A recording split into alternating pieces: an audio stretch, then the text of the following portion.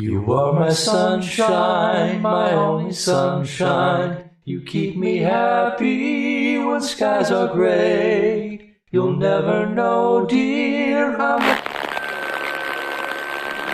Welcome to an evening of old-time radio.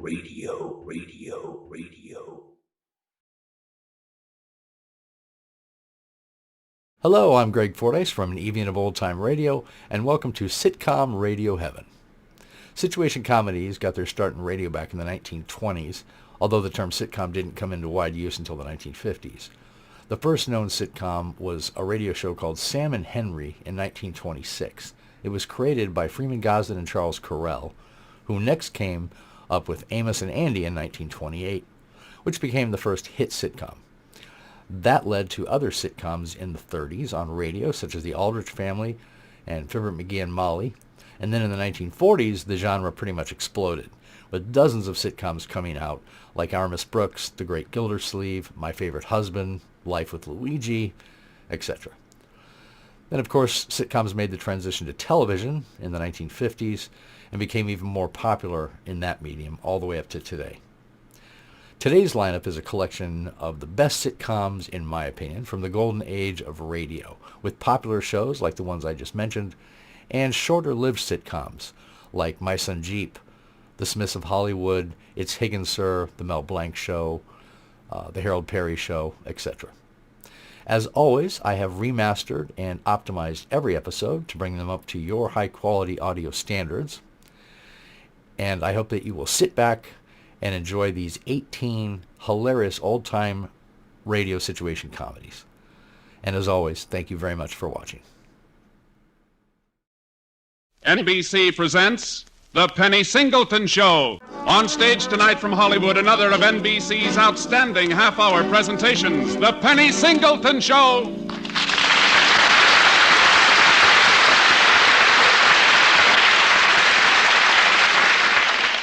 Hello. Happy you're listening. A boy's best friend is his mother, but to Penny Williamson, a girl's best friend is her daughter. Penny, a young, attractive widow, has two, DG, 13, and Sue, 8. And the other night, when she tiptoed quietly into their room, she found them sitting in bed in the dark, talking about her. We might as well face it, Sue. Mother's too innocent. She doesn't know anything about men. She sure hasn't explained them very well to me. Well, that's just it. Why, when it comes to men, Mother's a babe in the woods.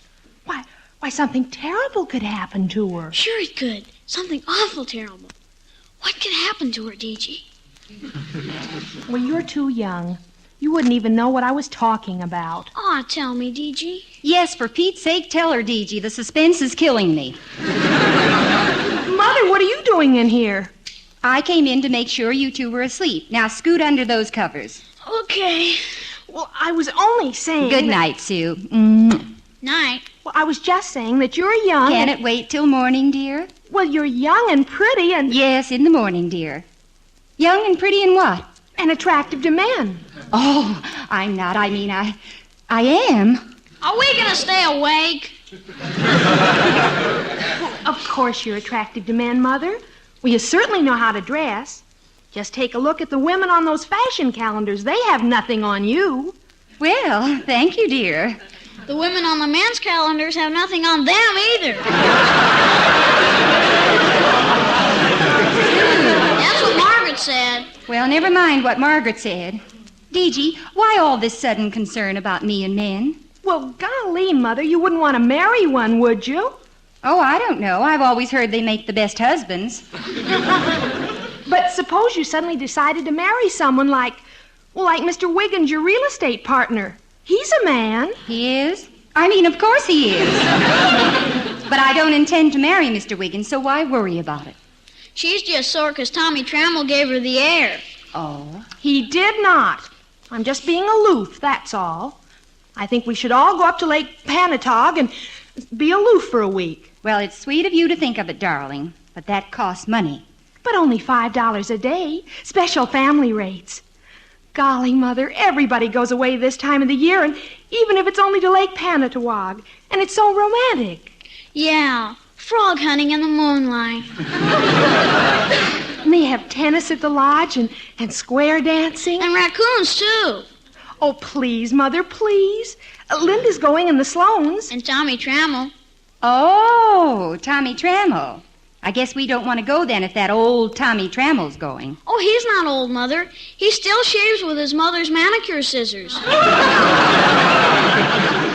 All right, if you're going to make fun of him. Oh, but DG, darling, we're not making fun of him.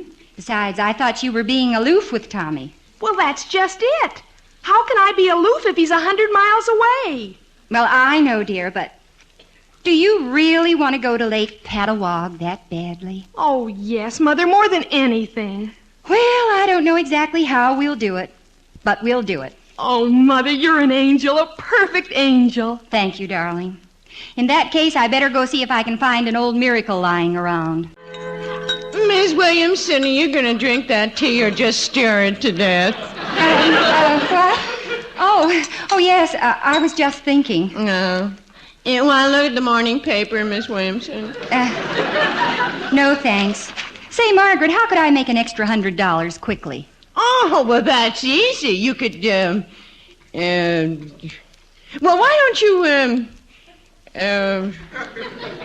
or if you just, would $1.75 help you any? I'm afraid not, Margaret. I promised the girls last night I'd take them up to Lake Patawag for a week. Oh, there's the place. Mm-hmm. Did you ever notice how romantic the moon is on water, Mrs. Williamson? Leonard Frybacker took me rowing in the park last night. It was just beautiful. Rowing in the park does sound romantic, all right. Yeah. I can hardly move a muscle this morning. Oh, Margaret. Well, I don't know, but I've just got to find some way to pay for a week at Lake Patawag. Why don't you borrow a few dollars from your so-called partner, Mr. Wiggins? He just uses it to stuff his shoes. No, thanks. I don't want to be obligated to Horace Wiggins. Besides, I think he must spend everything he makes on pills. He even has pills to take when he gets sick from taking pills. If you had the money this young what's-his-name in the paper has, you could go around the world twice without a transfer. Who's young what's-his-name? Why, his picture's right here in the paper. Let's see, I'll find it for you. Oh, yeah, here it is. Randolph Donahue III. Donahue? The Peppermint King? His son. He's in town to buy property for his father's new peppermint factory. Boy, is he smooth. Really? Mm-hmm. Tall, dark, and why do I get something like Leonard Frybacker? Let me see that paper, Margaret. No, right here. Well, that's him. Supposed to be quite a ladies' man. I know the type.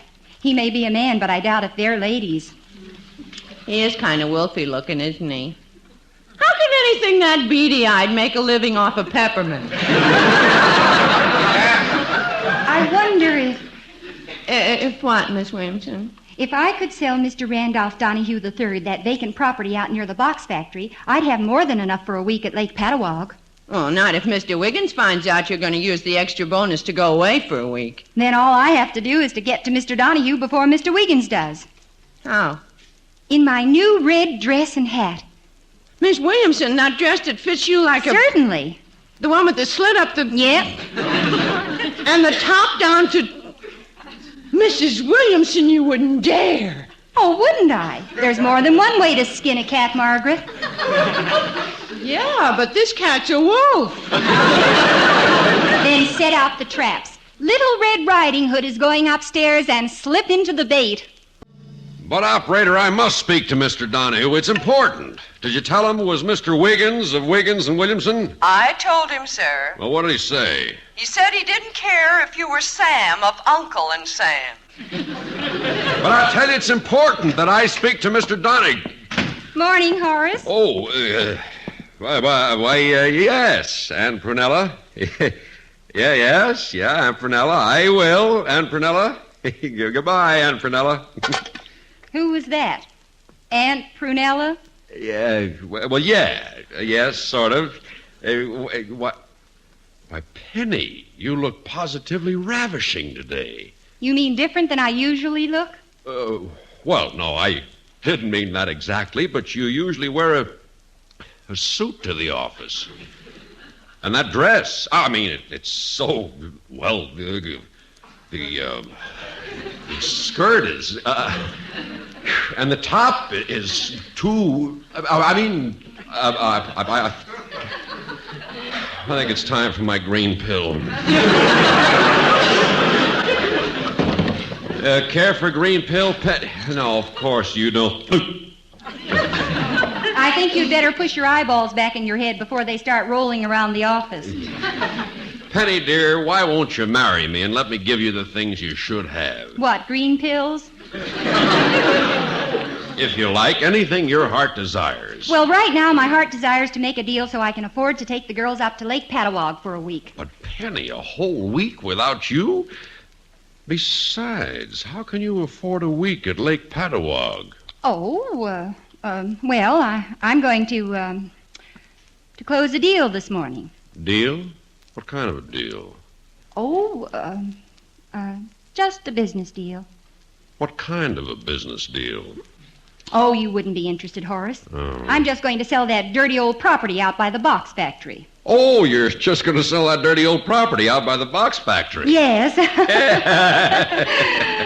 Isn't that a coincidence? So am I. Oh. Well, I guess I'd better get going then, I guess. Oh, wait. Well, I'll go with you, Penny. Oh.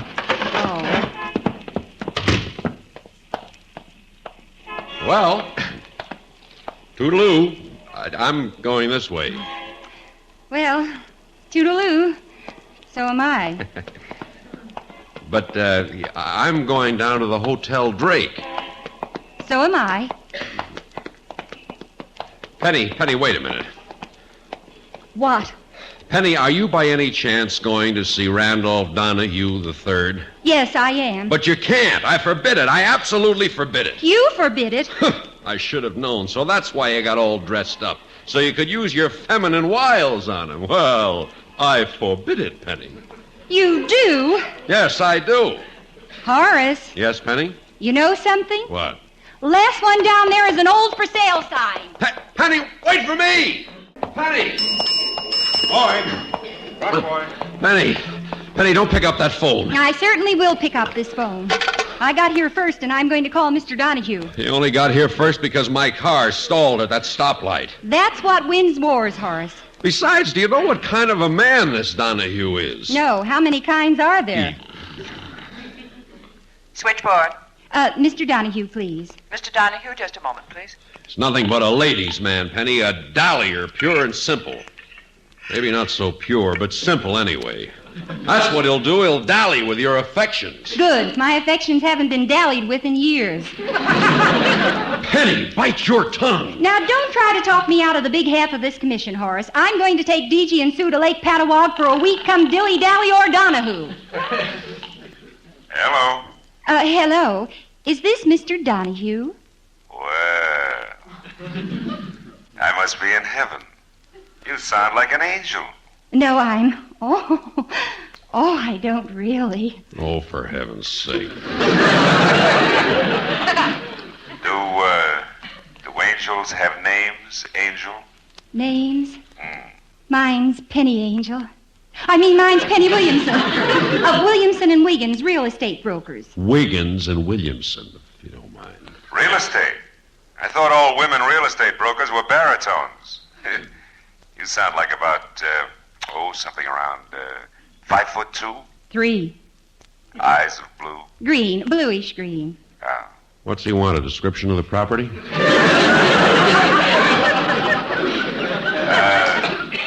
About 112? 11. Tell him it's all out by the box factory. Brunette,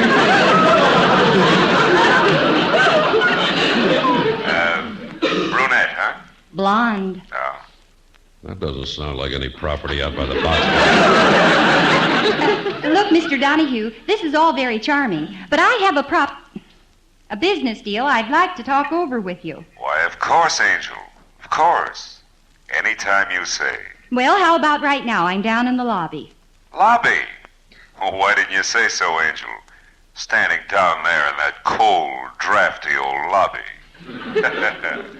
Come on up to my room. Good, I'll be right up to your room.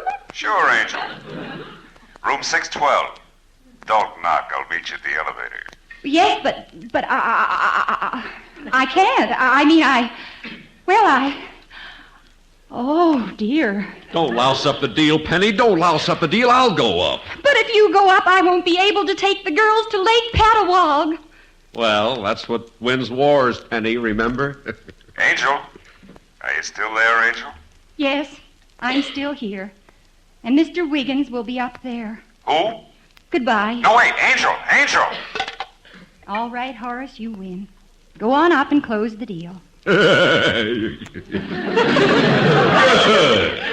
Penny, good.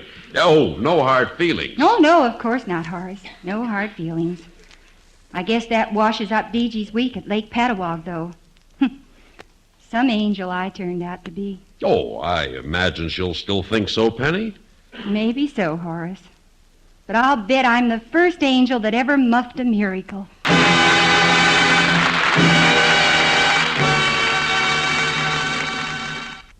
And now for Act Two of the Penny Singleton Show. Well, Penny has lost a chance to sell some very valuable property, so she won't be able to take her daughters, DG and Sue, to Lake Patawag for a vacation. And we can't blame her for feeling low as she starts to leave Donahue's hotel. Oh, miss. Pardon me, miss. What? I just wanted to look at you. Oh, well, go right ahead and look. You seem to be enjoying yourself. Yes, those are feet. I have two, one left and one right. Oh, and those are legs. I also have two of those. And these are arms. Oh, excuse me. You're still on the legs. Ready? Oh, blonde hair. Oh, wait a minute. You're getting ahead of me. Bluish green eyes. About 111. 5 feet. Angel.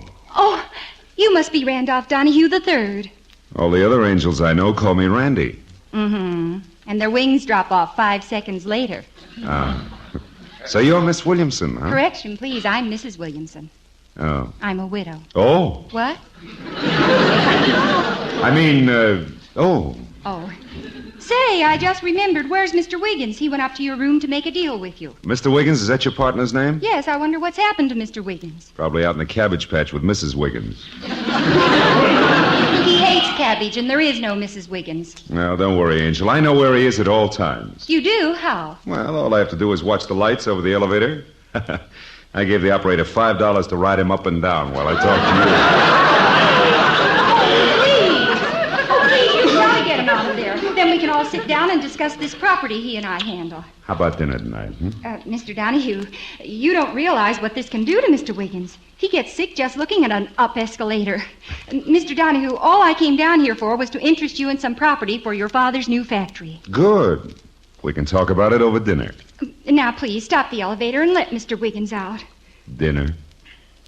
You're the hungriest man I ever saw. Oh, all right, dinner. Now, will you let Oh, us... of course, sure. Come on. That's a promise, huh? That's a promise. 8 o'clock? With your appetite, I don't see how you can wait that long. 8 o'clock? 8 o'clock, yes. Oh, here comes the elevator now. Penny, Oh, Horace, you look terrible. I've been sick. Hold still, Mrs. Williamson. I'm still fixing your hair. Oh, excuse me, Margaret. I thought you were finished. Well, there I am now. Oh, boy, do you look gorgeous. Wait till Mr. Donahue sees you in that dress. He'll just about take off and fly. That wouldn't surprise me. He had his motor running all morning. Margaret, you don't think this dress is too... Oh, of course not. Everybody's wearing them to something these days. Mm-hmm. Well, I can't back out now. If I get Mr. Donahue to buy that property tonight, we'll be off to Lake Patawag. Oh, you'll sell it. I've got all the faith in the world in you, Mrs. Williamson. Oh, thanks, Margaret. I wish I did. Penny, where are you? Is that Ida Duncan? Oh, yes. Here comes old Ask Me No Questions. I'll tell you all I know. Margaret, she'll hear you. I'm in here putting on some lipstick, Ida. Come on in. Oh, I've been looking all over for you, Penny. Penny, that dress. Like it? But that neckline. My dear, you're not going to wear that neckline. Why not? What's the use of having a neck if you can't show it? Golly, Mother, you look simply terrific in that dress. Oh, I'll bet he'll like it. Penny, who will like it? Thank you, Dee dear. Sue, how do you like it? I don't care much for evening gowns. No pockets to carry lizards in. Sue, stop shooting that pop gun in the house. Oh, there he is. Who is? Do I look all right, Margaret? How's my hair? Is my lipstick on straight? Well, you look fine, Mrs. Williamson. Much too good for him. For whom, Penny? Of course, if you don't want to tell me who this man is, it's all right with me, provided I find out.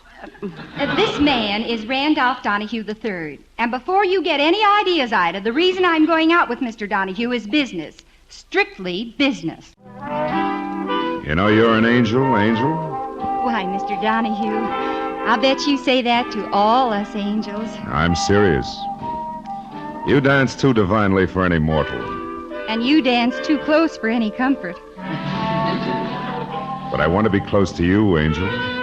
Well, if you were any closer, you'd be behind me. Come on now. Why, I can't even breathe. We're going to discuss that property out by the box factory. Well, come on. Let's sit down and talk about it. Oh, why don't we talk about it out on the terrace, Angel? It's much cozier, huh? Nothing doing. No. Now then, the property runs 1,500 feet Angel, along the...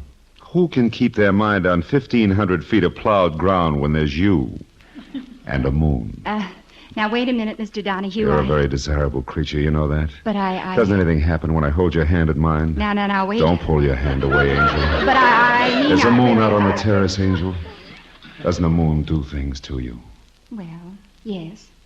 It makes me feel, well, warm and tender and affectionate. Well, I was beginning to think you weren't human. Well, after all, I am a woman.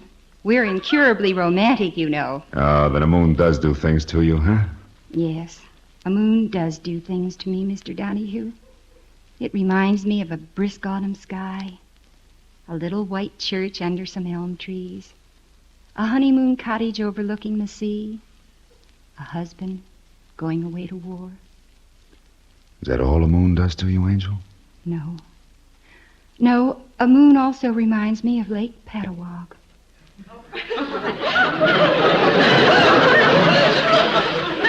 Lake Watawag?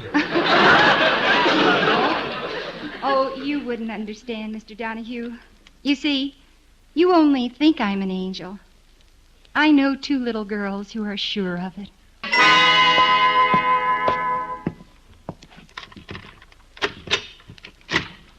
Well, thank you so much for a lovely evening, Mr. Donahue. Oh, but wait a minute, Angel. Aren't you even going to invite me in for a little nightcap? I'm afraid the only nightcaps we have around here are milk and cookies.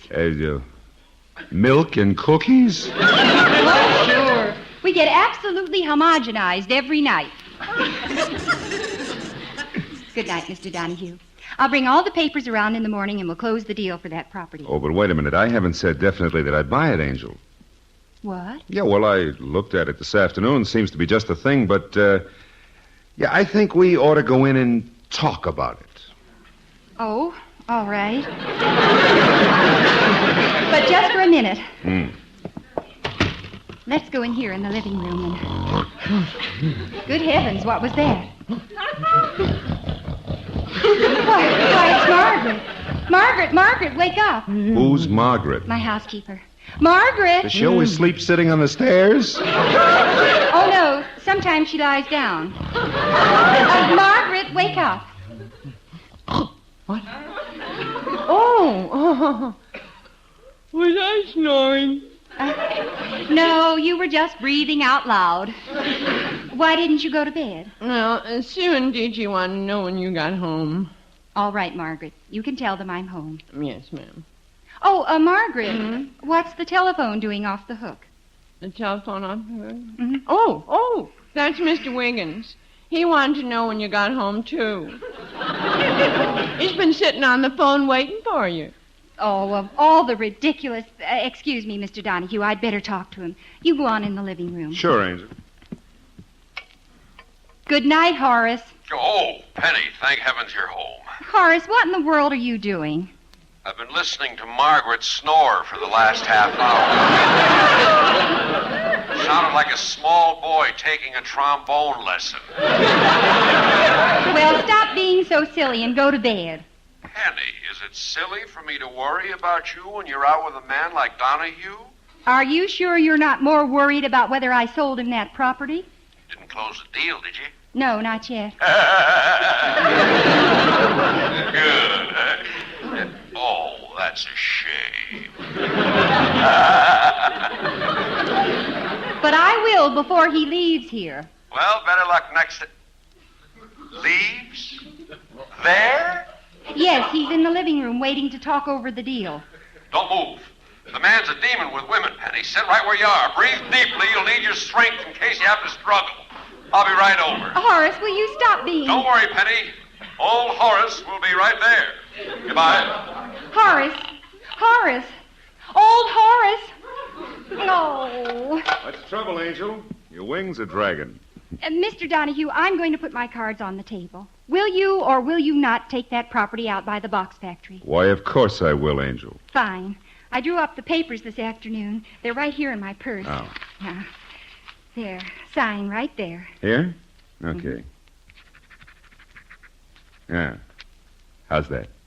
Well, I guess that takes care of Mr. Horace Wiggins. And all you need is someone to take care of you, Angel. Oh, now, wait a minute, Mr. You need Donahue. a pair of strong arms around you. I'm just as happy with them the way they are, hanging from my shoulders. Now, don't pull away from me, Angel. Please. Are you all right, Mrs. Williamson? Now I am Margaret. Is that Mr. Casanova?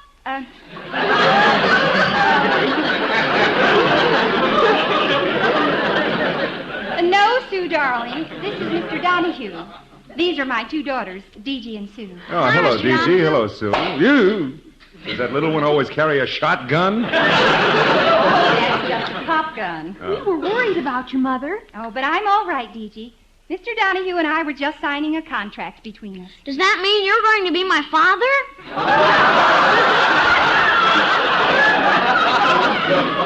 Father? Mr. Donahue, you're turning white.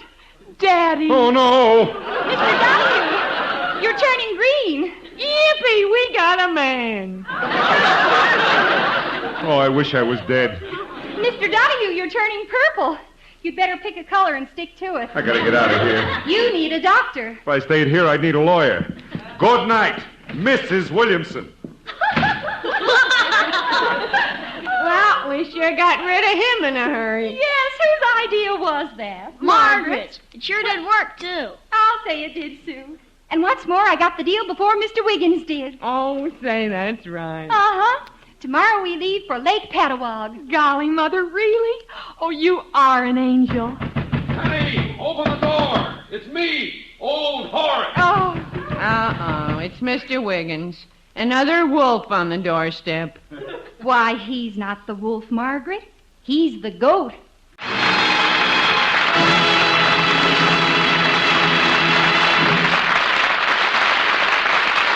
Penny Singleton will return in just a moment. 3 chimes mean good times on NBC. The Penny Singleton Show, which comes to you every Tuesday evening at this time, featured B. Benaderet, Hal March, Gerald Moore, Sarah Selby, Mary Lee Robb, and Sheila James. The music is composed and conducted by Von Dexter. The script is by Jack Crutcher and Doris Gilbert. Directed by Ray Dietrich and stars Penny Singleton. Good night. Keep well. And this is Hal Gibney inviting you to be with us again next Tuesday evening for the Penny Singleton Show, an NBC presentation.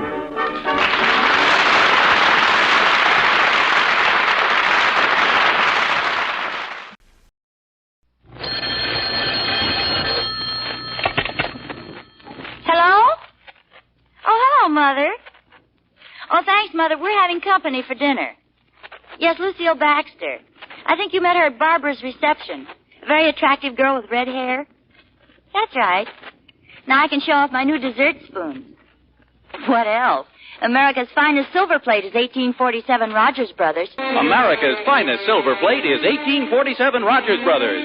From Hollywood, International Silver Company, creators of 1847 Rogers Brothers Silver Plate, presents The Adventures of Ozzie and Harriet, starring America's favorite young couple, Ozzie Nelson and Harriet Hilliard.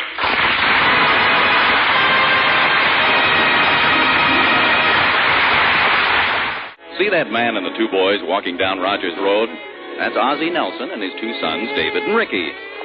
David is 12 now, and yes, it doesn't seem possible, does it? Ricky is 8. Say, Ozzie seems rather concerned about something. I've never heard of such a thing in all my life. Me either. Just can't understand it. Never heard of a football exploding before. Yeah, but don't forget, Pop, you sat on it pretty hard. Sure scared me. What do you think it did to me? I sit down to read the paper and a football explodes under me. Glad it wasn't a basketball. I'd probably still be going up. Something like this would be dangerous. I think we ought to write a letter to the manufacturers. At least get your money back. What did the football cost you, Ricky? 29 cents. Of course, you can't expect too much for 29 cents. Guy, there's the kind of football I'd like. Look at that one, Ricky. That's the kind they use in real football games. Let's buy that one, huh, Pop? Now, wait a minute, boys. I can't tell anything about a football by looking at it through the window. Like to feel the weight of it, examine the leather, look at the stitching. See how much it costs? Well, come on, Pop. Let's go in. Boy, Ricky, look at all those baseball bats. Can we have one of those, too? one season at a time, David. We're just getting a football. And don't handle things. Hey, David, look at these over here. How do you do? I'd like to buy a football for my boys. Sorry, I'm just a customer. Oh, pardon me. I've been trying to get hold of the salesman myself. He seems to be pretty busy. Yeah, I'm sorry to be staring so, but you look awfully familiar. I was just thinking the same thing about you. I remember now, Rutgers. Class of 32. Of course, you're Bruce Manchester. Just a minute now, don't tell me. I got it. Nelson. Right. Of course, Nelson. Schnozzy Nelson. No, Ozzie. Oh, of course, Ozzie Nelson. Well, let me look at you. By golly, you haven't changed a bit. Put on a little weight, maybe. Oh, this is a pretty heavy suit I'm wearing. Are you living here now, Bruce? No. I just came in town for a few days. Going to do a little hunting. Oh, that's right. You were quite the boy on the rifle team, aren't you? Well, I wasn't the best. You weren't so bad yourself on the football team. Oh, yes. But there was something else. You always carried something with you. I know, the ukulele. Oh, well, I wasn't the best. What have you been doing, Bruce? Oh, I was flying transports in China for a few years. That got pretty tiresome. Yes, it does get on a guy's nerves. Then I spent a little time in Arabia and South America for an oil company. Then I went through the Congo with a zoological expedition. What have you been doing? Well, every Wednesday night I go bowling. I'm married. In fact, those are my two boys over there by the counter. Oh, sure. Say, the little fellow looks a lot like you, Oz. Yeah, well, you can't see him too well. Ricky, stop pressing your face against that tennis racket. Who did you marry, Ozzie? Well, the girl I used to go with. You remember? Oh, sure, that short, fat little girl. Wait a minute. Fanny. That was her name. No, that was just a nickname. No, I really didn't go with her. She was just a good dancer. Don't you remember Harriet? Harriet? Of course. You married her? Yes, sir. I know you're always chasing her around with your ukulele. How'd you ever do it? Well, she finally caught me. How about you? Not married, are you? No, not me. I'm afraid I'm the perennial bachelor. Oh, same old Bruce. Still the old woman hater. Don't hate him. Just don't see any sensible reason for having him around. Can we have this one, Pop? It's the kind I want, boy. Genuine pigskin. Well, we'll see in a minute, fellas. This is David, and this is Ricky, Bruce. This is Mr. Manchester, an old school friend of your dad's. Hello, fellas. Hello, hi. Well, we'll have to get together real soon then, Bruce. I'm staying down at the Elks Club. Why don't you give me a call? Do you do much hunting? No, Bruce, I'm not much with a gun. You bagged a chicken once, Pop. I didn't shoot him, David. I ran over him with the car. Well, I'll give you a ring, Bruce, and maybe we can do something. Sure thing. Nice seeing you again, Ozzie. Okay, Pop, throw us a pass. Go ahead, I'll lead you. Hey, you guys, no throwing passes in the living room. Let me see the new football Pop brought us. Well, that's very nice, but if I find anybody throwing it around the living room, I'll stick a hat pin in it. It was really my fault. I'll stick the hat pin in you. Come on, Rick, let's go outside and play. Careful the windows, boys. Harriet, you'll never guess who we bumped into at the sports shop. Bruce Manchester. Bruce Manchester. Yeah, you remember Bruce from school? We went on double dates with him all the time. We used to go up and park at Inspiration Point. I've never been to Inspiration Point.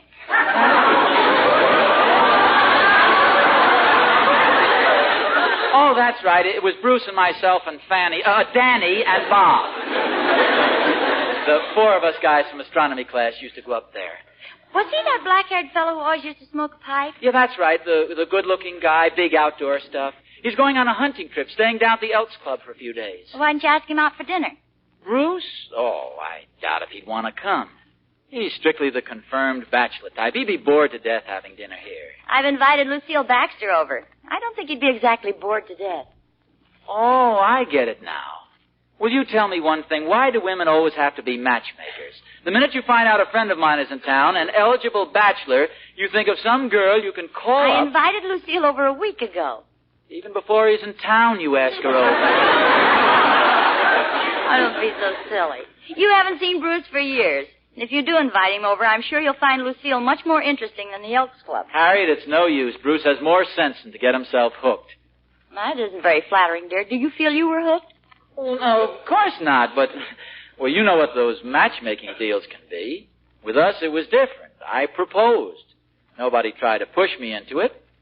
You invited me over for dinner. I remember it very well. I got the invitation from your Uncle Slug, the policeman. I never had an Uncle Slug, and he wasn't a policeman. Yeah, I guess he wasn't actually a policeman. He just used to go with them a great deal. I can assure you, dear, nobody's trying to hook poor Brucey boy. Oh, no, I see that gleam in your eye, that matchmaking complex. Have you forgotten what Lucille looks like, dear? Men take one look at her and lose their mind. I know, but not this guy. He's strictly the bachelor type. I dare you to invite him over. I double dare you. If you want to call him, go right ahead. I'm just trying to prevent an awkward situation. Thank you, dear, but we accept the challenge. I'll go call him. Hi, Oz. Beautiful day, huh? I think so, Thorny. It's a little too windy for me. Oh, this is the kind of day I like. That wind's from the west.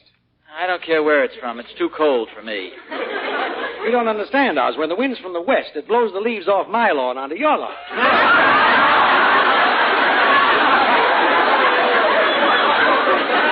What are you so sour about today?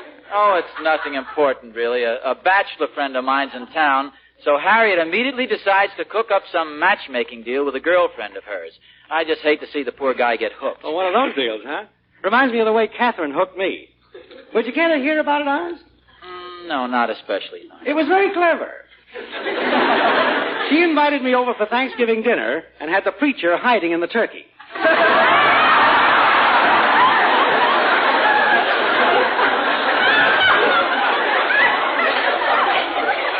Tony, why is it that women are always trying to push people together and get them all married? Oz, there's nothing wrong with marriage. It's a great institution. I believe every man should be happily married, whether he likes it or not. Yeah, I agree, Thorny, but this is a little different. This is a fiendish, typically feminine scheme. Here is a guy, a happy bachelor, lives at the Elks Club, eats in restaurants. So Harriet's going to cook this guy a home-cooked dinner. I bet she's making those candied yams. Yeah, and a roast all spiced up. She cooks it with bay leaves and with thick brown gravy. And I'm leading this poor guy right into the trap. Oz, how could you? He could be eating at the Elks Club or the drugstore. Oh, the poor devil, missing one of those drugstore dinners. He's also having fruit salad. With that thick whipped cream on top? Yeah, and hot biscuits with butter and apricot preserves. Oz, if I had a stick, I'd beat you. I deserve it, Thorny. And that's not the worst. Listen to this. This girl, Lucille, she's absolutely beautiful, Thorny. You know, one of those redheads, you know, the sultry type. And here, this poor, happy bachelor, and he's going to have this beautiful girl thrown at him all evening, and it's all my fault. Oz, you monster. What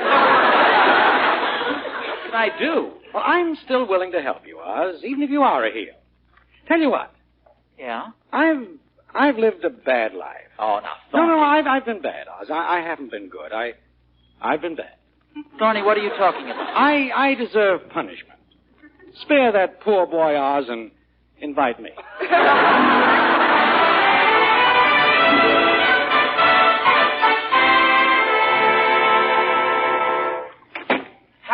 Harriet. I'm right here, dear. What do you want? I've been thinking things over. Maybe you'd better not call Bruce. Oh, I've already called him, and he's accepted. Isn't it nice?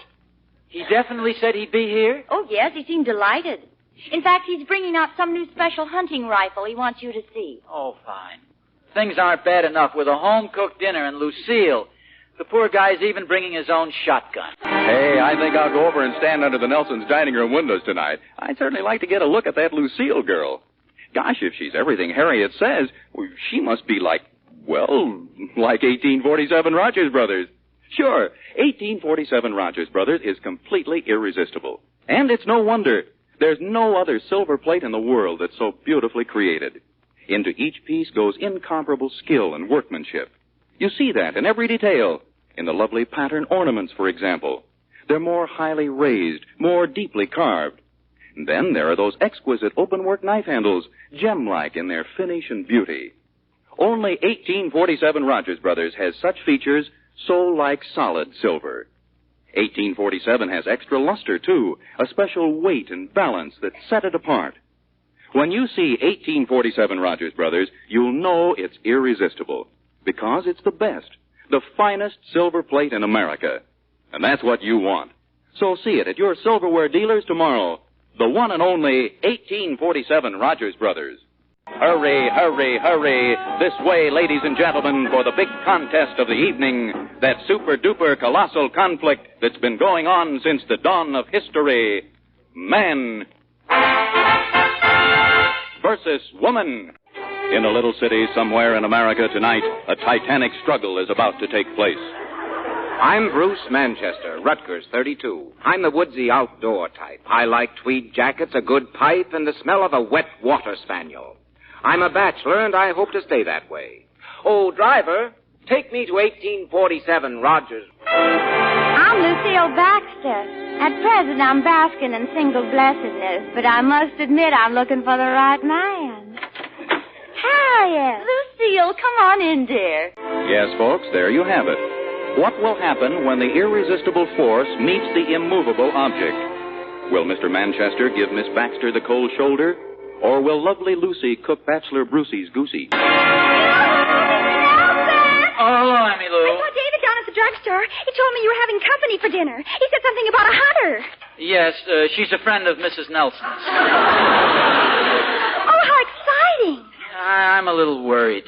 See, it's going to be a very intimate party, just the four of us. And this friend of mine, Bruce Manchester, is a bachelor. And I don't think... A bachelor? Yeah. Go on, Mr. Nelson. Well, you see, the girl... Would you do that again, please? Of course.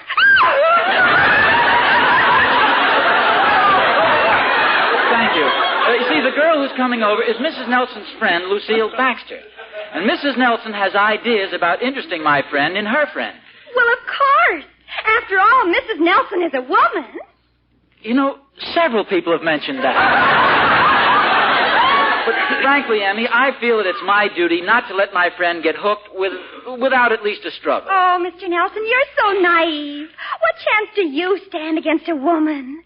You're only a man. Nothing but a man. What do you mean? It got me into the YMCA. Oh, but you men don't have our cunning, our trickery. Trickery? That's an idea.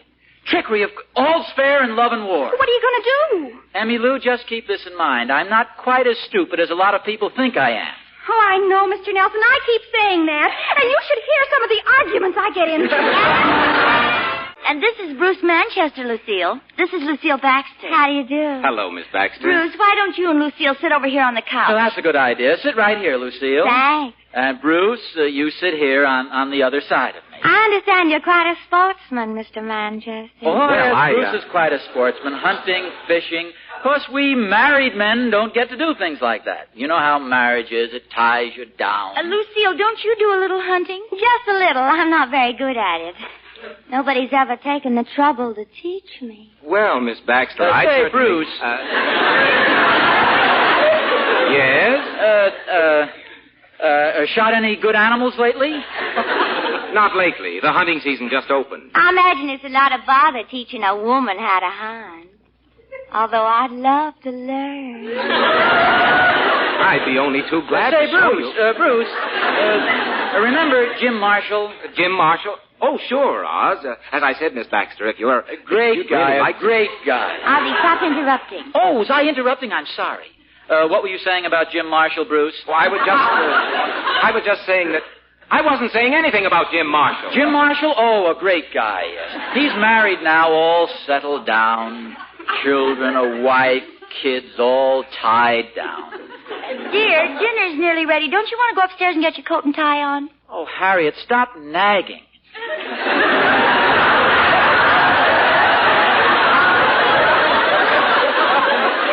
Well, you know I always dress like this at home. That's the way it goes, Bruce. When you're first married, you dress up. But after a while, you learn to relax.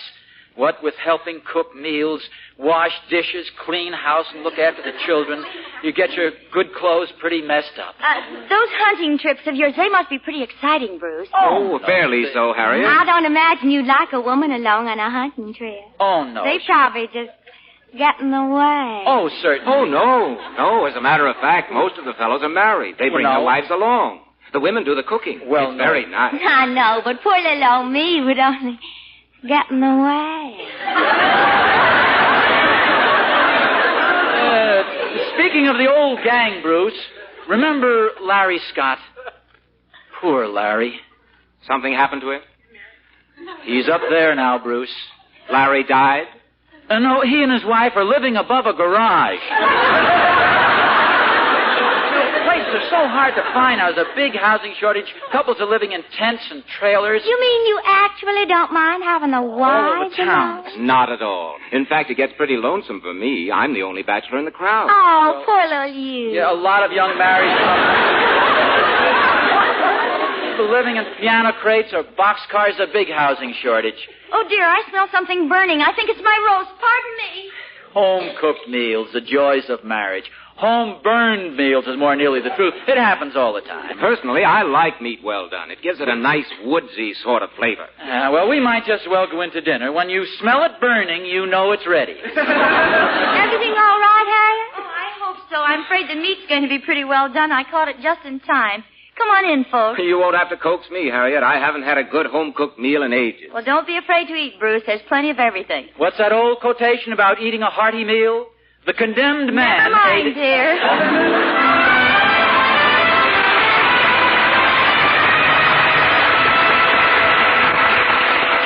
Would you like more of anything, anybody?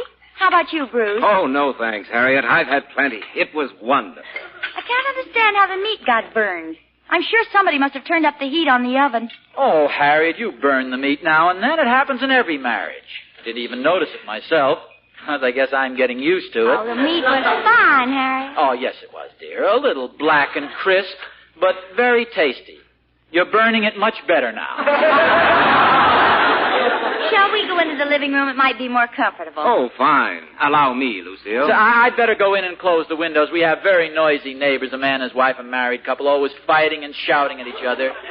Very noisy neighbors. The Thornberrys? Well, Ozzie, we couldn't possibly have nicer neighbors. I know, Harriet, but sometimes they can be very noisy neighbors. I'll get it. That's probably Thorny now. How do you know? He always knows. Yeah, I know his buzz, dear. Pardon me. Darn you, Thorny, you missed your cue. Well, Thorny, come in. I couldn't help it. You didn't talk loud enough. Well, thank you, Oz. Very well. Shout. Come on into the living room. Hello, Thorny. This is Mr. Manchester and Miss Baxter. This is our neighbor, Mr. Thornberry. How do you do, Mr. Thornberry? Hello. A pleasure. I just stopped in to see if I could borrow Ozzie's sleeping bag. A sleeping bag? You going camping, Thorny? No, my wife's brother's staying with us.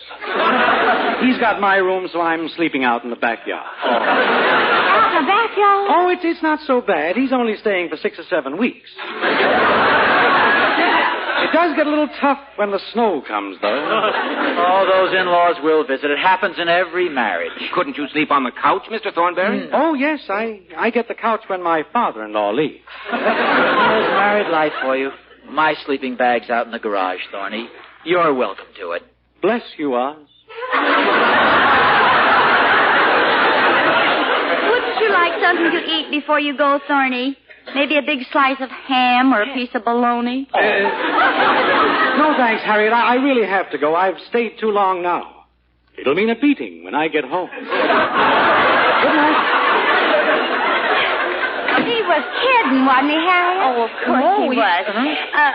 Lucille, didn't you say something about having to get home early? Well, I'm sure Bruce wouldn't mind dropping you off. Oh, no, I wouldn't mind at all. I'll get my coat. Don't be silly. I wouldn't think of it. Lucille lives way on the other side of town. The southern part. Harriet and I can drive her home. I like to drive anyway. I like to drive, too. I love to drive. Oh, Bruce, always the gentleman. I am not a gentleman. I mean, it'd be a pleasure. Don't be silly, Bruce. Harriet and I are only too happy to take her home. I'll get my coat. I wish Ozzie wouldn't, Harriet. I can easily take the bus. I don't know why I can't drive you home. Okay, all ready. Harriet, if you'll... Hey. Well, that's funny. Harriet, did you see the car keys? Oh, no, dear. Don't you have them? Well, I left them right here on the table, but they're gone. Oh, that's a pity. Well, I guess you'll just have to let me take you home, Lucille. If you're sure it won't be too much trouble, Brucey. No trouble at all. Well, I hate to rush off like this, but if Lucille has to go... Oh, go right ahead. Call me tomorrow, Lucille. You want me to ride out with you, Bruce? Oh, there wouldn't be room, Ozzie. I've got a lot of stuff in the back, seats and things. Thanks for the dinner, Harriet. Ozzie? Good night, all. Good night. Lucille. Good night, Bruce. Ozzie? Yes, dear? Don't you speak to me, you wretch. What did I do? What did you do? What didn't you do? You did just about everything possible to discourage them. Well, I just wanted to make sure the guy had his eyes open. Oh, aren't you ashamed? Couldn't you see how well they hit it off right from the start? Sure, I could see that. Then why'd you go ahead with your scheme? Well, it was too late to call it off. I wanted to. Why did you insist that we take Lucille home? Well... If you hadn't lost your car keys, you'd have spoiled the whole thing. Oh, Harriet, you don't really think the car keys were lost, do you? You said they were. You mean you didn't even suspect that I had them right in my pocket? Now who's the matchmaker? You could have fooled me. Well, I'm kind of sentimental, I guess. My mind works in strange ways. Yours not to wonder why, yours but to do and die. Yeah, that's a very good idea. What is? What you just said. I'll do the dishes and you dry.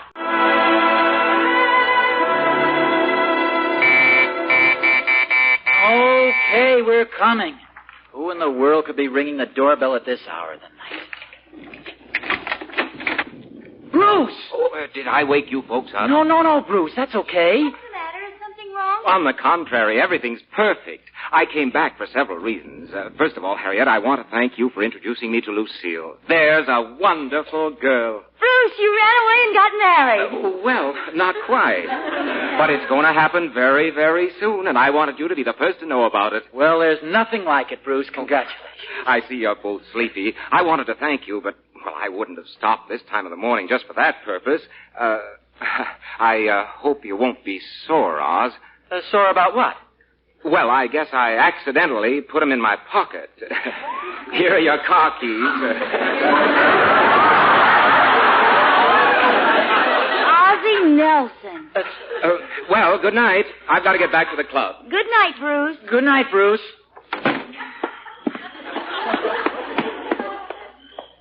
Say, Bruce. Oh, Ozzie. Did the door close on you? Yeah. The wind, that is, I think I'll stay down at the Elks Club, too, tonight.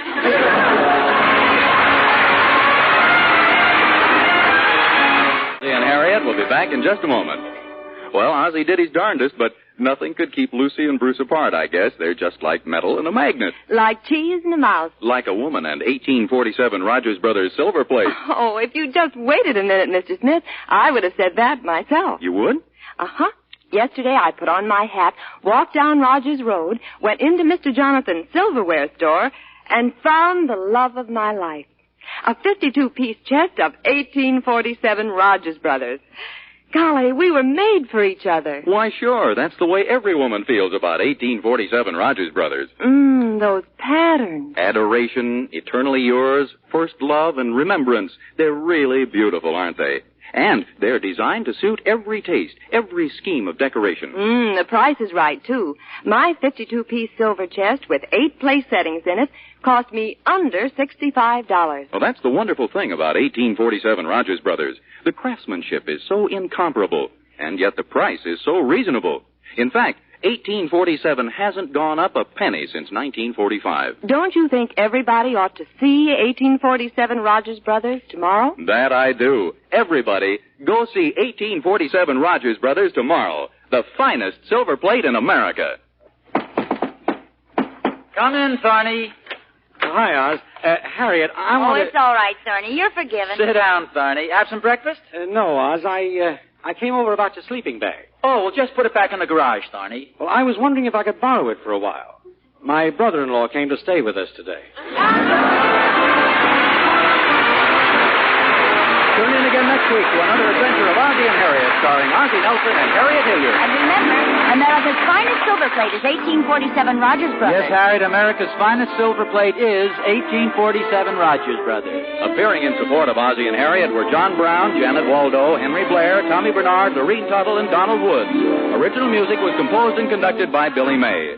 This program originates in the Hollywood studios of the National Broadcasting Company and is also broadcast over the Trans-Canada Network of the Canadian Broadcasting Corporation. This is Vern Smith speaking. This is NBC, the National Broadcasting Company. Aldrich. Coming, Mother. Yes, it's the Aldrich family based on characters originated by Clifford Goldsmith and starring Ezra Stone as Henry with Jackie Kelk as Homer. And yes, it's the Jell-O family with its 3 famous desserts. Jell-O in those 6 delicious flavors, regular Jell-O puddings with that old-fashioned homemade flavor, and Jell-O tapioca puddings. A miracle of goodness, a marvel of speed. Everyone's a Jell-O good fellow, a very good Jell-O good fellow, so rich, so tempting and mellow. Jell-O. And now for the Aldrich family. 117 Elm Street, Centerville, is your own house, or the house on the next block, or that house right around the corner in your memories. And the important person in and out of it is always a typical teenage boy like Henry Aldrich. The scene opens at the Aldrich breakfast table. It is Saturday morning. Alice, do we have to? Now, Sam. It started out to be such a nice day. The air is brisk, the sun is shining. Why ruin it by discussing Henry's report card? But, dear, have you seen it? I signed it. But have you seen it? You don't think I signed Henry's report card with my eyes closed, do you? Yes. Now, Alice. If you'd looked at it, you'd certainly be more upset. And I'm sure we ought to have his basal metabolism taken. As what? His basal metabolism, Sam. It's at the bottom of a lot of things these days. Not report cards. Alice, there's nothing wrong with Henry that some hard work won't cure. He's just got to learn to stop procrastinating and buckle down. That's right, dear, and I think you should speak to him about it. Yes, Alice, I will. Tomorrow. Why can't you do it today? Alice, the sun is shining, the air is brisk, and it's Saturday, Henry's day of rest. Sam Aldrich, if you ask me, you could do with a little buckling down yourself. Henry? Yes, Mother? Come in here, please. Alice. And, dear, if he has any homework, I think he should do it right now. You were calling I, Mother? Yes, dear, your father has something to say to you. He has? Oh, boy. Now, I'll answer the phone. Yes, Father? Henry, what I want to say is... Yes, sir? What I want to say... Father, if it's going out of your head, I don't mind dropping the whole thing until it comes back. I haven't forgotten, Henry. Sit down. Sit down? But, Father... Henry! Yes, Father, I'm sat. I mean sit. Seated. Henry, your mother and I have just been discussing your report card. You have? On a nice day like this? I had the same reaction.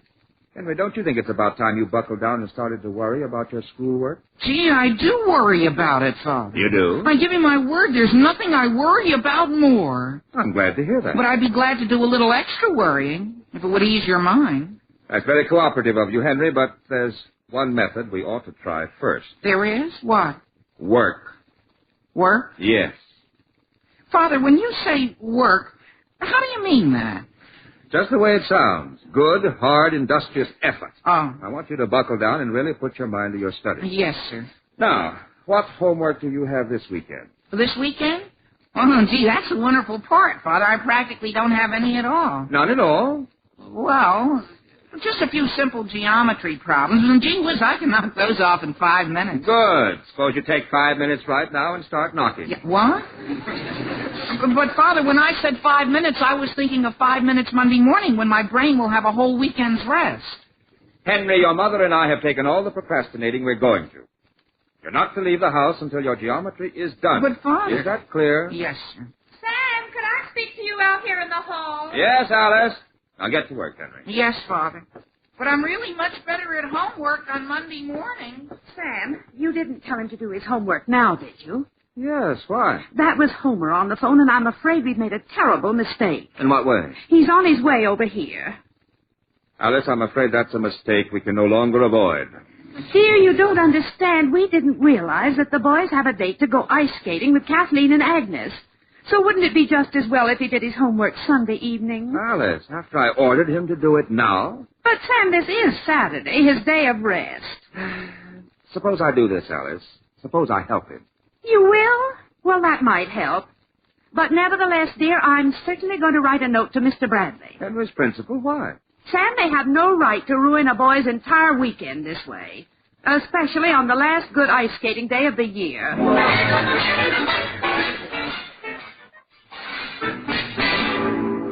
Will you answer that, dear? I'm on the stove.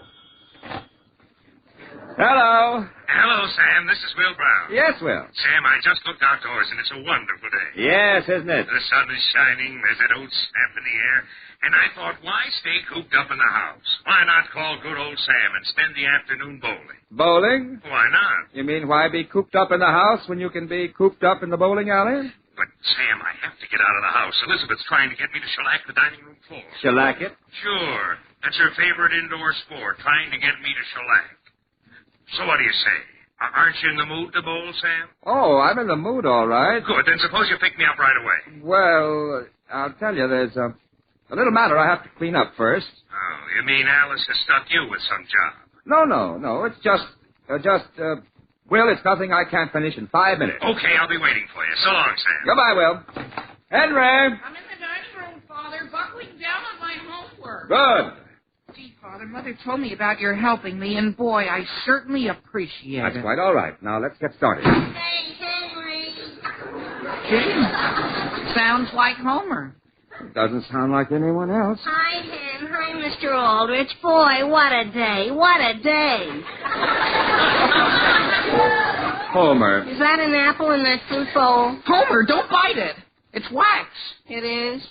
Boy, what a day. Come on, Henry, let's go. Let's go? Sure, aren't we meeting the girls at 12? Well, first, Homer, there's a little matter my father and I have to get out of the way. What little matter? My geometry homework. You're going to do that now? What do you do Monday during lunch? Homer, the fewer interruptions we have, the quicker we'll finish. So would you please sit quietly in the corner? Yes, sir. Now, Henry. Henry, did I tell you about that trick Agnes and I worked out? Homer, if... We're skating along gracefully, see? And then all of a sudden she grabs me by the wrist and throws me over her shoulder. Homer, And when I come down there, she is to grab me again. Homer! Yes, Mr. Aldrich. I'll shut up. Good. Now... Is that banana wax, too? It is. Oh. The pear, too? Homer, I'm sure Mrs. Aldrich must have something edible in the kitchen. Yes, sir. You don't mind my leaving? Not a bit. You won't be long, will you, Hen? No, gee, if we buckle down, we'll be through in no time. Henry, how many problems have you done so far? How many? Well, there's one in particular I'm sort of stuck on. Which one? The first. I see. Well, let's get to work on it. Yes, sir. Just as soon as I get this lampshade fixed. What's wrong with it? Well, gee whiz, did you ever notice how it tilts? Boy, you can hardly concentrate. Excuse me. Where are you going? To get a pair of pliers so we can work with a free mind. Henry, sit down. Yes. You'll never get anywhere if you keep on procrastinating. Yes. Now, what's the problem you're stuck on? Farmer Gray has a field that is 900 feet on one side, 800 feet on the parallel side, and the remaining sides are 100 feet each. If the field is in the shape of a trapezoid, what is the area? Henry, that can't be right. But I copied it right off the blackboard, Father. The field is in the shape of a what? Trapezoid. Oh. Oh, trapezoid. Well, that shouldn't be hard. Do you have your pencil, Henry? Yes, sir. And your ruler and your paper? Yes, sir. All right, then, Henry. Now, first tell me, what is a trapezoid? What is it? Well, Henry, you can't expect to find the area unless you know what it is. But, Father, that's the whole thing. I don't even remember Miss Bennett ever even mentioning trapezoids. Hey, Ken, do either of you have a nutcracker on you? A nutcracker? All your mother had to eat that wasn't in a can with these walnuts. Homer, you'll find my hammer in the basement. Yes, sir. Henry, do you think you'll be through by the time I'm all cracked? Homer! Just run along. Yes, Mr. Aldrich. I'll leave you alone. Let's hurry, Henry. Suppose you look up trapezoids. Where's your math book? Why, in my lunchbox. You're having it for lunch? No, sir. I put it in there so I'd be sure not to forget to bring the book home from school. Well, please get it. Well, that's just it. I forgot my lunchbox. You don't have a book at all? No, sir. So couldn't you just tell me what a trapezoid is? A trapezoid, of course. Now, as I remember it, a trapezoid is a sort of... Yes, Father? Henry, you'll never learn by my telling you. The thing for you to do is look it up. But where, Father? Doesn't Homer have a geometry book? Sure, but it's probably in his house. Well, ask him to get it. But, Father... And please hurry, Henry. A certain gentleman is waiting for me on a very urgent matter.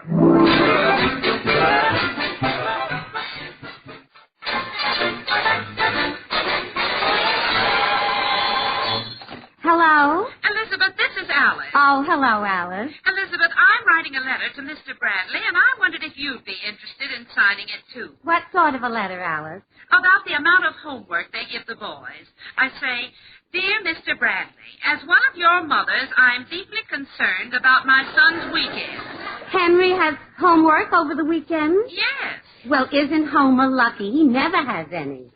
But aren't he and Henry in the same class? That's true, they are. He must have homework. I should think so. You know what Homer's trouble is he takes after Will, always putting things off. He does? Alice, I'd hate to tell you how long I've been after Will to shellac my dining room floor. I asked him this morning, and he said he's going bowling with Sam. Sam?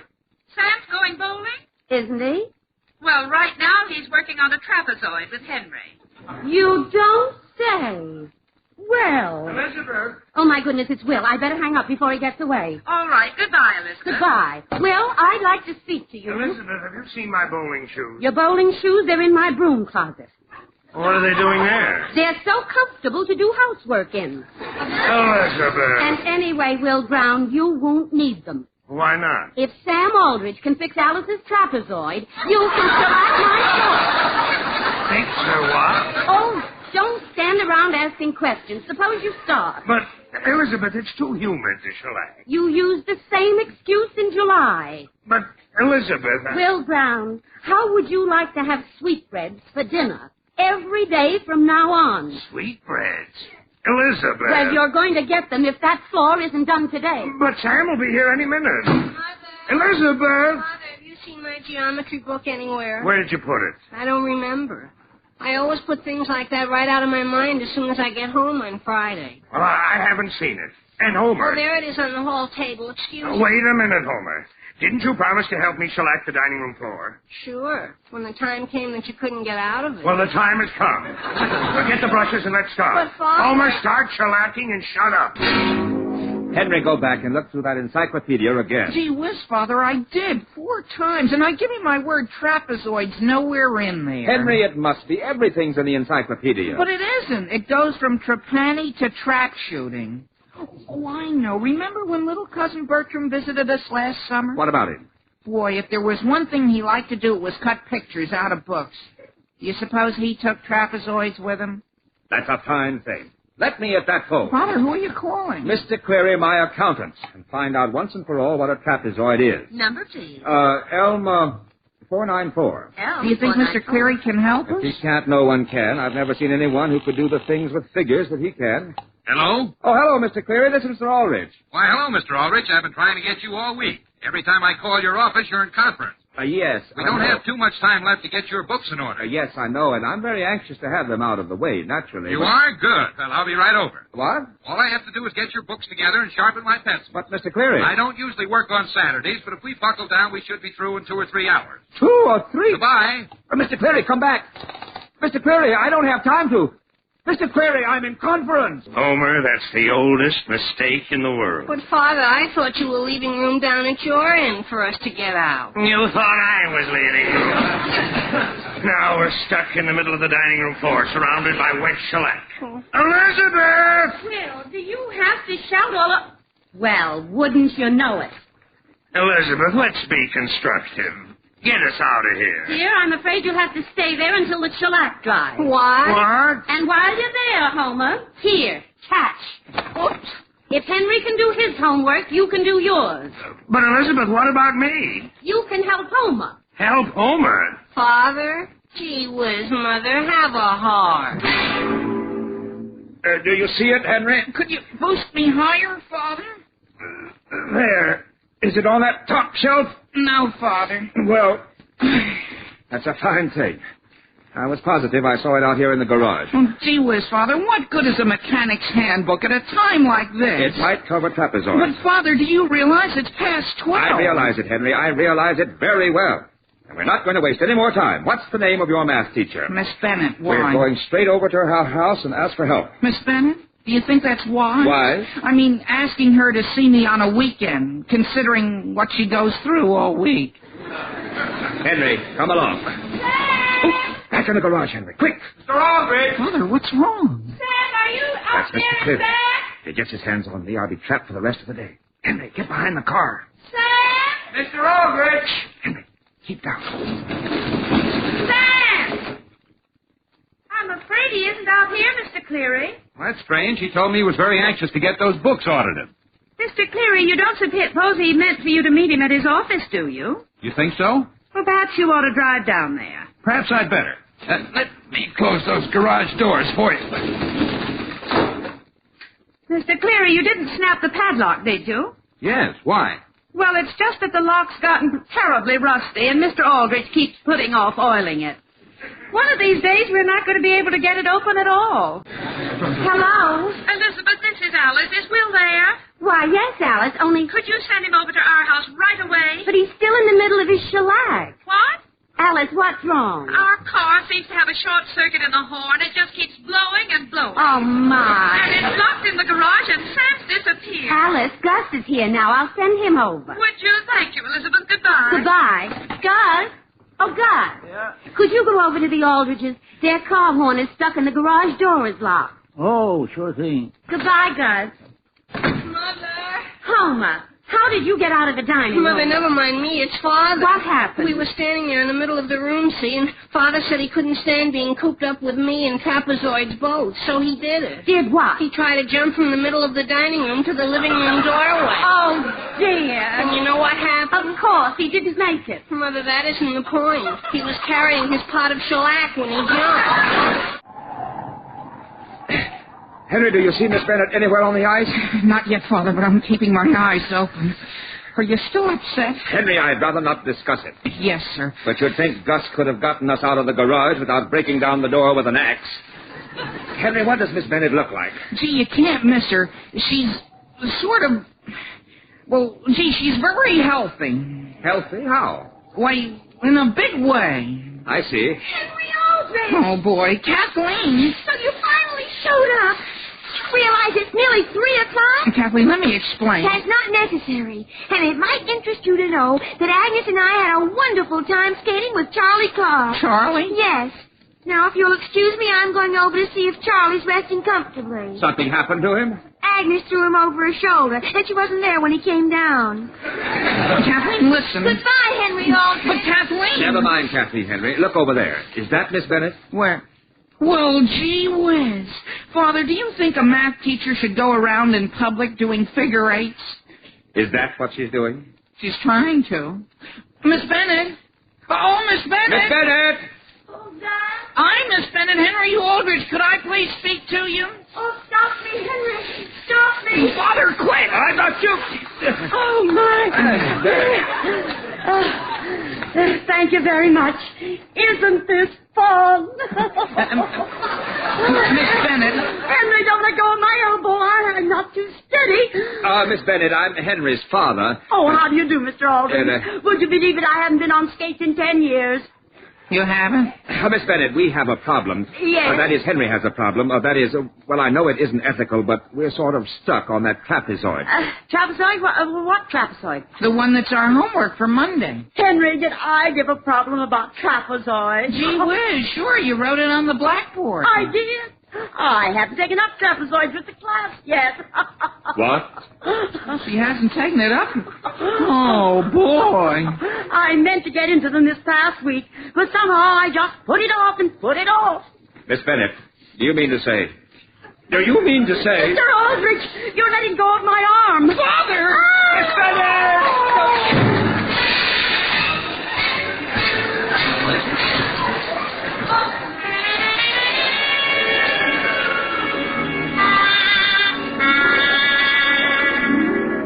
Sam? Yes, Alice? Are you all right on the couch? I'm fine. Is that easy chair comfortable, Henry? Yes, Mother. Would either of you like another blanket? No, thank you. No, thanks, Mother. Well, I just want you both to know I think it was a very brave thing to do. Brave? Yes, pulling Miss Bennett out of the water like that. We didn't do it to be brave. Miss Bennett was holding on to us for dear life. We rescued her in self-defense. Dear, I know better. Father, are you really going to take me out of school if Miss Bennett stays at Central High? I haven't decided. Sam, don't you think you ought to cool off first? Alice, I'm as cooled off as I'll ever be. Incidentally, Sam, did you find out what a trapezoid is? Yes, Alice, a trapezoid is a trapezoid, well, Alice, do you see that lampshade over the dining room table? The one that sort of tilts? Yes, that's a perfect example of a trapezoid. You know, Father, it just occurred to me. It's been hanging over our heads all day. Hey, Henry. In here, Homer. Well, I'll get the phone. Hi, Ken, old-timer. Here's my geometry book. Boy, Homer, you sure took your time. I couldn't help it. My father and I just got through cleaning off the walls. The walls? Boy, you should have seen the way his can splashed when it landed. Hey, Homer. Homer, what's this all over your book? Shellac. What? If you think that's in bad shape, you ought to see my father. My mother says it's the first time in his life he got his hair to stay down. Sam, that was Mr. Cleary on the phone. Clary? Yes, he called to say you weren't at the office either. Alice, what did you tell him? I told him you were flat on your back. Good. So he said not to let you up. He'd be right over with the book. What? Alice! Here's hoping you'll be in your living room in ours next week at the same time. Good night, folks. The Aldrich Family, starring Ezra Stone as Henry with Jackie Kelk as Homer, is written by Norman Kilcar and Ed Jurist with music by Jack Miller. Mr. and Mrs. Aldrich are House Jameson and Catherine Roth. There's no mister. It's just Higgins, sir.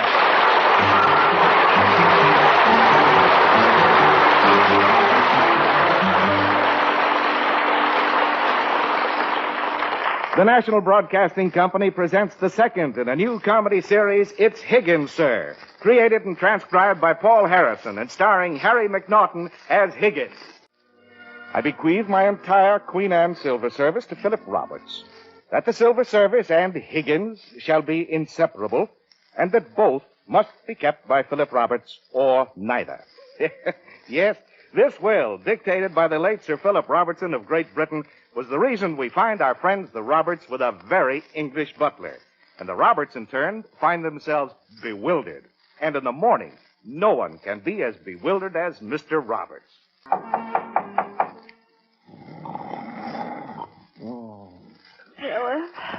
wake up. Philip, wake up. There's someone at the bedroom door.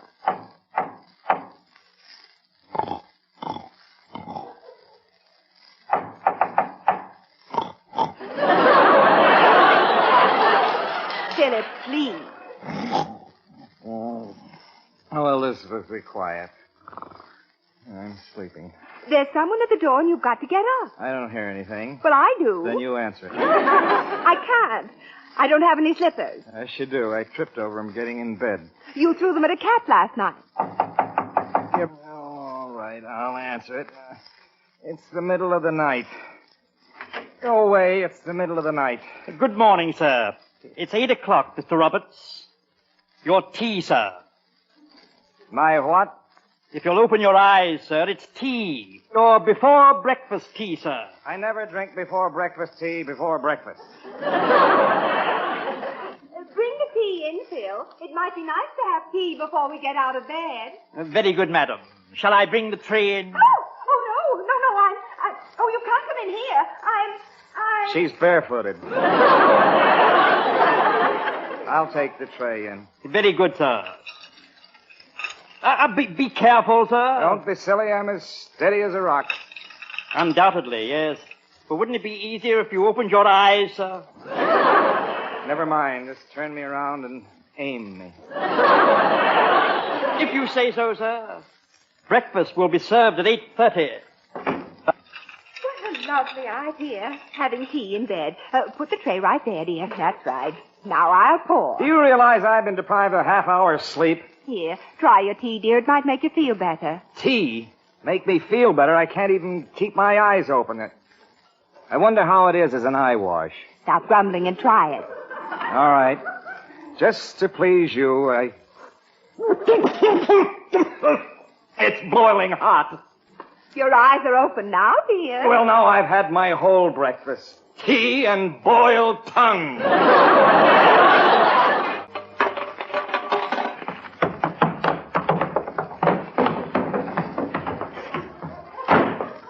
Good heavens, the enemy enters the gates. Morning, Miss Briggs. What are we having for breakfast?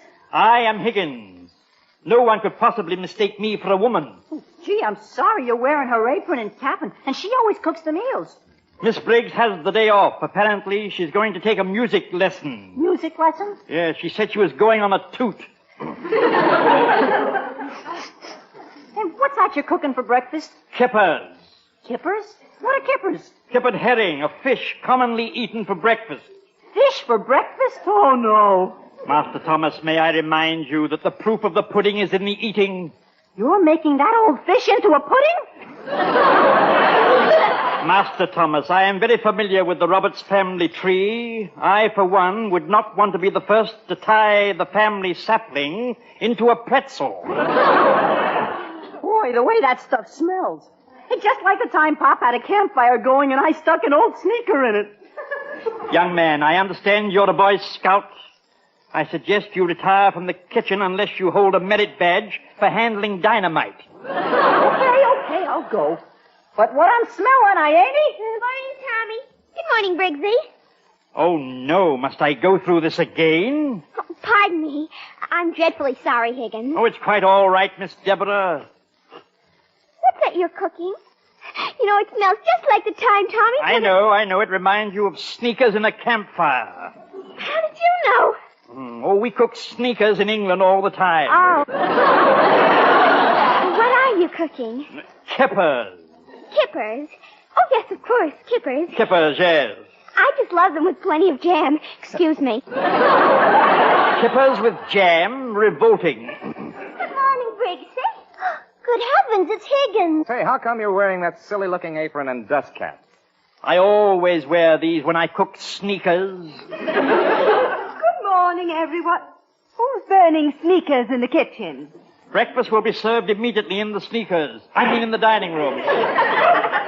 All right, Higgins. Come on, everyone. Yes, come on. Watch out whose feet you Sit down. step on. Quiet. Mother, look at the sideboard. All the food's over there. Yeah, nothing on the table. Oh, I understand. How very English of Higgins. What?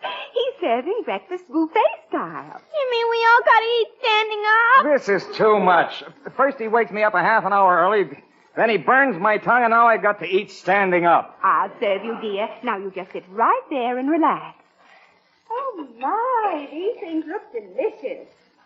There you are, dear. All right. Pass the sugar and cream. Sugar and cream? Certainly, I've been using them for years. I don't eat my cereal rye. Philip, you better open your eyes. Don't be silly. My eyes are open.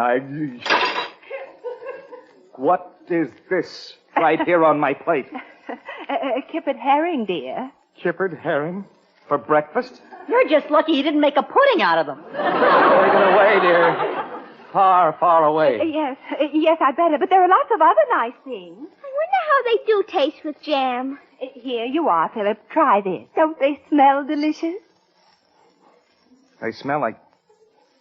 They're kidneys. Kidneys? Kidneys? Holy mackerel. Mackerel, sir? I didn't realize you fancied mackerel.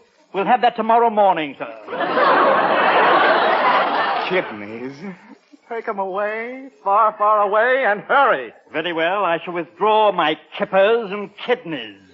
Just bring me some corn crunchies, the cereal that flips, flaps, and flops. Flips, flaps, and flops.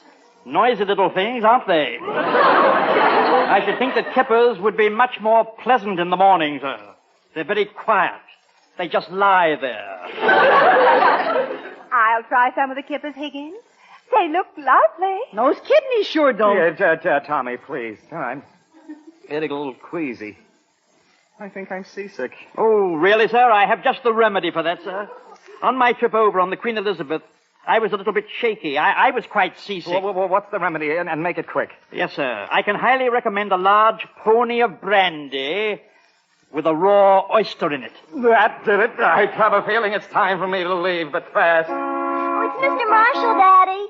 Shall I answer the door, sir? No. It's quite all right, Higgins. He drives me to work. This week, that is. I drove him last week. I see, sir. Your hat and coat, sir. Thank you, Higgins, for everything. You're entirely welcome, sir. Goodbye, dear. Bye, Pop. See you later. Where's my briefcase? Higgins carried it out to the car. Oh, no. That's the last straw. I didn't want Ed to see Higgins. Oh.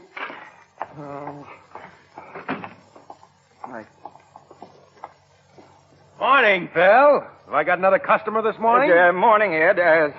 This is. Hi, buddy. My name's Marshall. Mine is Higgins, sir. Well, hop in, Higgins. I'm late. No, Ed. You don't understand. Higgins can't go with us. He's my... Phil's always like this in the morning. Hop in, Higgins. Thank you, sir. But I'm Higgins, the butler. Oh. Goodbye, Mr. Roberts. Butler? Well, it's a long story. Butler? Do, re, mi, fa, sol, la, di, da, da. Now, there's no need to make an issue of this. It's all very simple. I had a very, very distant relative in England who left me the butler along with the silver servant. Never mind the excuses, Phil, old boy. I've known you a long time. Tell me, does he tie your shoelaces for you? No, I can do that for myself. Oh, you great, big, strong boy. He even carried your briefcase to the car. Oh, brother, no wonder you can't play golf. Say, maybe you could get Higgins to carry you around the course piggyback. See what I mean? I play a pretty good game of golf. Sure. Have you ever beat me? Well, you've been pretty lucky. I'd come close, but See what I mean? I exercise. I take care of myself. Physical condition, that's a ticket. Why, Philsy, you won't believe this, but I brush my own teeth. And your poor son, Tommy. Now he won't have a chance at all. Now, you listen, Ed. Tommy's all boy, and don't you forget it. He's strong and tough, and he can take care of himself. Sure.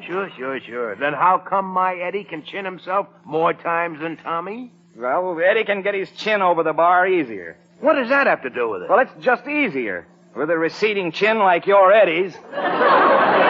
Oh, yeah? Well, what about that wrestling match Eddie won? Said Tommy was a pushover. Okay, you win. Say, I'm still hungry. Let's stop somewhere for a cup of coffee and a donut. Oh, please. Please don't mention food to me. What do you mean? You're always ready to eat, anytime. Well, this morning my breakfast was...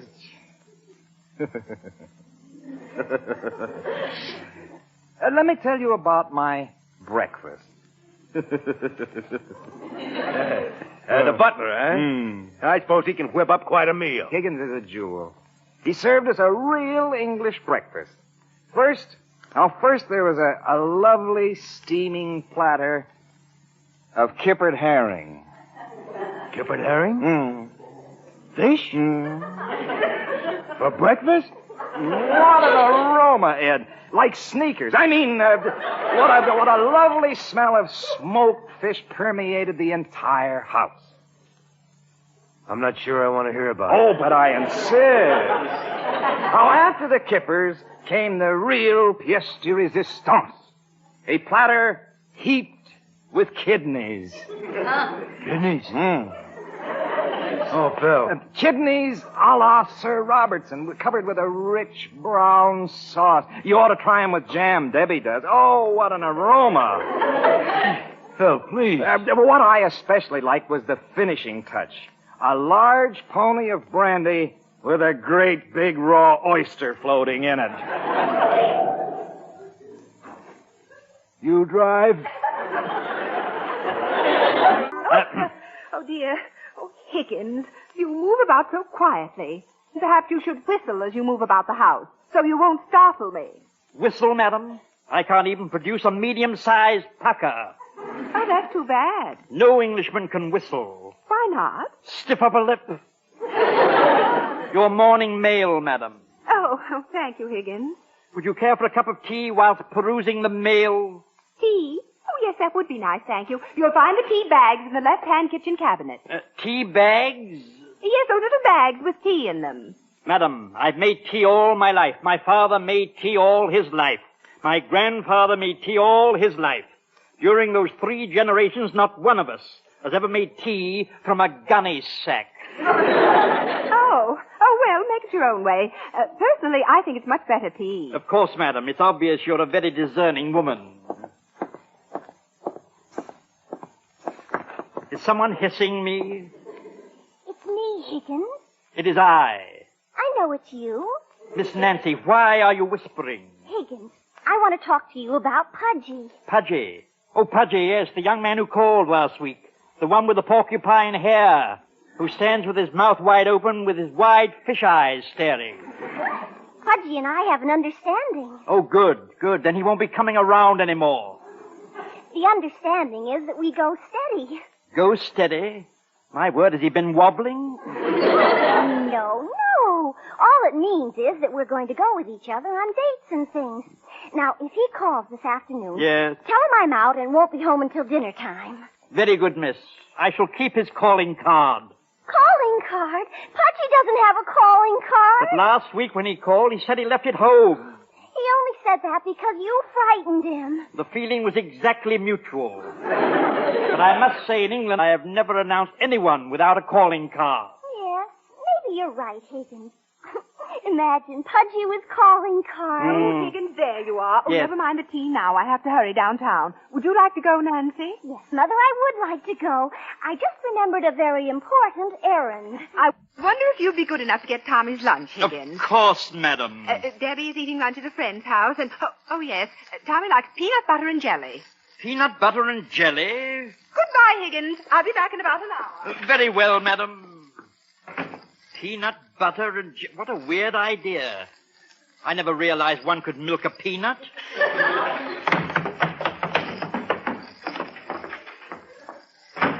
Master Thomas, one thing is certain. You'll never be a sneak thief.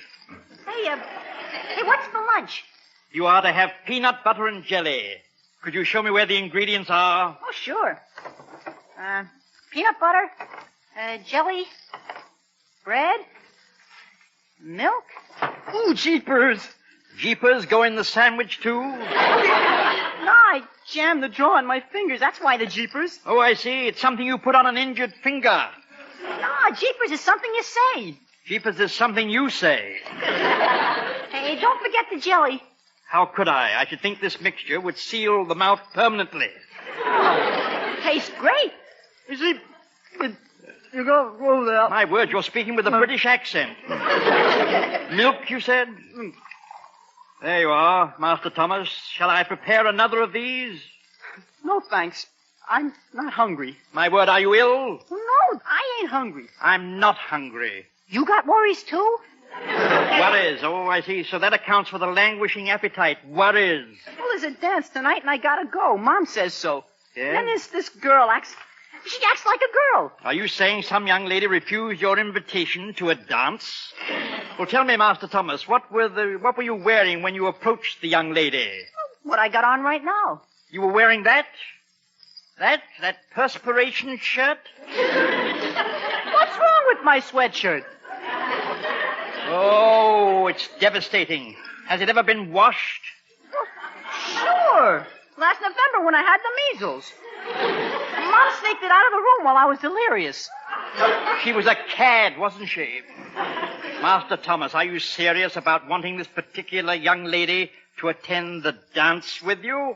Yeah, I guess so. In that case, I have reason to believe I can be of some service to you. If you'll follow my advice, I believe she'll agree to go with you. You could do that?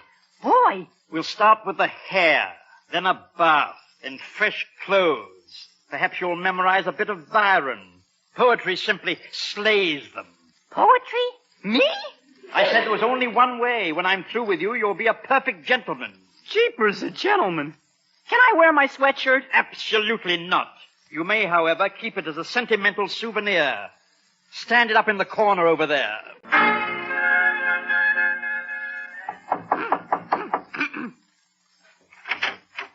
Yes? How do you do, Miss Jean? Well, gee whiz, who are you? I am Master Thomas Roberts. Tommy, what happened to you? Nothing. I'm just dressed up and I got a haircut. My butler gave it to me. Your butler? Oh, gee whiz. May I come in, Miss Jean? Oh, sure. Miss Jean. Oh, jeepers. Do sit down, Tommy. Thank you. Lovely day. Yes, indeed. Quite lovely. It is? I realize I'm quite bold, but you look positively ravishing. Especially the way your sweatshirt hangs down over your jeans. Oh, thank you. You look ravishing, too. Without your sweatshirt. I called to ask if you'd care to attend the dance with me this evening. Or are you otherwise engaged? Me? Go with you? Oh, boy, sure. You're gonna go with me? Oh, boy, I'd be crazy not to. Oh, jeepers. What do I do now? Okay, yes, Ed. I'll play golf with you on Saturday. No, you don't need to give me a handicap. Now, if I lose 18 holes, 17 holes, It's me, Daddy. And, Nancy, what are you doing down here? Daddy, I've got a very serious problem to discuss with you. It's actually a matter of life and death. Life and death? Oh, this is serious. Yes, if you don't give me the money, I'll just die. I'll simply die. Money? And now, just how serious is your problem in dollars? I need $1.98. You call that serious? $1.98? Only $1.98. $1.98. Now, see here, Nancy, you can't afford to have such high-priced problems. Daddy, am I your own flesh and blood or some stranger you never saw before? Goodbye, stranger. Oh. All right, Nancy, here you are, honey. No questions asked. Is it Pudgy again? Now, that isn't fair. I haven't paid Pudgy's way into the movies in 3 weeks. You mean you've been going to the movies with Pudgy and he's been paying for it? Yes, in a way. In what way? He got a job as an usher.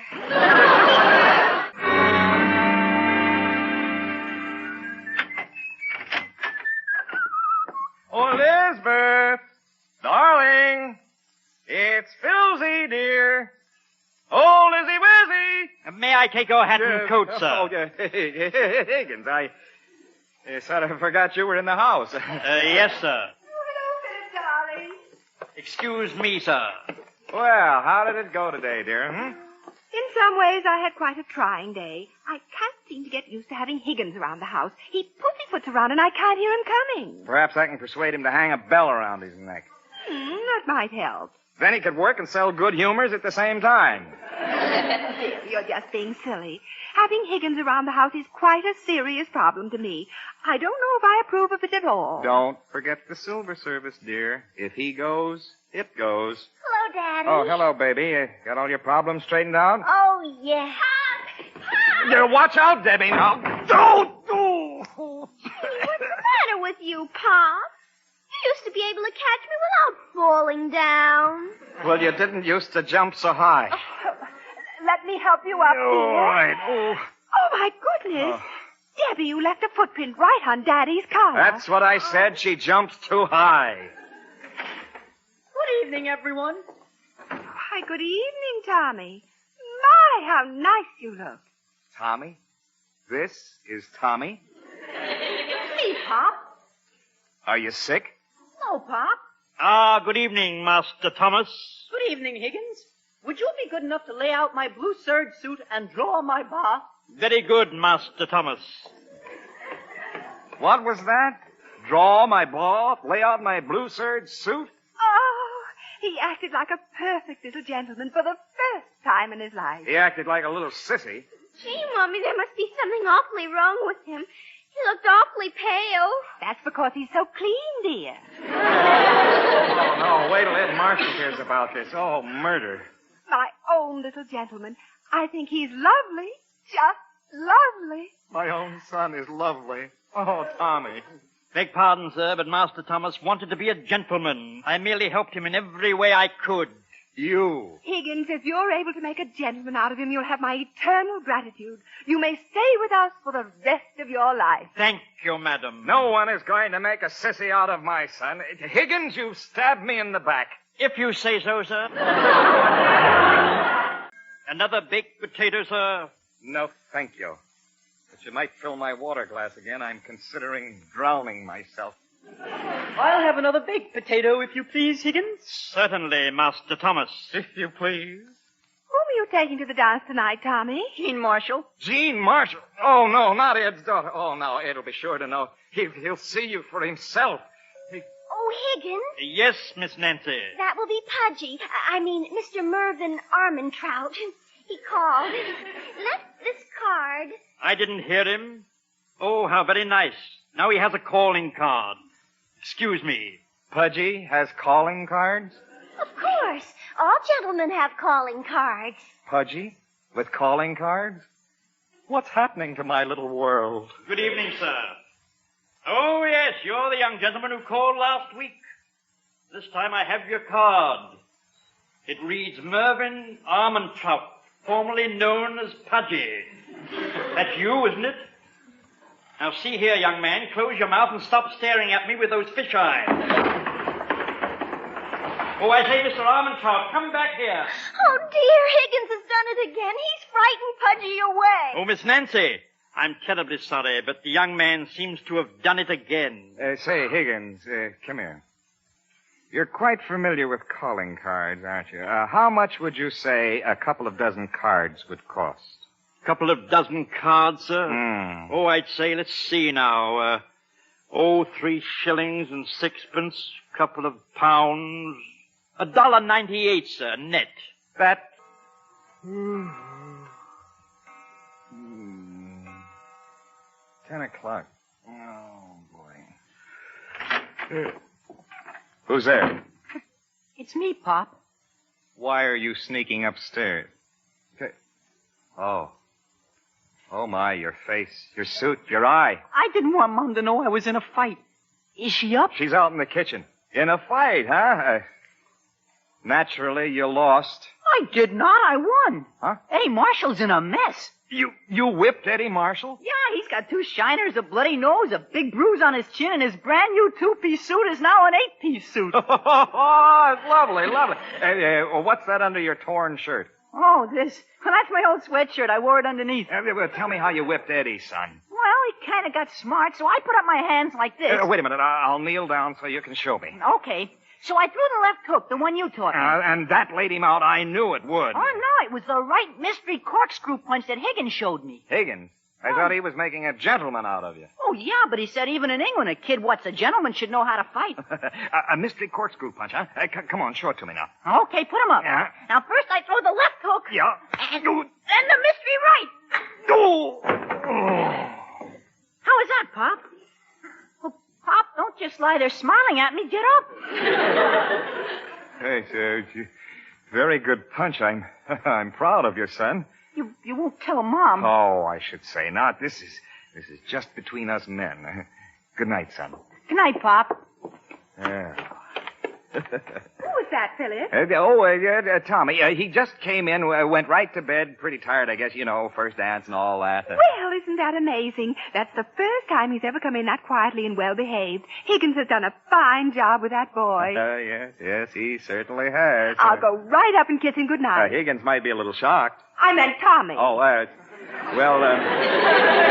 don't turn on the light, dear. Tommy was pretty tired. Just sneak in the dark. I'll do just that. What a sweet thought. Yes, you have no idea. Is there anything further before I retire, sir? Higgins, I've maligned you, and I apologize. As you wish, sir. Furthermore, I'm very happy with you. As a matter of fact, Higgins, you're a lollapalooza. If you say so, sir.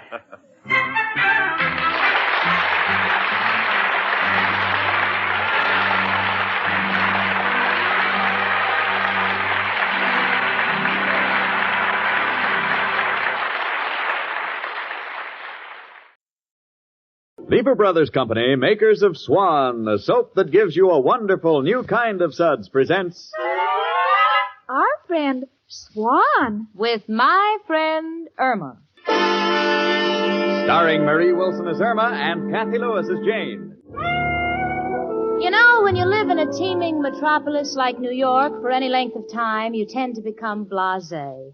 And you develop the feeling that nothing can confuse or bewilder you. Then you run into someone like my friend Irma. And you're a babe in the woods again. Now, don't get me wrong, because I love the girl. It's just that, well, for instance, the other night I noticed Irma putting X-ray pictures in her hope chest. So I said, Irma, why are you putting those X-ray pictures of Al in your hope chest? And Irma said, Because I read that the way to a man's heart is through his stomach, and I want to see how I'm doing. Well, that's Irma for you. In fact, she thinks that when a marriage goes on the rocks, it's because the honeymooners went over Niagara Falls in a barrel. Anyway, right now she's holding her forehead. Irma, what's the trouble? I have a headache. A headache? Yes, in my head. I've had it all week, especially at work. Well, honey, maybe it's your eyes. You probably need glasses. Oh, Jane, don't say that. I could never wear glasses. Al wouldn't like a girl who wore eyeglasses. Well, what do you care about Al, just so long as you see better? Jane, what's the sense of being able to see better if you haven't got a fellow to look at? Oh, look, sweetie, your health comes first. I don't see how you can worry about losing a man who hasn't worked for 5 years. A man who, when he sees a sign, help wanted, interprets it as measles, keep out. Oh, Jane, please, don't be so harsh with Al. All men have some weaknesses. Some don't work, some don't dance, some don't swim. So what? Well, suppose Al was out in the ocean drowning. What good would it do me to say, there goes my boyfriend, he can't swim, but he has a job? Besides, jobs are scarce. Oh, sweetie, don't be ridiculous. Jobs aren't scarce. Why, I may be holding down 2 jobs next week. 2 jobs? Uh-huh.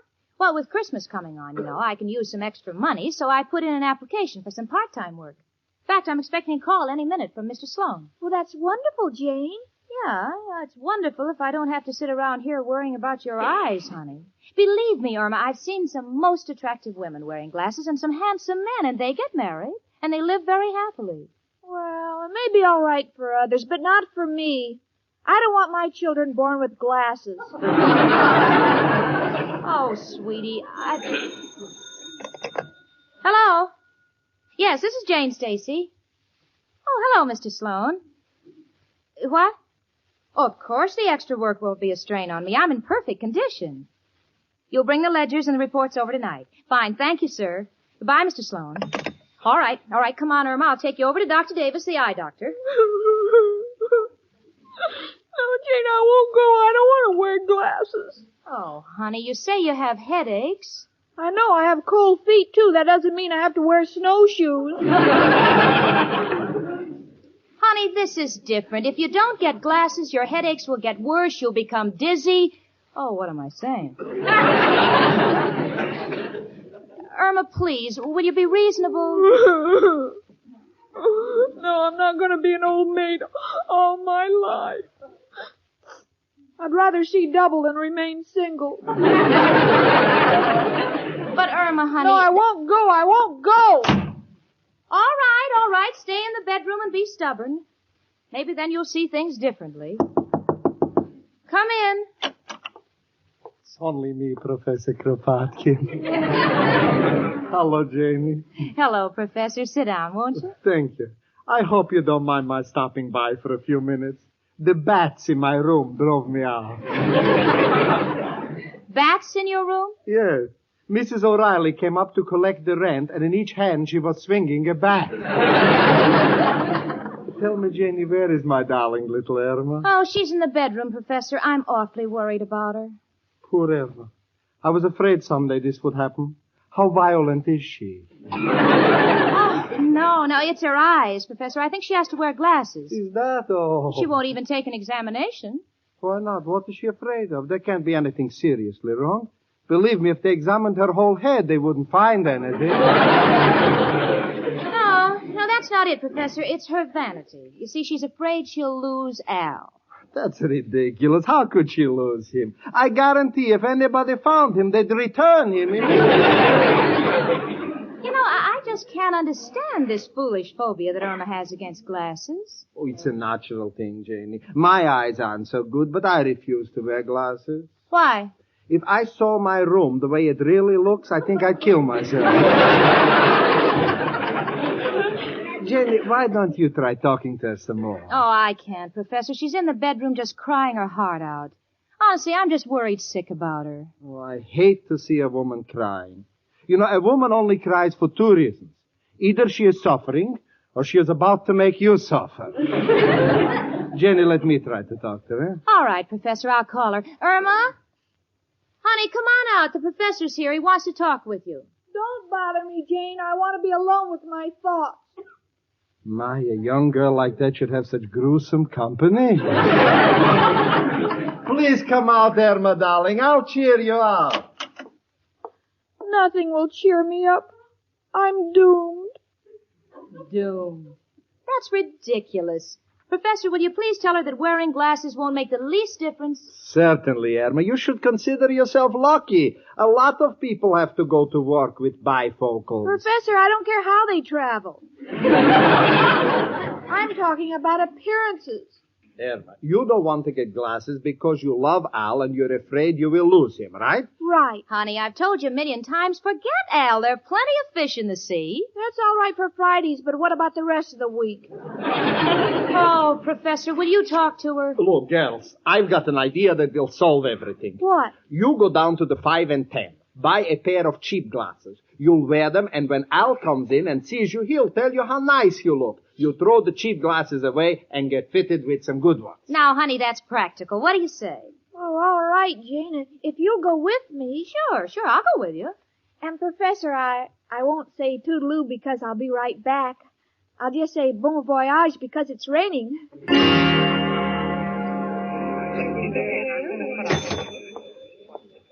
Gee, Jane, don't you just love the 5 and 10? Everything's so expensive looking.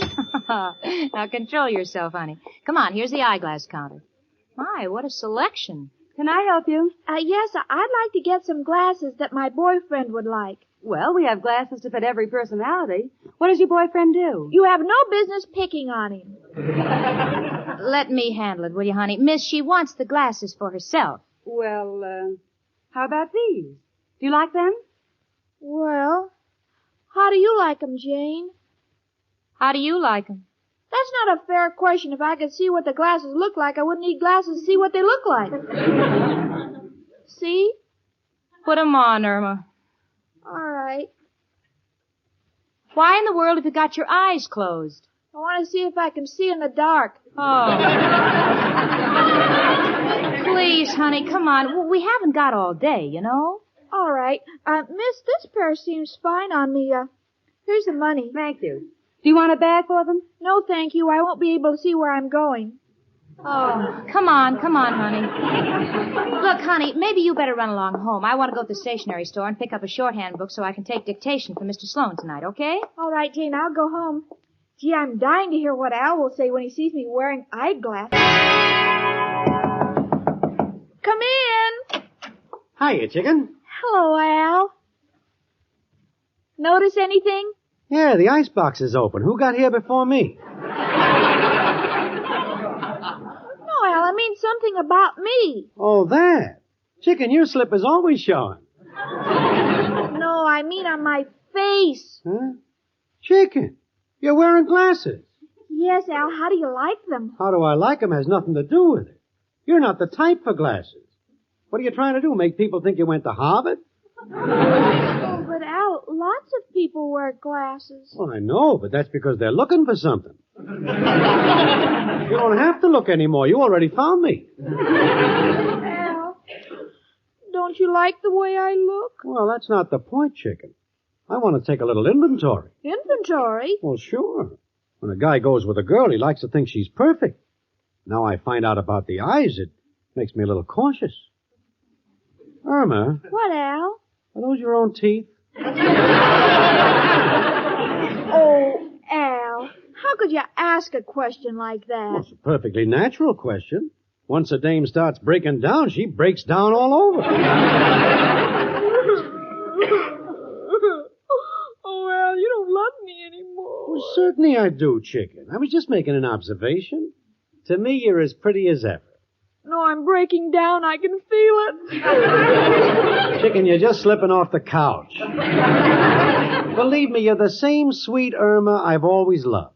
You're just saying that. I'm a monstrosity. No, baby, you're as beautiful as ever. No use, Al. Men don't make passes at girls who wear glasses. That poem ain't true. As long as a girl's got a build, her sofa will be filled. No, you're just trying to be kind to me, and I won't have it. Oh, please, chicken, I didn't mean it. I love you. Here, I'll prove it to you. I'll kiss you. That's no good, Al. My eyes are so bad. How will I know it's you? Chicken. No, I don't appeal to you anymore, and I know it. I don't want to ever see you again. Goodbye. Gee, I hope I didn't hurt her. Chicken. Oh, hello, Al. Where's Irma? Oh, in the bedroom. Something wrong? Just a typical lover's quarrel. Well, think I'll be running along. Goodbye. Bye. Irma? Honey? Irma Peterson, where are you going with that bag? I'm leaving. Leaving? Yes, Al saw me in my glasses, and though he tried to be kind, I know what he really thinks. Oh, honey, it's only your imagination. Well, I've made up my mind. You'll never see me again. I'm going away forever. Forever? Yes, and when I come back, don't ask me where I've been. And ladies, if you make white floating Swan soap your complexion soap, you'll see for yourself that Susie Swan's advice is good advice. Because Swan really does give you a wonderful new kind of beauty lather for your skin. A new kind of lather that's so rich, so creamy, it smooths onto your skin as softly as a caress. A new kind of lather that whisks away dirt, leaves your skin so clean it fairly glows. And Swan is so mild, so gentle, that it pampers your skin while it cleanses. And Swan rinses away so completely, too. Your face doesn't feel drawn and over-soaped when you're through washing it. Instead, it's left smooth and fresh. Another advantage of Swan's wonderful new kind of beauty lather. Another reason to get Swan soap for a new and wonderful kind of complexion care. Well, Irma has gone away forever. That means she's gone to the movies to sit through a double feature twice. You see, that's Irma's idea of Siberia. Whenever Irma gets mad at Al, she packs her bag and goes to the movies. Frankly, I'm quite accustomed to Irma's little jaunts, but right now I'm considerably upset. What with Mr. Sloan coming tonight to give me dictation, I don't have too much time to get Irma to an eye doctor. Since she's complained of headaches, I really feel it's my duty. Come in. Oh, Janie, I'm so glad you're home. Oh, It's you, Mrs. O'Reilly. Is there anything wrong? Oh, I just came from the movies and I saw Irma. Janie, I've never seen anything so pathetic. There she sat crying like a baby. Crying and eating peanut brittle. Yeah. Did you speak to her? I tried to, but she wouldn't let me. She said her heart was breaking and she was having trouble following the plot. Janie, what's wrong? Oh, it's really nothing too serious, Mrs. O'Reilly. Irma may have to wear glasses, and she's afraid she may lose Al. I just can't get her to go to the eye doctor. Well, maybe I can help. How? I'll show her a picture of my husband and tell her the truth. That if I'd taken care of me eyes and could see well, I never would have married anything that looked like that. Bless his insurance and may he rest in peace. No, thank you, Mrs. O'Reilly. I'm afraid it'll take something more persuasive than that. Excuse me, come in. Oh, Jane. Miss O'Reilly? Oh, I'm glad you're back, Al. I want to have a word with you. What in the world did you tell Irma? You mean when she had the glasses on? Mm-hmm. Well, I'll admit at first I was thrown. But then I told her it didn't make any difference, but she didn't believe me. Well, you couldn't have been very convincing. What do you mean? I was even going to tell her they made her look intelligent. How far can a guy go? Well, if you really cared for her feelings, you would have been more tactful. Tactful? Look, Jane, I love Irma. You think if I didn't, I'd be breaking my head over getting these big deals every week? Al, I don't want to hear any more about your deals. I still haven't gotten over your last one. Pumping up pigeons and selling them for turkeys. Well, I'll admit that wasn't practical, but this one's a natural.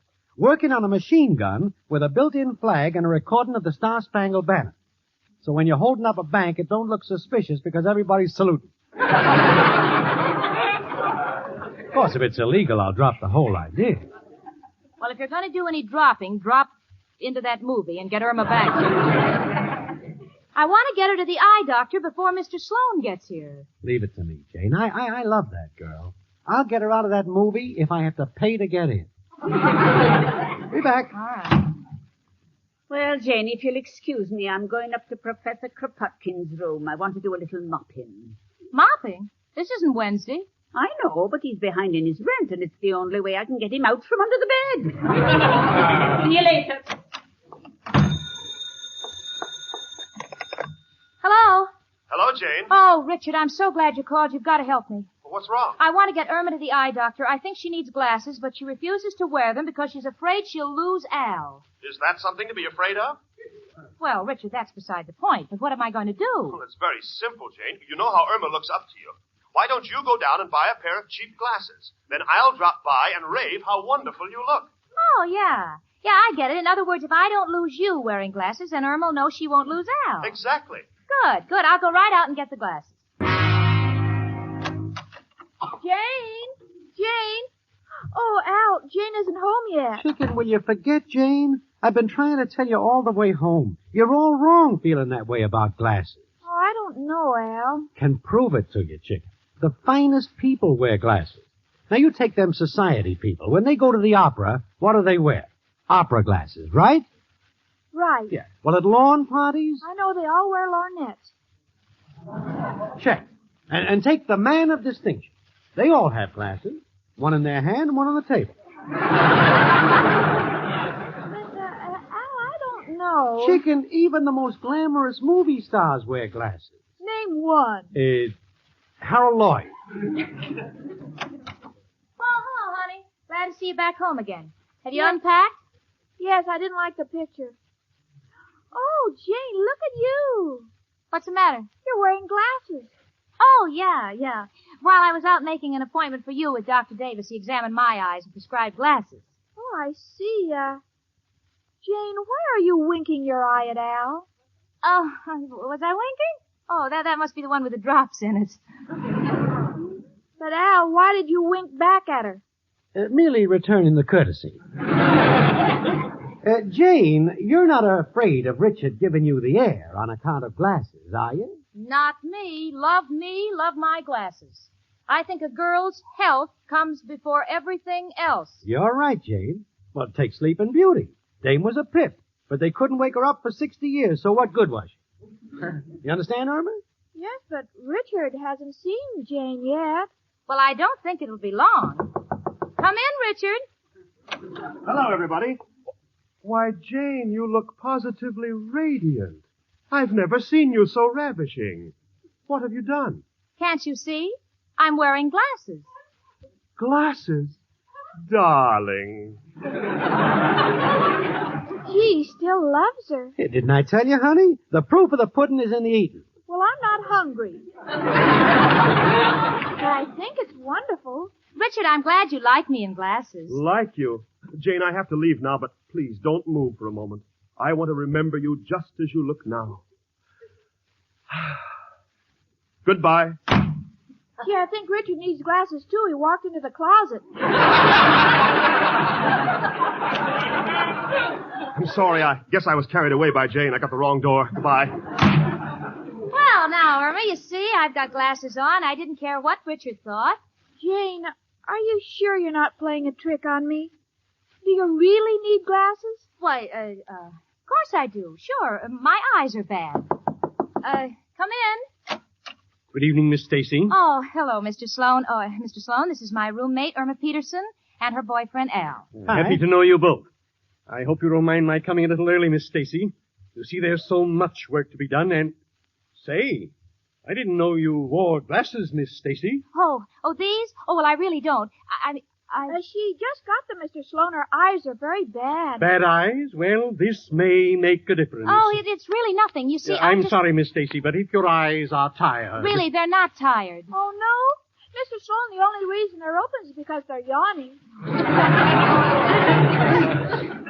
Jane, why don't you phone Mr. Sloan later on? Yes, thanks, Al. I'd like to discuss this further. No need for discussion. If your eyes are bad, there's no use making them worse for just a few extra dollars. Maybe next year. Goodbye. Jane, why are you biting your lips? Because I'm eating my heart out the hard way. And your eyes, are those tears? Or are they watering?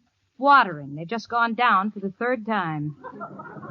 Well, your glasses will take care of them. Yes, they already did. But good. Jane, I'm convinced if eyeglasses are good enough for you, they're good enough for me. We'll go to the eye doctor's as soon as I wash my face. Now, take it easy, Jane. It's just one of them tough breaks. He had a walk-in just when I was putting on an act for Irma. Now, what am I going to do for that extra Christmas money? Things will turn out, Jane. Besides, you already have a good job. What do you want two for? Working's bad enough, but why make a hobby of it? Gee, I counted on it so, Al. I guess Irma comes first. If we can get her to the eye doctor by hook or by crook, I guess it was worth it. Well, I'm ready. Come on, chicken. No, Al, as much as I love you, you'd better take Jane's arm. She's wearing glasses and she may trip. If I do, it'll be over my own dead body. Come on, let's go. Come in. Dr. Davis, this is my roommate, Irma Peterson. How do you do? Oh, all right, I guess. I have a pretty good job. How do you do? I beg your pardon? Dr. Davis, I would like to have her examined. But I'm an eye doctor. What she needs is... Never mind. Just please examine her eyes, will you, Doctor? I'll wait outside in the reception room with Al. All right, Miss Peterson. Right behind this screen. That's it. Now, sit up on this chair. Fine. Shall I open my mouth and say, ah? That's not necessary. Well, I thought you might want to see how the back of my eyes look. Miss Peterson, if you'll just kindly cover your right eye and read the first and second rows from the chart in front of you. First and second row? Exult. Unifrist. Gosh, Doctor, where'd you learn how to spell? Bless my dilated cornea. Miss Peterson, those are not words. Now, please read the letters in the third and fourth rows. All right. E-M-R-L-Z-A-P-O. APO, you've got it all mixed up. It's OPA. Oh, but don't worry about it. It's been repealed. Your sign is out of date. I'm much obliged. Next line, please. QLT. Next line. RXG. Thank you. Made in Rochester by Hackney Screen Company. You can read that? Certainly. Miss Peterson, I've got news for you. If your eyes were any better, they'd be headlights. Thank you. Thank you. Goodbye, Doctor. Good day. Oh, honey, how'd you come out? Gee, Jane, the doctor says my eyes are perfect. Perfect. But you say you've had headaches all week at work. That's right. Oh, Irma, this is just driving me crazy. I've lost that extra job on account of you. What could it be? Well, I don't know, Jane, unless it's because I haven't been eating all week. Well, of course, that can cause headaches. Why didn't you tell me in the first place, and why haven't you been eating all week? Al has been buying my lunch.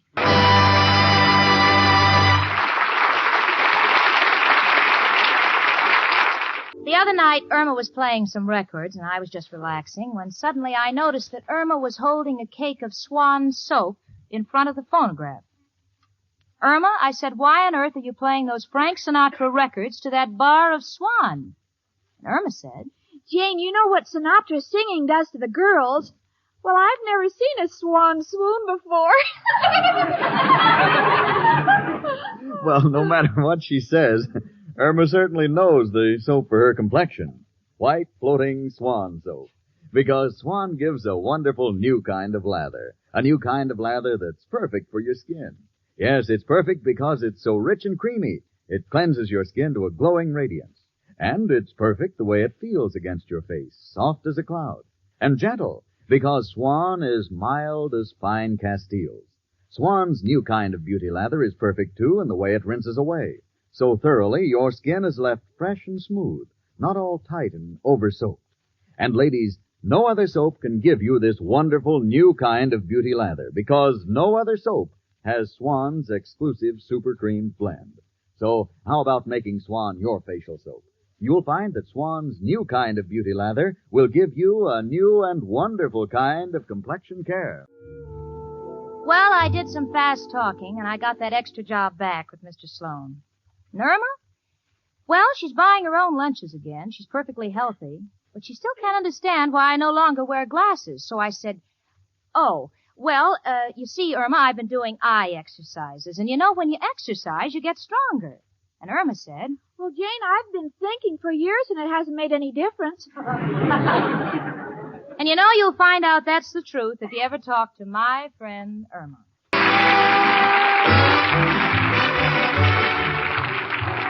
My Friend Irma, presented by Swan, another fine product of Lever Brothers Company, was produced and directed by Cy Howard.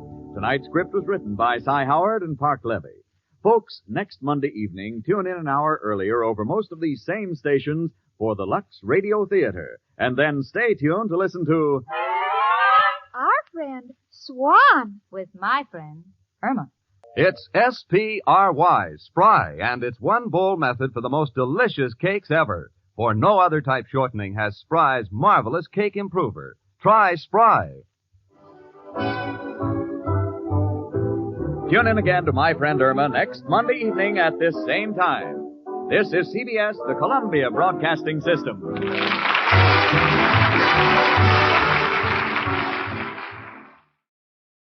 The Kraft Foods Company presents Willard Waterman as the Great Gildersleeve. The Great Gildersleeve is brought to you each Wednesday night by the Kraft Foods Company, makers of Parquet Margarine and all those other wonderful Kraft quality foods. The next time you shop for margarine, remember this. The margarine that millions prefer because it tastes so good is Parquet Margarine made by Kraft. And the reason Parquet tastes so good is that it's always fresh. If you live where colored margarine is sold, you'll want to get that wonderful yellow Parquet that comes already colored and ready to serve in its new Flavor Saver aluminum foil wrap.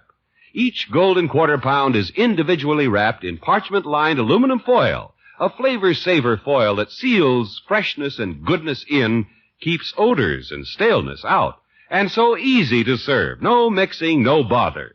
In other states, you get the same wonderful Parquet taste and freshness in the handy Color Quick bag or regular Parquet package. So don't wait. Get the margarine that tastes so good at your grocer's tomorrow. Get P-A-R-K-A-Y, Parquet Margarine made by Kraft. Well, let's see what's doing with the Great Gildersleeve. It's Election Day in Summerfield, Rumson Bullard versus Terwilliger for mayor. And being a party who is vitally interested in the outcome, Our water commissioner is up bright and early. Oh, what an exciting day.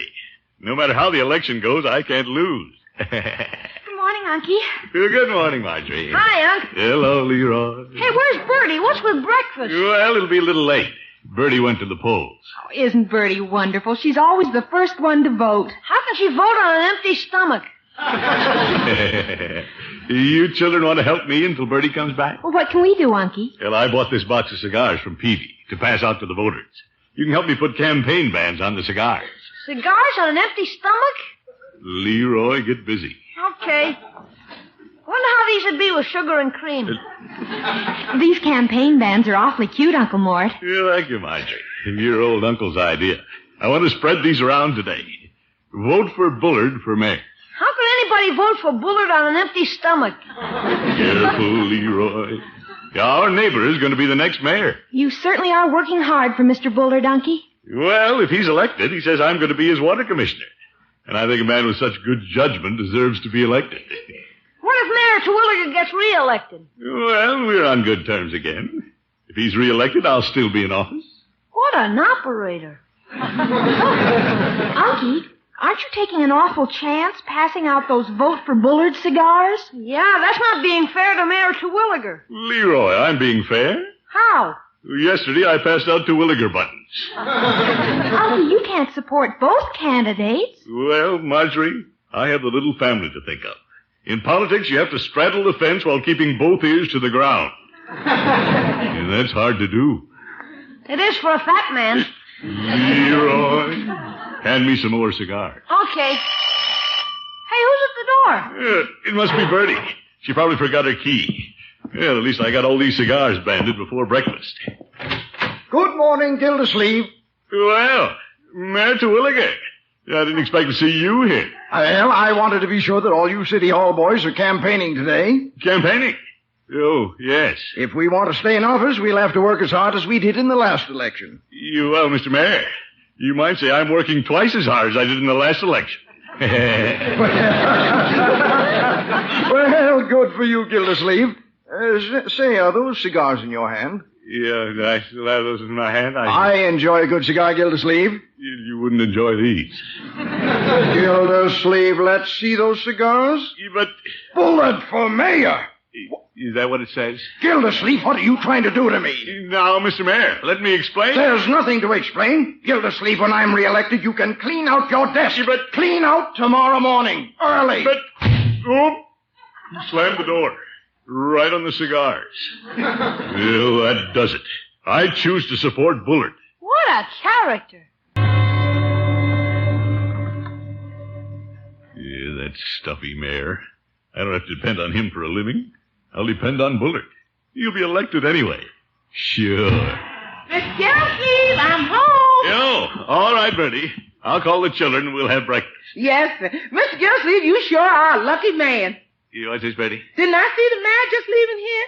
Well, yes. You sure are lucky to be close to him. He's got it in the bag. You? How can you tell? I was talking to the early birds around the polls, and the early birds all seem to be voting for Matt Terwilliger. He's got it in the bag. You bet, Bertie? Yes, sir, you sure are lucky, because the early birds are voting for Matt Terwilliger. He's got it in the bag. Please. Mr. Gildersleeve, you know why you're so lucky? Bertie. That's right, because all the early birds are voting for Matt Terwilliger. He's got it in the bag.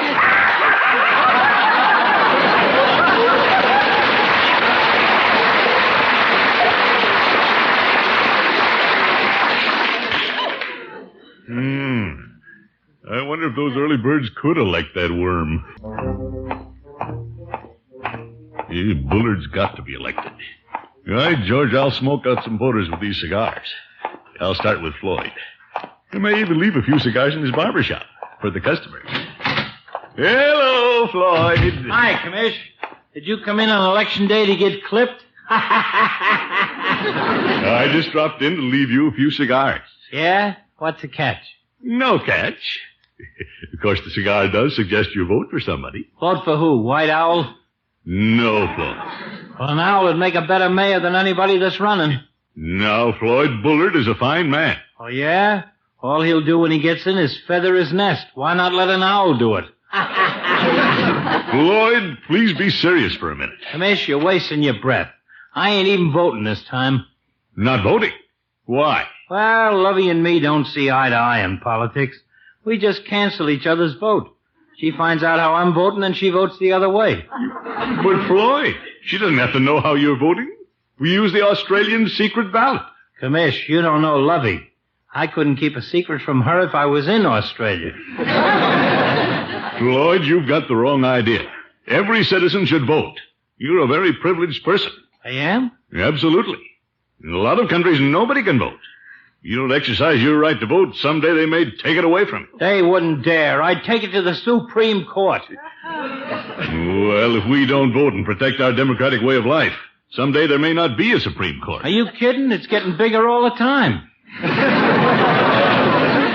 All right, Floyd. But when people give up their voice in government, they're headed for slavery. Say, I've been reading about that. This is a free country, and every citizen should vote for the man of his choice. Commish, you convinced me. I'm gonna vote. Fine. Have a Bullard cigar. I can't take it. What? I'm voting for Terwilliger. But Floyd... Like you say, this is a free country. Yofer. Stop worrying, Commish. I'm only kidding. I'll get down and vote for Bullard. You will? Out of friendship for you. I know you wouldn't be stumping so hard for him if your job didn't depend on it. You will. And just to show what kind of a pal I am, I'll get another vote for you. How, Floyd? I'll tell my wife I'm voting for Terwilliger, then she'll vote for Bullard.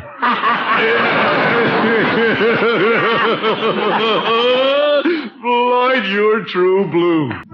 Well, Gildersleeve, you're doing all right. You've already picked up 2 votes this morning. Now I'll see what I can do with Peary. It's pretty hard to get him to take sides on anything. But he's true blue, too. He'll help me out. Good old Peary. Hello, Peary. Hello, Mr. Gildersleeve. What can I do for you this morning? Well, I want to have a little talk with you, Peary. Very well. Do you mind if I go ahead with my work? No, go right ahead. What are you doing? I'm putting up a display of jack-o'-lanterns. Jack-o'-lanterns? Peary, Halloween is over? I know that. This is a special on jack-o'-lanterns. You care to buy one, Mr. Gildersleeve? No, thanks, Peary. What a time to sell Halloween stuff. Well, I'm just trying to get my jack out of the old lanterns. Oh, my goodness. That was a little witticism, Mr. Gildersleeve. Jack, old lantern. Yeah, I know, Peary. He's in a good mood. Now I'll twist his arm. Peary, you and I have a lot of fun together, don't we? Well, yes. We've been pretty good friends down through the years, haven't we? Yes. So if I ask you to vote for Bullard today, you will, won't you? Well, no. Peary, you mean you're voting for Terwilliger? I didn't say that. Oh, then you are voting for Bullard. I didn't say that either. Oh, what an enigma. How's that? Nothing, Peary. Here comes the judge. I'll bet he's voting for Bullard. Good morning, gentlemen. Hello, Judge. Hello, Horace. Well, Gildy, are you on your way to the polls to stuff the ballot box with your big fat vote? I haven't had a chance to vote yet, Judge. I'm too busy campaigning for Bullard. Bullard? You're already in office. Don't you want to stay there? You bet. That's why I'm pulling for Bullard. You're doing a lot of pushing, too. Judge, you'll vote for me and Bullard, won't you? Well, I hadn't planned to. But, Gildy, old friend, if it means so much to you, I'll cast my vote for Rumson Bullard. Great, Judge. You're true blue. My. Now, Peary, how about you? Mr. Gildersleeve, I don't consider Mr. Bullard a proper man for mayor. Well, I hate to bring this up, but you're a little obligated to vote for Bullard. I bought his campaign cigars from you, Peary. That sort of makes you for Bullard. Have you smoked one of them? No, but I'm giving them to all Look, gentlemen, a parade. Bullard for mayor. Say, that's the band we hired. I wonder whose money they're spending. Nice and loud. That should get a lot of votes. Except I don't think we have enough brass. Well, no, I wouldn't say that. Peary, come on, Judge. Let's join the parade. The Great Gildersleeve will be back in just a moment. It's fresh. Really fresh. Always fresh. That's why it tastes so good. It's Parquet margarine made by Kraft. Year in and year out, millions of people buy Parquet margarine for one big reason. It tastes so good. It's delicious as a spread, a seasoning, a flavor shortening, because it adds its own delicious flavor to every food it's used with. Yes, Parquet is the margarine that tastes so good. And the reason it tastes so good is because it's always fresh. If you live where colored margarine is sold, look for yellow Parquet, that good-tasting, fresh-tasting margarine that comes already colored, ready to serve in the new Flavor Saver package. Each golden quarter pound is individually wrapped in Flavor Saver aluminum foil. Elsewhere, get Parquet in the Color Quick bag or regular package. In any package, Parquet is the margarine that tastes so good because it's fresh. Really fresh. Always fresh. That's Parkay, Parquet margarine, made by Kraft. Well, let's get back to the great Gildersleeve. It's high noon on Election Day, and the water commissioner is in high spirits. Why, George, I picked up a lot of votes for our side. I think I'll call headquarters and let Bullard know how indispensable his water commissioner is.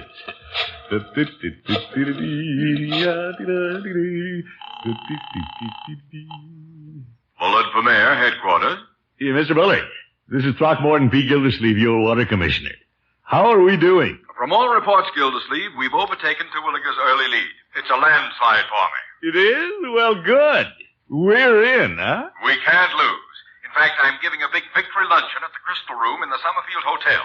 Can you join us in 10 minutes? Yeah, I can join you in 10 seconds. Gildersleeve, I'm glad you got here before the others arrived. Well, Mr. Bullard, I move fast. I've covered a lot of territory for you this morning. I know, Gildersleeve, and you'll be rewarded. Thank you. Come on in. I want you to see the spread I've ordered. Yeah. Well, first time I've been in the Crystal Room. Nice crystal. You know, what a lot of food. Oh, yes, and this is just the beginning. Take a look at that sterling silver platter of hors d'oeuvres. Nice. Cheese, smoked oysters. What's this? That's caviar, Gildersleeve. Oh, eating a little high on the hog, aren't we, Mr. Bullard? You don't know how close you are to being right. Look in here. Well, a whole roast pig eating an apple. Yes, I had the pig flown in. Flown in? You on the airline? Oh, no, I chartered a plane. Special plane for a pig? Isn't that a little expensive? Not for a good pig. Yes, but who's paying for all this? Oh, I'll send the bill to the city treasurer after I'm mayor. It isn't important. It's only money. It's only... Well, that's right. I intend to make a number of changes when I'm in office, Gildersleeve. First of all, I'll buy a new city hall. A new city hall? What's wrong with the old one? It's so dirty. And cars, Gildersleeve. How many cars does the city own? How many cars? Well, there's one. One? Yeah, Hupmobile sedan. Chief of Police Gates has it. He locks the back doors and uses it for a patrol wagon. Oh, how revolting. I'll buy a fleet of new cars. Small cars for the small city employees, large cars for the large employees. Like the water commissioner. Yes, that'll be fine. Yes, indeed. But what about the money?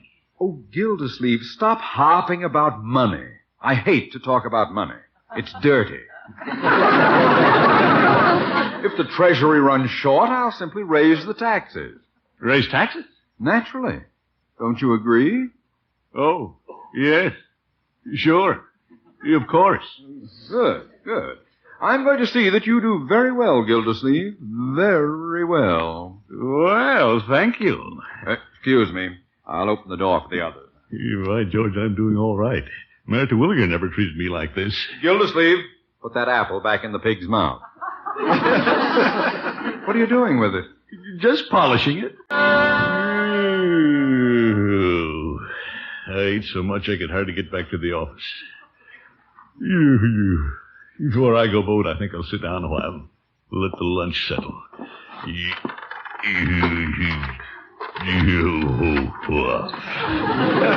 There's plenty of time before the polls close. I've been solid with Bullard. He said I was going to do very well. I'll have a big car. Yeah, I'm sure Bullard is the man for the job. Still, he's getting pretty free with the voters' money. Flying pigs, new city hall, raising taxes. Well, it's not my worry. Or is it? I wonder what it'll be like when Bullard is mayor. Mr. Gildersleeve. Yes, Bertie. What do you want for dinner tonight? Well, how about a roast pig stuffed with caviar? Yes, sir. One roast pig.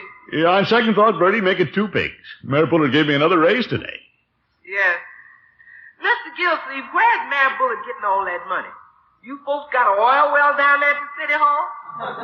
Well, we have a good tax collector. Oh, then I'm the oil well. What's this, Bertie? I noticed my taxes have doubled. Well, the city has a big payroll now, Bertie. The administration has to support a lot of supporters. Yeah, I mean people. Yes. Now, Bertie, don't worry. I'll give you another raise. That won't do me no good. Every time I get a raise, the tax collector raises me back. Bertie may have something there. Hey, Unc. Yeah, what is it, Leroy? I just made 30 cents selling papers. Well, good for you, my boy. What's so good about it? Where's my pork barrel piggy bank? The pork barrel? You're right over there by Mr. Bullard's picture. Gosh, a little kid makes 30 cents selling papers and has to give 15 cents to the city. Oh, yes. The children are paying taxes now, aren't they? Yeah. Strange, nobody thought of that before. Giving the kiddies pork barrel piggy banks to put their taxes in. Yeah. What a dirty trick. I'm sorry, Leroy, but... poor little kid. Poor little kid. Oh, doorbell. It must be the tax collector that come every day now, just like the milkman. No, it's Mr. Peavy. He's not a tax collector. Well, I wouldn't say that. What's this, Peavy? Tax collecting is my new job. I lost my pharmacy, so I had to get on the city payroll. Peavy, how did you lose your drugstore? Mayor Bullard's civic improvement plan. He made me take it down. Oh? What's he going to build? A statue. A statue? Mayor Bullard wants to perpetuate the memory of our greatest civic leader, Who's that? Mayor Bullard. Oh, my goodness. I wonder if he isn't going too far. Unky, is that the tax collector? Yes, Marjorie. It's Collector Peavy. Oh, hello, Mr. Peavy. Here's Bronco's weekly paycheck. Very well. And here's your change. 50, 75, 85, 86, 87 cents. Marjorie, is that all you get back? Isn't it terrible, Unky? How will Bronco and I ever live on that? And we have the baby coming. Baby coming, you say? Well, Mayor Bullard will be glad to hear that. He'll want to send the youngster a pork barrel piggy bank. Yeah, that Bullard. I don't think he's giving the taxpayers a fair shake. He's giving us a shake, all right. A shake down.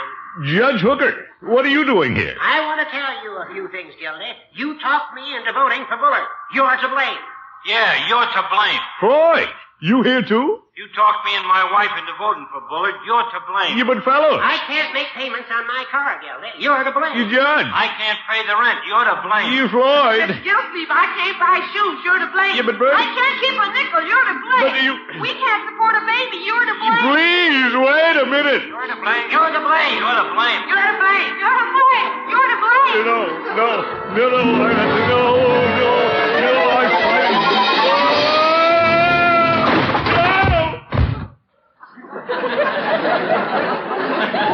What happened? Oh, I tipped over in my chair. Must have fallen asleep. What an awful dream. Well, I'm not asleep any longer about that Bullard. Now I see what kind of a mayor he'd make. And if he's elected, I'll be to blame. I've got to run out and tell all my friends not to vote for him. Wait a minute. I slept longer than I thought. The polls close in 5 minutes. They've already voted. Oh, Gildersleeve, you bungled this. Well, there's only one thing to do. I'm going to make my one vote count. Nice of you to come down with me this morning, Leroy. Help me clean out my desk. Oh, it's nothing, Unc. Gosh, look at all the papers. You must have been a very important man. Yeah, I must have been. The election was plenty close. Terwilliger just made it. Yeah? Gosh, maybe if just one guy had switched his vote to Bullard, you might still be in office. Leroy, Yeah, Unc? when you're old enough to vote, always vote for the best man. I will. Unc, who do you think was the best man this time? Mayor Terwilliger, Leroy. Yeah? And that's who you voted for. Maybe it was your vote that... Gee. Here, my boy. Take these papers out and burn them. Okay. You want me to burn these old Bullard for mayor cigars? No, I better save them. When Marjorie's baby comes, I may not be able to afford any. I can change the band to It's a Boy. Yeah. Hey, Unc, if you voted for Mayor Terwilliger, why don't you tell him? You'd never believe it, Leroy. No, I guess he wouldn't. Well, I lost my job, but by George, I can hold my head up. Cleaning out my desk isn't as hard as I thought it would be. Well, good morning, Gildersleeve. Oh, good morning, Mayor Terwilliger. Cleaning out your desk, I see. Well, that's what you told me to do. Well, Gildersleeve, I won the election. Aren't you going to congratulate me? Offer me one of your Bullard for mayor cigars? Oh, yes. Have one. Take two. Well, thank you, Gildersleeve. Good cigar. You're glad you like it. Gildersleeve! It exploded! Oh, my goodness. Gildersleeve, how dare you give me a loaded cigar? Loaded? But, Mr. Mayor, it was just like the rest of them. I mean... You mean all those Bullard for mayor cigars were loaded? Well, Oh, now I'm beginning to understand. Gildersleeve, why didn't you tell me what you were up to? What did I tell you what I was up to? Passing out loaded cigars with my opponent's name on them. Why, that's the most sensational campaign idea I've ever heard. Gildersleeve, put that stuff back in your desk. You're still my water commissioner. I am? Well, thank you, Your Honor. Good old Peavy. He knew Bullard shouldn't be mayor, so he sold me loaded cigars. What are you mumbling about, Gildersleeve? Nothing, Mr. Mayor. May I take the other loaded cigar? You're not going to smoke it? Oh, no. I thought I'd give it to Mr. Bullard. He'll get a bang out of it.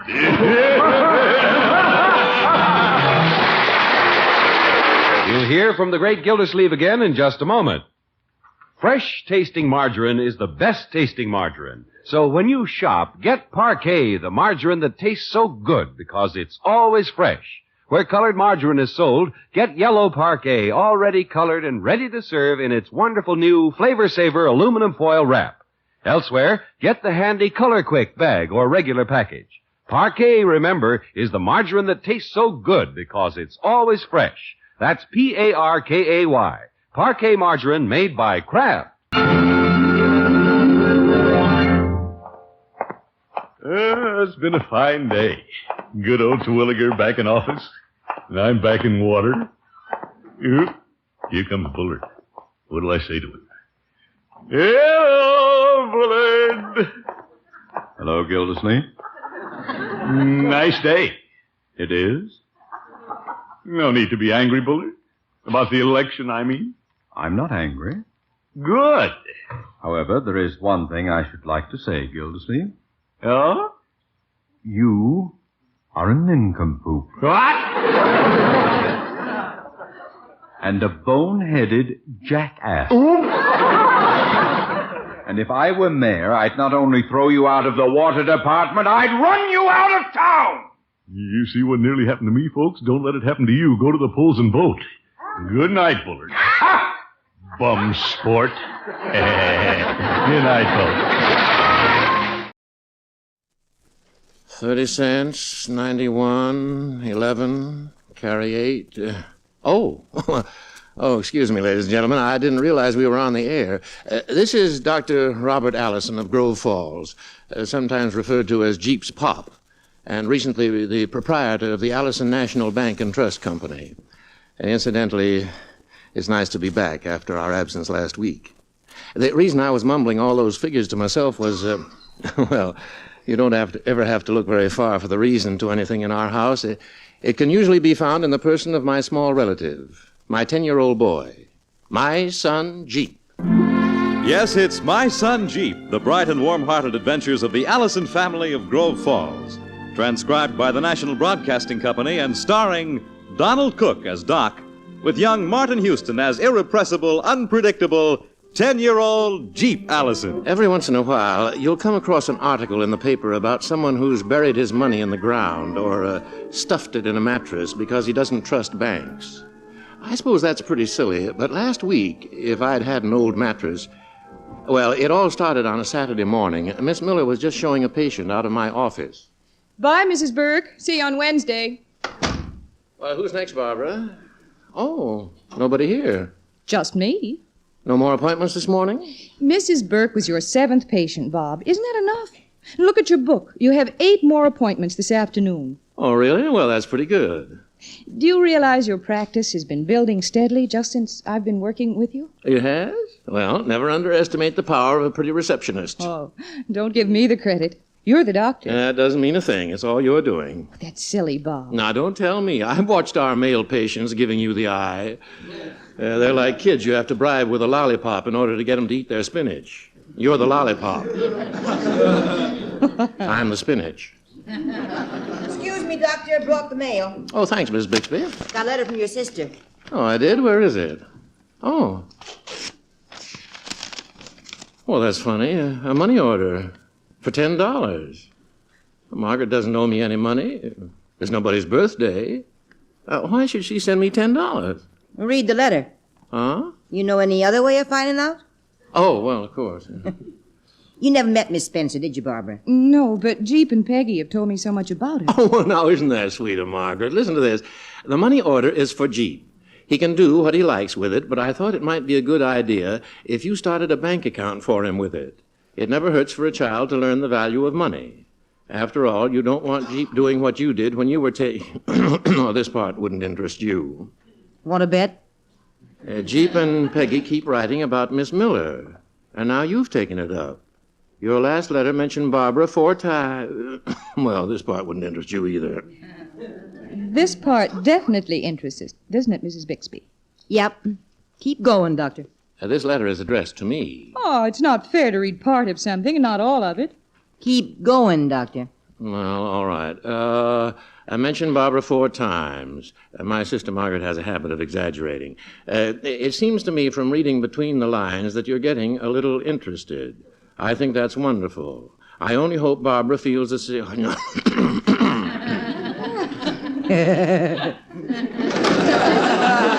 everybody. Thank you, Jeep. Like the U.S. Marines, you arrived in the nick of time. I did? That's good. Who's the letter from, Pop? Your Aunt Margaret. She sent you a present. Gee, what is it? $10. Boy, can I buy a lot of things with $10. Yep. Ice cream, candy, peanuts, popcorn, Cracker Jack, chewing gum. Maybe I'll get that new tool chest I was looking at. Your Aunt Margaret thought you might like to start a bank account. A bank account? What for? Oh, it comes in very handy, Jeep, when you need money. I've got my piggy bank upstairs. I can put it in there. It won't stay there very long, though. Besides, if you put your money in a bank downtown, it'll grow. Huh? Well, sure, you get interest. What's that? That's what the bank pays you for using the money you deposit. You expect me to let some old bank use my money? Oh, no, I'm going to use it myself. You don't quite get it, old boy. They use your money, but it's always there when you want it, and the interest is extra. How much extra? Oh, 2.5 cents for every dollar you put in. Let's see how much that would be. 10 times 2.5. Gee, it's 25 cents, isn't it? Not bad. And don't forget, the minute your money goes into the bank, it starts working for you. Working for me, huh? All right, Pop, let's put my money to work. Hello there, Doctor. Well, come on in. Well. So this is the young financier, is it? That's right. Jeffrey, this is the president of the bank, Mr. Poindexter. Hi. I'm very pleased to meet you, Jeffrey. What are you going to use my money for? What? I told him that when money's deposited, the bank uses it and pays interest for it. Oh, I see. Well, Jeffrey, there's no telling what we'll do with your money. We might finance a new building downtown or buy some bonds with it. Oh, that was my $10? We'll use other people's $10, too. Well, give Mr. Poindexter the money, son. Oh, you sure I can get this money anytime I need it? Oh, absolutely any time, Jeffrey. Well, suppose I come in tomorrow for it and you send it out to work and it isn't here. Well, how long do I have to wait for it? Are you planning to come back tomorrow to withdraw your money? Well, I didn't say that. I just said suppose. Well, you wouldn't have to wait for it, Jeep. But he said it'd be out working. We'd give you somebody else's $10. Wouldn't that get you all mixed up? You give me somebody else's $10, and they come in and you give them somebody else's $10. Well, they have enough money to take care of everybody, Jeep. You sure, Pop? Believe me, young fella, your money is perfectly safe here. You have my word for it. Well, you say so. Here. No, wait a minute. Now, what's the trouble? Suppose I run out of money over the weekend. How do I get some? The bank's closed. What would you like us to do, Sonny? Keep the bank open weekends for you? Gee, would you do that? Jeffrey, I don't want to rush you, but I'm a very busy man. Jeep, if you need money over the weekend, I'm sure you and I can come to some satisfactory financial arrangement. Now, give Mr. Poindexter the $10. Okay, here. No, wait a minute. What is it this time? Suppose you use my money to build a building and it burns down. Who loses, you or me? Me. I mean the bank. Are you satisfied? I guess so. Here's $10. Well, finally. If you will forgive my saying so, Dr. Allison, I never worked harder for less money in my life. I feel like I'd been through a ringer. I know just what you mean, Mr. Poindexter. Jeep usually has that effect on people who meet him for the first time. Did I show you my bank book, Miss Bixby? 6 times. We'll see it again? Not now, honey. I'm eating. Barbara, did I show you? Oh, yeah, I guess I did. You want to see it, Peggy? I've seen it. Here, son, I'll look at it. Okay. Well, good heavens, what have you been doing to this bank book? Nothing. Well, it looks so beat up. You only got it this noon. He's probably been showing it all over town. Pop, I was just thinking, having your money written down on a book isn't at all like having it in your hand, is it? Here I am on Pine Street, and the bank's all the way down on Main. Well, maybe they'll open a branch office for you down cellar. Anyway, your money's a lot better off in a bank. If you had it in your hand, it wouldn't be working for you. Yeah, that's right. Hey, Pop, how much interest do I have come to me so far? Well, you just deposited the money this noon. Oh, you mean it hasn't started working yet? Well, sure it has. And how much have I got coming? Well, by tomorrow, you'll have, Barbara. My goodness, I wouldn't know. Miss Bixby? Don't ask me. Peggy? I couldn't be bothered. Shall I call Mr. Poindexter and find out, Pop? And not tonight, Jeep. Mr. Poindexter had a hard day. Well, I'll go to the bank tomorrow and ask him. Wait a minute, I'll figure it out. 25 cents divided by 365. Well, just figuring roughly. It's slightly less than 7/100ths of a cent. You won't be buying any yachts for a little while. Gosh, is that all? Well, you have to give it time. It's only one day. But by the end of the week, I'll have 25 cents, though, huh? Jeep, don't you know anything? It's 25 cents for the whole year. Huh? That's right, dear. Gee whiz, Pop, why didn't you tell me that before? I thought you understood. 2.5% per year. Golly! How perfectly infantile. All this fuss over $10 in a savings account. Roscoe has his own checking account. Who? Father, every time I mention Roscoe Entweiler's name, you say who? Oh, yes, the boy who took you out on your first date. What's a checking account? Well, when Roscoe needs any money, all he has to do is write a check. Who does he write it to? Oh, it depends. For instance, if he goes to a store to buy something, he makes the check out to the store. You mean he doesn't have to go to the bank to get the money? Of course not. Can he write checks in the middle of the night when the bank's closed? Of course. Why would anybody want to write checks in the middle of the night? Well, maybe he sees better in the dark. Then that's what I want, Pop. What? A checking account. A what? Gee, don't be silly. Don't you think that you should wait until you're just a little older, dear? I want one now. But you've already got a savings account. I want to swap it for a checking account. Well, what on earth for? You heard Peggy. Roscoe can write checks in the middle of the night. I assure you there are better times for writing checks. Suppose it was a matter of life and death and we needed money fast. Could I call up Mr. Poindexter at his house in the middle of the night and ask him to come down to the bank and open up the safe for me? No, I don't suppose you could. Well, then. But look, old boy, you don't really need a checking account. Don't you want me to have one, Pop? Well, it's got nothing to do with wanting. So you and I will go back to the bank tomorrow, collect the interest they owe me, and change over to a checking account. Come right in, Dr. Allison. Oh. Hello there, Jeffrey. Did you come down to put more money in your account? Nope, won't take it out. What? Don't worry. I'm not going to another bank with it. See, I already know everything about savings accounts, so now I want to find out about checking accounts. So you know all about savings accounts, eh? Well, I've been in the business for 25 years, and I'm still learning new things every day. Well, anyway, I want a checking account. A what? That's what he wants. I tried to talk him out of it, but he insisted on seeing you. But a checking account for a child? That's out of the question. You see, son? Why? Why what? Why is it out of the question? Oh, never mind why. It just is. Hey, if it's not too much trouble, Mr. Poindexter, would you mind explaining to Jeffrey? You see, I make a point of never saying no to the children without saying why. Oh, well, all right. You see, Jeffrey, the Grove Falls National Bank does not give checking accounts to children. Why not? Because it is against the bank's policy. Why? Dr. Allison, when you explain why to your children, how long do you go on with it? Well, that depends on how long they ask questions, usually for quite a while. I do not have that much time. Now, look here, Jeffrey. Yes, sir? Checking accounts are for grown-ups. You'll have to take my word for that. So you go on home and forget the whole thing. Tell me something, Mr. Poindexter, just as a matter of information. Is there a law against children having a checking account? Well, no. See? But any bank president who gives a child one ought to have his head examined. Will you or won't you? What, have my head examined? No! Give me a checking account. Definitely no. Well, let's go, son. You have to get back to school. Then I want my $10 back. But, Jeffrey... Maybe I'll start my own bank. Then where'll you be? Oh, now, wait a minute. If my money's not good enough for a checking account, then it's not good enough to put up buildings with either. Jeep, I still don't see why you took your money out of the bank just because they wouldn't let you start a checking account. You're losing 25 cents a year. I don't care, Miss Bixby. I like the way they do business. Only grown-ups can write checks. Guess they forget that all kids are going to be grown-ups someday. Then where'll they be? Who, the children? No, that old bank. But you ought to be glad they turned you down. Every time you write a check, it'll cost you a nickel. How come? Well, a bank can't handle checks without getting paid for it. Well, why not? Aren't they using the money?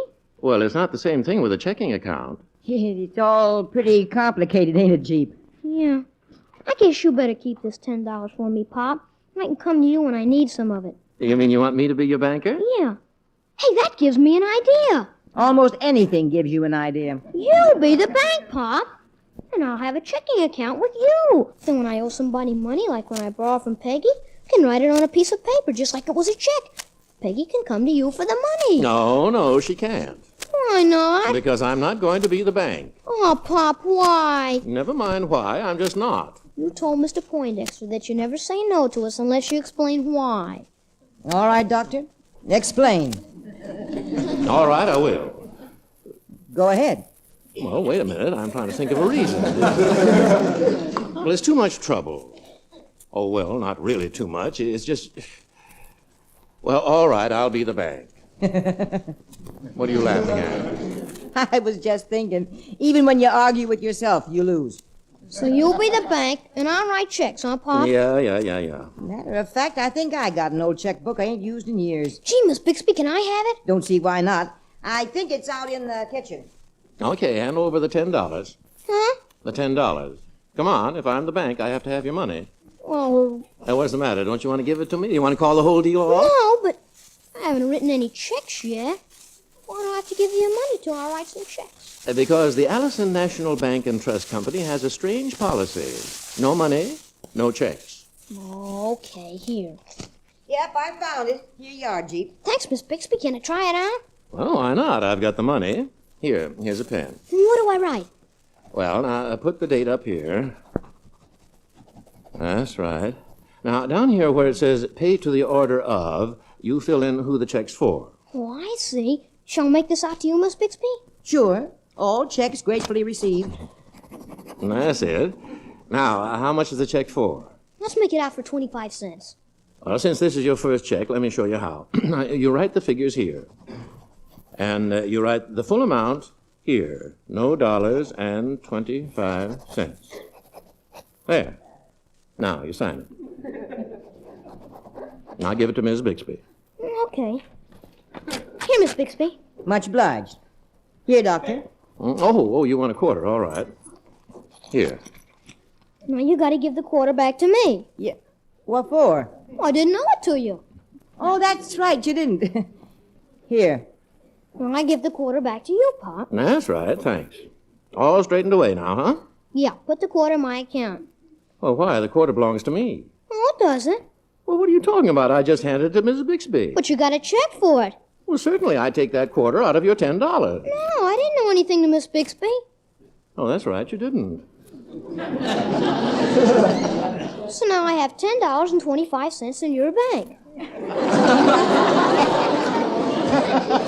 Oh, now, wait a minute. What about this check? Oh, I forgot all about that. That's another 25 cents. Now you owe me $10.50. Gee, you can make money with these checking accounts. Somewhere, somehow, something is crazy. I'm beginning to understand why Mr. Poindexter said no. Pop busy, Barbara? Afraid so, Jeep. Anything I can do for you? Well, the new issue of Incredible Stories just came out today, and I've got to get a copy. It costs 35 cents. Well, I'll lend you the money, dear. You don't have to. Got a checking account. But I can't write the check to the drugstore, so I'll get the money from Pop. Well, then write a check and make it out to cash. Where's your checkbook? Here. My, you don't have very many checks left. Well, I've been pretty busy. Oh. See right here where it says pay to the order of? You write the word cash. That's all you have to do. Gee, that's pretty good. When you need money, you write cash on the check, and you get cash. That's right. Who do I get the cash from? Well, anybody you give the check to. You can give it to me. And you'll give me 35 cents. Correct. Oh, I get it. You'll give Pop the check, and he'll give you the money. Go to the head of the class. Sure can do an awful lot with a checking account. How'd I ever get along without one before? Okay, here. Here's your 35 cents. And here's your check. Barbara, there'll be a messenger coming by from the hospital to pick up those x-rays. Oh, hi, son. You want to see me? No, so Barbara took care of everything. So long. See you later. What'd you take care of? He needed 35 cents for another science fiction magazine. So he wrote me out a check. Well, doesn't that kid do anything but write checks? I have 5 here. You owe me $1.46. Well, what's he doing? Bringing you a check every hour? He just brought in this last one. His friends brought in these others. His friends? They've been coming here to the house? In droves. Oh, I had no idea Jeep was writing checks outside the house. Jeep has been writing checks everywhere. Now, let me see. Paid to the order of Boots Douglas, 18 cents. Tommy Barton, 11 cents. Skeeter, 9 cents. Skeeter? Skeeter who? Doesn't he have a last name? Bobby Frazier, 73 cents. Bobby hit the jackpot. Cash, 35 cents. Well, who's this kid Cash? He doesn't seem to have a first name. Oh, Bob, come on. Come on, where? Look, Cash, K-A-S-H. It is supposed to be C-A-S-H. Get it? Oh, well, why didn't he spell it right? I have to be a bank. I don't have to be a mind reader. You still owe me $1.46. Well, I wish I'd never started this whole thing. Here. Thank you. Well, if it gets any worse, I'll have to hire a bookkeeper just to take care of Jeep's account. Doctor, you owe me $4.05. What for? I already gave you the household money for this week. Oh, it ain't that. I've been paying on Jeep's checks. Again? Still. Been going on 3 days. Miss Bixby, don't you think you're cashing too many checks for Jeep? Now, what am I supposed to do when they come to the door and ask for money? Who? Oh, I don't know half of them. But every 10 minutes, it seems like, the doorbell rings and there's another child with another check. Well, one thing you have to admit, Bob, Jeep's certainly not hoarding his money. Well, how many checks have you, Miss Bixby? 12. 12? Well, what's he buying, the Taj Mahal? All I know is he's brought home more marbles and toys in the last few days than I ever saw before. Anyway, you still owe me $4.05, Doctor. Well, you'll get it. When? Here. Thank you. Now, if anybody else shows up with a check, I'm going to tell them the bank's closed for the day. What do you suppose Jeep wants with all those marbles and the toys? Well, maybe he's trying to corner the market. Father, you owe me 30 cents. Now, I know you've got one of Jeep's checks. Well, how did you know? I took a wild guess. I'm glad you appreciate my wit. Here, Peggy. Pay to the order of Benjamin Franklin. Oh, no. Now, this is going too far. Well, what's the matter with that, Father? Well, a joke's a joke, but do you happen to know who Benjamin Franklin is? Well, certainly. Do you happen to know that Benjamin Franklin is dead? Oh, Father, don't be ridiculous. I saw him in school this morning. You saw Benjamin Franklin in school? As a matter of fact, we walked part way home together. You walked home with Benjamin Franklin? Yes, I did. Well, you know him, Father. His family runs Franklin's meat market. Oh, well, that Franklin. Well, I was thinking of somebody else. Oh, in all my months in this house, that was the weirdest conversation I ever listened to. No, very funny, I'm sure. How did you happen to get this check, Peggy? I cashed it for Mary Patricia Pearson. Well, how did she happen to get it? Well, Mary Patricia cashed it for her brother. Here we go again. And her brother cashed it for Boots Douglas's brother, and he cashed it for... Oh, never mind. I get the idea. Here's your 30 cents. You've already paid me, Father. There, you see how mixed up I'm getting? Oh, why didn't I have the strength of character that Mr. Poindexter showed? Why didn't I say no? $0.73, 16. Here's one for 9. What in the world can you buy for 9 cents? I don't know, Bob. 3-cent stamps? Yeah.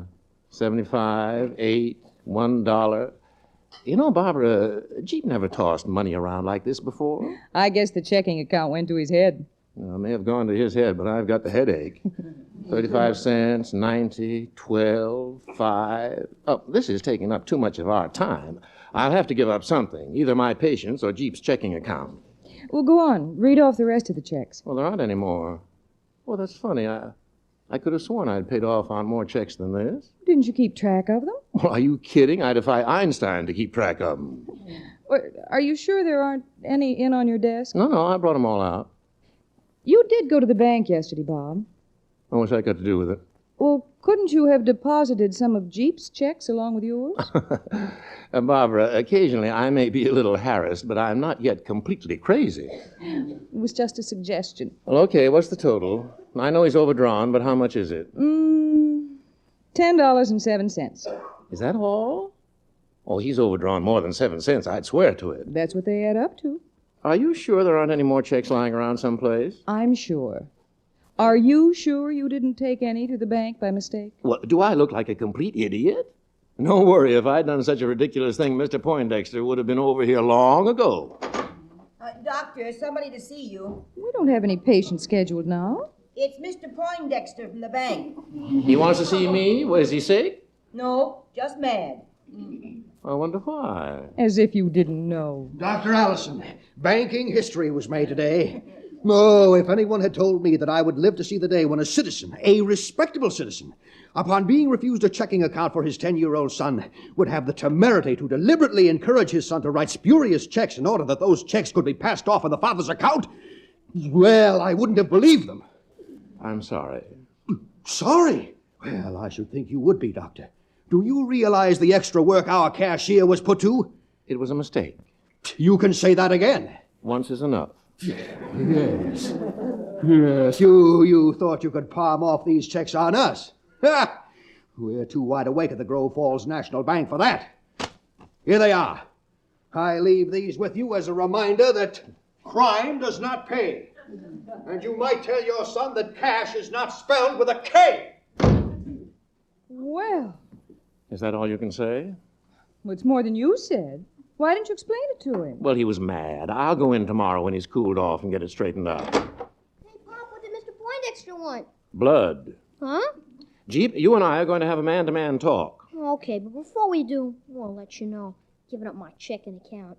Huh? You took the wind right out of your sails. Now we can have our man-to-man talk. We've just had it. Huh? Why are you giving up your checking account, Jeep? I now is getting too complicated for me. For you? Yeah. You never know how many checks you got out or who's got them. Besides, with a checking account, you spend money too fast. Well, you can say that again. So you give me all the money that's left over and... Money left over? Well, you owe me. I do. It's only about $2, dear. Take it out of my allowance, Pop. Oh, thanks so much. There, Bob. Everything's straightened out. Not quite. Take a letter, Miss Miller. To whom it may concern, due to an extraordinary run on our premises, this is to announce the immediate and permanent closing of the Allison National Bank and Trust Company.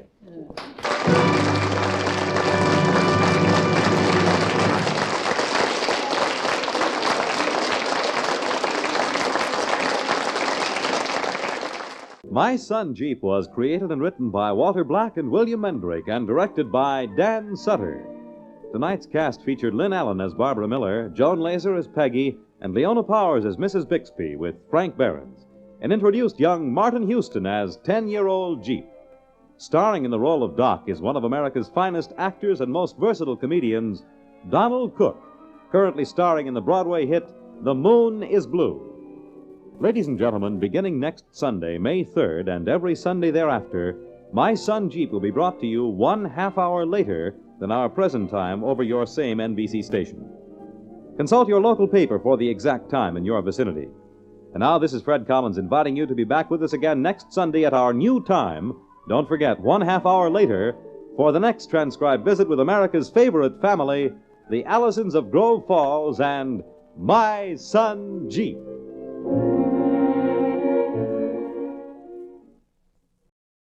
From Hollywood, Colgate Tooth Powder for a breath that's sweet and teeth that sparkle presents The Mel Blanc Show. My lawnmower needs sharpening. I've got to take it to Mel Blanc's Fix-It Shop. My wife's percolator top is cracked. I've got to take it to Mel Blanc's Fix-It Shop. Oh, my stocking has a run in it. I've got to take it to Mel Blanc's Fix-It Shop. My wife's going to have a baby. I got to take her to Mel Blanc to the hospital. Colgate Tooth Powder for a breath that's sweet and teeth that sparkle brings you The Mel Blanc Show with Mary Jane Croft, Earl Ross, Joe Kearns, Zookie, Victor Miller and his orchestra, and as the star in his own Fix-It Shop, Mel Blanc. Now let's drop in at Mel Blanc's Fix-It Shop. You know, Mel is one of those fellows who'll tackle any odd job and make it come out even. But it's an even bet that when he's through, the odds will be against him. You'll see just what I mean as soon as you listen to Mel talking things over with his girlfriend, Betty. Gee, honey, your father's going to be proud of me when he sees how I fixed up everything for the company picnic tomorrow. The tables, the chairs, the barbecue. Yes, Mel. Yeah, but I keep remembering last year's picnic. You and I stayed after everybody left. Uh-huh. You slipped your arm around my waist. I slipped my arm around your waist. Yeah, and then we both puckered up and... Yeah. We blew out the fire together. Oh, silly. But really, tomorrow's picnic means a great deal to Father. Well, what's so special about it? Well, this year, Lionel Owens, the district manager of Supermarkets Incorporated, is guest of honor. Well, that's nice. But you and I will be together all day. Now, listen. Huh? You see, Daddy has an idea Mr. Owens may promote him to be assistant district manager. Gee, that'd be nice for your father. Hey, look, honey, tomorrow, let's you and I take a rowboat. Now, I'm trying to tell you something. Huh? Lionel Owens is very important to Daddy. And I have to be with him most of the day, make things pleasant for Mr. Owens at the picnic. Oh, I get it. We just want to help Daddy in any way we can, you know. I know, and I'm trying my best. Look at this banner I painted to welcome Mr. Owens. Wait till I read it to you. The employees of Supermarket Incorporated number 12 welcome Lionel Owens, Big Ham. Mel! Big Ham and Shrimp Barbecue. Guess I put the comma in the wrong place. Honey, you don't really mind about Mr. Owens and me tomorrow, do you? Well, I had it all planned to be with you. I know, but what about Father? Let him get his own girl. I mean, Darling, if Mr. Owens has a good time at the picnic tomorrow, there may be a promotion in it for Daddy. Remember, Mr. Owens is pretty important. Yeah, he must be. Your father came here this morning just to tell me that Mr. Owens is a big success in business. Not like some other people he knows. Oh, Mel. And he told me Mr. Owens was a big athlete in college, all-American, a real man. Not like some people he knows. He said Lionel Owens is a kind of a man any father would be proud to have for a son-in-law. Not like some other people he knows. I wonder who all those people are your father knows. Now, you know Lionel Owens couldn't possibly mean a thing to me. You're just as big a success as he is any day. You know it and I know it. Yeah, too bad it's just a secret between you and me. Well, honey. Anyway, tomorrow, remember, I'm spending the day with Mr. Owens to please Father. It's strictly a business deal. Yeah, and I'm getting the business. Oh, hello, Mr. Colby. Yes, it is a nice day, isn't it? Melvin, I'm a little worried about the picnic tomorrow. Oh, there's nothing to worry about. Uncle Rupert, Zuki, and I fixed everything. The chairs, the barbecue, the banner for Mr. Owens. Mr. Owens, I'm worried about. He has an idea. He's just as good an athlete as the day he left college. He thinks he's as strong as an ox. Well, gee, Mr. Colby, he ought to enjoy showing off on those 2 strength testers.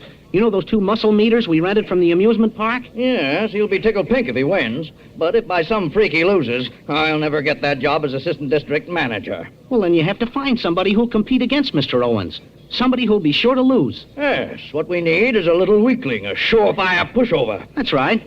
I know just the man, but I don't know whether or not he'd do it. Oh, Mr. Colby, anybody who'd refuse to help you in a situation like this is a, well, That's all I wanted to know. Then I'll ask him. What's his name? Mel Blanc. Mel Blanc? Me? Oh, hey, Mr. Colby, I'm no athlete. Exactly. You get the idea. Oh, no. I posed for one of those health ads. You know those before and after pictures? Which one were you, before or after? Neither. I was heaven forbid. Oh, but it's wonderful. You know, I can just see it now. Lionel Owens takes the mallet, swings at the muscle meter, up goes the whatchamacallit, hits the thingamajig, and the bell rings. Yeah. 1,000. The meter reads Superman. Gee, and Mr. Owens wasn't even trying. And then comes your turn. Yeah. You step up, swing the mallet down with all your might. The thingamabob flies up and up and up and up. What does the meter read for me? 100, Mickey Mouse. Oh, but Mr. Colby, what will Betty think of me? Now, we won't say a word about this to anyone, understand? I knew I could count on you, son. Oh, now I must go down to the station and pick up Mr. Owens. Must you? In fact, I think I'll bring him here first, just to let him see what kind of competition he'll be up against tomorrow. Well, I heard a cutthroat competition, but why must it be my throat? Mel, is it true what Father told me? You're going to compete against Mr. Owens tomorrow? Yeah, on the muscle meter, but... Oh, darling, I'm so proud of you. Well, maybe you better wait till tomorrow. Oh, Mel, this is what I've been waiting for. You taking this way to show Daddy you're not spineless, that you've got a lion's heart and a quick eye. Gosh, wouldn't it be easier if he just gave me a physical? Oh, darling, I just know you're going to win. Oh, look, here comes Father, Mr. Owens, now. Come on in, Mr. Owens. I want you to meet Bearcat Blanc, the strongest man in town. I'd be delighted to. Hello. Hello. Oh, yes, and this is my daughter, Betty. Hello, Mr. Owens. Well. I've looked forward to meeting you. It's my pleasure. It's my girl. Now, Mel, aren't you going to shake hands with Mr. Owens? That's right. Put her there, Bearcat. Oh! What's the matter? Oh, nothing. I never use that hand much anyway. Say, I hear you're quite a fella in the muscle department. Good. I want some real competition. Here, feel some real muscles. Well, go on, feel. Gee, they are real, aren't they? You know where I got these? Eastern Columbia, Broadway at 9.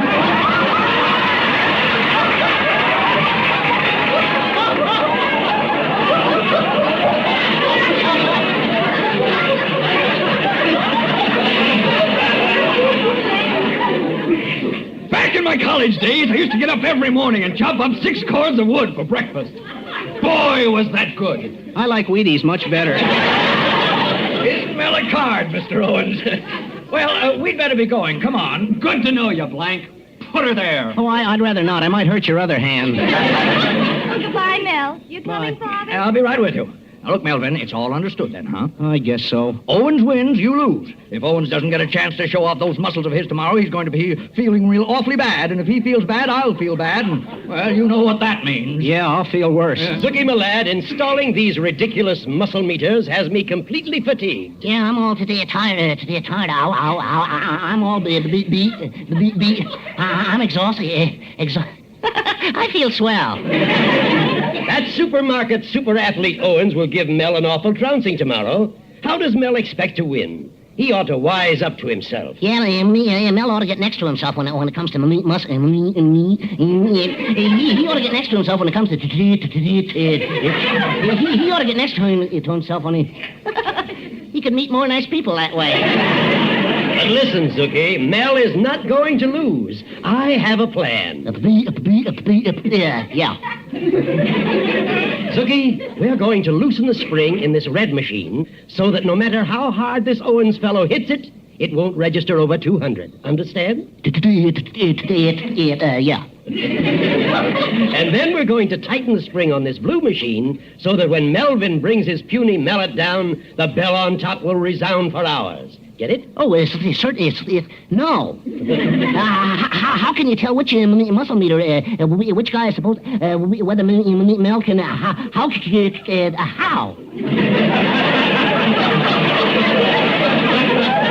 Don't you worry, Zookie. I'll see that Mel works only on the blue machine. I've taken care of that. Honest Uncle Rupert had himself appointed referee. You did? Yes, my lad. Melvin just can't lose. A breath of trouble makes no detour. It strikes the rich as well as the poor. Perhaps that little breath of trouble, unpleasing breath, has even caught up with you. Be on your guard. Do this. Brush your teeth night and morning and before every date with Colgate tooth powder. For Colgate tooth powder cleans your breath as it cleans your teeth. Yes, scientific tests have definitely proved that in 7 cases out of 10, Colgate tooth powder instantly stops unpleasing breath that originates in the mouth. What's more, no dentifrice at any price cleans your teeth more quickly and thoroughly than Colgate tooth powder. Remember to buy it first thing. And remember the name Colgate tooth powder with the accent on powder. Well, our Mr. Fix-It, Mel Blanc, is really in a fix. Mel has promised to lose to Lionel Owens in a contest of strength on the muscle meter. But Uncle Rupert and Zookie, who know nothing of Mel's promise, have fixed it so that Mel can't lose. Well, we find Mel and Betty at the picnic grounds now, but you can bet that before the day's over, it'll be anything but a picnic for our hero. Hey, look, Betty. Suppose I don't show up so well against Mr. Owens. Would it matter very much to you? Oh, of course not. I know you're going to do your best against him in this contest. And when it's all over, you'll feel like a new man. Yeah, and whoever I feel like will be an improvement. Honey, don't talk like that. I know you're going to win today. How can you be so sure? Well, I love you, don't I? That's logical. Oh, be serious, darling. What's the matter with you? Oh, I don't know. I just don't have the ambition to amount to anything. Now, that's silly. I don't have the personality to amount to anything. That's not true. And I don't have the brains to amount to anything. Well, this is a fine time to stop arguing with me. Oh, darling. Well, now, listen, I really must get back to Mr. Owens. Say, do you know what that big windbag said? What, honey? He said he can tear a telephone book in half. Isn't that funny? Can he? Yes, he tore one in half for me. Oh. A Chicago directory, too. Oh. Well, I can tear a telephone book in half, too. You can, Mel? Yeah, if it's one from Ghost Town, Arizona. Well, goodbye, honey. Bye. Don't forget, I'm with you. Thanks, honey. Oh, this is fine. If I win, I lose. If I lose, I win. Well, at least you can't say I'm not getting an even break. Zookie, oh, Zookie! Yes, Uncle Ruby. Hi, Rube. Are you sure you fixed those muscle meters so that Melvin can't lose? Oh, yeah, everything is okay. Check. What took you so long? I ran into Dr. Crab. Dr. Crab, that dog doctor. What's he doing here at the picnic? Well, he wants to see you. Here he comes now. I'll talk to him. Zookie, you get back and watch those machines. Yeah, okay. Oh, hello, Christopher. How's the good dog doctor today? Consultant veterinarian, if you don't mind.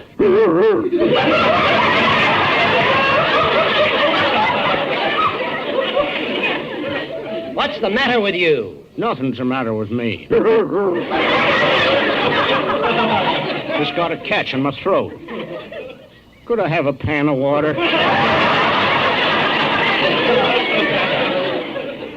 Say, Christopher, do you realize you hang around dog kennels so much, you're beginning to sound like a dog? You're very kind. Thank you, Rupert. Christopher, I'm in a hurry. I have to referee a contest of strength between Melvin and Mr. Owens. Oh, I wish you'd introduce me to Mr. Owens. I want to ask him to market my special dog food. It's called Dr. Crab's Doggy Dinner. How does it taste? Oh, delicious.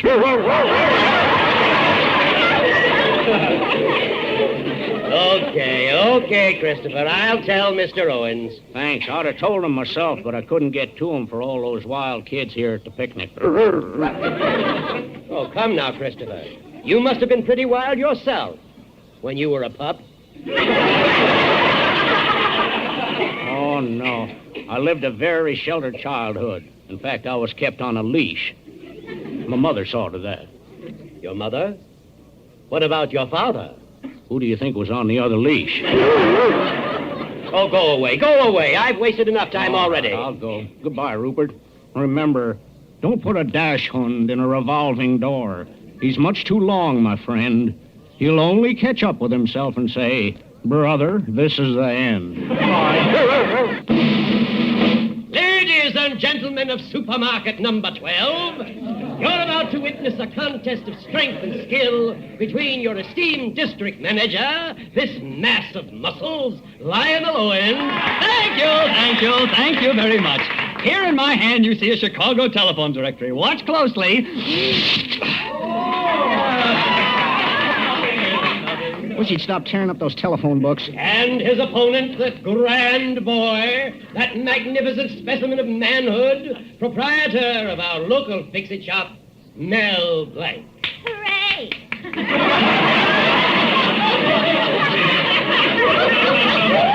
Thank you, Miss Colby. And now, Mr. Owens, step right up to your muscle meter. No, not that one, right here. The red one. Anything you say. Now, gentlemen, the first one to ring the bell will be the winner. You have 3 tries. You're first, Mr. Owens. Go ahead. Okay. Stand back, everybody. This is going to be a cinch. 1,000 the first time. 100. 100 on the muscle meter.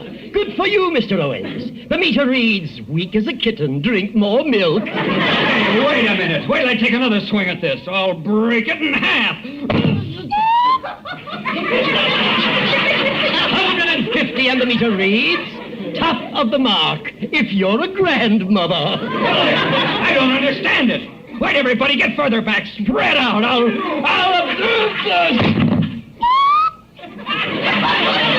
Back to 100, and the meter again reads, weak as a kitten. Oh, no, it can't be. I'm through. Oh, don't worry, Mr. Owens. I probably won't hit 75. That's right, Mel. You won't hit that high, will you? Me, Mr. Colby? Why? Right here, Melvin, the blue muscle meter. Step right up, my boy. Go ahead, darling. You show him. Okay. Well, here goes, everybody.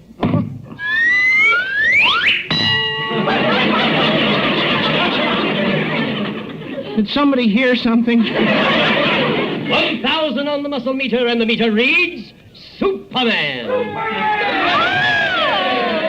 That's wonderful, Melon, with only one hand. Yeah, my left hand, too. Well, Blanc, I want to talk to you. Oh, Mr. Colby, honest, I just talk to you. I can't now. I'll see you later. I got to get a candy bar, for energy. Melvin, my boy, wait for Uncle. Mr. Colby?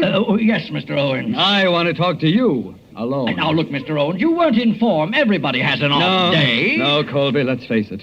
I'm slipping. I've been working too hard as district manager. The old fire is gone. Fire? Oh, you mean the fire's gone. Oh. Yes, Colby. When I got out of college, I promised myself that the moment I started losing my grip, I'd give up work completely and build myself up again. You don't say. Now you can help me, Colby. You've got to take my place as district manager. Me? District manager? No, I know it'll take a toll of your strength as it did me, but you won't let me down, will you? Will you accept? Will I? I will. Let me get this straight. You say you and Zuki fixed those muscle meters so I couldn't help winning? Exactly, my lad. No job too big for the fix-it shop. Now, are you pleased with your old uncle? Oh, but you don't understand. The only reason Mr. Colby entered me against Owens was for me to lose. I promised to lose. Lose? Mr. Colby will kill me. He'll lose his job. Oh, what a mess. Oh, I'm sorry, Melvin. Hey, wait, maybe it's not too late. I hope I can straighten this out before Mr. Colby gets fired. Say, Mr. Owens. Yes? Say, what do you say you take another crack at the muscle meter, huh?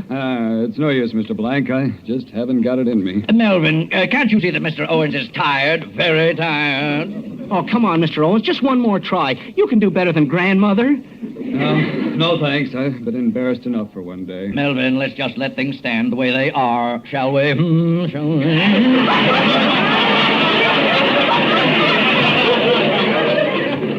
Oh, Mr. Owens, please. Here, take this mallet. Step up to the blue muscle meter. Please, go on. Try it, please. Well, okay, but it's really no use. You see, 1,000, Mr. Owens. You're a... Yeah, I'm Superman. I'm Superman! Whoa!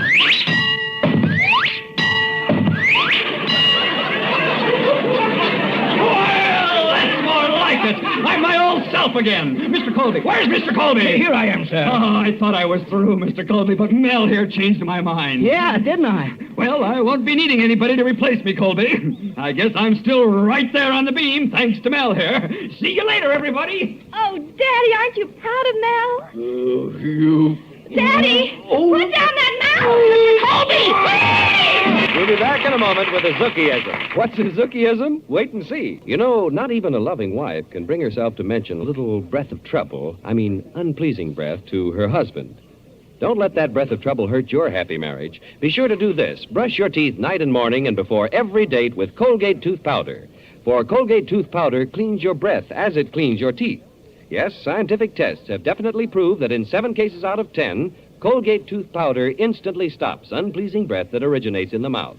What's more, no dentifrice at any price cleans your teeth more quickly and thoroughly than Colgate tooth powder. Remember to buy it first thing.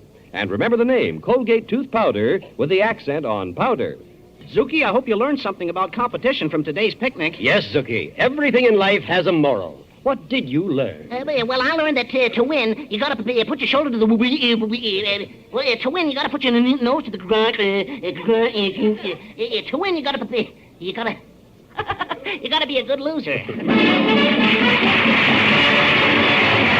This is Bud Houston reminding you that Colgate tooth powder for a breath that's sweet and teeth that sparkle brings you the Mel Blanc Show every Tuesday at this time. Be sure to join us again next Tuesday night for more fun with Mel and the people you'll meet in Mel Blanc's Fix-It Shop. Say hello to Halo Shampoo if you want naturally bright and beautiful hair. For Halo Shampoo contains no soap, therefore leaves no dulling soap film. Halo lets hair sparkle with natural brilliance. Even in hardest water, Halo makes oceans of rich, fragrant lather to quickly carry away loose dandruff and dirt.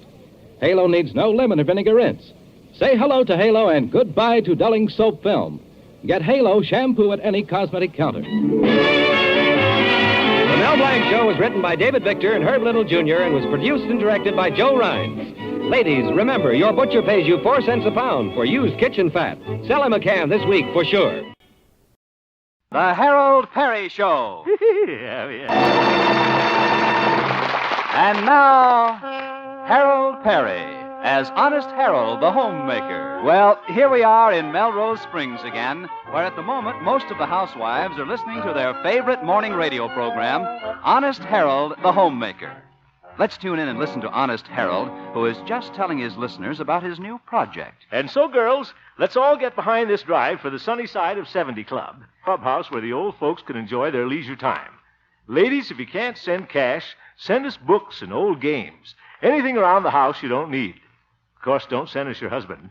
Hello, Gloria. Oh, good morning, Harold. How's the mail for the sunny side of 70 Clubhouse coming in? It's not. Golly, Mr. Hemp, I'm sorry your campaign to help the old folks isn't going over. Yeah, so am I, Gloria. Everybody sort of forgets about the old people and how lonesome they must get. I just thought they deserve a clubhouse where they could get together, play games, have some fun in life. Remember the old saying, Gloria? The years pass silently, but old age creeps up on you. Gee, someday I'll be old. I'll have children, then grandchildren, then great-grandchildren. Oh, what'll I do? Well, I'd get married first.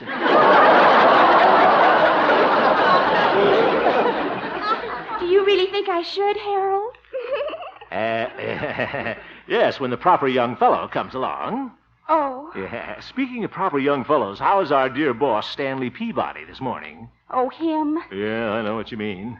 Why is it with all the nice radio station managers in the country we had to get that pickle face?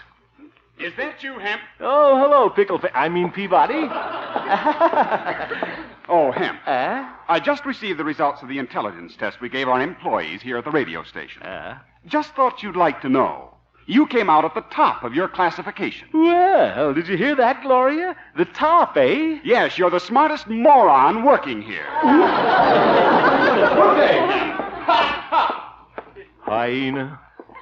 Smartest moron. Gee, you came in first. I came in sixth. Well, I guess I didn't do so bad after all. See you later, Gloria. A lot of traffic today. 4 cars and a bicycle. Guess I'll cross the street here.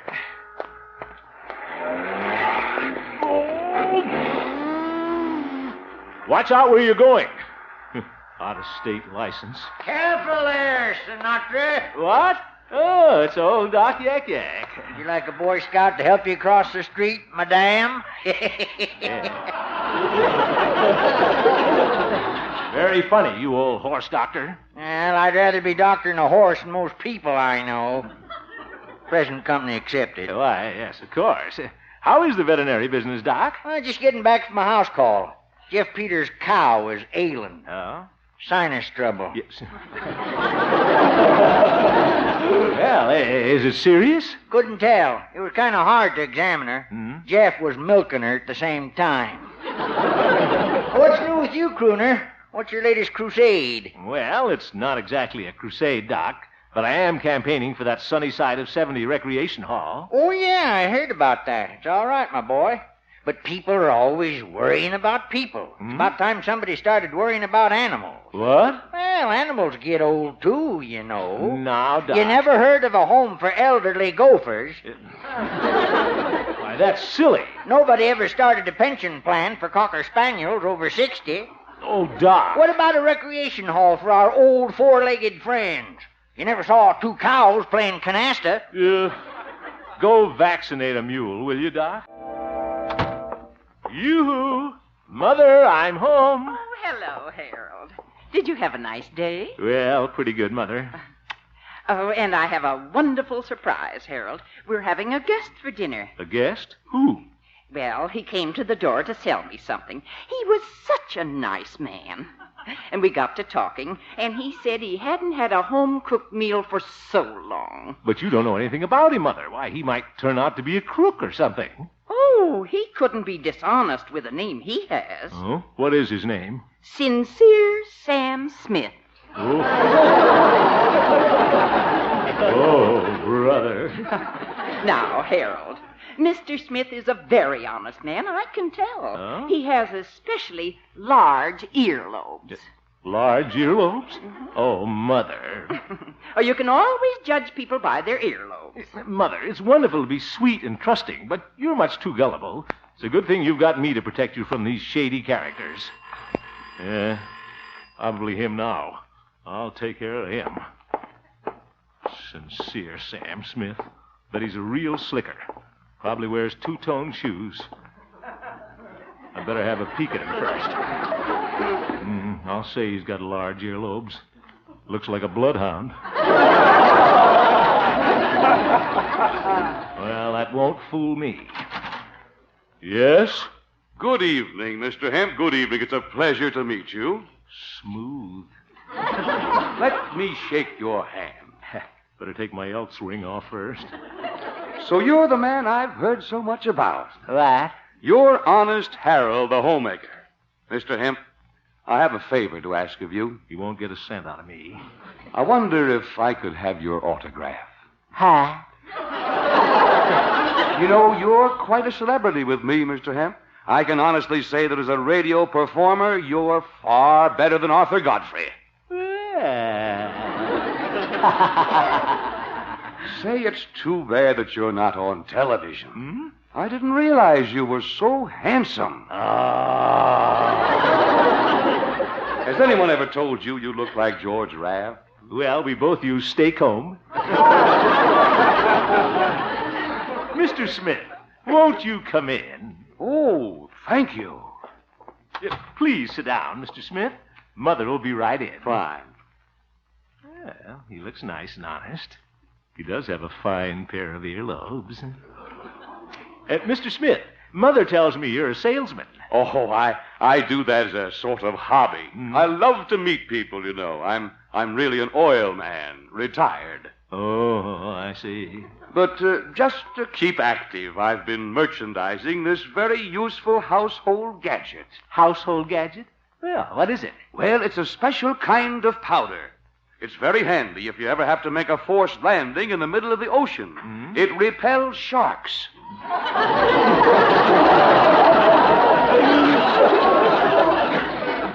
Repel sharks, eh?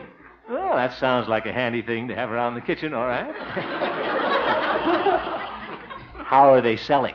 Well, not too well, Honest Harold. Oh? I bought a whole carload of them, too. War surplus, you see. I guess I'm just an old country boy, but I couldn't stand to see the government, my government, stuck with all that shark repellent. Well, say, you're a real patriot, Sincere Sam. Oh, I try to be. But you are the real humanitarian. I am? Yes, that's a wonderful idea you have. The sunny side of 70 Clubhouse. It's too bad you're having trouble raising that money. Well... Honest, Harold, I like you. I like your face. Oh, it's just a face. You know what? I'm going to raise that money for you. You are? Yes, indeed. All you have to do is to sell my shark repellent powder over your radio program. And you can keep 25 cents out of every dollar for your clubhouse. Gosh, how can I ever thank you? I'm glad to do it. There's just one thing, Honest Harold. If we're going into this partnership, I'll have to ask you to put up a bond of $50. A bond? Well, don't you trust me? Of course, yes. Personally, I trust you 100%. But we have to protect the old folks. Say, that's pretty thoughtful of you, Sincere Sam. Yeah. Just a minute here. I'll get my wallet. Yeah, there you are. Thank you. May I have my wallet back now? Excuse me.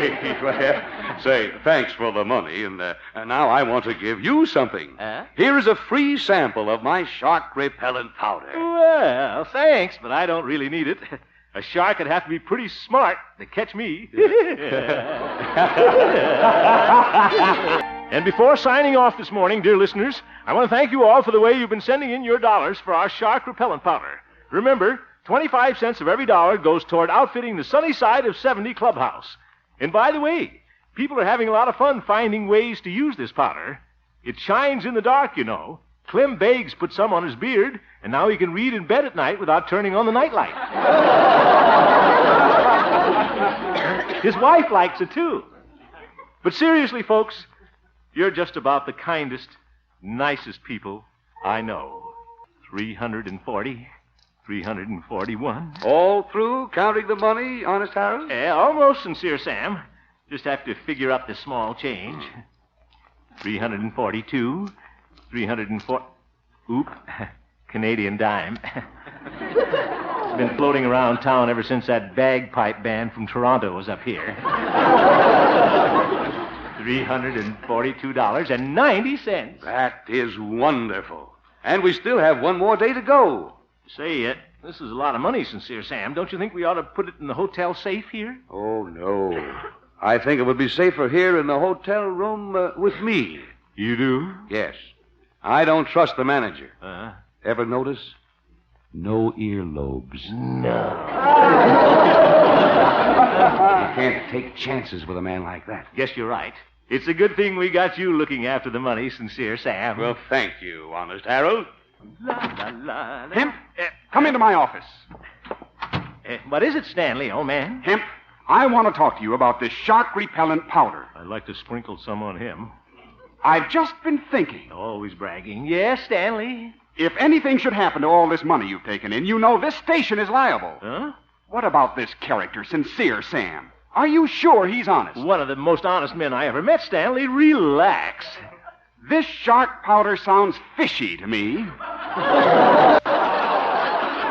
Well, you made it funny. It looks to me like Sincere Sam has pulled the wool over your eyes. No, I'm just wearing my bangs kind of low today, Stanley. Imp, you're such a sheep. Sheep? Are you sure this Sincere Sam hasn't been fleecing you? Stanley, if it'll make you feel any better, I'll call good old Sam and have him bring the money over right now. Gloria, get me the Antler Hotel. Stanley, you're going to feel awfully ashamed of yourself. Hello? Antler Hotel? I'd like to speak to Sincere Sam Smith, please. I'll wait. Calling me a sheep, Stanley. Shame. Hello? What's that? Sincere Sam is gone. He checked out. Well, Hemp, what have you got to say? We'll return for the second act of our story, Honest Harold, in just a moment. The National Guard is now beginning its 1950 recruiting drive. 220,000 men are needed to reach the desired quota. Why not stop in at your local National Guard recruiting office and learn the full details? To keep America prepared, the National Guard needs you now, today.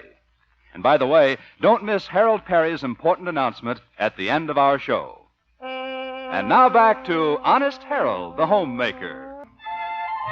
Well, Honest Harold is learning that large earlobes may hide a dishonest heart. For the great philanthropist, Sincere Sam Smith, has left town with the money raised for the Sunny Side of 70 Club. Right now, Harold is in Stanley Peabody's office on the carpet. But I just can't understand it, Stanley. There must be some mistake. There is, Hemp, and you made it. And it just goes to prove what I've always said. You're an incompetent, idiotic, bungling, stupid? Yes. Stupid dolt. You're so right, Stanley, and I read all those people down. They'll never get their clubhouse now, and all those nice people who sent in their dollars, and that Canadian with his dime. Well, you've got more than that to worry about. I hate to do this, but I'm afraid I'm going to have to turn this whole matter over to the police. You mean they'll put Sincere Sam in jail? Oh, Mother's going to be very upset about that.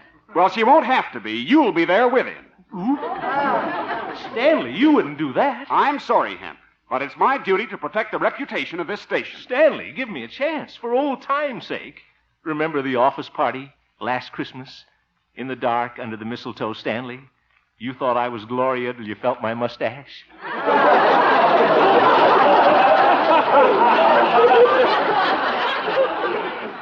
This is no time for sentiment, Harold. Now, honest, Harold, I'll give you just 24 hours to get that money back. 24 hours? And if you don't, you'll be going up the river. Up the river? Gosh, she's throwing me to the sharks, and I sold out all that powder. I guess it's no use, Harold. We've called almost every town around here, and there's no sign of Sincere Sam. Yes, Gloria, but I just gotta find him. Well, all right. I'll try another town. Good old Gloria. Call the hotel in Honkerville. Operator, get me Honkerville 13, please. Hello? Honkerville Plaza? Just a moment, please. Here's your party, Harold. Yeah, thank you. Hello, desk clerk? I said desk clerk? Must be deaf. Did a stranger check into your hotel lately? He did? And he wore a frock coat? Patent leather shoes? Duckbill haircut? When did you see him last? 1905. William Jennings Bryan. Oh, my goodness. What? No, I'm not going to vote for him. Goodbye. Oh, brother, it's no use, Gloria. We failed. Excuse me, Harold. Station KHJP. What? What? Oh, thank you. What is it, Gloria? Oh, that was the hotel in Sigmund City. Sincere Sam just checked in there. Oh, Gloria, you're wonderful. Why, Harold, you kissed me. Does that mean we're engaged? Gloria, for heaven's sake, I'm in enough trouble now. Oh, brother, I gotta move fast now. I'll get Pete, the town marshal, and we'll dash over and slip the handcuffs on Sincere Sam Smith before he knows it. We'd better hurry, though. He's pretty slippery. He's liable to sneak out of Sigmund City before we get there. Hope the marshal's in. Good. There he is. Marshal, I gotta see you right away. Just a minute, Harold. I'm on the phone. Now, what was that again, Miss Crocker? You want a dog license? Pete, this is urgent. Now you just have to wait your turn. Oh. Now, Miss Crocker, I'll have to fill out a form. What's the dog's name? Geraldine. Well, now that's a cute name. Let me write that down. Cute name. And what's the dog's age? Uh-huh. Married or single? I must have the wrong form. Oh, brother, look here, Pete, I'm in a hurry. Yeah, well, I'll take care of it, Miss Crocker. Goodbye. Now, what can I do for you, Harold? Well, Pete, how's your mother? Did you get over a rheumatism? Yes. Marshal, I want to report a robbery. Robbery? Okay, we'll have to fill out a form. What? Where did I put that? Here it is. Form's kind of dusty.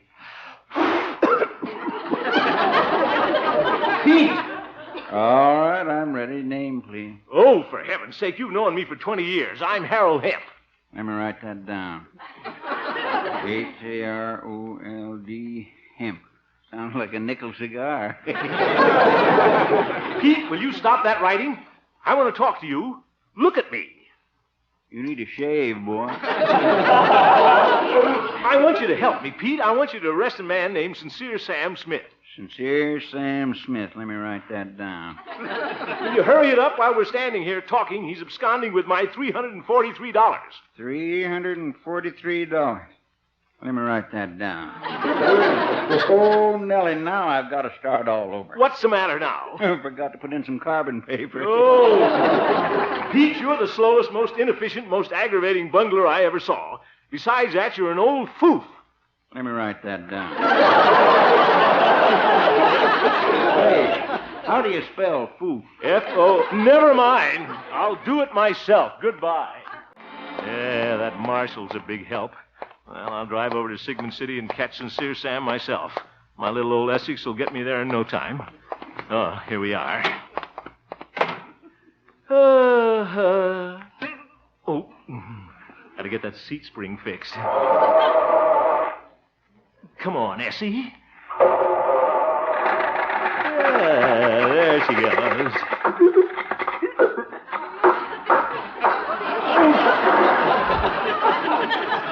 Darn it. Same old trouble. Chicken feathers in the gasoline. I won't buy another gallon of gas from Charlie till he gets rid of those leghorns. Come on.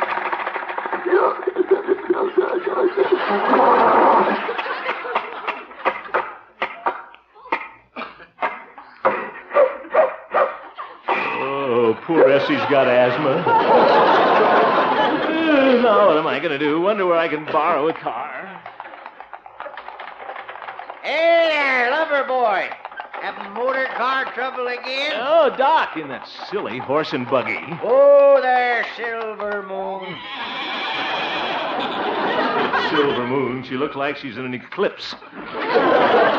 Say, Harold, I just heard you was in a little trouble. That Sincere feller skipped out on you, huh? Yes. Well, I warned you about trusting human beings. Now, if you'd have given that money to a chipmunk... Yeah, all right, Doc. I'm in a hurry. Oh, where you going? Sigmund City. I got to catch Sincere Sam. Oh, a manhunt. Well, you better get there in a hurry. I know that. Well, Harold, I wouldn't do this for everybody, but since speed is of the essence, I'm going to let you take my horse and buggy. Oh, that's real nice of you, Doc. But I want to get there this week. Why, Silver Moon's the fastest buggy horse in town. She's the only buggy horse in town. Well, if you want to split horse hairs.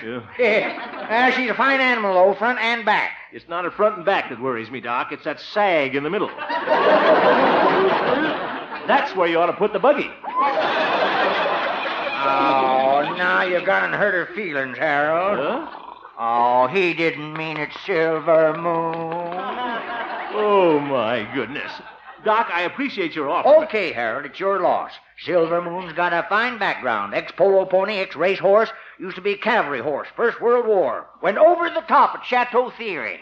How does she ever get over the top with that beer belly? Oh, well, come on, Silver Moon. I guess we're not wanted here. Doc, wait a minute. I'll take your offer. Silver Moon ought to be able to make it to Sigmund City. It's all downhill. Come on, help me in this buggy. All right, now watch the step. There you are. Giddy up, Silver Moon. So long, Doc. So long, Harold. Watch out for speed cop. Say, runs like a racehorse at that. Look at that knee action. This is better than my Essex, no shifting. Come on, Silver Moon, we'll get to Sigmund City before... Uh-oh, lumberyard's on fire again. Silver Moon, what are you stopping for? Oh, she's turning around. I better hang on. Silver Moon, you're going the wrong way. Hi, Harold. You back already? Doc, where's this racehorse going? She's heading for the lumberyard. I forgot to tell you. Used to be a fire horse, too. Oh, Silver Moon! Oh, shut up. Honest, Harold, you're through. You stalled around all day, and now Sincere Sam has checked out of that hotel in Sigmund City. The sunny side of 70 Club ruined by a shady character. I'm sorry I let all you old folks down. Please forgive me, old friends. I was trying to do the right thing. Guess you'll never have that clubhouse now. And it's all my fault. Honest Harold Himp, I despise you. You deserve to go to jail. This is going to be a great blow to my mother. Her only son in the penitentiary. Hello, Mother. I'm home. Oh, I've been wondering where you were, Harold. And there's someone here waiting for you. Who is it, J. Edgar Hoover? Did I hear somebody come in? Why, hello, Honest Harold. Sincere Sam. Where you been, boy? Where have I been? Now, look here, Sincere Sam. I took a little trip, Honest Harold, over to Sigmund City. And I took our money along and I bought out the sporting goods section of the hardware store. And you should have seen the things he brought back, Harold. All kinds of games. Horseshoes, shuffleboard. What? Yes. For the Sunnysiders Clubhouse. I kind of lost my head, I guess. You know, I even spent $50 of my own money there. You can't do too much for the old folks, you know. Yeah. Honest Harold, I hope you weren't worried today about the money. Worried? No. As a matter of fact, I took the day off and watched the lumberyard burn down.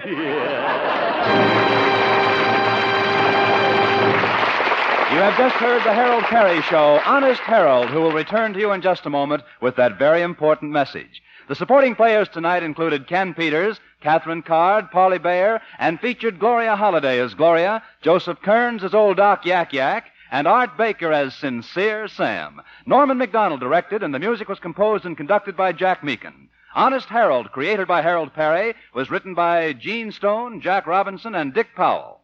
Now back to Honest Harold. You know, Bob, I'm hunting for a laughing lady. Someone we can invite to appear in our show. And what's more, fun than laughing, Bob. And for the lady with the lucky laugh, there's going to be plenty of fun.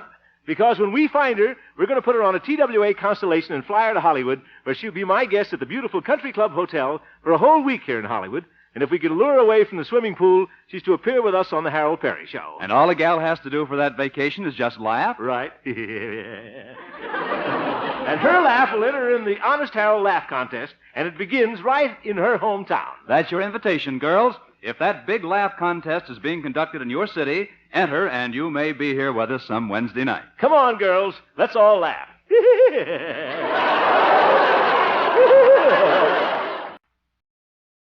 And now, meet Millie, transcribed and created by Frank Galen and starring Audrey Totter. Yes, it's time to say hello to Mama, played by Bea Benaderet, and Alfred, played by Marvin Kaplan, as once again we meet Millie.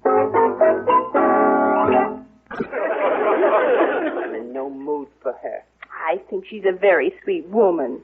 The only reason you don't like her is because she needles you about her married daughter in Florida and I'm still single. Don't be silly. Oh, yes, that's the only reason. Well, I wouldn't mind if she just casually mentioned now and then that her daughter married a wealthy fellow in Florida and has a beautiful home and a baby. But does she have to show me snapshots? You can laugh. You don't know how she rubs it in. All she talks about is how she had no trouble marrying off her daughter. And isn't it a shame Millie can't find a husband? And I have to stand there and take it because it's true. Here you are, 25 years old. Okay, that's enough, Mama. Okay. But if you had any consideration for me, you'd get married and give me a grandchild to throw in Mrs. Brubaker's face. After all, she sees us. She's coming over. Now, you be nice to her. I'm sure not going to let her talk about her married daughter, boys. Well, look who's here. Hello, neighbors. Hello, Mrs. Brubaker. It's a small world. I was just thinking about you, Bronson. I got a letter this morning from Guess Who in Florida. With snapshots?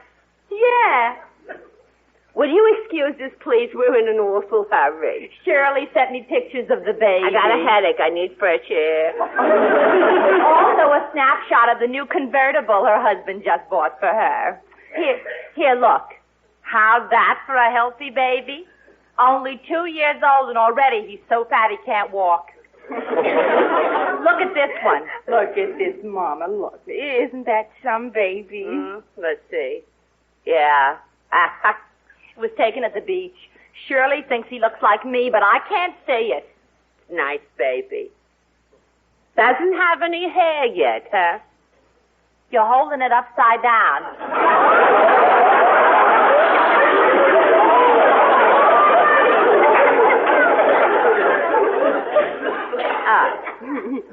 This way, Mama. Yeah, without my glasses, I'm lost.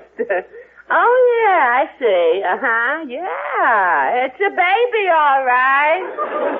Look at the face on that baby. Say, I wouldn't worry. For the first 3 or 4 years, their features are always kind of mashed together. You must be holding it upside down again. Mama, I think it's a beautiful baby, Mrs. Brubaker. Thanks, honey. Some grandson I got there. A Bronson. Well, I gotta run. See you later. Goodbye. Oh, killer. Let's finish our shopping. Just a second. Give me a minute to lick the salt out of my wounds. Now, Mama, how can you let her affect you this way? How can I help it? It's not her that affects me, it's you. 25 years old, not even anxious to get married. Mama. Everybody gets married but my daughter. Even Marilyn Monroe takes time out to scoop up an outfielder. And my daughter goes steady with a foul ball. By now I should be a grandmother. But what are you doing about it? Absolutely nothing. I gotta stand by and let Mrs. Brubaker. Mama? You've been at it for 3 hours, ever since we got back from the market. When are you going to stop? When you get wise to yourself and start going out with fellas that want to get married. I told you 1,000,000 times I go out with Johnny because I love him, and that's the only thing that counts. Now, please... Why can't you love one that wants to settle down? Cut it out, Mama, I'm warning you. There are 2 types of men. There's the type that wants to settle down with a wife, and there's the type that wants to enjoy life. Type your Johnny is. Mama, I don't want to discuss the subject any further. If you don't stop, I'll move out. I told you 1,000,000 times if you didn't respect my privacy, I would move out. How can I keep quiet when I see the daughter I love throwing away her life? I'm not throwing away my life. I'm very happy. You only think you're happy. A woman isn't really happy until she's married. It's the only way. Yeah? Well, suppose she marries a man who won't work. Insults her, hits the children, stays out all night, and comes home drunk and beats her. Why does she care as long as she's happy?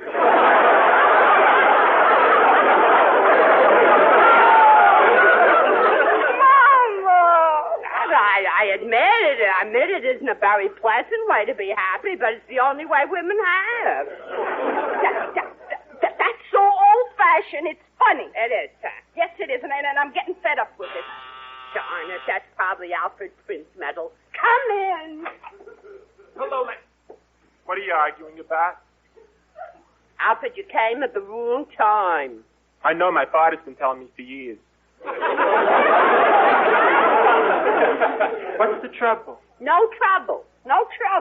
Just an unmarried girl who doesn't... Now, that's going too far, Mama. Dragging Alfred into it.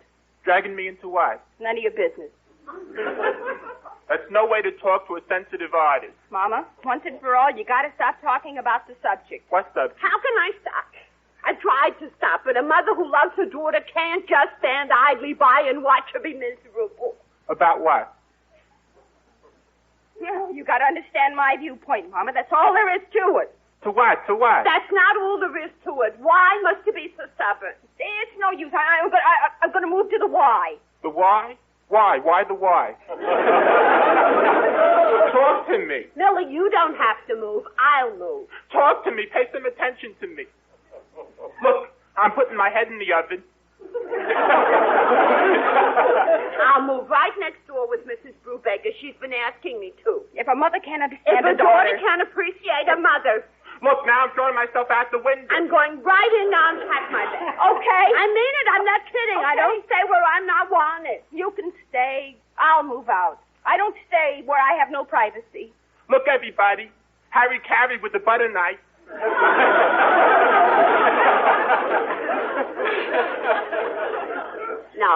No, Millie. You stay. As soon as I pack my bag, I'm leaving. Wait a minute. You're not serious, Mrs. Bronson. I told you before. You can stay here if you want to. I'll move out. No. I'll be only too happy. Millie, Mrs. Bronson. You can't do this. Let's talk this over. I'll get out of my way. Think for a minute. I don't know why you're fighting, but I can't let you destroy in a heated moment the tender blossom of devotion that grows in the soil of love. Alfred? Yes? Shut up. J.R. Boone and Son, good morning. Yes, sir. Mr. Boone and his son haven't come yet. May I have them call you? Fine, Mr. Martin. I'll tell them. Good morning, Millie. Good morning, Johnny. Mr. Martin just called. He wants you to call him. Thanks. Hey, what's the matter? You look as though you didn't get much sleep last night. As a matter of fact, I didn't. Really? Why not? Oh, Johnny, something terrible happened. Mom and I had a fight, and she moved next door with Mrs. Brubaker. You're kidding. No, it's true. What did you fight about? The same old thing. It's all your fault. Oh, I see. She's got that old urge to be a mother-in-law, huh? Yeah, the thing finally came to a head, and I lost my temper, and she said I told her I'd move out, and she beat me to it. I feel just miserable. That's a shame. Good morning, staff. Good morning, Dad. Good morning, Mr. Boone. Oh, what's wrong, Miss Bronson? You look as though you didn't sleep last night. As a matter of fact, she didn't. Really? She had a fight with her mother, and her mother moved in with a neighbor. Oh, that's ridiculous. Well, maybe ridiculous, but it happened. Well, what on earth did you fight about? It's a long story. It is? Her mother wants her to get married. That's not a long story, just a horrible one. She just can't keep away from the subject. She'll forget it for a while, and all of a sudden she's back on it harder than ever. She drives me crazy. Yes, well, it's perfectly natural, of course, for her to want to see her daughter married. All women desire marriage. I've noticed that. What is it, Dad? Well, it's an old army tactic known as destroying the enemy by infiltration. I see. You and your jokes, Mr. Boone. Oh, I'm sorry. I realize you're in no mood for humor, however brilliant. You shouldn't blame yourself over this, Millie. You can't let your mother dictate to you. I know, but she does have my best interest at heart. She thinks she does anyway, but you mustn't let her rush you into marriage before you're ready. No, that would be terrible. Many mothers do that, egg their daughters into marriage. Many a life has been ruined that way. Mine, for instance. Please, Dad. I'm serious. It hurts everybody concerned. Well, that's what I always figured. She says I've been going steady with Johnny for 2 years now, and it's time I got married. Oh, ridiculous. Silliest thing I ever heard. Well, I told her you don't rush these things. On the other hand, I've been thinking I should get married before too long. Oh, of course, but in order to ensure a happy marriage, a couple should wait until they're old enough. Certainly. Take me, for instance. You know I want to marry you eventually, Millie. You do? He just wants to wait until the right age for getting married. Certainly. Naturally. Sure. By the way, just what do you consider the right age for a fella to get married? Well, I don't know. What would you say, Dad? Well, I would say by the time a fellow reaches the age of 63, he's too tired to have any fun, so he might just as well get married. 63? I said married, not buried. Come on, Dad, be serious. I am. I consider 63 a fine age for a fellow to start married life. Don't you, Miss Bronson? Aha, very, very funny. I'm laughing real hard inside where you can't see it.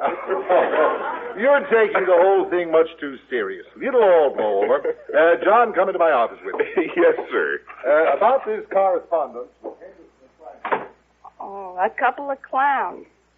Boy, what a dope I've been. Mama was right. He'll never propose to me. I should be going out with other fellas. Oh, Mama, why didn't I listen to you? Come on, Bronson, stop moping around and let's have some fun. Don't mind me, Brubaker. It'll take a while to get used to being away from Millie. Let's go to a movie. It'll take your mind off your troubles. Say, that new Humphrey Bogart picture is open. Beat the Devil. No, I'd rather not. Humphrey Bogart is Millie's favorite actor. He'll remind me of it. Gee, I hope she's all right. Of course she's all right. She's no baby. I forgot to tell her not to wear her new slip. I put too much starch in it. She might not notice, and all day she won't be able to bend over. Stop knocking yourself out. She'll be all right. You did what you had to do. You can't let your kids run all over you. It was for her own good. Naturally. Say, I had the same problem with my Shirley. Wanted to lead a life of her own. Wanted to pick out her own boyfriends. Told me not to butt in. Just like my Millie. I put a stop to it, I'm telling you. Yeah, what'd you do? I developed a weak heart. I see. Every time I saw her going out with a fella that didn't have a late model car, I had a little attack. You get the idea? Yeah, I see. In no time, I had her in the palm of my hand. Who do you think picked out her husband for her? You, huh? Of course. Would she have the sense all by herself to marry a skinny, bald, middle-aged man with half an interest in a corset factory? They never do. She was all set to elope with some handsome young dope with a 36 Plymouth. They just don't have any sense, do they? Of course not. Listen, it's our duty to keep them on the right track. That's why we're mothers. Sure. But maybe I should have used a little more tact with Millie. After all, she loves Johnny. Love? Don't make me laugh. Name me one thing that's as undependable as love. That's right, but it's wonderful just the same. Pardon me. Yes. Hello? Yes, it is. Put her on. Yeah, I'll wait. Speak of the devil, it's my daughter calling from Florida. Long distance. From Florida, it's the best way. Never forget the mother, because she made the right kind of a marriage. 3 times a week, like clockwork, she calls me. Now, if she'd married some dope she was having a lot of fun with, do you think I'd ever hear from her? See? Oh. Hello, Shirley? Stop crying, dear, and tell Mama what's the trouble. What? Talk louder. You're in Florida. I'm in New York. He eats what in bed? So? Surely there are worse things in life than lobster claws in the bedclothes. Yeah, he's a rich man. He's entitled to his comfort. What, Shirley? Speak up. How do you mean he's jealous?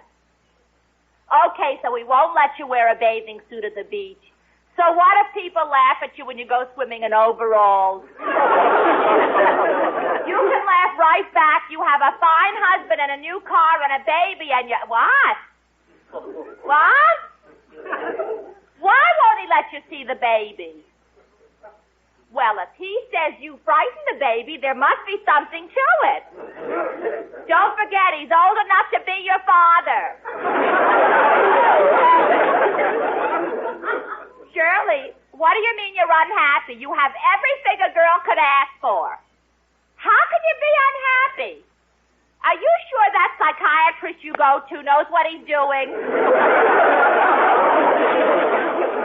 Okay, honey, and remember, don't run away again. What? Well, so try 2 psychiatrists. A girl with such a rich husband should let nothing stand in the way of her happiness. Goodbye, dear, and give the baby a kiss for me. Through a third party, of course. Okay. Yeah, goodbye, honey. She sounds unhappy. They never know when they're well off. I work my fingers to the bone to get her to marry this fella, so what thanks do I get? She's unhappy. They're so ungrateful. Brubaker, now I see that Millie's right. What do you mean, right? A girl has to marry the fella she loves, no matter what. Millie, why didn't I listen to you? Don't sit there looking at the telephone like that, Millie. You're breaking my heart. Poor Mama. Gee, I hope she's all right. She can take care of herself, don't worry. I forgot to tell her her bottle of Benzedrine tablets broke, so I put the tablets in with her sleeping pills. So? So she's liable to take a Benzedrine and a sleeping pill and be bouncing up and down all night. Don't be silly. She can see what she's taking. Oh, the heck with this foolish pride. If she doesn't call me in 2 minutes, I'm going next door and apologize to her. Atta girl. Sure, after all, it's only right. She's my mother.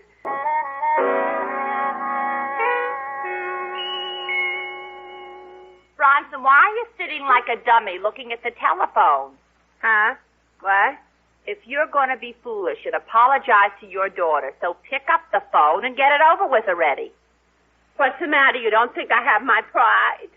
I'm a mother. A mother's supposed to know best. How can I admit I was wrong? I don't think you were wrong. Oh, yes. In spite of your snapshots, Brubaker, Millie can go steady with Johnny as long as she wants, and as long as she loves him, she shouldn't see another fella. I'm convinced of that. Forget it, Bronson. Let's play another hand of claviage. Who can concentrate? All I can think of is Millie.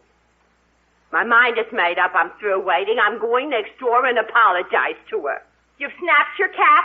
That's what I'll do. It's only right. After all, she's my daughter. I'm going to tell her she was right and I was wrong. And you'll get just what you deserve. She'll marry somebody she loves and she'll have no use for you. That's exactly what I want for her. Her happiness comes first because I love her. My poor baby. She's probably... Oh, don't close the door, Alfred. I'll be... Mama. I beg your pardon, miss. Did you address me? It was an accident, madam.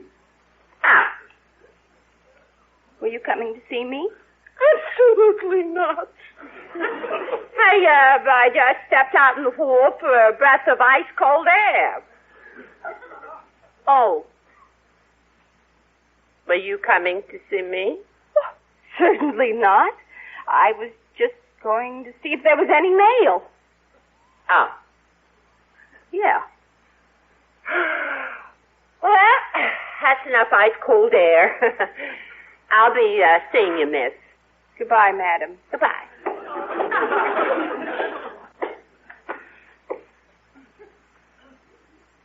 Aren't you going to see if there's any mail?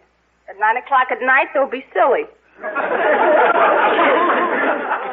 Thought you said that's where you were going. Is that what I said? Yeah. You must have heard wrong. I guess so. Well, how are things? Oh, fine. How are things with you? You can't complain. Well? Well, yeah, but I guess I'll be getting back inside. I guess I will, too. Bye. Bye. See you around. Yeah? Take it easy. Be seeing you. So long. See you around. Yeah. Yeah. Yeah. Yeah.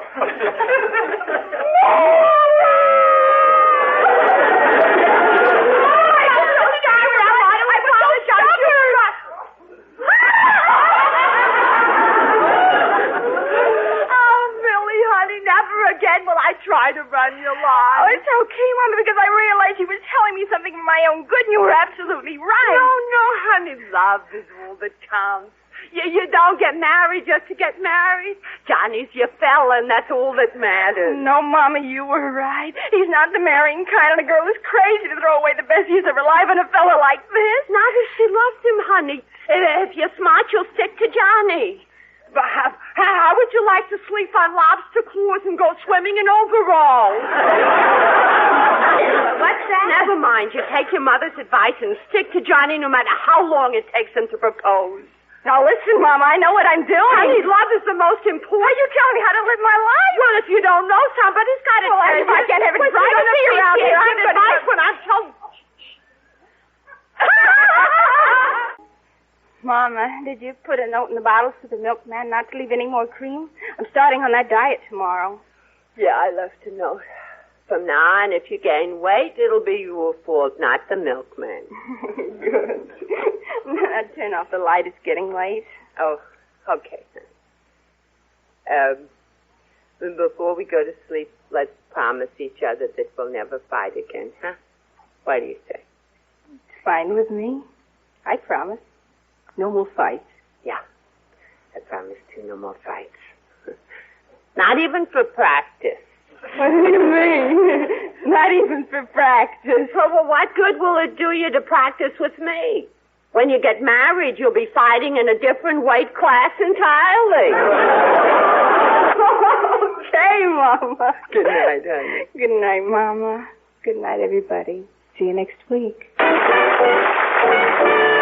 Transcribed show were Rye Billsbury as Mr. Boone Jr., Roland Winters as Mr. Boone Sr., and Hazel Sherman as Mrs. Brubaker. From Hollywood, California, we bring you the Smiths of Hollywood. As Nancy Smith, Brenda Marshall. Bill, do you have a dime? Bumps wants a comic book. As Bill Smith, Harry Von Zell. Ask Uncle Cecil. He got my last dime. As Uncle Cecil, Arthur Treacher. I say, isn't that child a trifle old to be begging dimes for comic books? Yeah, I guess I am getting too old for that. Give me 50 cents and I'll get a copy of Esquire. That was Jan Ford as Bump Smith. So sit tight, enjoy the music of Charles Hathaway, and listen to the Smiths of Hollywood. Yes, it's the Smiths of Hollywood. And now, meet attorney Bill Smith himself. Hello from Hollywood. Not the movie Hollywood. The real Hollywood. Oh, it's a funny place, this town. I've lived here 12 years now, and I still can't get used to it. I was thinking just this when Nancy and I drove home this evening. Bill, the traffic light's green. You can go now. Oh, green. I didn't notice. Hey, can you lean out and read where we are? Must be at Hollywood and Vine. The nerve of that kid whistling at girls. Isn't dry behind the ears yet. And who was that woman with him? Whistler's mother. Oh, Nancy, what humor. Oh, you're just joking. Hey, Bill. What? Look, isn't that Jimmy Stewart? Oh, what of it? Don't get so Look, coming out of the Brown Derby. Look! Don't shout, darling, just because you see a movie. Oh, but it is Jimmy Stewart. Oh. And look who's behind him. Well. Ann Sheridan. Yeah. Ann Sheridan. Ann Sheridan where? Where's Ann Well, Sheridan? don't shout, darling. Who's shouting? Now you've done it. I killed the motor. I've done it. Bill, didn't you get the battery charged today? Well, let's, next needless question, please. Oh, fine. Listen to the guy behind me just because his battery works. Stop showing off. I'll fix him, darling. Mister, we can't seem to start our car. What do you expect me to do? Well, if you want to come up and try starting our motor, I'll go back and lean on your horn. Nancy, you old. Put her in high. I'll push you. Darling, put the car in gear. I think the man will give us a push. Yeah. Oh, Bill, if you'd only had the battery charged. Nag. I'll have it charged tomorrow. Okay, she started. Thanks a lot, Mac. Don't mention it. You don't know how to fix a stuck horn, do you?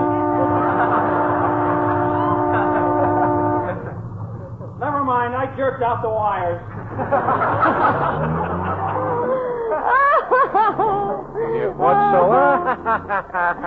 Oh, the way you jumped down that poor man's throat, and his horn was stuck.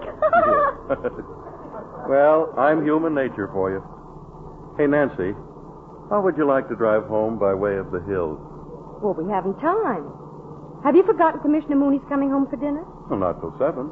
Aren't you sentimental about our hills? Remember our first date? Do I? I got decked out to see the bright lights, and I saw 'em all right, looking down from a mountain. Yeah, it was quite a night. I think then's when I fell in love with you. You mean when I kissed you? No, when you patched up the water pump with your bubble gum. Well, there goes another romantic memory. Oh. Suppose I replace it. Look, we'll drive up and look down at the lights for just a minute, huh? All right. But, darling, if Commissioner Mooney has to eat bread and water for dinner, it's your fault.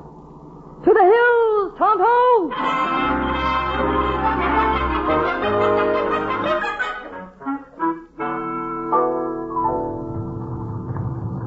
Look at Hollywood down there.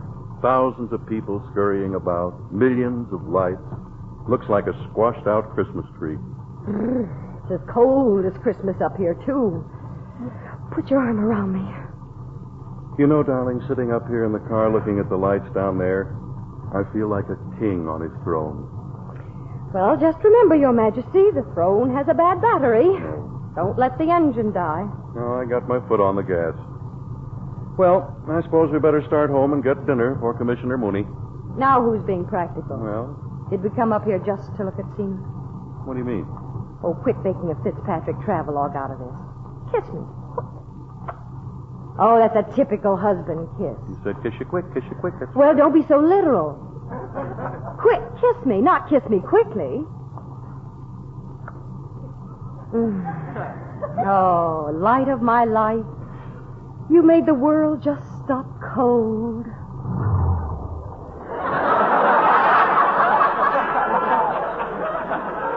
That isn't all that stopped cold. Now you've done it. Kill the motor. I knew it. Oh, you dimwit. Dimwit? Fine thing. A second ago I was the light of your life. Now I'm a dimwit. Certainly got dark fast. Well, short circuit. Maybe the car will start.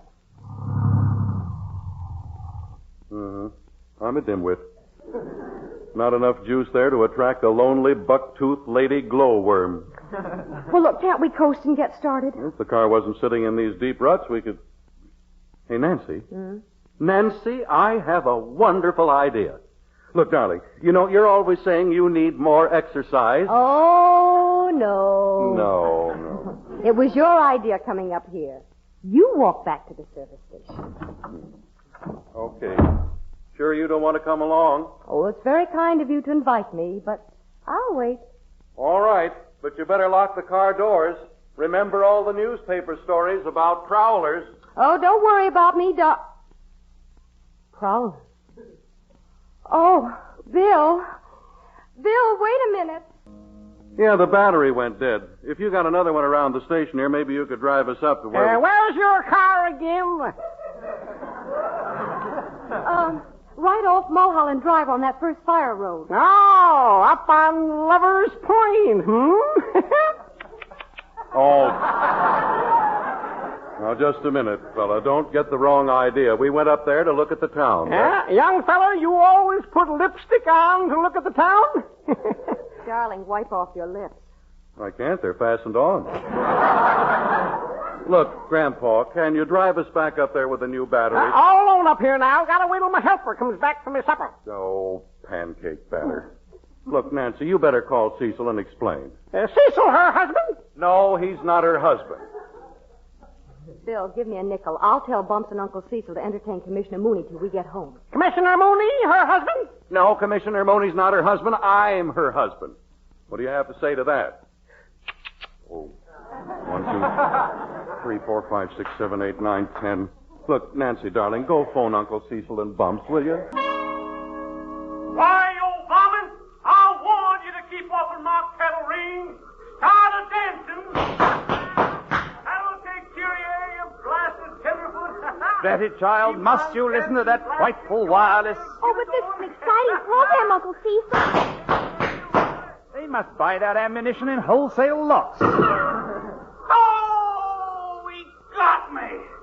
Thank heaven. He always gets shot, but he never gets hit. That seems to be the end of the blood and gore, child. Oh, no, that's not the end, Uncle Cecil. After the commercial, there's more.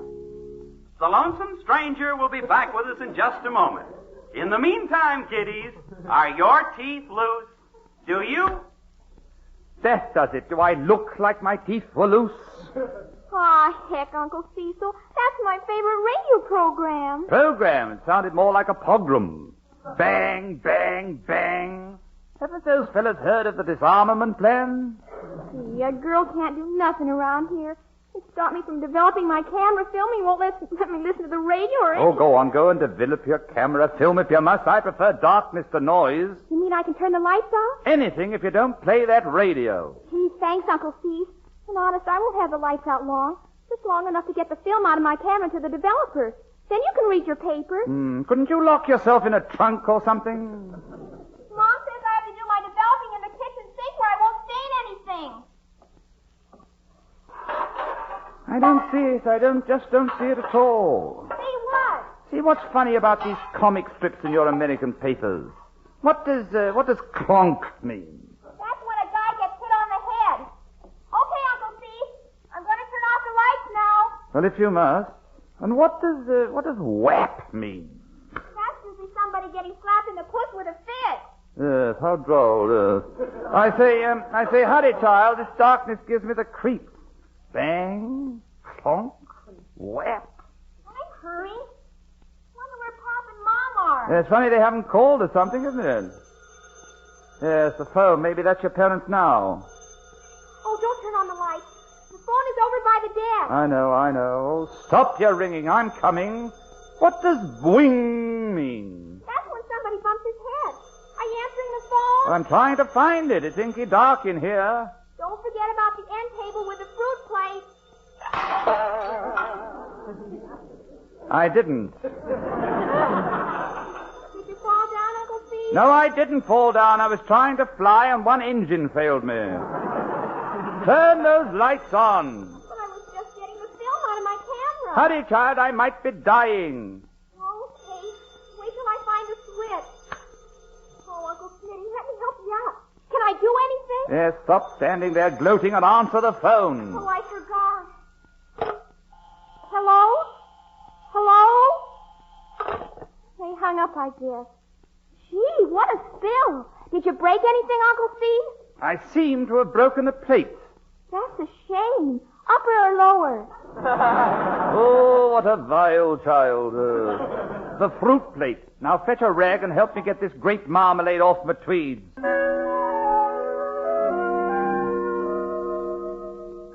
Bill, I just called Uncle Cecil and there wasn't any answer. Well, Nancy, maybe you didn't let the phone ring long enough. 8 times. You did? Well, that's terrible. If Commissioner Mooney comes and there's no one home, he... I called him. Oh. I said we might be late and the side door's open if he gets there and the house is dark. Nancy, listen, with all the prowlers and robberies there have been, you shouldn't leave doors unlocked. Well, no one's interested in stealing anything we have. Say, what happened to the gas station man? Oh, him. Now he can't get his car started. Gone down to the diner to get his helper. It serves me right for feeling romantic. Look, try phoning home again. There. This time I got you. Are you there? Uncle Cecil? Nancy? I just tried calling you a few minutes ago. I know. I still bear the scars.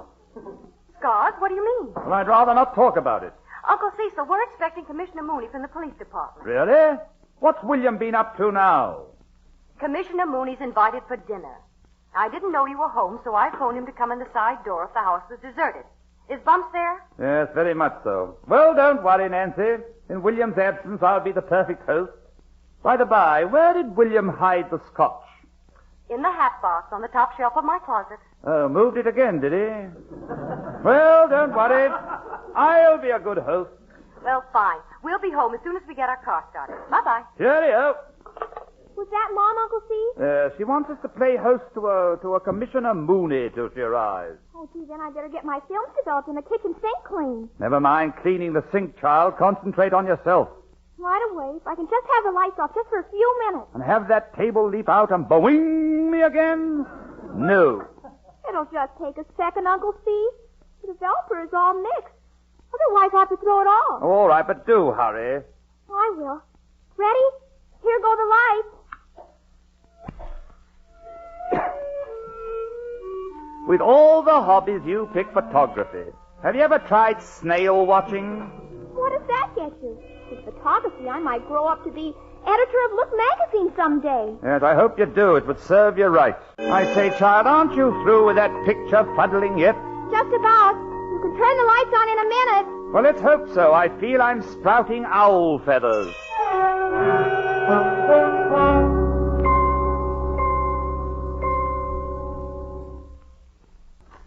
say, child, have you retired for the night in there? We'll have lights in a minute. Oh, I got the film twisted. Uncle Smitty, there's someone at the side door. Oh, it must be our guest. The lights, quick, Bumps. Just a minute, we'll have illumination for you. Hey, what is this, a trap? Stand back, you. Oh, don't go, my dear fellow. You have the right house. I'm Bill's uncle. May I take your coat? Oh, no, you don't. Get your hands off of me. Oh, you Scotland Yard men always suspicious. I don't blame you, the lights being off and all.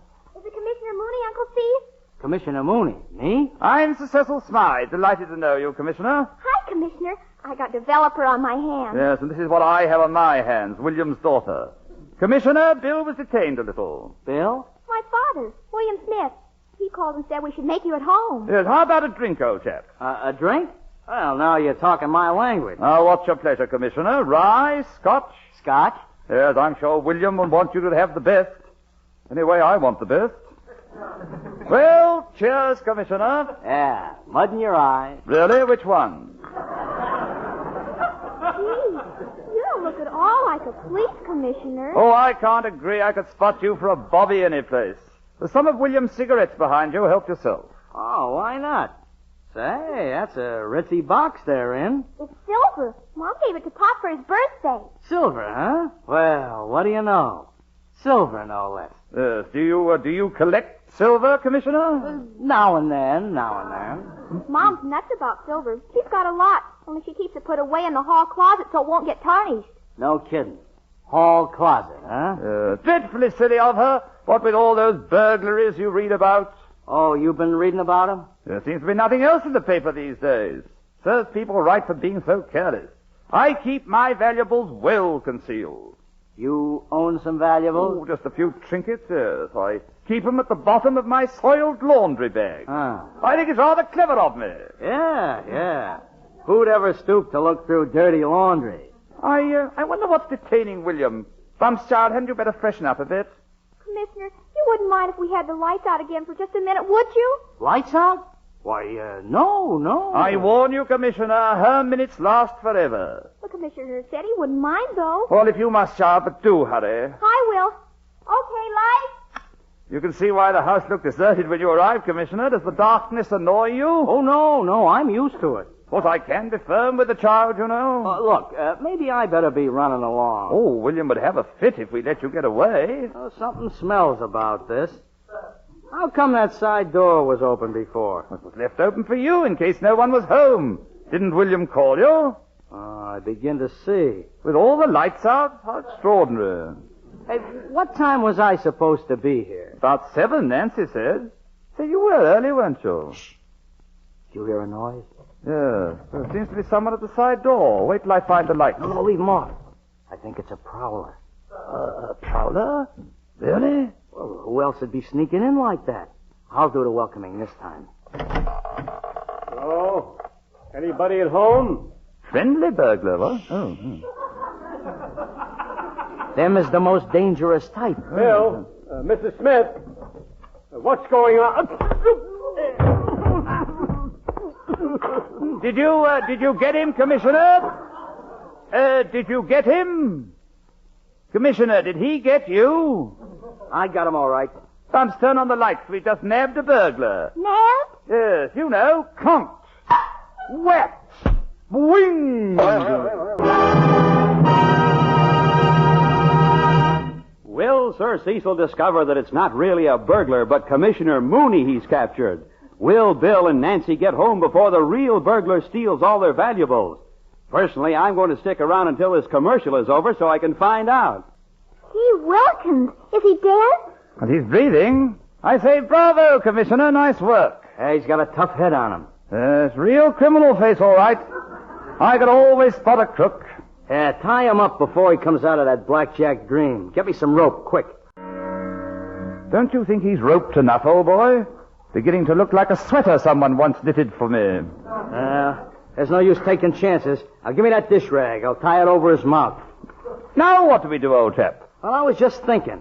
I tell you, you two carry him out and lock him up in the garage. I'll call headquarters. Awful cold out there, but if you think it's wise, help me, Bumps, will you? I say, the heavy fellow, isn't he? I'll get his feet. Could you open that side door for us? My, what flat feet. Look like squash paddles. Yeah. Now, maybe you two better stay out in the garage and sort of keep an eye on him till the Black Mariah comes. Black Mariah? Who's she? The patrol wagon. Now, go on. Put him out in the garage. Hey, look, the burglar's coming, too. He's opening his eyes. He's trying to say something.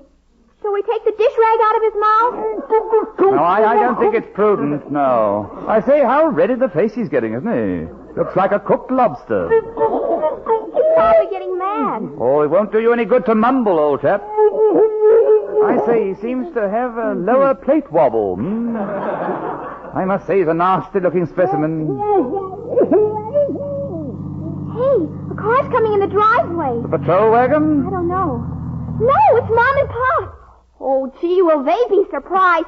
Hey, Mom! Hey, Pop, come here quick. Got a surprise for you. Okay, Bumps. Water relief with a new battery. I can let the motor... What do you mean, surprise, Bumps? Come, look, William. See what we've got trussed up in here. Yes, look. We caught a bumper, see?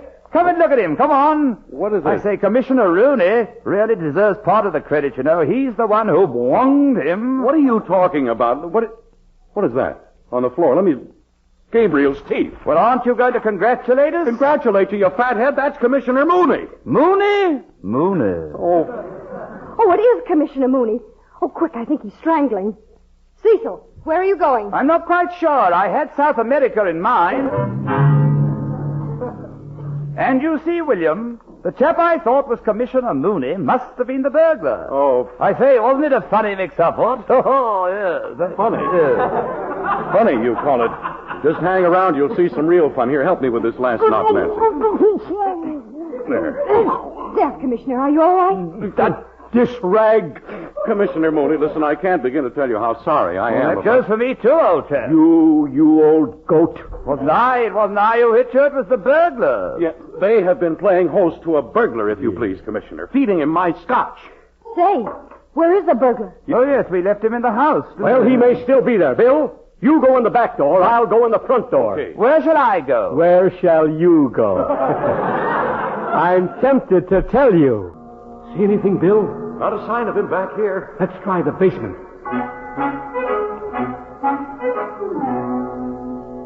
Anywhere in the basement, darling? Not a soul. Commissioner, let's try upstairs. I say, anything upstairs? Just a pile of laundry dumped on the floor. Yes, we must be more careful about... Laundry? Why, that beggar was into my cash. Mom, I don't think you have to worry about your silver tarnishing anymore. What? Everything has gone out of the whole closet. Oh, the more I think of it, Uncle Cecil, giving a burglar my scotch. And I bet you told him where we keep the silverware. Yeah. Now, of that, I'm innocent. Bumps told him that. Oh, let's not waste time crying over spilled milk. If Screwball here could only describe the man. Well, I've told you he looked like a police commissioner. Hey, everybody, look. I've got something I want to show you. Oh, we'll see it later, Bumps. We're very busy. But this might make me famous. I might get a job with Look and... What are you talking about? The picture I took in the kitchen. I developed it in the basement. Sort of blurred, but you can see. Here, hold it up to the light. Let me see it. Yes. A remarkable shot. Yes. Of the burglar? Of you, Commissioner, stretched flat on the floor. Here, give me that thing. Oh, don't tear it up. Why, if this ever got into the papers... But there's more on it. See? Look, in the background. By jingoes? I believe that's our burglar. Look at the moronic face. That's me you're looking at. I mean standing next to you, stupid. Let me see. It is all right.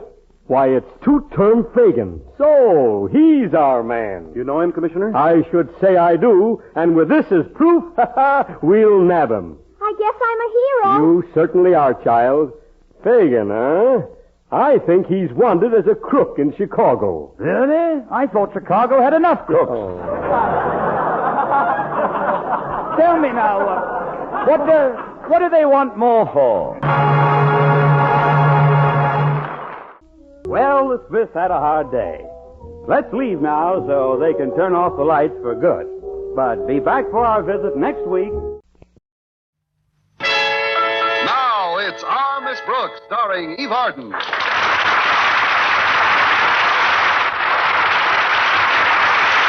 When a woman like Our Miss Brooks, who teaches English at Madison High School, goes with a man like Philip Boynton for 6 years, certain changes are bound to occur. Changes which Miss Brooks can't help but notice. Yes, after 6 years, Mr. Boynton is wearing a different suit. But last week, for the first time, some radical changes did appear to be in evidence. All else having failed, I had decided to take my landlady's advice and try to build up Mr. Boynton's ego. So about 2 weeks ago, I convinced Mr. Boynton that he'd look much more distinguished if he'd grow a mustache. Last Thursday at breakfast, I discussed the early results with Mrs. Davis. I knew that altering his appearance would make a difference in Mr. Boynton. What's the first change you've noticed, Connie? It's much quieter when he drinks his soup. Oh, there's much more to it than that. I saw his mustache when he called for you Sunday night, and it certainly tickled me. Well, I wish it would tickle me. It is rather cute, though, isn't it?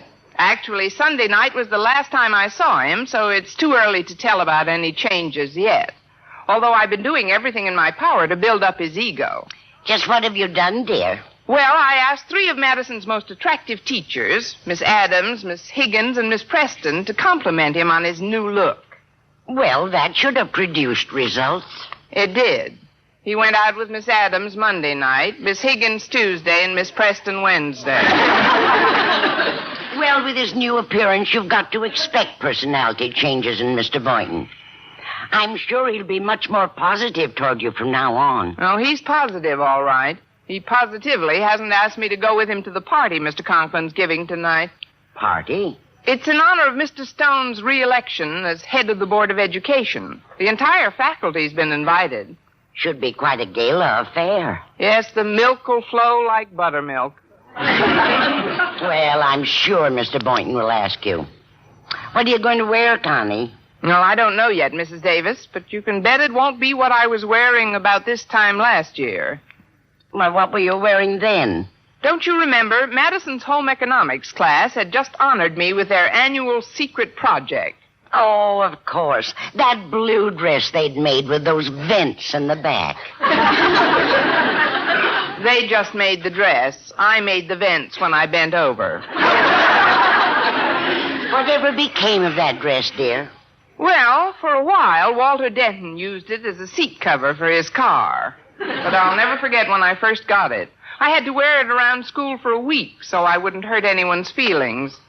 I only hope they don't honor me again this year. The presentation is due any day now. Really? How do you know? Well, Harriet Conklin's been hinting about it for days. She's in charge of the project this term. Well, I'm sure she wouldn't give it to you 2 years in a row. Well, maybe not, but... Oh, that's Walter to drive me to school. Be out in a minute, Walter. Well, I guess I'd better be going, Mrs. Davis. Very well, dear. Have a nice day. Oh, when you make my bed today, just leave the covers turned down, will you? The covers? Yes, if I get that presentation again, I'm liable to come down with a severe case of German measles. Oh, for goodness sakes, Walter. If you're going to make a turn like that, at least give the person behind you a hand signal. For you, adored teacher, I'll send out a flare. But I thought you'd noticed something besides my driving today. What's that, Walter? Well, aren't you aware of anything different this morning? Look carefully. Oh, of course. The pedestrians have been removed from your fenders. It concerns my personal appearance, Miss Brooks. You see anything over my upper lip? Yes, you forgot to wipe the egg off your lip. Please, that's a mustache, Miss Brooks. Harriet noticed it immediately. But, of course, I usually give her a much closer view. Yeah, I got the idea from Mr. Boynton. Gosh, the way that man's mustache has changed his personality. Then you've noticed it. No, who hasn't? It's amazing what a difference some hair over a man's upper lip will make. Why, in the last few days, he's even winked at some of the female teachers. That's just a nervous twitch, Walter. No, that's nothing. And that isn't all. A couple of times I caught him holding a hand mirror up to his face. Maybe he was trying to find out if he's alive. Apparently, he is beginning to change, but you can't prove it by me. I've hardly seen him in the last 3 days. Just wait till you do. You'll be able to tell right away. It's practically all Harriet talked about last night. Harriet? She didn't happen to mention the home economics class secret project, did she? I mean, did she say who was going to be the lucky winner of this year's seat cover address? Well, no, but she did say they were going to make the presentation today, so whoever it was could wear it to Mr. Conklin's party tonight. Turn the car around, Walter. I feel an attack of the measles coming on. Oh, I'm pretty sure it won't be you this year, Miss Brooks. They've never made the presentation to the same teacher 2 years in a row. Well, you can never tell when they're liable to start a nasty precedent. But I guess it... Say, this isn't the way to school, Walter. Yeah, I know. Miss Enright called before I left home and asked me if I'd pick her up on the way to school, too. Miss Enright? Did she know I'd be along? Oh, sure. Yeah, she said that would make the trip even more enjoyable. Miss Enright said that? Well, to quote her exactly, Miss Enright said she'd always look forward to being present when you were taken for a ride. That's Miss Enright, all right. Well, I suppose I can stand it for a few miles if she can. Well, let's see now. She said her house was right in the middle of the block and she'd be out front. Here it is. Just pull up in front of that stunted tree, Walter. That's Miss Enright. Oh, yes. You have wonderful vision, Walter. Well, good morning, Walter. Good morning, Miss Brooks. It was. My, but you two make a pretty picture in the front seat. We do? Yes. I'd call it mother and son in jalopy. Well, hop in and we'll have 3 generations, Grandma. Well, I do hope I won't be crowding you, Miss Brooks. But then you're used to being shoved around, aren't you, darling? Maybe I'd just better get out and walk. Oh, no, nonsense. Just move over a little. Ah, there we are. Oh, this is comfy. Walter, your upholstery is positively squishy. I haven't moved over yet. Oh. Sorry. Well, we better get going or we'll be late. Well, Miss Brooks, looking forward to Mr. Conklin's little party tonight? I suppose you'll be wearing the dress the home economics class gave you last year. Or maybe they'll give you this year's sack in time. They don't give it to the same teacher 2 years in a row. Maybe you'll get it. Oh, don't be silly, darling.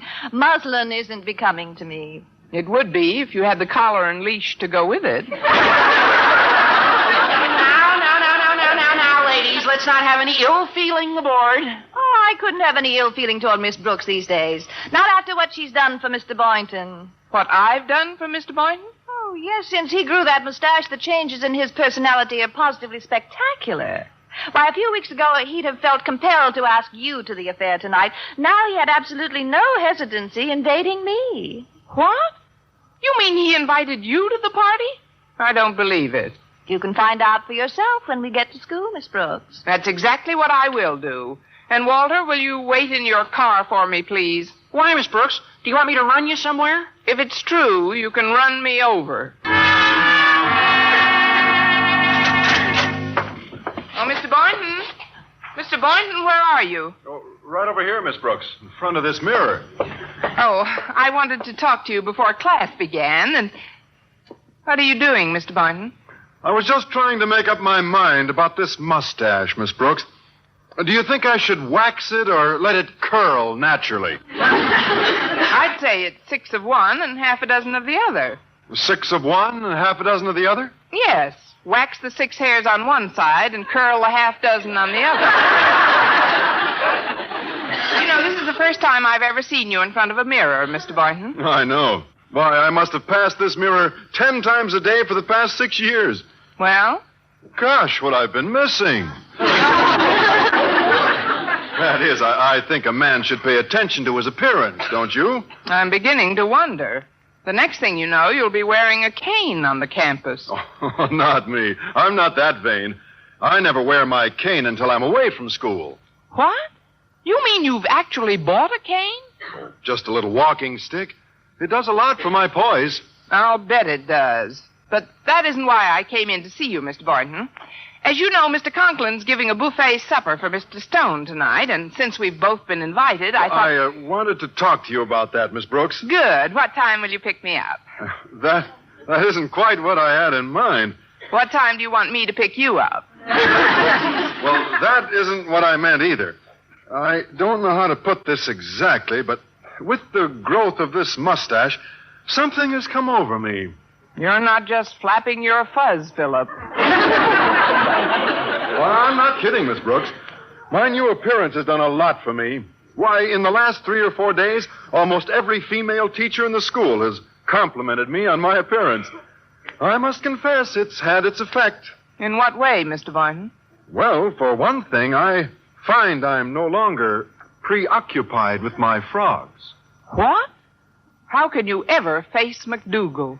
Well, I don't want you to think I'm conceited, Miss Brooks, but when I noticed how women reacted to my mustache and me, well, a definite change began to take place in my personality. A change? Mm-hmm. Where I formerly thought of myself as exclusively a man's man, I now think of myself as a ladies' man, too.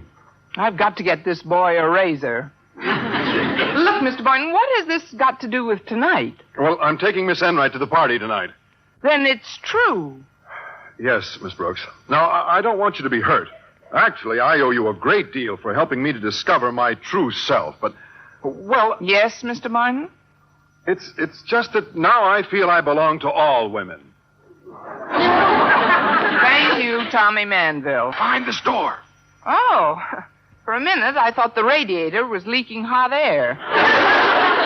It's me, Mr. Conklin. I wasn't far wrong. What are you doing behind the door, Mr. Conklin? Step into my office, Miss Brooks, and I'll tell you. All right. Well, aren't you coming out? I don't dare. I've just learned that I'm one of the recipients of this year's clothing award from the home economics class. I'm wearing the thing now. Well, don't be bashful, sir. I'm sure you look ravishing in the new muslin dress. It's not a dress, Miss Brooks. The class made me a suit of clothes. When Harriet first presented it to me, I thought it was a horse blanket. However, on closer inspection, I discovered it was a suit made from a horse blanket. Oh, it can't be that bad, sir. Come on out and let me see it. I don't know whether I should risk it. You promise you won't laugh? Yes, sir, I promise. All right. Here I am. Well, I didn't laugh. Now you can appreciate what I'm up against. This consists of nothing but odds and ends. Well, if you don't mind my saying so, you look a little odd where it ends. At certain times, your levity leaves me cold, Miss Brooks. In certain places, so will that suit. I haven't dared leave the office since I put it on. Now, don't misunderstand. I'm deeply honored that Harriet's class thought enough of me to give me this award. Oh, of course. It shows that the undergraduates involved hold me in the highest esteem. Yes, indeed. And there's truly nothing in the world I treasure more than this gift. Nothing in the world. But, Miss Brooks, since this was the class's secret project... You wish they'd have kept it a secret. The truth of the matter is, when Harriet and her classmates made the presentation this morning, they insisted that I not only wear this suit when Mr. Stone arrives this afternoon, but tonight at the party as well. They said they'd be deeply hurt if I didn't. Miss Brooks, I'll be the laughingstock of the school unless you help me out of this predicament. But how can I help, sir? Well, for years now, it's been an unwritten rule that the teacher who received the award the previous year has the final say as to who gets it the following year. Although this rule has seldom been invoked, this year we're going to invoke it, aren't we? Are we? For some time now, you've been arguing to get Mr. Boynton a new lab next to your classroom. Right, Miss Brooks? We've just put that unwritten rule in writing. I knew I could count on you, so I've taken the liberty of sending for my daughter. I know how persuasive you can be when you want to be, Miss Brooks. So you... here she is now. Did you want to see me, Daddy? Oh, hi, Miss Brooks. What do you think of Daddy's new suit? Real gone, isn't it? It's on its way. Miss Brooks has something she wants to discuss with you, Harriet. Oh? What is it, Miss Brooks? Well, since I received the Home Economics Class Award last year, I have final say as to who gets it this year. Is that correct? Well, yes, Miss Brooks, but for years now, every teacher has ridden along with the class's selection. This is where I get off. That is, I'm taking advantage of my prerogative, and I don't think your father should receive the award this year. I don't think he should either. I mean, Miss Brooks may have a point, Harriet. But who deserves the suit more than Daddy, Miss Brooks? Only one man, the esteemed head of our Board of Education. Mr. Stone? Mr. Stone! Motion carried. Stone stuck. He should get the award. Well, if you say so, Miss Brooks, but I certainly hope there's no objection to the other presentation we're making today. The other one? Yes. Besides the suit, our class made a dress for a female teacher. We're giving it to Miss Adams. Want to bet? You mean you don't approve of that selection either? Then who do you think should get it? Only one person, Harriet. The teacher who's really been asking for it. Miss Brooks. Huh? I'm over here behind the door of the faculty room. Oh, for a minute I thought it was a cobra. It's me, Miss Enright. I wasn't far from wrong. What are you doing behind the door, Miss Enright? You know perfectly well what I'm doing behind this door. Because of you, I've been compelled to wear the dress the home economics class made for Miss Adams. Now I daren't show my face in public. Well, you can't blame that on the dress. Now, never mind the tracks. The winner of this loathsome award has to wear this thing to the party tonight. Now, you got me into this dress, Miss Brooks. You get me out of it. Oh, then you definitely won't be able to show your face in public. You know what I mean. This atrocity looks like a potato sack on me. There, look, see? It would look better with potatoes in it. But if you're so set against wearing it tonight, perhaps we can make a deal. What sort of deal, Miss Brooks? Well, since I have the final say, I could tell Harriet to give it to someone else, but only under certain conditions. What are they? First, that you break your date with Mr. Boynton tonight, and second, that you give as your reason the fact that he's been taking this mustache bit much too big. And if I refuse? Say, I was just noticing that muslin does wonders for your knobby knees. All right, Miss Brooks, you win. I have no choice but to agree to your proposal. Atta girl.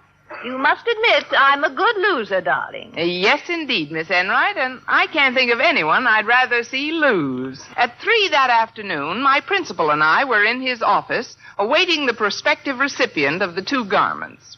Well, Mr. Stone ought to be here any minute now.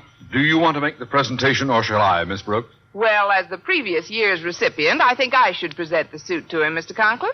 And if you don't mind, sir, I'll also give him this other award. You mean this piece of burlap?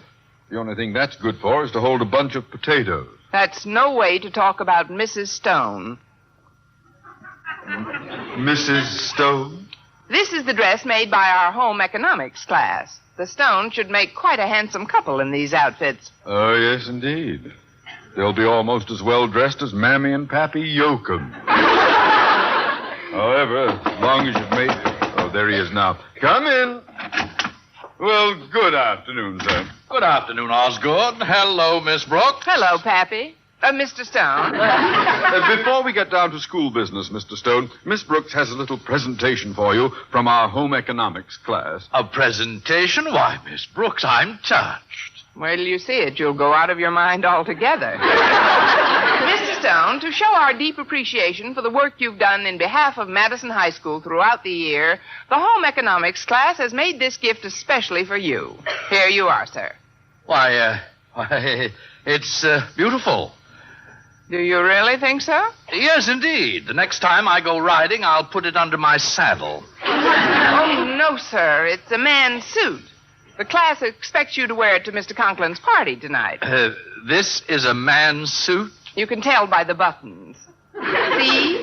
There are very few double-breasted horse blankets. Oh, yes, I see it now. It's lovely. And besides this suit, sir, our home economics class wants you to have this additional gift. Oh, thank you, Miss Brooks. That'll come in very handy. It should hold several pounds of potatoes. It's a dress for Mrs. Stone. I see.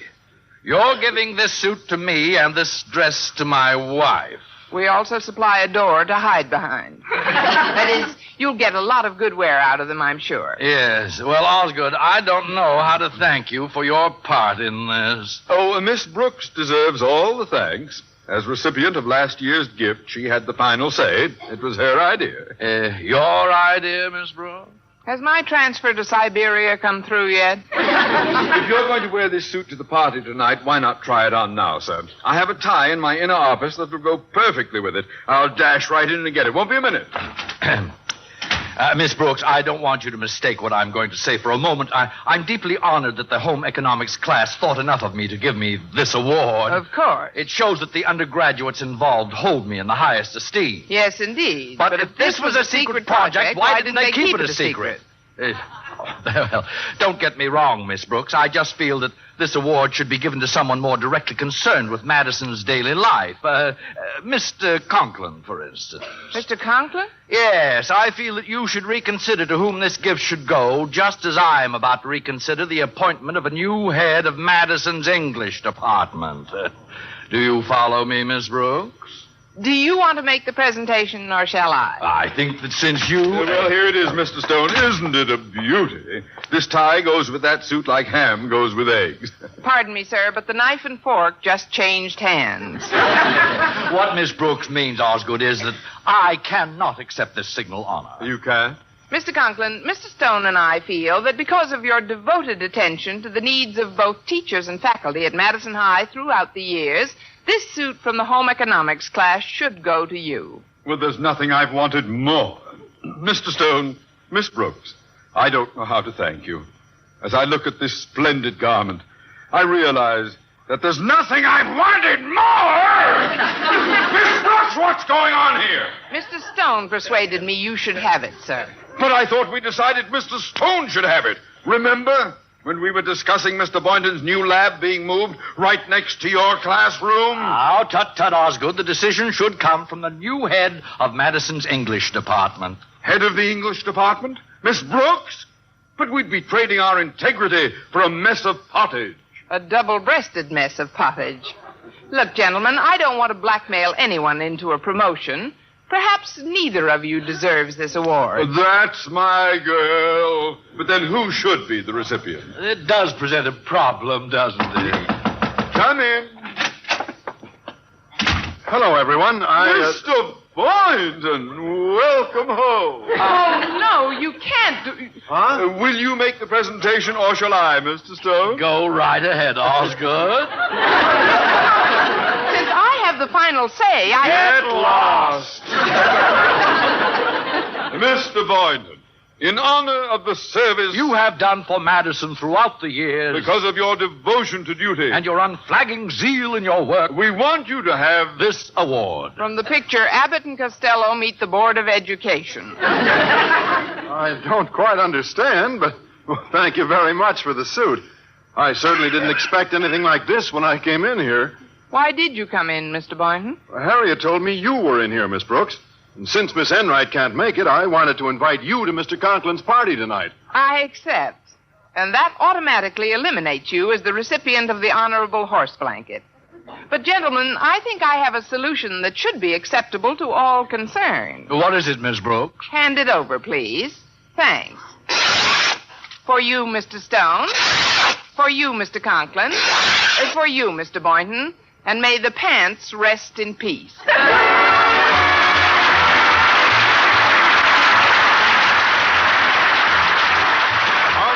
Starring Eve Arden, First Blood, is produced and directed by Larry Burns, written by Arthur Alsberg and Al Lewis, with the music of Bud Gluskin.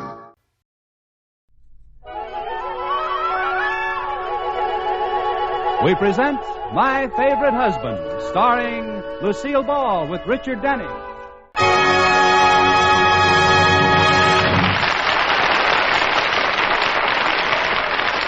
This is the story of Mr. and Mrs. Cougat, the record of a happy marriage. Two people who live together and like it. The comfortable front bedroom of the comfortable suburban home of the Cougats doesn't look very comfortable this morning. Articles of clothing are strewn about the floor and across the bed. George hurriedly plows through the debris getting dressed, while Liz tries to cram all of their things into 3 suitcases. Liz, dear, what's all this stuff you're packing? We're only spending the weekend at your mother's, not the whole summer. Well, I'm only taking the bare necessities. Slacks, sunsuit, a few dresses, shoes, cosmetics, hose, undies. Well, what have you packed for me? Your toothbrush and trunks. Is that all? I want you to get a good tan. Pack some clothes for me, Scatterbrain.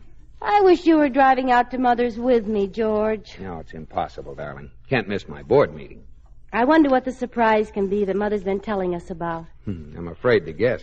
Her last surprise was the wrestler she was sponsoring. Remember him? He called himself the Hawk. Oh, what a wrestler. Yeah, in his first match, the Hawk flew clear out of the ring. Well, if she has another wrestler, I'll just throw him out of the house.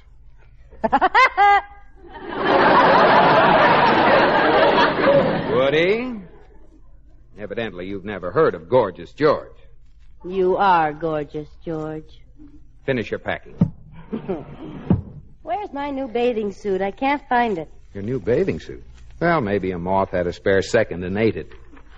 Here it is, and it isn't that skimpy. It's shameful. You're too prudish. You're too nudish. You should see Alice Sturm's bathing suit. She got arrested at the beach. Must be pretty bad. Oh, it was. But they couldn't prosecute. Why not? No evidence. Which nightgown should I take? My canary yellow or my parrot green? What about your goose chartreuse? Well, gotta run now, honey. See you tonight. Drive carefully. George Cougat, don't you criticize my driving. I'm a good driver. Sure, honey. You've never driven up a telephone pole. Of course not. Anyway, not to the top. Ha ha, very funny. I read in a magazine the more accidents were caused by men than by women. Yeah? When did you read that? The other day while I was driving downtown. Mother! Oh, Liz, darling. Mother, you look marvelous, so young and healthy. Oh, it's this country life, dear. I found there's nothing better than fresh milk and clean soil. Well, it's certainly done a lot for you. Yes. Makes a wonderful mud pack. Oh. Where's George? Well, he had to attend a board of directors meeting. He'll be up later. Oh, they're having them during the day now. That's nice. Your father always had to go to the board meetings at night. At night? Yes, poor dear. Tell me, are they still holding them at the Whoopee Club? No, Mother. Now the bubble dancer comes to the bank. Oh. Mom, what's this big surprise of yours? I've been wondering about it all the way up here. Oh, well, see if you can guess. Well, some of the things you do, Mother, I'm almost afraid to guess. Oh. Let's see now. Pole vaulting? No. Motorcycle hill climbing? No. Skywriting? Oh, no, you're way off. Well, I'll have to think of something a little more sensible. But this is very sensible. Chickasaw Indian tap dancing. Oh, Liz, really, Chickasaw Indian tap dancing. Oh, I wonder if they teach that at Arthur Murray. Now, we're not talking about Arthur Murray. What's your surprise? Well, you'd better sit down. I don't need to sit down. What is it? I'm going to get married. Well, I see you decided to sit down. I always do when my knees buckle. You seem so surprised, dear. I suppose you thought that I was too old to get a husband. I thought no such thing. You're very beautiful. Oh, I do have a few wrinkles, though. Of course, just on the outside. That's right, Mother. And they're just happy little crow's feet. Oh, I know you're going to love your new father, Liz. Well, tell me all about him. Who is he? Where'd you meet him? What's he like? Well, his name is Daniel Carson, and I met him in Houston. Oh, he's a real Texan, Liz. He's just like Gary Cooper. Not quite that tall, of course, and a little older, and he wears bifocals. Oh, but he's just like Gary Cooper. Well, they're both men. Well, he sounds grand, darling. How'd you meet him? I was walking past the theater, and as he rushed up to buy his ticket, he knocked me down. He was in quite a hurry. It was a Randolph Scott picture. He really did sweep you off your feet. Skinned both my elbows. And he apologized, and he asked me to see the picture with him. But, of course, a young girl couldn't accept an invitation from a man she didn't know. Of course not. But I'm not a young girl, so I accept it. Mother, do you suppose this man could be after your money? Not that you aren't beautiful. Oh, no, dear. He's quite wealthy himself. He owns several oil fields. Oh, he has a huge ranch, factories, and... oh, dear. What's wrong, Mother? You don't suppose I'm after his money, do you? See now. You were in Houston last April. Have you been engaged all this time without telling us? Oh, no, dear. Dan and I have been corresponding, and it just happened. He asked me in his last letter. What'd he say? Dan isn't a man of many words, dear. Well, here's his letter. You read it. My dear Louise, howdy. Love, Dan. P.S. Will you marry me? Oh, I've read it over and over again. I almost know it by heart. Oh, you know, he's coming in on the 5 o'clock train, Liz. And I've made all the arrangements for the church. Now, just a minute, Mother. Before you go any further, I think we'd better have a little talk. A talk? Well, what about, dear? Well, Mother, you're getting married, and I think there are a few things that you should know. Oh, Liz, dear, Liz. Don't you remember 10 years ago when you were going to get married? Didn't I take you into the parlor for a little talk? Yes. Well, I haven't forgotten any of the things you told me. Dear, I thought little Susan Palmer could be the flower girl, and maybe George could be the best man. Oh. Why, Liz, dear, what's wrong? I'm just so happy for you. Well, then why are you crying? Well, you cried when I married George. Well, that was different, dear. Oh, Mother. My little mother. Oh, Liz, darling. Please don't cry. Oh, Mother, I can't help it. You'll understand someday when you have one of your own. In here, George. Oh, hello, honey. Kiss, kiss. Come on, give me a kiss. Kiss, kiss, kiss. I want a kiss. Give me a kiss. What's the matter? I never board a train when it's moving. Well, it's standing in the station now, ready for refiring. Nut. Okay, conductor? Mm-hmm. Steam's way up. Careful you don't burst your boiler. When there's any danger, the whistle blows. Kiss me again. Watch out, George. Can you carry your bags, ma'am? Oh, George, wait till I tell you about Mother's secret. Yeah, what is it? I can't tell you. It's a secret. Liz. George, a secret's only a secret if it's kept a secret. You know about the whispering grass. The grass told it to the trees, and the trees told it to the breeze. You understand, George? Yes, very clear. Your mother's been out in the grass whispering to trees. Just forget about it, darling. You'll find out. Better get dressed for dinner. Won't tell me, huh? Uh-uh. All right. You have your secrets. I have mine. I just thought of something. Oh, what are you laughing about? Nothing, but if you're going crazy, I want to go with you. I'm not going crazy, Liz. I was just thinking about the time I took Myra Ponsonby on the hayride. You've always wanted to hear what happened. You're not going to get me to tell you Mother's secret that way. No, of course not. Forget it, dear. You think you're pretty sly.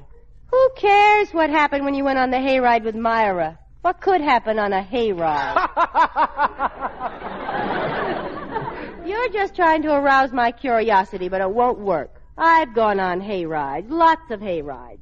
They were all in the spirit of good fun. We'd go down some dark, lonely country road, stop the wagon. Some of the couples would go blackberry picking. We'd just sit there in the hay and... George, Cougat, what happened on that hayride? It's a secret, remember? The grass? The heck with the grass. What about the hay? Well, you tell me your secret, and I'll tell you my secret. All right, Mother's getting married. Now, what's... George, what happened? I bit the stem off my pipe. Your mother's what? Getting married. Now, what happened on the hayride? Oh, Jimmy Paterno dropped his cigar, and we had a weenie bake instead. Now, Liz, now, what's this business about your mother getting married? Well, we're going to meet her fiancé tonight. Mother met him in April. They've been corresponding, and in his last letter, he proposed. Where'd your mother meet him? In Houston, in front of a theater. You mean he picked her up? He knocked her down first. and get dressed, George. We want to look nice when we meet him. All right, but I wish your mother had consulted me first. I might have refused his proposal. I should hope so. You're already married. Mother, sit down and relax. I can't, Liz. Dan will be here any minute. Now, you've got to calm down, Mrs. Elliott. Yes. I remember how nervous I was when Liz and I got married, but I had a simple formula for overcoming it. What was it? He fainted. I didn't faint. I just relaxed. All of a sudden. I'm so nervous. I haven't been this upset since the day my scales were broken, and I thought I'd gained 200 pounds. There's your man, Mrs. Elliott. Now, don't all of you stare at me. I'll let him in. Hello, ma'am. Hello, Dan. Will you come in? Reckon I will. Are you embarrassed, Dan? Nope. Well, reckon I'll be going now. Dan, you just arrived, you know. Just don't know what to say, Louise. I ain't a man of many words. Had me a long-winded speech wrote down on the back of a cigarette paper. Forgot and smoked it. Well. Yeah. Mother. Oh, Liz, dear, I'm sorry. Well, I guess we kind of forgot our manners, Louise, standing here chattering like a couple of blue jays. Yes. Dan, this is my daughter, Elizabeth. Hello, Mr. Carson. Even prettier than the picture your mama sent me. Mother sent you my picture? Yep. Laying on a blanket, taking your bottle. Well, I've changed quite a bit since then. Yeah. You're a lot longer now. Got a little more hair, too. Well, when I was a baby, I used to wear my hair very close to my head, under the skin. I'm George Cougat, Liz's husband. How do you do, Mr. Carson? Well, hiya, George. Say, I like the way you shake hands, real tight, like you mean it. Oh, you have quite a grip yourself. Yeah, hate wishy-washy shakes, like to feel a friendship there. Ain't never forgot Herb Jackson, the friendliest feller I ever met. Broke 7 bones in my hand.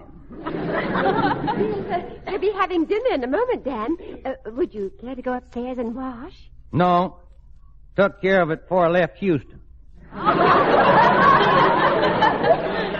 Well, I'd better wash. I've never been to Houston. I got a little surprise for you, Louise. Oh, a surprise, Dan. Well, what is it? Oh, it's coming later. Yeah, I guess I'm ready for Chuck now. Chuck, Mr. Carson? Yeah, that's what we call dinner in Texas, Lizzie. What about late at night when you go down to the icebox and sneak a snack? What do you call that? Snuff. Enjoy your dinner, Mr. Carson? Oh, I reckon it did, George. It's mighty fine grub. Grub? What's grub? Chuck. I'm waiting for that surprise, Dan. Well, it ought to be here in a little while, Louise. Mr. Carson, I understand you have some oil property in Texas. Yeah. It was originally my granddaddy's. He got it from some Indians. Swapped them for it. Swapped them for oil property? What did he give them? Colored beads, bits of cloth, fire water? No, $650,000. Did you ever meet an Indian, Mr. Carson? Yeah, Lizzie. Sorry I did, too. Oh, did you have trouble with him? Kinda. Did you kill him? Nope. Did you hurt him? Kinda. With a gun? Nope. Backed over him in a gas station. Mr. Carson, I understand along with your oil properties, you have quite a ranch, too. Oh, yeah. Got me a nice big ranch. Ain't it, Louise? It's really tremendous. What do you call your ranch, Mr. Carson? Dallas. What about my surprise, Dan? Well, it ought to be here any minute, Louise. Let's see. Well, this is sure going to be a fine wedding. A pretty bride. And you'll be a rather handsome groom yourself, Dan.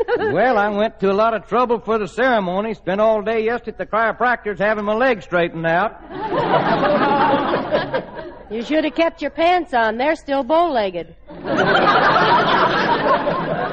Tell me, do you have a horse, Mr. Carson? Oh, now there's something that I like to talk about. You bet I got me a horse. His name is Shotgun. Shotgun? Do you feed him or load him? Oh, he's a good old horse. Had him for 18 years. Showing his age a little. Graying around the tail. Oh, now that's nice. I think a gray tail makes a horse look distinguished. As I always say, an old horse is just as good as a new horse. I've never heard you say that, George. Well, you've never been around while I was talking to an old horse. Why don't we all go out on the porch? Oh, I reckon that's your surprise now, Louise. Excuse me. Oh, what do you suppose that silly boy's gotten me? Mother, you're holding that third finger out too conspicuously. Well, here's your surprise, Louise. Come on in, Slim. Greetings from Texas, everybody. Gee-ho. Slim's my old saddle buddy, Louise. He's gonna be our best man. Oh? Dan, you old hornswoggle son of a rattlesnake. Slim, you old saddle sore mule buster. You old leather-eating coyote. You old thieving noose dodger. You old horn toad. You old siffy cat. You old prairie dog. You old... You... Dan, he's going to be our best man? Yeah, some surprise, huh, Lou? Slim, this year is Louise. So that's her. Well, doggone. Twang my banjo, bust my britches, doggone. Gull dern, ding dong darn. Dan. Slim says he likes your figure, Lou. Oh, Mother's always had nice galderns. Oh. Here's a little galdern something I brung you, Miss Lou. For when you and old Ding Dong Dan set up galdern housekeeping. Doggone. Thank you. Towels. How nice. Aren't they, Liz? Oh, yes. Look, George. A set. Hers and his'n. I'll be right back, Liz. I think we're going to need some smelling salts. I heard that. If you don't like my vapor, just open some windows.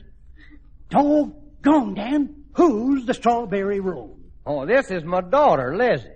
God darn it, she's pretty. A ding-dong redhead, too. Makes me want to kick off my boots and jump smack dab barefoot into a doggone tub of sow belly. Bust my britches. Bust my britches. Bend over. Doggone, Dan, I just can't wait no longer. I got a darn surprise for you outside. Music for your wedding. Music, Dan? Yeah, just a minute. Oh, I mean, just a doggone minute. Oh, Slim, you brought the sons of the singing sagebrush. You are my sunshine, my only sunshine. You make me happy when skies are gray. You'll never know, dear, how much I love you. Please don't take my sunshine away. Whoa! Howdy, Clem. Dan, what did Slim say about music for our wedding? Oh, I know they ain't the best, Miss Lou, but Spade Cooley weren't available. Oh, there ain't no finer music than the sons of the singing sagebrush. Sing some of that there wedding music for 'em, sons. I'm ahead for the last roundup. Whoa, horse. Make up your mind. Man! Son! Mr. Carson, have you ever thought that Mrs. Elliott may have other plans for the music at her wedding? Lou? Why, Lou is loco about the sons, ain't you, Lou? Well, Dan, they were all right when we went to the barn dance in San Antone, but I had planned on other music for the wedding, and I more or less thought that George could be the best man. Oh, I'm being the best man. Who's George? I'm George. Now, look at here, George. Shoot him, Slim. George is going to be the best man, aren't you, George? I say I'm going to be the best man. What do you say, George? Well, Liz, I think Slim really has his heart set on it. Is this gonna be a wedding, or is this gonna be a wedding? That's a very good question.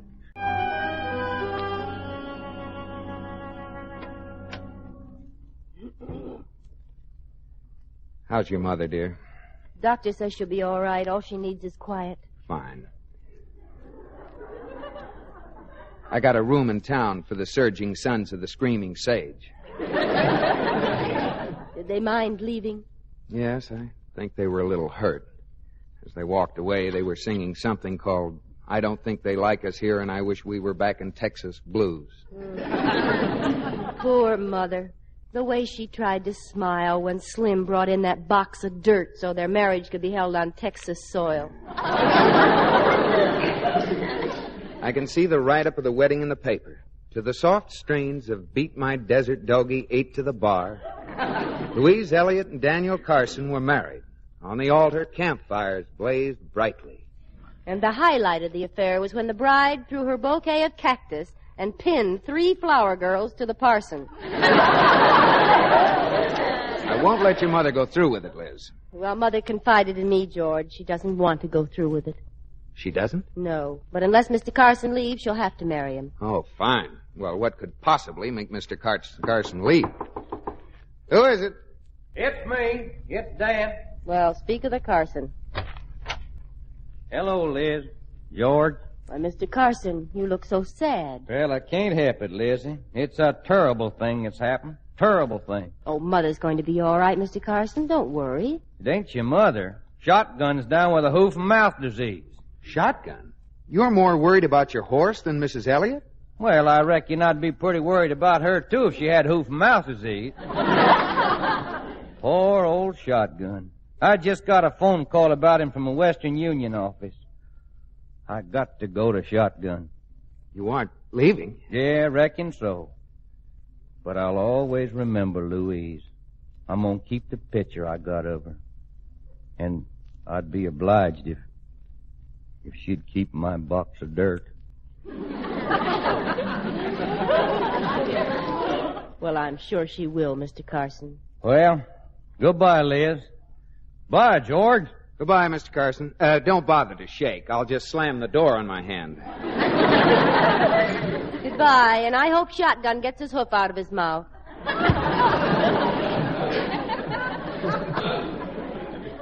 Liz, he's gone.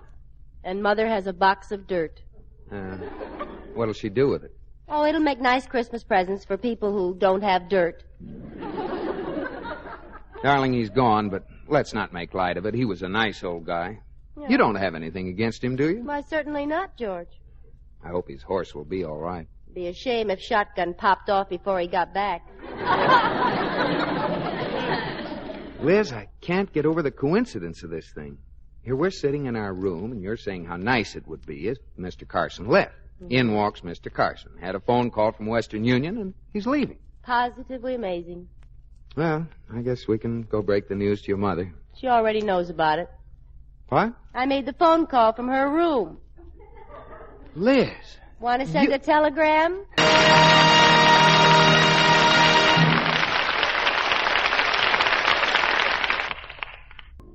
George, are you asleep? No, dear. I can't sleep. Why not? I keep lying here waiting for you to say, George, are you asleep? Do you love me, George? Madly. Would you swim oceans to be at my side? I'd swim oceans to be at your side. Would you climb mountains to be at my side? I'd climb mountains to be at your side. Would you get up and get me a glass of water? No. Why not? I'm pooped from climbing those mountains and swimming those oceans.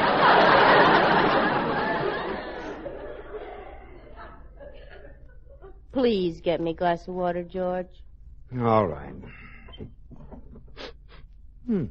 What smells so good? I left the top off my taboo. I thought it was night-blooming jasmine. Why does jasmine only bloom at night? Oh, they have a very strong union. I love you, George. I love you, too. Remember, I want cold water. That's the left faucet. Yes, Liz, the left faucet. Oh, George, I've changed my mind. I'd like a Coke instead. Okay. Which faucet is the Coke? Oh, never mind. You'd have to go downstairs. I don't want you to leave me. I'll take water. Here you are, darling. Thanks, little cuddle puddle. You're welcome, little drip. Good night, honey. Good night, dear. What's the matter, Liz? You got a feather leak in your pillow? No. I was just thinking that I'm pretty clever. Today I figured out a way to make someone not marry someone. And if I wanted to, I could scheme a way to make someone marry someone. You really think you could? Mm-hmm. I did it once. You schemed a way to make someone marry someone? Yes. Who? Good night, George. We invite you to enjoy Life. Life with Luigi, a new comedy show created by Cy Howard and starring that celebrated actor, Mr. J. Carroll Nash, with Alan Reed as Pasquale.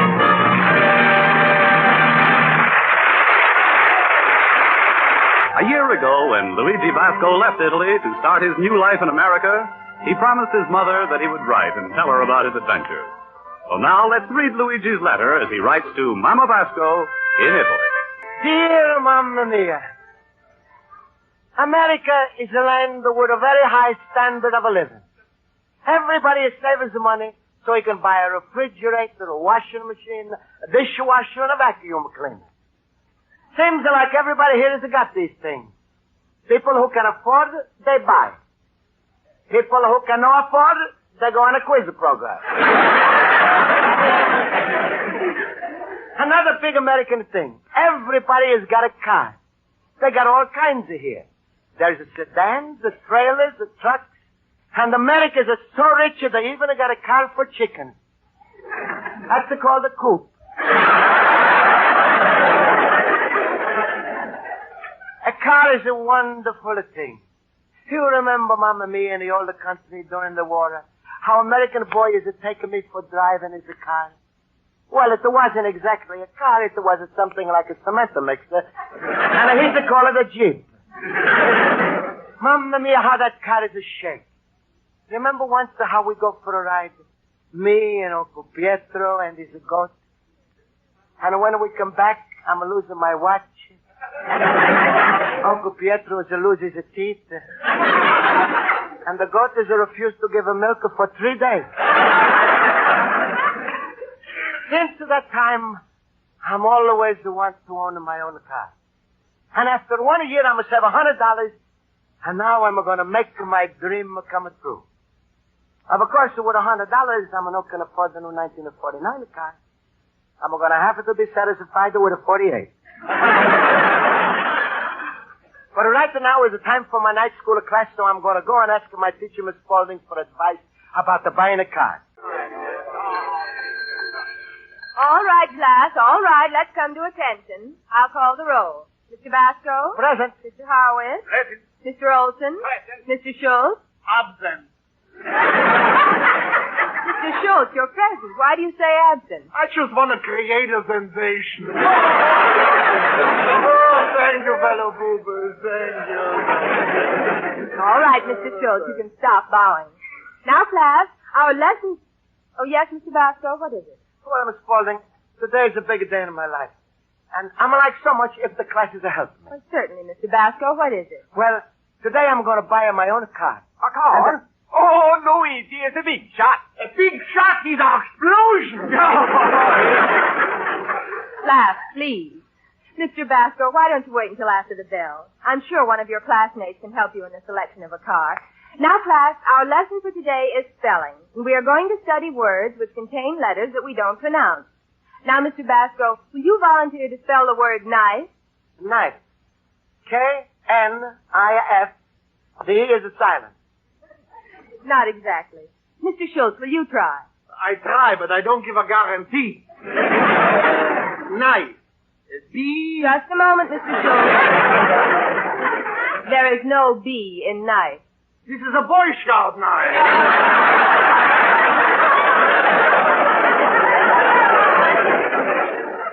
Class, I will spell the word.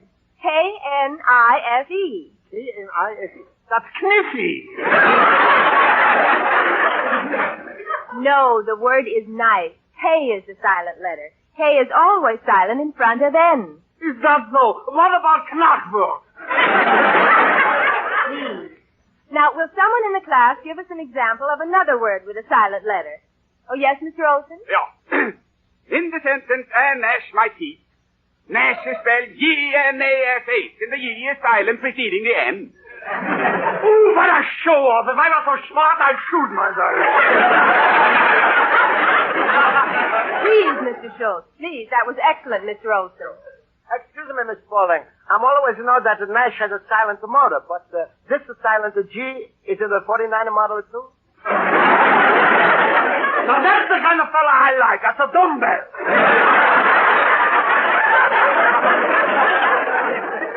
No, Mr. Basco. I can see you can't get your mind off cars.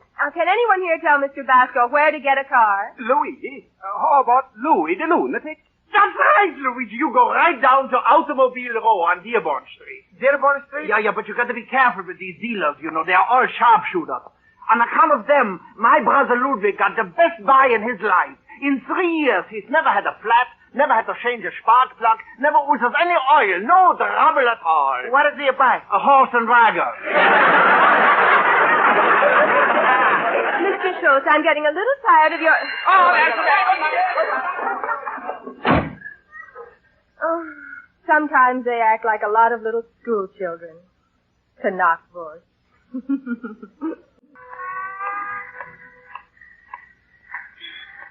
Excuse me, mister. I'm like to buy a car here. Yes, sir, you picked the right lot. I got just what you want. 2,300, 2,700, 3,500, anything you like, drive it right out. How much do you want to spend? $100. Well, come on over here around the back. We might find something for you. All right. Now there we are. Here is a fine selection of cars around the $100 class. Nice, eh? Looks just like a museum. Yes. Well, now let's see. Just what kind of a car do you have in mind? How about a convertible, eh? Do you like to drive with the top down? No, I'm always to wear a hat. Well, how about this car here? Do you like it? It's an old. No, that's too old. Hey, mister, did you ever drive a car before? Well, a long time ago in the older country. Oh, You see, I'm not long from Italy. I see. Well, now, buddy, I got just the car for you. Yes, sir, here it is, a Stutz. Hardly been used in the last 32 years. Well, look at the dashboard, only 5,000 miles. And I'm the original guy who pushed back the speedometer. Is it good, huh? Oh, it's sensational. Not like any ordinary car, you know. This car is different. No windshield, no bumpers, no radio, no heater, no spare tire, no fuel pump, no radiator. Just a good, honest set of used parts. Now, I'm not so sure that you've got the money. If you've got it, put up or shut up. That's the American way. Well, sure. I got the money here. Well, that's the ticket. 100 old dollar bills. We've been waiting for you. Here's the bill of sale. Sign right here. You got a driver's license? No, but I can drive. Okay, then drive right down to City Hall, get a learner's permit. Hop in. That's right. We stand behind every car we sell. Only way we can push him off the lot. Get set. Goodbye. Goodbye. Mamma mia, we're going to fight. 3, 4, 5 miles an hour. Hey, Mr. Feldman, look at me. Hello, Mrs. Pellegrino. Hey, Luigi, you got a car. Hey, look at Luigi. He's a millionaire. Hey, look out, Mr. O'Reilly. I'm a-coming. Bigatti, it's Luigi in a car. What you do, Luigi? Rob a bank? No, I'm saving my money to buy a car like a real American. Hey, Mr. Indrisano, it's me, Luigi. Luigi! What a capitalist! Hey, Pasquale, come on. Come on out, Pasquale. Luigi, my friend. Hello, Luigi. Hello. Well, Pasquale, take a look. What do you think? What's happening, Luigi? You got a job in the circus? What are you talking about, Pasquale? I'm just to buy myself a car. What does it look like? How many guesses do you give me? You just saying that because I didn't need any help from you. No help from me, eh? Hey, Luigi, why are you putting those 2 blocks under the front wheel? That's a new invention, emergency brake. Pasquale, I know it's not the best car, but at least it's all of mine.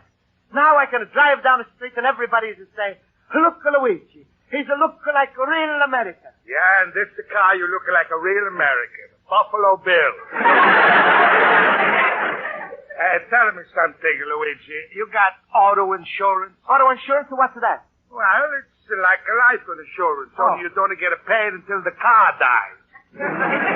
Looking at your car, I'm thinking somebody's already collected. Then I'm gonna need the insurance. Oh, but there's insurance you gotta have. It's much more important. That's for accidents. There's a single indemnity. That's if you hit a one person. Then there's a double indemnity. That's if you hit a twin. But Pasquale, I'm not going to hit anybody. What are you talking about? You got a car? Use it. But Pasquale, I'm just spending all of my money on my car. Can't afford this insurance. Oh, Luigi, that's so bad. Has it? Terrible. Tell me, little man, you got an operator's license? But Pasquale, what for? I'm going to need operator license. I'm not going to work for the phone company. That show how stupid you are. Operator license is a meaning when you hit somebody, you got a license to operate on them right away. And you ain't got that either. Oh, Pasquale, all I'm got is a learner's permit and a book of rules to study. What am I going to do? I should never have bought a car without asking you advice first. Now, that's the first the smartest thing I've heard since we started talking. Luigi, when I'm to see you look so sad, my heart is melted like a parmesan cheese on a hot spaghetti. You know what I'm going to do for you? What, Pasquale? I'm going to pay for your auto insurance. I'm going to see to it you get your operator license, your driver license, and instead of this old jalopy, I'm going to buy you a brand new car. Pasquale, you going to do all of this for me? But why? Because I'm in love with you, you little pumpkin head. With eyes are like a two pumpkin seeds and a nose hanging like a banana. Oh, stop it, Pasquale. You're making me blush in the street. And now that I'm going to do you a little favor, maybe you do me a little favor. Favor? What the favor you want I should do for you? Well, while you down at City Hall are getting your driver's license and your operator's license, maybe you go to the next window and get a one or more license. Well, sure, Pasquale. What's the kind of license you want I should get? Marriage license for my daughter Rosa. No, Pasquale, I'm not going to marry Rosa. She's too fat for me. Luigi, that's no fair to call a girl a fat just because she happens to weigh 240 pounds. 250. What do you say? I said 250. I say 240. She's not have her supper yet. Hey, Luigi, do me a favor. Just to marry Rosa for a little while. You'd be surprised at how my little flower she's going to grow out of you. Pasquale, I'm no flower pot. All right, you big stupid. And now I'm going to tell you something. They're never going to give you a driver license with that old wrecker you bought. No? No, you're lucky if you stay out of jail. Jail? Sure. When you start driving through the streets like a crazy man, chasing the people down the cellars and up the roofs and running for their lives, you know what it's going to say in a newspaper headline? What? Chicago's a hit to buy a new Irma bomb. Mamma mia, I'm just started out to buy a car, and now I'm lucky if America doesn't declare a war on me.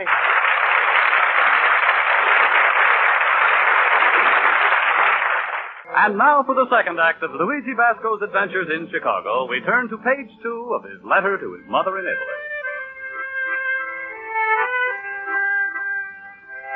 So, Mamma mia, although I'm realizing my big ambition to own a car like a real American, I'm afraid it's going to bring me a lot of trouble. Pasquale is to say my car is look so terrible, I'm never going to get driver's license, so I'm going to try to fix it up. I'm going to shine up at the car nice and clean with the two cans of the shoe polish. Also, I'm going to put the wallpaper on the inside. And to make the car look more expensive, I'm going to paint a spare tire on the back. But still, I'm having a lot of trouble with the car. 3 times a day, the street cleaning department is trying to take it away. Biggest trouble I'm having is reading the rule book and trying to learn the traffic rules for my driving test. Mamma mia, what's the rule? Put a hand out for left to turn, a hand out for right to turn, hand out for a stop, a hand out for a go. Mamma mia, this book must be for a man with 4 hands. So I'm sitting here studying when it suddenly is opened up for my door. Luigi, my friend, I was just passing by and I had to stop in. I just saw your car outside and I congratulate you on making such a wonderful deal. Oh, thank you, you should. How much did the man pay you for taking it off his lot? Schultz, please, I'm paying a man $100 for this car. $100? Schultz, do you think I was stuck? Stuck? Luigi, you was harpooned. With a car like that, I got only one piece of advice for you. What's that? Keep moving, because if you ever stop, people will think you're in an accident. Well, I got to go now. Goodbye, Luigi. Goodbye, Schultz. Oh, Luigi, cheer up. Smile. Nothing in this world is worth crying about. For a Schultz, I'm spending my last dollar on a bad car, and I'm gotta go today for a driving test. I'm not gonna understand the rules, and all that's left for me is to marry Pasquale's daughter, Ozzie. If you was in my place, what would you do? Himmel, would I let out a scream? Well, Luigi, I really got to go now. Now, come on, Luigi, be like me, always happy. Smile, smile. My rheumatism is killing me.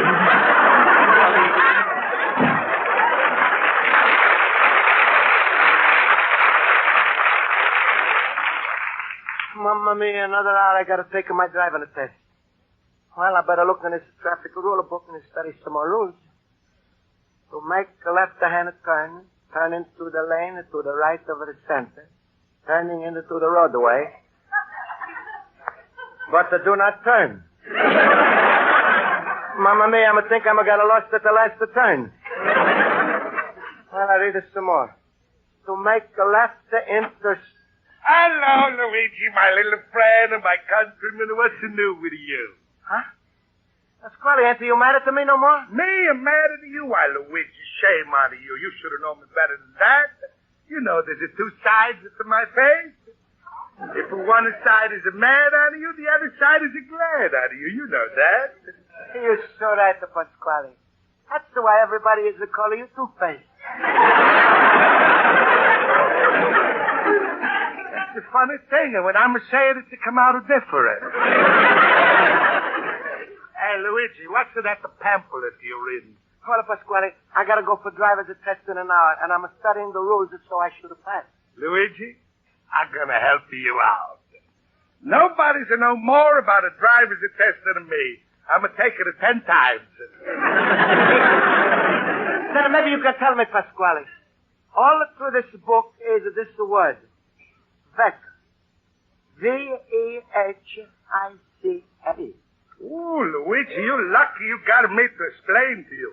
That's the vehicle. That's to mean a car what's drunk. That's what they call auto intoxication. There's the lots I can teach you. Now, say you drive in a car, you hit a man inside his home. What's this called? What? Home inside.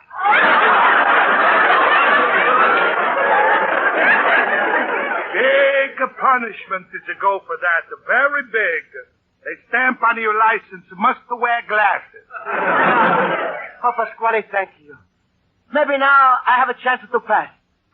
Tell me, what do you mean by zones? That's simple. Driving a car is like a game. There's 3 kind of zones.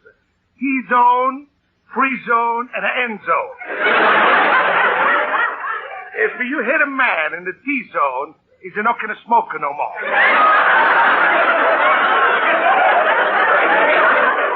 And if you hit him in the end zone, they push your car back 5 yards. What's the free zone? That's meaning you can park for nothing. Now take a traffic light. There's a green light, that's for go. There's a red light, that's for stop. What's the yellow light for? That's for women drivers. They can do whatever they want.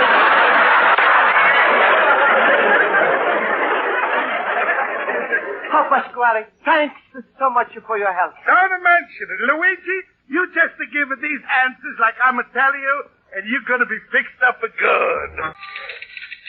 Next applicant. Pardon me, mister. You've been waiting here for 2 hours. What are you waiting for? Well, you've been calling for people who's want the applicant. I'm waiting till you call people who's want the driver's license. Oh, I see. Well, take your learner's permit to booth 7 over there, and the inspector will give you your test. Thank you very much. Booth 7. Oh, there it is. Mamma mia, how am I going to drive my car in that little booth? Oh, excuse me, mister. Have a seat. You got your car outside? Yes. All right, now I'll ask you a few routine questions. First, explain your hand signal. Sure. To make a signal, you got to stick out to your left hand. First, you got to let the window down. Left hand is to signal right to turn, left to turn, and a pass. That's the way of the palm down. A palm down? When do you stick your hand out with the palm up? Only when you want to see if it's raining.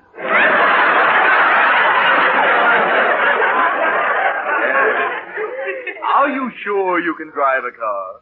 Sure, I'm sure. Well, let's go on outside for the road test. All right.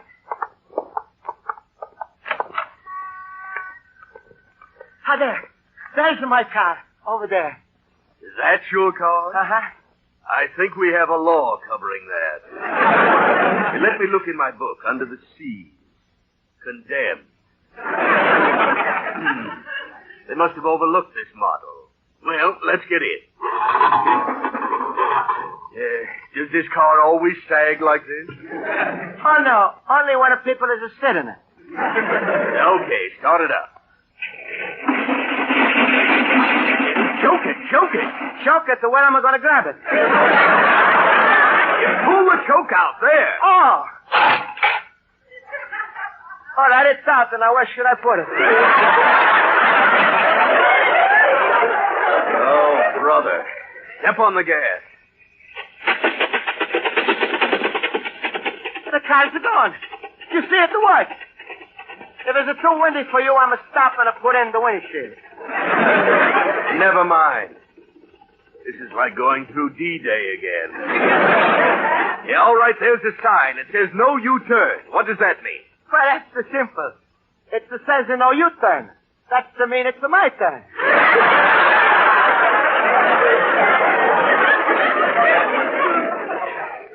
Look, there's a stop sign. You want I should have stopped? I dare you.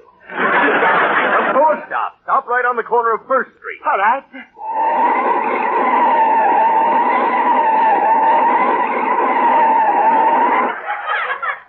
I said First Street, not Second Street. Well, I was close. Isn't that so good, huh? Well, watch me on a signal.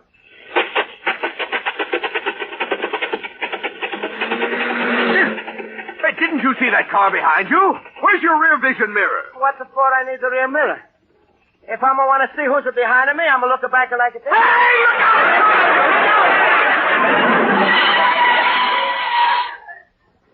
Mamma mia, the car is a stop, but the inspector is to keep on going.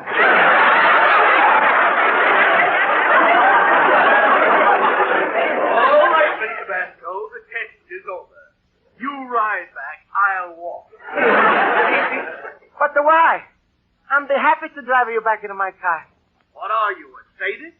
It's a nice day. The sun is shining. I got a wife and 4 kids. I'll walk.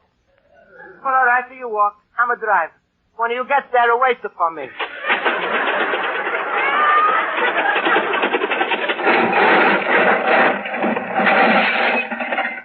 Too bad. And he was doing so well. Luigi, my friend. Hello, Luigi, what are you doing with that steering wheel in your hand? Pasquale, I'm just taking my driver's test. Luigi, look at you. Hair is all mussed up, clothes are dirty and torn, face all banged up, you walking with a limp. You don't look like a driver, you look like a pedestrian. What's happened? It's all mixed up. All I know is that when I was driving back to the license bureau myself, a car is come after me. I'm a signal for a stop. I'm a put out the both of my hands, but it's a big crash. Oh, Luigi. It is all my fault. I put my left hand out of the left window. But my right hand wasn't long enough to reach the other window. Did you get your driver's license? Pasquale, not only am I not to get my license, but they take away my learner's permit. They say I'm not can drive for at least 1 year. And I'm not allowed to walk in the streets for 2 days. Luigi, how could one man get himself into so much trouble? Believe me, Pasquale, it's not easy.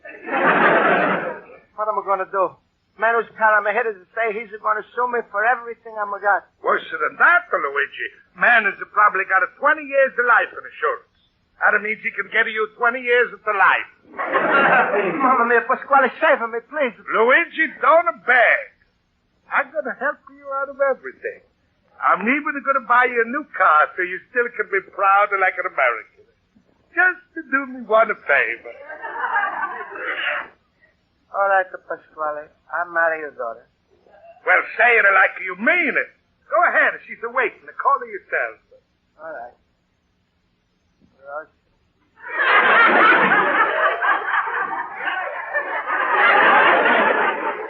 Rosa. Put some feeling in it. Rosa.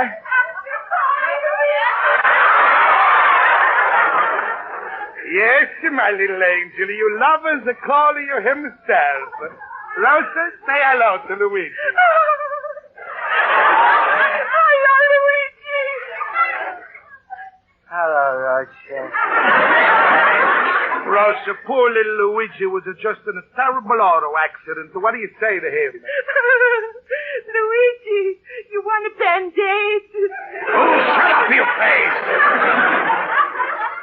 Well, my children, I'm going to give you my blessing, and we're going to tell everybody... Mr. Basco, I'm so glad I found you in. Mamma mia, that's the man who's the car I'm hit. I'm going to fix everything, mister. Oh, are you his attorney? Well, look, I admit everything. It was all my fault. I'm willing to make amends. But... I had no right to be driving that car. I had no driver's license, no permit, nothing. But, This has taught me a terrible lesson. Mr. Basco, I'm prepared to pay for my mistake if you promise not to press suit. I'm not to press suit. Oh. Oh, thank you. I'm always a Senator Taylor. But now, Mr. Basco, let's settle this whole thing right here. I'm willing to pay you whatever that car is worth, say, $500. Oh, no. $1,000? No. Okay, you got me against the wall. How much do you want for the car? $100. $100? Well, here, take it, and thank you very much. Wait, not so fast. There's something else. What's the matter? Were you hurt? I got a hole in my pencil from the accident. It's going to cost you 40 cents for the patch. Here, and thank you. And good night. But, well, Pasquale, thank you for teaching me about a traffic rule. You're a sister. But, Luigi, what for you sticking out of your hand now? I'm making a right turn back to my store. But what about a Rosa? But Luigi? Goodbye, but. Be sure to listen next week at this time over most of these stations when Luigi Basco writes another letter to his Mama Basco describing his adventures in America. Life with Luigi is a Cy Howard production. It is written by Mac Benoff and Lou Derman and directed by Mac Benoff. J. Carol Nash is starred as Luigi Basco with Alan Reed as Pasquale. Hans Connery the Schultz and Mary Shipp as Miss Spaulding. Music is under the direction of Lynn Murray. Bob Stevenson speaking. This is CBS, the Columbia Broadcasting System.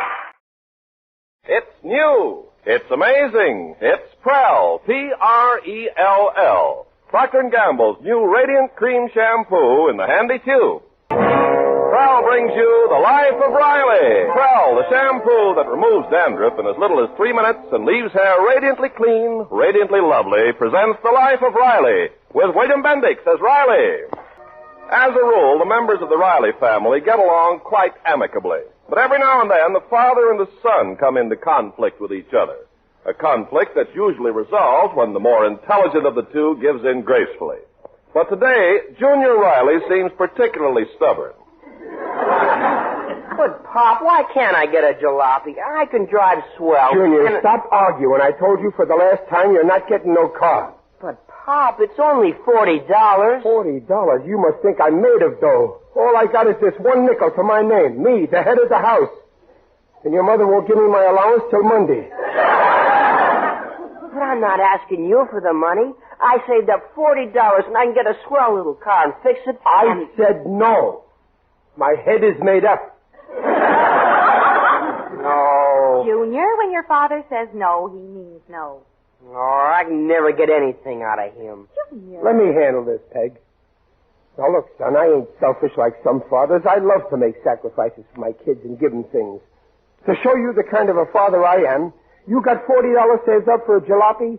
Save up $3,000 more and I'll buy you a brand new Cadillac. But this won't cost you any money. It ain't the money. I'm not going to have you speeding around in a car knocking over pedestrians. Anyway, you're too young. Yeah, wait till you're older. You can get a license to do it. Now, go on. Go get dressed or we'll be late for my club's picnic. You gotta go. I got us entered in the father and son race. I'm not going. Now, listen, Junior. Never mind, Peg. Never mind. Let him stay home. I don't need him. I'll get his sister to be in the father and son race. Come on, let's go. Babs, you ready? All set, Daddy. What's all the rumpus about? No, they won't let me buy a car. All the other fellas Junior, are... I don't want to hear that word mentioned in this house again. But why can't I have a car? That's that. You gotta be punished. No allowance for the next 4 weeks. And no football. You come right home after school and stay in your room. Oh, but that's not fair. I'm your father. I don't have to be fair.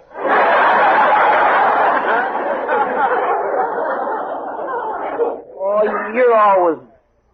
I'll run away someday. You'll see. No, Junior. Yes, I will. I'll run away. You'll see. You'll be sorry. Now look what you've done. Look what I done. It's a losing fight. Junior, dear. Now, wait, Peg. Don't go in there. Let him stay in his room till he's ready to apologize. Now, come on. We'll be late for the picnic. Oh, you and Babs go ahead. I don't want to leave him like this. Oh, he'll be all right, Peg. All kids talk about running away, but they never do. But some of them do. You told me when you were a kid you once ran away from home. Oh, that was different. My father was chasing me. Come on, let's go. But, Riley, I'm worried about you. Worrying, he's just talking. I know child psychology. I just put myself in his place, and I know exactly what he's thinking. You can't know. Yes, I can. I may be 40 years old, but I can still think like a child. Oh, hurry, Babs. Can't you walk a little faster, Riley? Well, what's the rush, Dumpling? Well, I want to get home. When a boy of 13 talks about running away, it's serious. Fine thing, dragging me away in the middle of the pie-eating contest. I was 3 pies ahead, too. Will you stop it, Riley? Here I am, sick with worry, but you care less for your own son than you do for those stale pies. I resent that.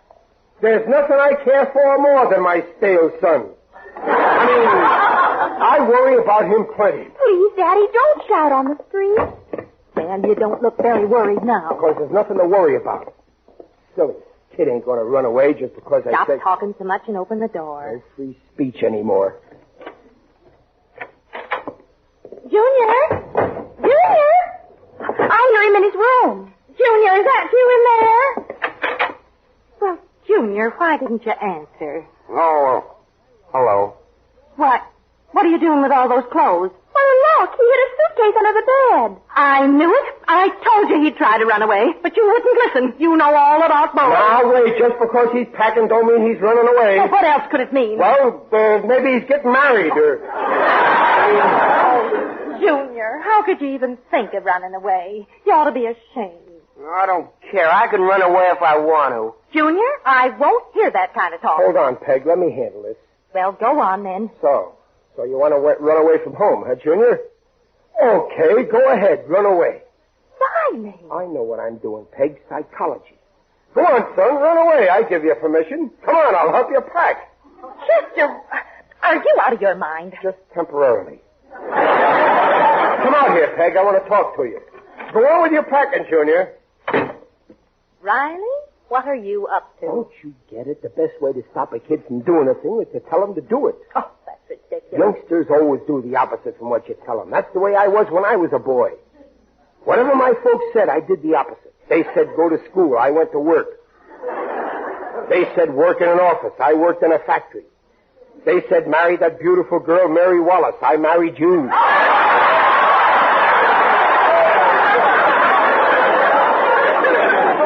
Riley, I honest. Tell him to run away. He'll stay home. But suppose You watch. He won't even leave the house.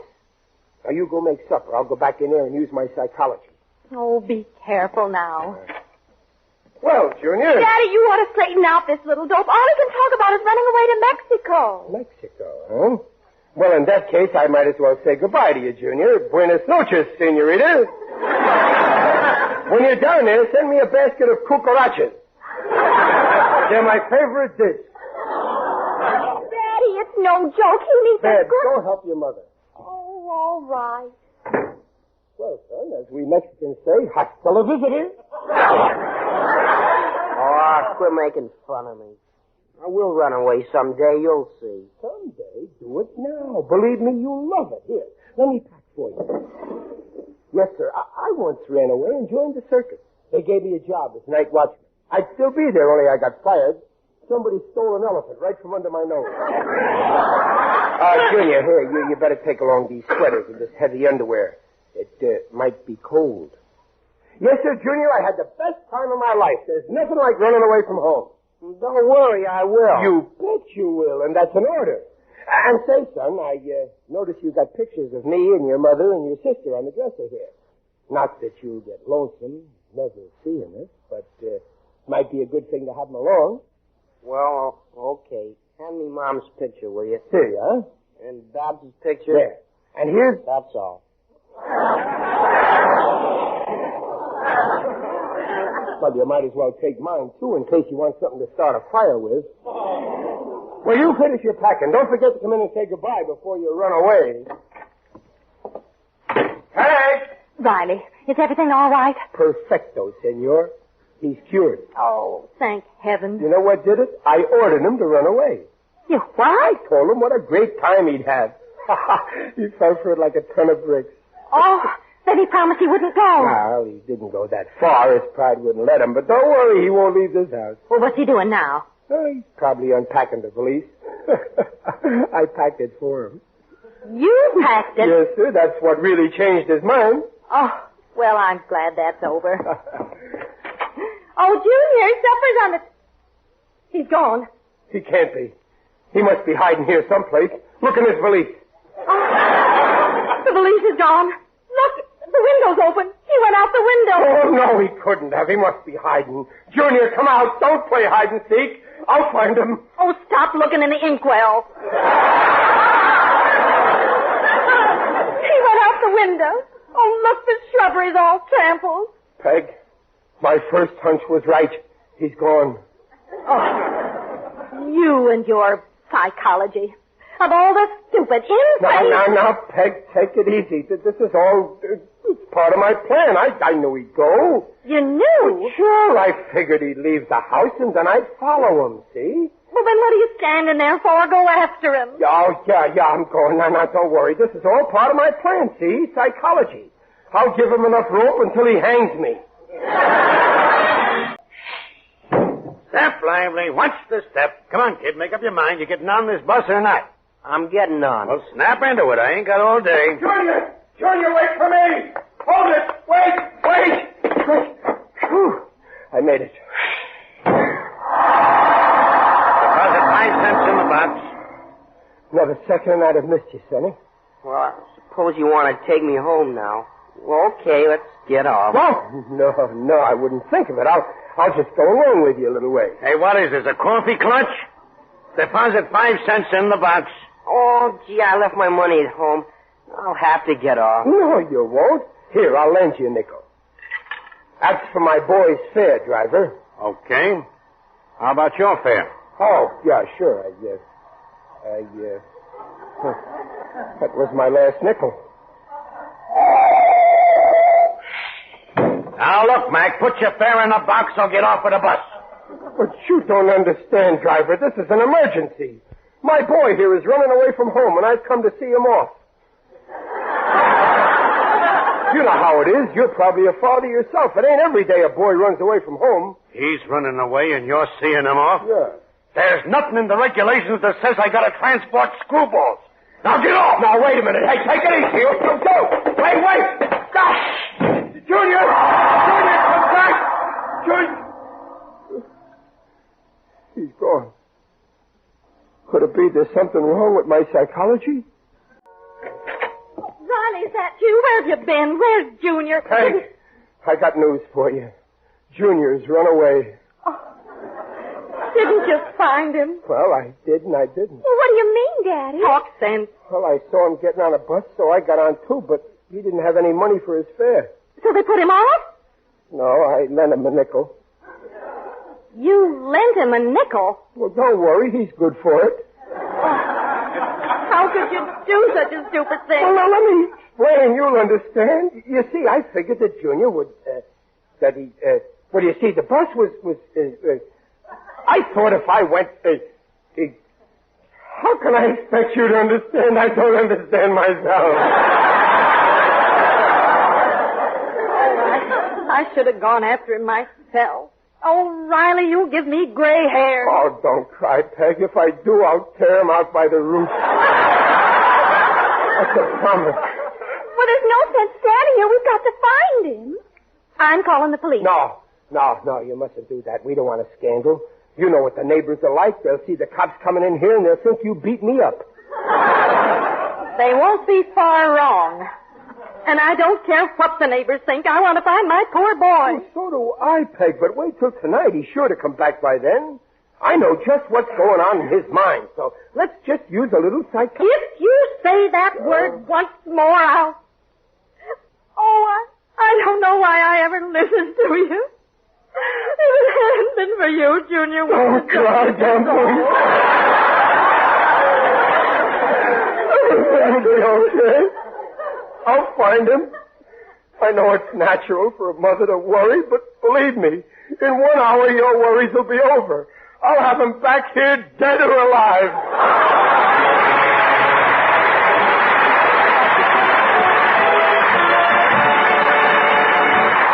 We'll hear the second act of The Life of Riley in a moment.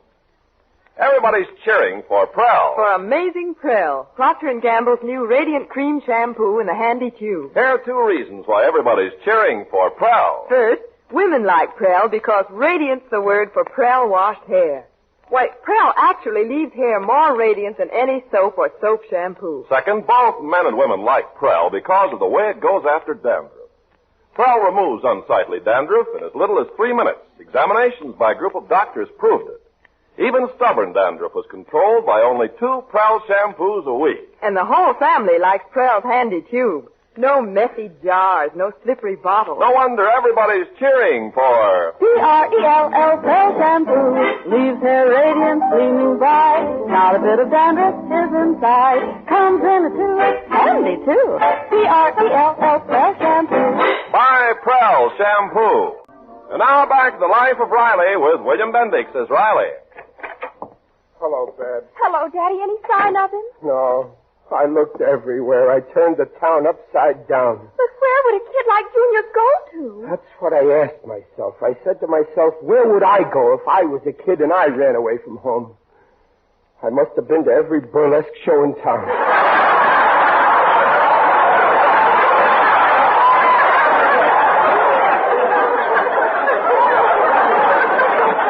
Where's your mother? Still out looking for Junior. She called before and she sounded awful over the phone. Oh, I just can't face her, Babs. When she hears I didn't find him, Listen, we'll have to tell her that Junior is back. But he isn't. We'll make out that he is. We can't do that. Sure I can. I'll fix up pillows in Junior's bed so it looks like him. I'll use a little pillow for his head and a big pillow for his... I can do it. But, Daddy, Then we'll tell her that she can't disturb him because he's sound asleep. But it's cruel to fool Mother like that, and she's sure to find out in the morning. Well, by that time, Junior will be back. I know it. I guarantee it. I know, boys. No, Daddy, I won't have anything to do with this. Please, Babs, you gotta help me out, please. It's no use begging me. I'm not begging you. As your father, I order you. No. All right, I'm begging you. You gotta do this, Babs. I just ain't got the heart to tell your mother I didn't find Junior. Not that I'm afraid of what she'll do to me. It's her I'm thinking of. She won't sleep all night. I know, but... You know how she worries. She's liable to get sick. You want your mother to get sick? Well, of course not. Well, then do like I say. At least then the poor darling will have a peaceful night. Well, all right if you think it's best. I know it's best. And when have I been wrong? But I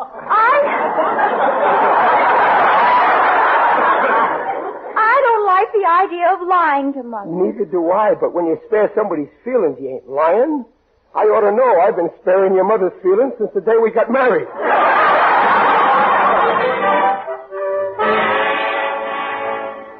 There we are, bed. Now, I'll just pull this blanket up a little. There, now I'll put the light out. Ah, that's better. Yes, sir, you could swear Junior's sleeping in that bed. He looks a little lumpy. Well, I won't let her get this close. It's your mother. Come on out and shut the door. Oh, Riley. Hey, I got good news. Junior's back. Yes, just a little while ago. Oh, thank heaven. I was frantic. Is he all right? I want to see him. Junior! Oh, shh. He's sound asleep in his room. He was dead tired, so I put him right to bed. You mustn't disturb him. But I just want to take one look at him. I won't feel at ease until I do. Well, okay, just one peek. Shh. There he is. Don't go in. Just stand here in the doorway. But I can't see very well. Don't put the light on. You'll wake him up. Oh, the poor dear. Did he have something to eat? Well... don't worry. He's stuffed.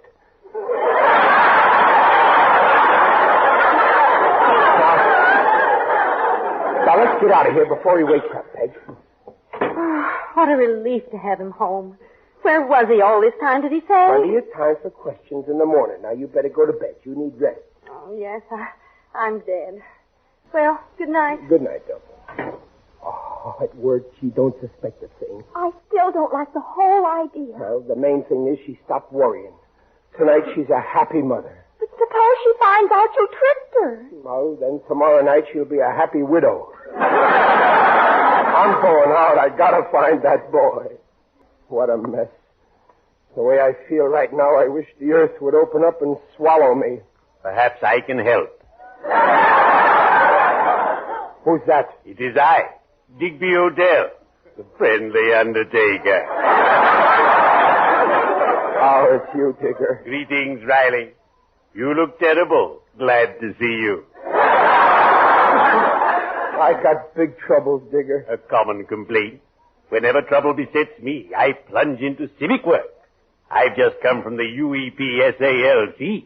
UEPSALC? The Undertakers, Embalmers, and Pallbearers Save a Life Club. We're campaigning for careful driving. Driving? That's what started the trouble with my boy, and now he's run away. Oh, you have my sympathy. Once when I lived in New York, my son Mossbank ran away. Did you have trouble finding him? I asked myself, where would a son of mine run away to? So I went there, and there he was, in Grant's tomb. I can't find my boy anywhere. Did you search thoroughly? Yeah. In our profession, we have a saying, leave no stone unturned. Well, I looked all over town. I tell you, Digger, this whole thing's made me sick. And your dear wife, she must be frantic. Well, she's okay now. You see, I told her he came back home, and she believed me. And she thinks the boy is safe? Yeah. Man alive, if you'll pardon the expression. What possessed you to play such a cruel practical joke? Well, I didn't want her to worry tonight. Beware, Riley, or your joke may boomerang, which happened to the late Ambrose Twill, whose epitaph I quote. Here lies Ambrose Twill, who thought 'twould be funny to scare the life out of Grandpa and inherit his money. He lit a 12-inch firecracker, but then forgot to throw it.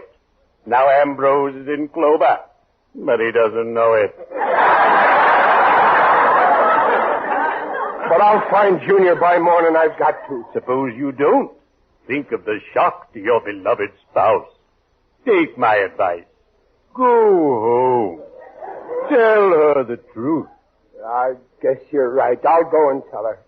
Gee, Digger, you always give me such good advice. You should have been a lawyer. Lawyer, undertaker, there's not much difference, basically. A lawyer gets people out of a hole while Oops, that reminds me I have an appointment. Well, cheerio. I'd better be shoveling off.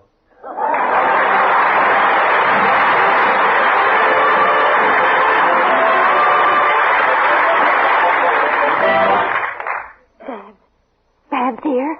Mother, why did you get out of bed? heard a noise in the kitchen. Were you or your father in the kitchen before? Oh, not me, and Daddy went out. Go back to bed. You probably just imagined. No, I didn't. I heard somebody prowling around in there. Come on, we better go see. Oh, it might be a burglar. Who's there? Who's in there? It's me, Junior. Will you put on the light? Why'd you get up, Junior? And why are you all dressed? Just got home. You just got home? But I was in your room an hour ago, and I saw you sleeping in... Oh, I see. Well, I never thought I'd live to see the day your father outsmarted me. Well, Daddy just put the pillows in the bed so you wouldn't worry tonight. You see, he figured... Never mind that now. The important thing is Junior's really back. Oh, darling, do you realize what a terrible thing you did? I'm sorry, Mom. We looked all over town for you. Daddy's still out looking for you. Where were you all this time? In our garage. For heaven's sake. Hey, Mom, I'm hungry. I didn't eat all day. Oh, you poor dear. You must be starved. There's your father now. Babs, make Junior a sandwich. All right, Mom. I'm going to have a little talk with your father. Peg. Here I am, Riley. Oh, Peg, you're up. Peg, listen. There's something I gotta tell you. I've got something to tell you. Now, let me tell you first. Prepare yourself for some shocking news. I'm a beast. Well, what's the shocking news?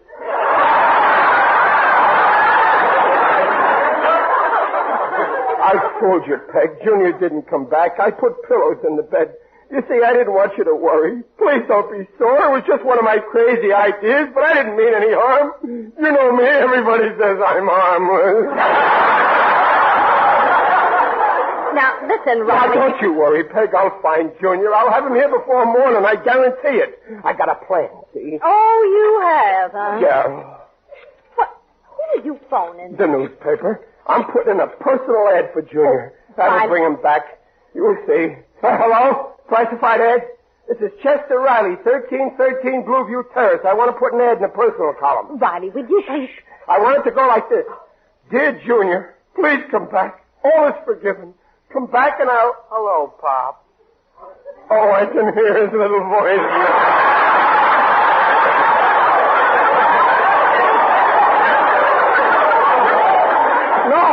No, don't put that in the ad. Say like this. Come back, Junior. I'll raise your allowance, and I'll buy you a new bicycle, a red one. With headlights? With headlights. Riley, hang up that phone. When will you print it? Tomorrow morning? Okay. Peg, this ad will get... Junior! Junior, you're back! You came back! What a newspaper!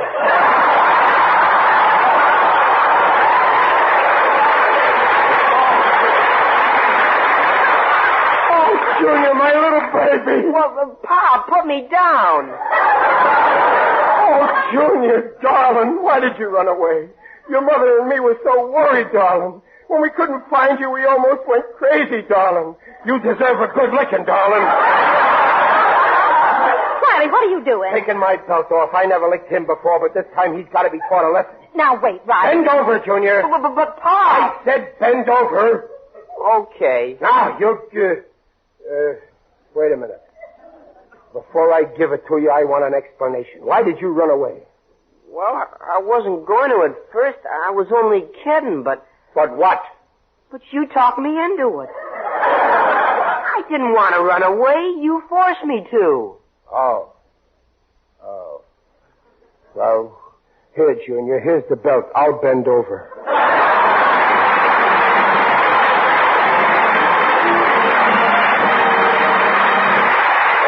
We'll be back in just a moment. No wonder everybody's cheering for Prell, the new Radiant Cream Shampoo in the tube. Hundreds of unsolicited letters prove Prell lives up to its promises. Helene Fleischman of Blue Island, Illinois, voluntarily writes to Procter & Gamble. Prell is everything you say it is. My hair looks radiantly clean and feels clean. It's Prell for me. And friends, it'll be Prell for you once you see how quickly Prell removes unsightly dandruff. Leaves hair radiant. Yes, you'll want to sing. P-R-E-L-L, Pearl Shampoo. Leaves hair radiant, gleaming bright. Not a bit of dandruff is inside. Comes in a tube, handy too. P-R-E-L-L, Pearl Shampoo. Oh, come on, Peg. Don't be sore. I keep telling you I just didn't want you to worry. Come on, give me a kiss. No. Oh? Okay, don't give me a kiss. I forbid you to give me a kiss. I wouldn't let you kiss me if you gave me $100. Your psychology won't work with me. Trapped. Now I gotta get by on my good looks.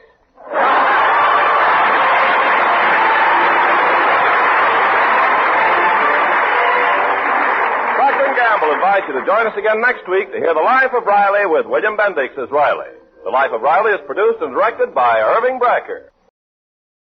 The National Broadcasting Company presents transcribed The Magnificent Montague, starring Monty Woolley.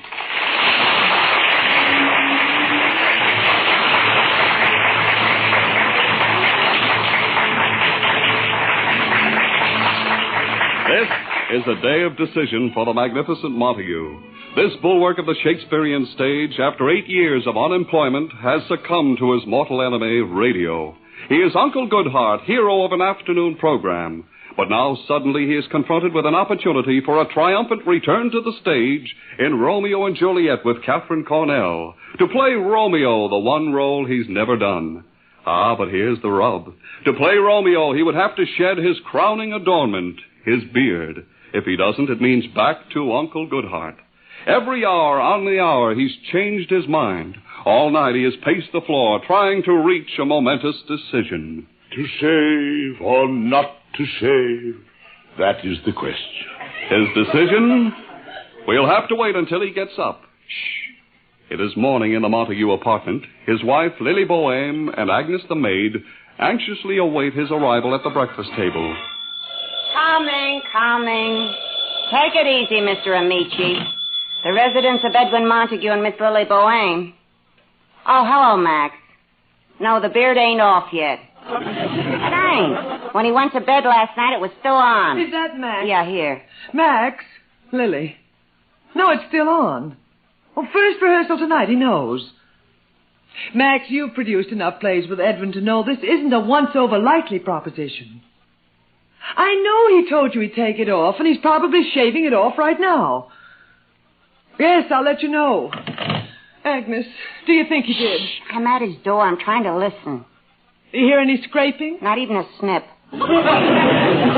Maybe he's pulling them out hair by hair. Agnes, I'm shaking like a leaf. Keep your shirt on, honey. But, Agnes, do you realize that in a few moments that door will open? And after all these years, we may see Montague without his beard? I need a drink. Wait, I hear him. Agnes, did that sound like he still had the beard? I don't think so. I didn't hear that familiar rustle. Oh, Agnes, the suspense is killing me. Take it easy. Shaking like a leaf. Hang on, baby. I hear him coming. I can't look. It's 0 hour. This is it. Good morning. Open your eyes, honey. It's still on. I haven't made a study of it, but there must be a more soothing way of greeting a man in the morning. I'm sorry, Edwin. The shock. The shock? All I did was open my door. What is this, inner sanctum? Edwin, it's still on. Yeah, your chin is still only a rumor. Lovely Agnes. I will always treasure that sweet expression on your face. Like you'd just been fouled by Rocky Graziano. Edwin, you promised Max Garland you'd shave it off. It is a beard. Stop referring to it as something scribbled on a wall. You're sweet. Down, Agnes, down, before I throw a stick out the window and ask you to retrieve it. Edwin, your first rehearsal is tonight. You'll have to take it off. It is staying on. It is not coming off. Edwin, I thought it was settled. You can't play Romeo with a beard. No? Lily, I spent half the night poring over every reference to Romeo and Juliet, and at no point does Shakespeare say that Romeo does not have a beard. Keep looking. You'll find Juliet wears a Van Dyke. Where does she pick up those scintillating remarks? The pool room doesn't open till noon. Edwin, stop being ridiculous. You know Captain Cornell will not be Juliet to a bearded Romeo. Oh, she won't, eh? She will after I get through talking to her. Oh, now, Edwin, don't do anything rash. Rash? Because Catherine Cornell says off with it. Little Kit Cornell, who was a walk-on while I was starring in Macbeth. Give me that phone. Edwin. It's time we definitely settle just who says what in this production. Hello, Kit. Edwin. Yeah. Yes, I'm quite thrilled about it, too. It's going to be grand. Oh, thank you, Kit, but why won't I be great playing opposite you? Oh, yeah. Oh, I've always admired you, too. Kitschy, kitschy, coo.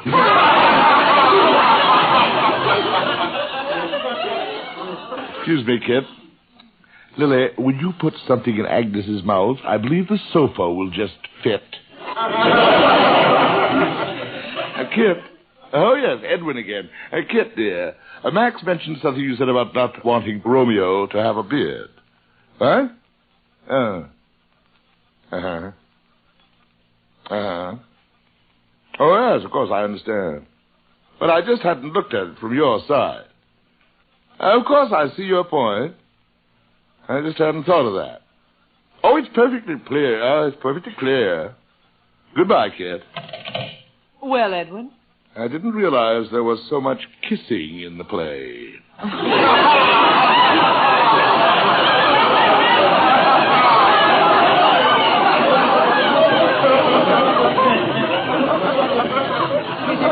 You'd better run right down to the barber. Yes, thank you, Lily. Don't worry, it'll come out all right. I hope so. Good luck, Mr. Montague. Thank you, Agnes. Goodbye, Edwin. Goodbye, Lily. Agnes. I know, honey. It's the end of an era. Edwin! Lily, I can't do it. I can't do it. He went chicken. Lily, I won't do it. Don't look at me that way. This means no Romeo and Juliet. I don't care. Oh, that's just fine. After I convinced Max you'd play the part. Lily, anything but that. Ask me to cut my throat from ear to ear. No, Edwin. Do you mind if I ask him to? All right, Edwin. Have it your way. You just say Uncle Goodheart on your little radio program. It's not a little program. I have 10 million less than that. Edwin, you disgust me. Me too. Quiet. At least for Uncle Goodheart, they don't ask me to disfigure myself. I'll get the door. I'll call Max and tell him to look for another Romeo. It's a Mr. Zinser, your radio director. Zinser, come in. Hello, Mr. Montague. I just thought I'd drop off the script for tomorrow's Uncle Goodheart program. Here it is. Well, I'll be going. Don't rush off, Zinser. Well, Sit down for a while. Zinser, today I need a friend. But, Mr. Montague, I thought... Oh, now, Zinser, I know we had words at rehearsal yesterday. You struck me. Think nothing of it. Zinser, I must get closer to you people in radio. You're all I have left. Gee, Mr. Montague. Well, Zinser, how does the script look? Oh, it's a peacherino. Good, eh? Tell me about it. Well, in yesterday's episode, where you fixed that little canary's wing, it went so well that we're following it with a dog. Yes? Yeah. This Airedale... An Airedale? Yeah. Go on. This Airedale comes limping up to your little cottage on the sunny side of the lane with a sliver in his paw. Yes. You take the sliver out, and in gratitude, this old Airedale starts licking your feet and your face. Yes. No sound effects for this scene, Mr. Montague. We're pulling no punches. We're having an actual Airedale work with you. Mr. Montague, did you want something? No, Mr. Zinser, I'm just reaching for this poker. Oh. I'm about to bring it down in your paper-thin, eggshell head, hoping by some stroke of luck it'll come in contact with your peanut brain. Mr. Montague. Get out and take that script with you. Don't strike me. And I was going to give up Romeo and Juliet for that.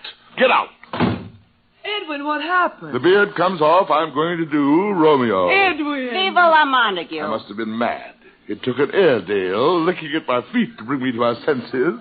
Off with the beard. Oh, Edwin, you'll never regret it. I'll be your Uncle Goodheart in the afternoon, but at night I shall cleanse my soul as Romeo.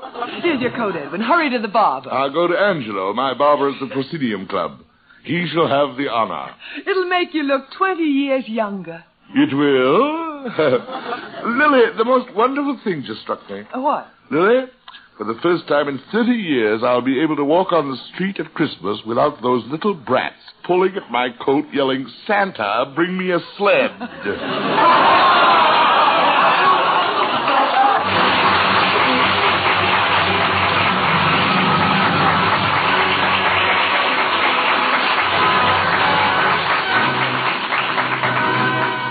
We'll be back with the magnificent Montague in just a moment. There's Mystery on Saturday evening on NBC. Tomorrow, Herbert Marshall stars as the Man Called X, a man without a name who travels the world over protecting his country's interests. He's the Man Called X. Tomorrow over most of these NBC stations. For top Sunday listening, it's another broadcast of The Big Show. Tallulah will be your hostess again, presiding over an hour and a half of the very best in comedy, music, and drama, with a collection of the greatest stars of stage, screen, and radio. Yes, the chimes are your invitation this Sunday and every Sunday to The Big Show. And now back to the magnificent Montague. His decision has been made. His beard will come off. He enters the barber shop of the Proscenium Club. Angelo is waiting. Ah, Mr. Montague. Hello, Angelo. I'm all ready for you. Sit right down here. Thank you, Angelo. The usual trim, Mr. Montague? Angelo, take it all off. You're so funny today. You make jokes. I'll just trim a little bit. Angelo, I said take it all off. Remove it. Everybody says Mr. Montague is a great act of tragedy, but today you are a comedian. The usual trim, eh? Angelo, you don't seem to grasp this honor I'm bestowing on you. You and your shears have been selected to cut off the Montague beard. Maybe. Mr. Montague, did the beard to come off? You are serious? I assure you that I am not doing it for a laugh. Off with it. Hurry up. No. I won't do it. Angelo, stop this nonsense and do as you're told. Mr. Montague, don't ask me. Please. Take it off. Mr. Montague, when I took my father's place here when he retired, he said to me, my father said, Angelo, when a sculptor retires, he leaves standing beautiful statues. A composer leaves beautiful music it should live on after him. Angelo, he said, I'm just a poor barber. But I leave just one work of beauty to be remembered by. Signor Montague's beard. That's very touching, and now that we're through with the sentimental slush for the day, take off the beard. It is not a beard. It is my family shrine.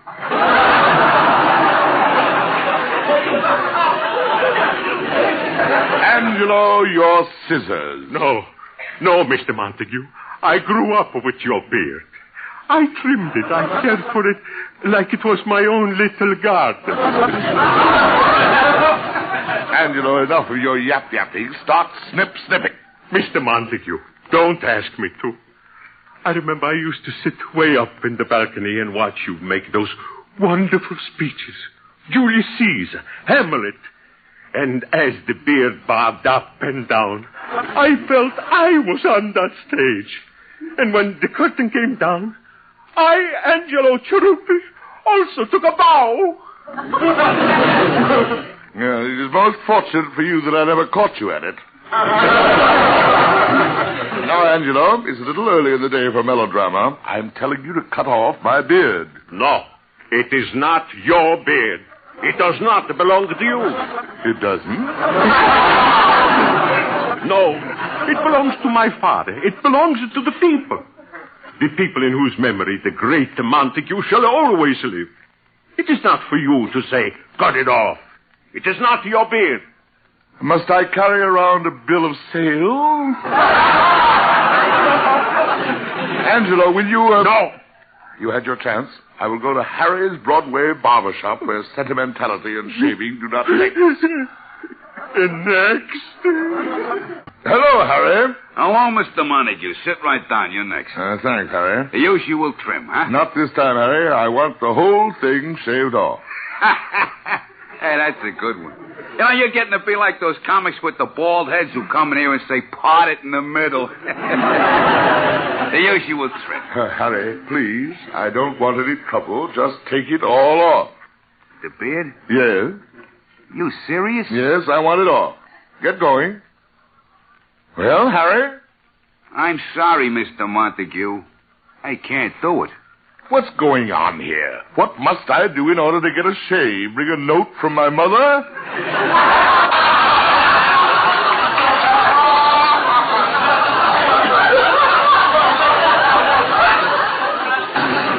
Mr. Montague, believe me, if I could see my way to do it. Harry, what can my beard mean to you? You've never seen me in Shakespeare. It means nothing to you. Cut it off. Sorry. Mr. Montague, if I cut your beard off, I'm out of business in 2 weeks. Out of business? Look at it from my side. My biggest customers are guys with beards. Jose Ferrer, the actor. Rex Stout, the writer. Al Hirschfeld, the artist. Why do they come to me for trims? They trust me. So how... Listen. So I cut off your beard. Right away, it's all over Broadway. Harry the barber cut off Montague's beard. So the next time I see my customers with affidavits on bended knee, can I convince them it wasn't an accident? I will make a public statement notarized that I asked you to do it. It ain't enough. Will my customers with the beards ever come in again and say, just the trim, Harry, and then lay back and close their eyes and go to sleep?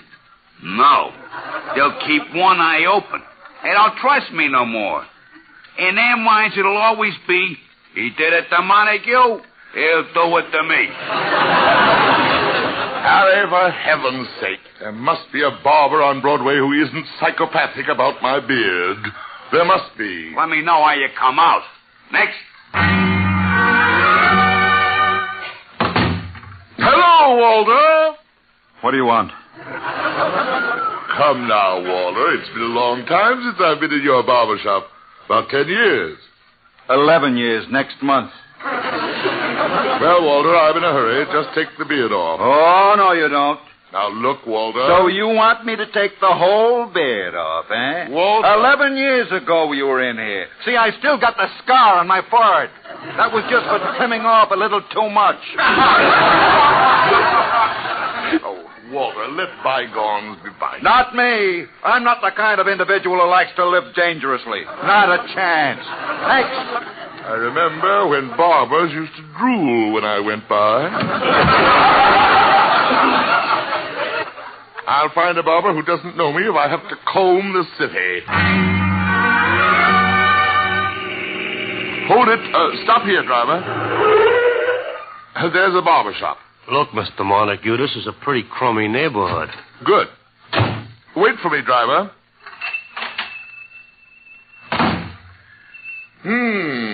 If either of you two barbers will be so kind. Be with you in a second, chum. I knock with 5. I got 3. Undercut. Brother, I'm on a schneid. Gentlemen. I'm coming, Buster. Wait. Look at the time. Oh, be with you in a second, bud. Turn it on. The results of the 6th race at Pimlico, off at 4:06. The winner, Little Caprice, 8.60 to win, 6 even to place, 2.40 to show. I wished I was dead. Gentlemen, now that your cultural period is over, would you take care of me? Okay, mister, have a chair. Thank you. What'll it be? Do you mind if I ask you a few questions first? Questions? We're just making sure. First, do you know anything about William Shakespeare? Don't hang around here. Fine. And now, have you ever seen me before? You? Yes. Yeah. Does the name Edwin Montague mean anything to you? Yeah. Good. And when I leave, I'll be just another face to you. You'll never remember me. No, I guess not. Splendid. Tell me, have you cut off beards before? Beards? Sure, hundreds of them. Excellent. In other words, you'll cut off my beard and not ask any questions. You'll just forget about it. Yeah, I guess so. My good man. Cut off my beard. Sure. Excuse me, I gotta ask my partner something. Hurry up, I have a cab waiting. Mike. What's up, Louie? I don't like this. I don't like the whole thing. What? This guy walks in, starts with the questions. He don't want me to know him. I should cut off his beard. He don't want me to remember him. He got a cab waiting outside. You think he's hot? Like a pastrami. Don't touch that beard. You telling me a guy on the lam wants to change his looks? Not me. Look what they give that plastic surgeon who changed Dillinger's face. I told you I was in a hurry. What'll I do? Keep talking to him. I'll go in the back and phone for the cops. Okay, coming, mister. I shave it off. Yeah, sure. Off it goes.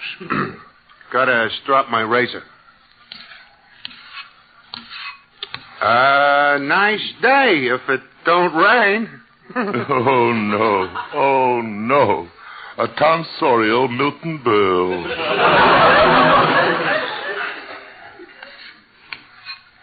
Say, that was something, huh? Branch Rickey leaving the Dodgers? Who leaving what? Yeah. Look, hurry it up. Sure. Hey, you know who once come in here for a shave? Who? Strangler Lewis. No. Yeah, honest. Strangler Lewis. I was as close to him as I am to you. What a golden opportunity he missed.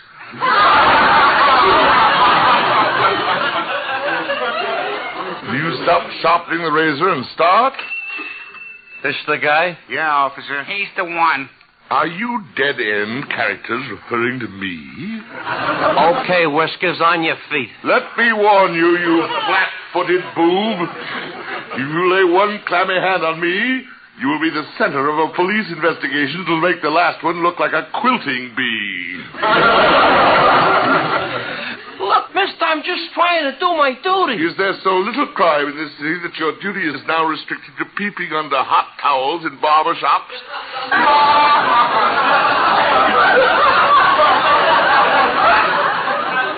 Please, mister, I got a complaint on a suspicious character. If you'll just tell me who you are, that's all I want.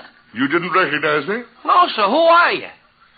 Dave the Dip, wanted in Frisco for the Flugelman snatch.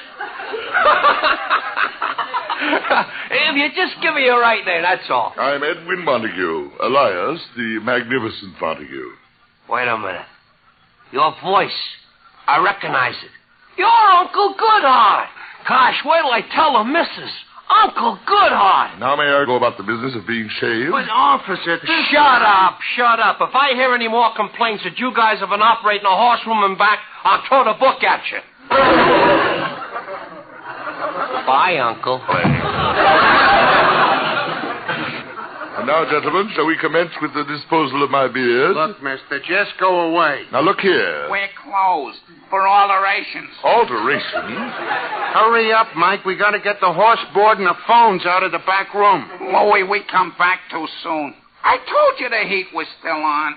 Where are you going? Come back here. Shave yourself. Shave myself. It's the only way. Where's the drugstore? Yes, sir. And what can I do for you, sir? I wish to buy a razor. Yes, sir. Would you like the Schick injector? Push, pull, click, click? The Gillette, look sharp, be sharp. Gem, Pasana, Shave Master. We have a combination deal, razor and aqua velvet lotion. Join the aftershave club, you know. My dear young man, gaze upon me. Do I look like a man who could be a prominent member of the aftershave club?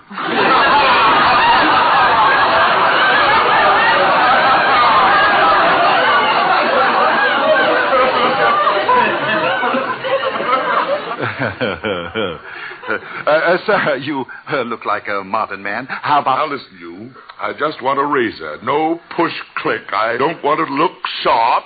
Just shave. Yes, sir. I'll get one. Every American man has to go through what I'm going through just to get it shaved. I predict the triumphant return of the beard. That must be him. Agnes, I wonder how he looks. Steady, honey.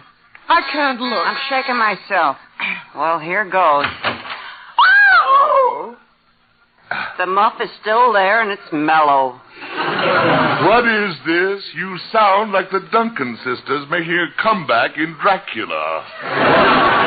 Edwin, it's still on. Yes, but you are gazing at its last moments. I am taking it off myself. But, Edwin, do you still remember how to shave?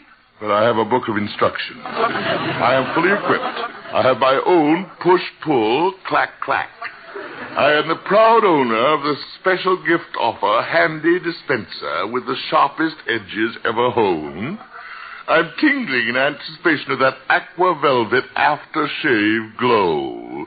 And I'm undecided whether to be a handsome knave with Burma shave or on the beam with palm olive cream.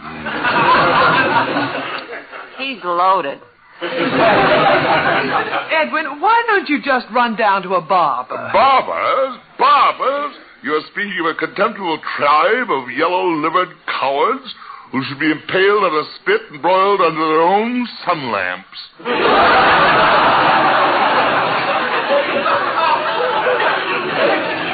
Edwin, you've had no experience with razors. Nonsense. This operation should be performed by my own two hands. Dr. Montague wanted a surgery. Really, Lily, wouldn't it be patriotic if we released Agnes for active duty? Edwin, your Romeo and Juliet rehearsal. You'd better take it off. Well, it's off to the wash bowl. And when I come through this door again, it'll be without my beard. Lily, you will behold a new, young, dashing Montague. Agnes, Montague without his beard. What'll he look like? Can you visualize it? I don't know. All I can see is the end of a plucked chicken. Oh, Agnes, this is torture. Oh, last night I couldn't sleep because of this one horrible thought. What is it, honey? Agnes, do you think Edwin has a chin? He must have something to rest that nasty tongue of his on. Agnes, please, it's off by now. Oh, the telephone. Who could that be? Probably the first bid from a mattress company. Hello? Max? Yes, Max. It's off. What? What? Romeo and Juliet's been called off. I don't know about you, but I'm grabbing the first freight out of town.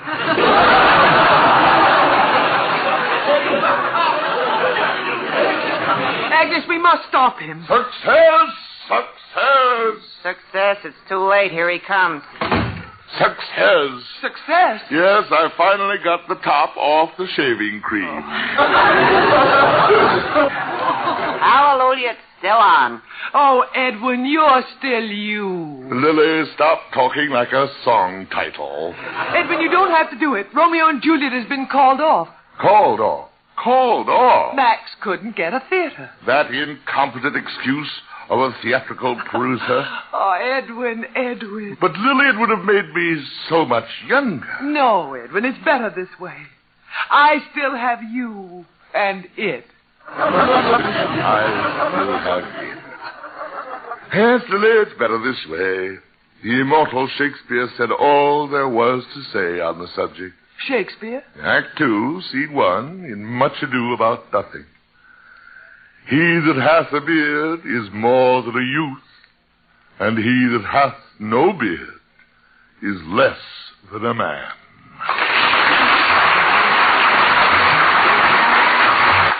Join us again next Friday, same time, same station, for another transcribed adventure in the life of the magnificent Montague, starring Monty Woolley. Created and directed by Nat Hiken, and written by Nat Hiken and Billy Friedberg. Lily Boehm was played by Ann Seymour. Agnes was played by Pert Kelton. Also included in tonight's cast were Johnny Gibson, Jackson Beck, Danny Yocco, Bob Sweeney, and Santos Ortega. This is Don Pardo speaking.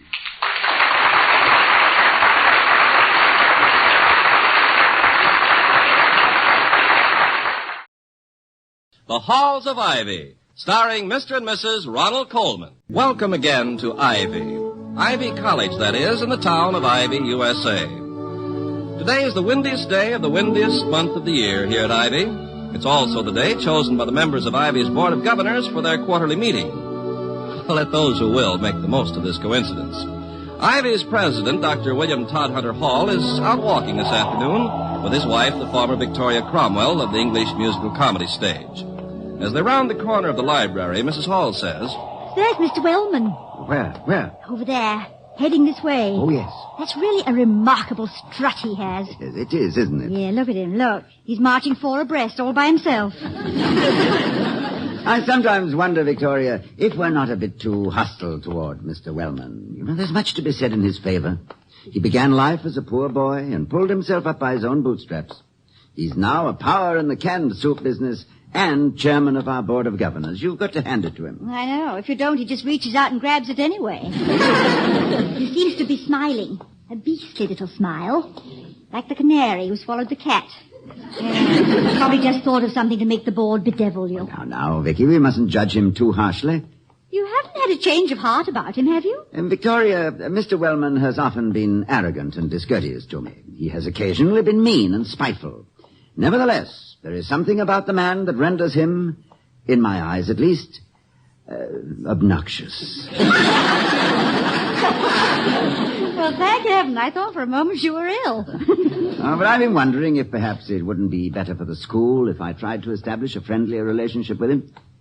What would your reaction be if I invited him to dinner this evening? My usual reaction.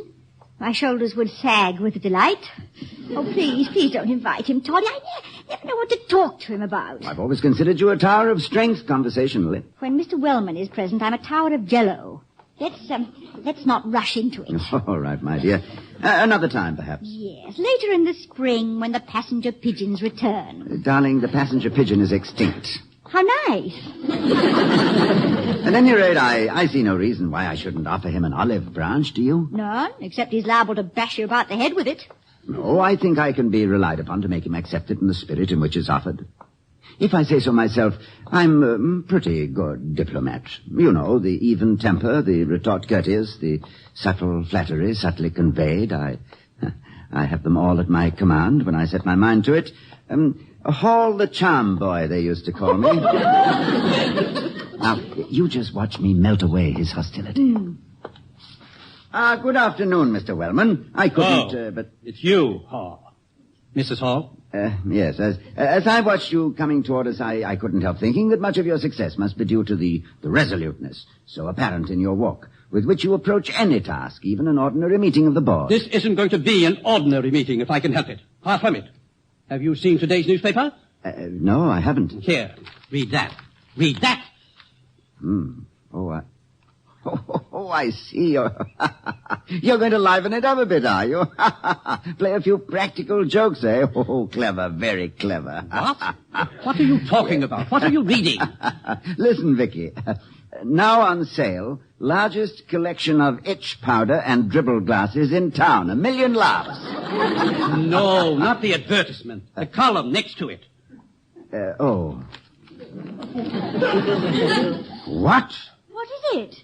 Town council passes resolution condemning vice on Ivy campus? How dare they perpetrate such an outrageous insult? The point, Dr. Hall, is how you dare permit such a condition to flourish here at the school. Mr. Wellman, surely you know as well as I there is no basis in fact for this contemptible lie. I know only that for years, against your opposition, I have tried to do away with the very thing at which the town council now points an accusing finger. Willow Walk. Is that what the town council means by vice? Our local lover's lane? Precisely. And they're quite right, though it shames me to admit it. We all know what goes on in Willow Walk on spring evenings. Do we? What? Never having been there myself, Mrs. Hall, I am not prepared with a bill of particulars. But I am equipped with an imagination. Then I suggest that if the town council must point an accusing finger at vice, let it be pointed at your imagination. That's the only place on the campus that exists. I shall, of course, discuss your interesting comments about my imagination with the rest of the board this afternoon. And I request permission to appear in person and discuss it myself. Granted. I shall place the matter of the town council's resolution at the bottom of the agenda. We'll arrive at it around 4:30. I'll be there. Good afternoon, Mrs. Hall.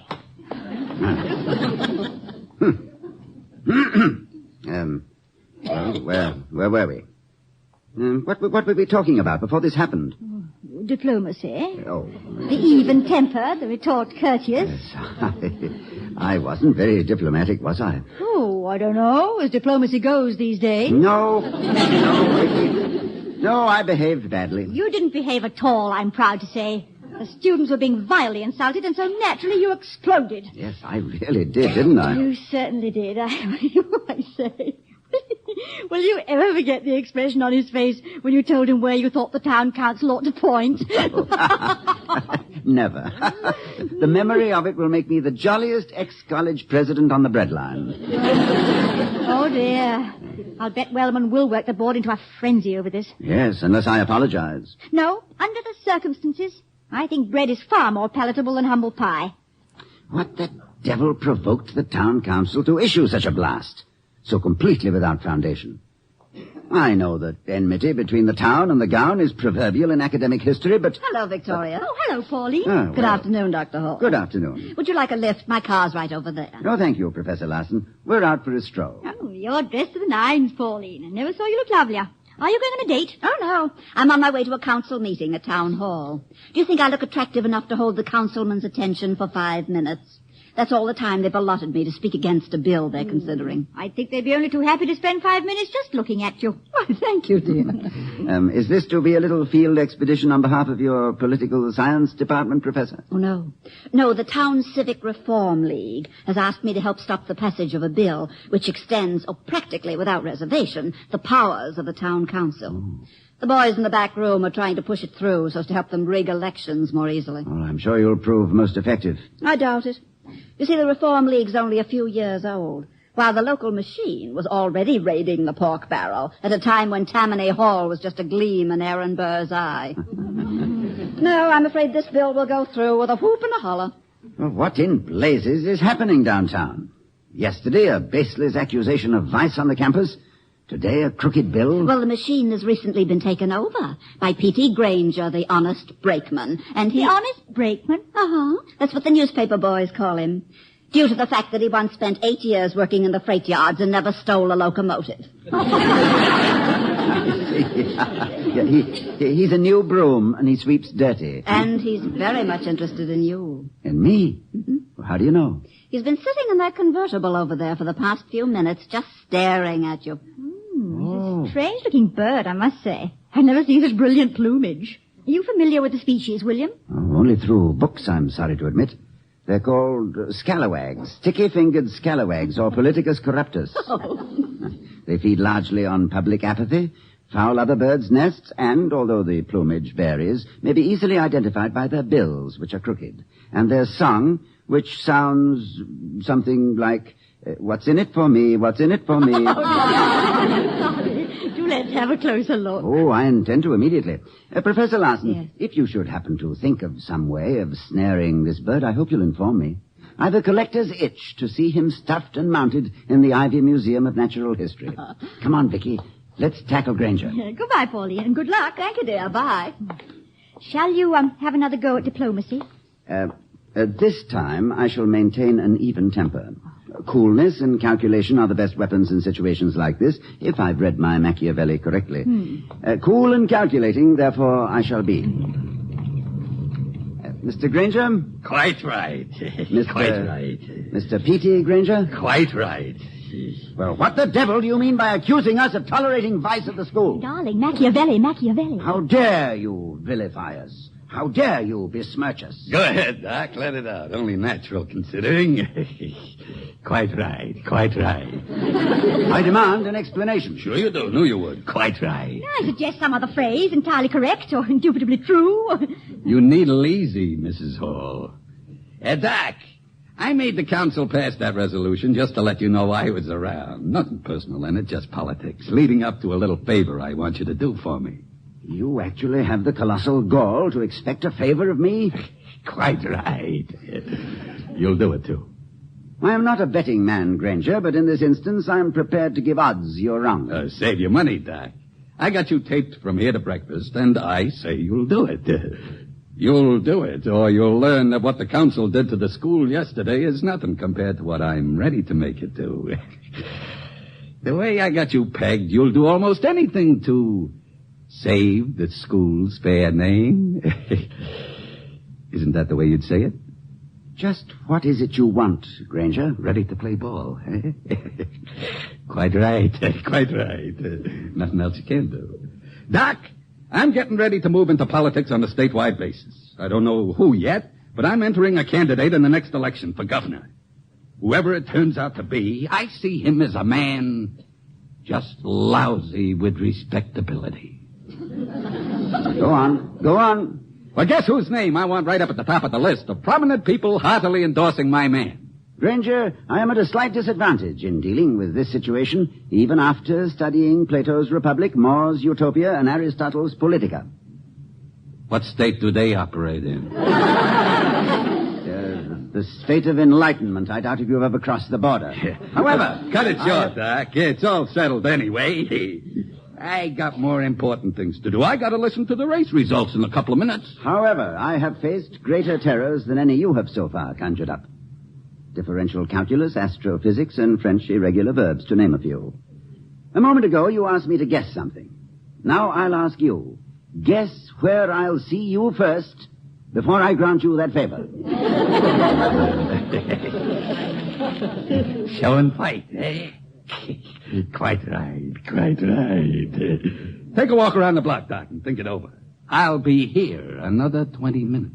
Enjoy those 20 minutes, Granger, because when I return, I am going to run you right out of town, so help me. What? Quite right. Returning to the halls of Ivy, we find a moody and reflective Dr. Hall sitting on a bench on the commons with Mrs. Hall, who's feeding the squirrels. Mrs. Hall says, Look at the greedy little beggars. Would you like to give them some nuts? Nuts. Oh, my sentiments exactly.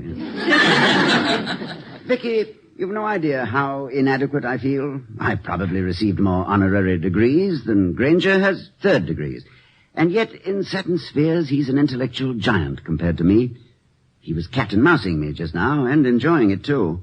Now, how can I possibly give students the implements with which they can meet life on its own terms when I myself am so utterly helpless? Well, you might add some new courses to the curriculum. Cynicism 1 and 2. But that's a long-range problem. Closer at hand is the question, how is the honest brakeman to be handled? And let's not try to be diplomatic about it. Oh, I agree. This calls for knuckle dusters rather than kid gloves. What else? As I see it, the only thing Granger has that I lack is the control of 1 to 2,000 votes. And I doubt if I can supply this lack in the next few minutes, so that leaves only one alternative. Change your name, grow a beard, and take up some other profession. Yes, something along those lines. Oh, this has turned out to be just about the most crisis-ridden stroll I've ever taken. All I wanted to do this afternoon was to walk off an excellent lunch. So far, I've insulted the chairman of the board and been threatened with smear campaigns by a penny anti-politico. Well, life's full of little booby traps. Do you remember our reception at the Red Lion Inn at Marlow, that last weekend in England? Oh, don't I? Now there was an infuriating quarter of an hour. Remember that wild dash to the railroad station after the last show? The bumpy train rides, no taxi to meet us when we arrived at 2 a.m. And a 1-mile hike to the inn in the rain, with you staggering under all that luggage. Yes. And not a soul awake at the hotel to take care of us when we got there. Oh, I'll never forget it, never. Where is everyone? Oh, the place is absolutely deserted. Oh, Vicky, now, don't tell me you've caught cold. Oh, no, I haven't. At least, I hope not. Sit here, darling. Sit here near the fire. I'll poke it up a bit. Well, I'll see if there's a note for us on the desk. I told the landlord when I telephoned that we were rather late getting here. He assured me someone would wait up for us. Well, look. There's a box with my name on it. If they're well, open it, darling. Look, bring it over here and sit down. There. Now give me your foot. I want to get those wet shoes off. Yeah. What's in it? It's a sack of flour. What on earth? Oh, good Lord. I told the landlord I wanted some flowers for you. Flowers! You idiots. I'm sorry, darling. Well, please don't be. It was very sweet of you to have thought of it at all. I know. Much good it did. Oh, I'm going to knock at every door in the place till I find someone to look after us. No, Toddy, don't. There may be other couples here on a lovely weekend of their own. Well, I see no reason why they should be permitted to enjoy a weekend while we're condemned to a bench down here. Well, it's not so bad, really. Seems to be very soft wood. Oh, you're an angel, Vicky. Always making the best of everything. Sit down here. All right. Whoops, this is not softwood. Put your arms round me. I feel better already.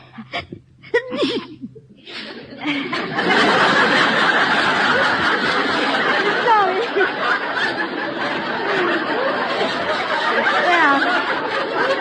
Well, it's too bad, isn't it? I'm sorry. Did I forestall a kiss? Oh, never mind, darling. I've plenty more. Look, just tell me when. Now. There. Well, this is more like it. Ah, Vicky, I'd planned it all so differently. I wanted our own comfortable room with a lovely fire going. A full moon outside the window and the smell of jasmine from the garden below. And somewhere a nightingale singing. It isn't really the season for nightingales. Well, then I would have hired someone to do bird calls just for the occasion. I can coo a little. Ah, do a little, my dove. Oh, that was a sad little dove, wasn't it? You know, darling, I'm sure of one thing. If we can surmount this kind of night, the rest of our married life ought to be smooth sailing. Then you're not beginning to lose the first fine full flush of enthusiasm. Lose it? Darling, you're soaked to the skin, your hair is all mussed up, your nose is red, and I have never seen anyone as ravishing. I love you, Vicky. And if it were ordained that we had to spend the rest of our lives sitting here feeling just as miserable, I'd say amen to it and enjoy every moment. Oh, Toddy, kiss me quickly before I sneeze. Before and immediately after. My darling, but let's move into this little sitting room. Why, look, Victoria. Isn't that amazing? What? Well, that motto over the door. It's exactly the same as the one at Ivy. You shall know the truth, and the truth will make you free. I know, Toddy. It's always been there. Oh, no, my dear, you don't understand. You've never seen it. It's over the library door at Ivy College in America. Well, of course it is. I'm sitting right here looking at it. Come back, Toddy, wherever you are. Come back? Looking at it?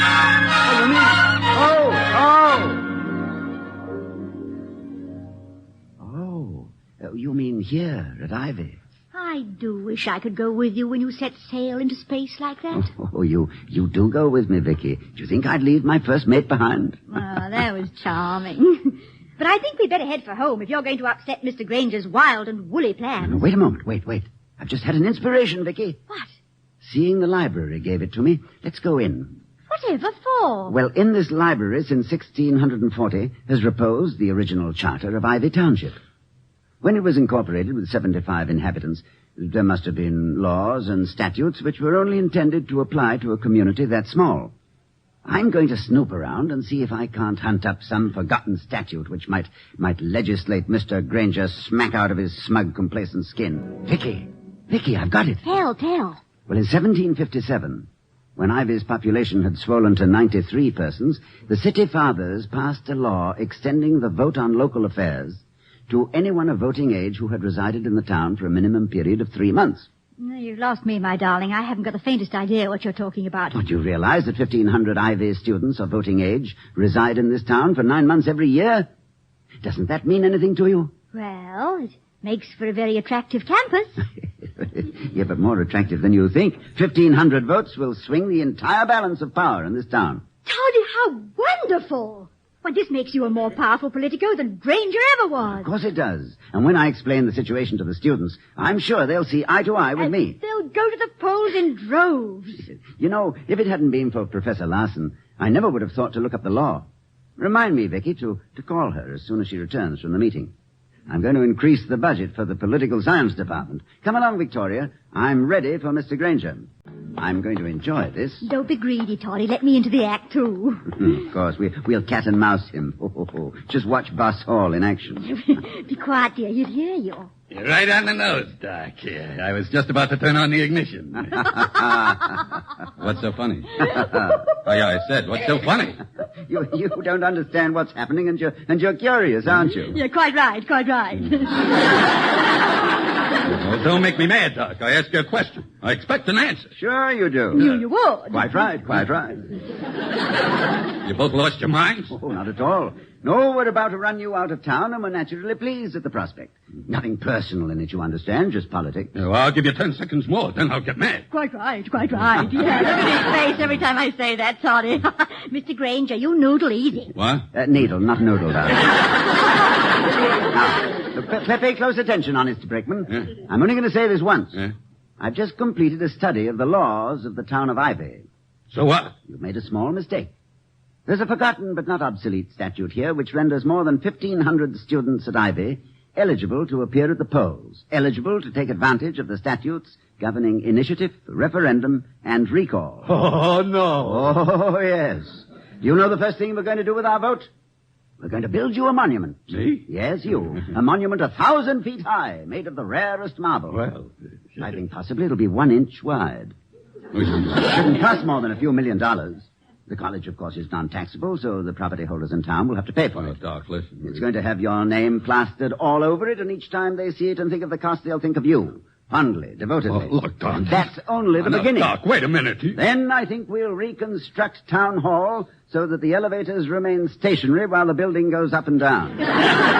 Doc, please, wait. Let's make a deal. A deal does not interest me.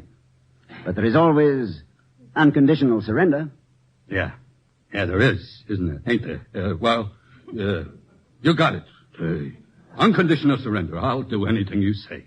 The first thing you'll do is to come with me to a meeting of our Board of Governors and inform them the town council was mistaken in its resolution yesterday and that it will retract and apologize.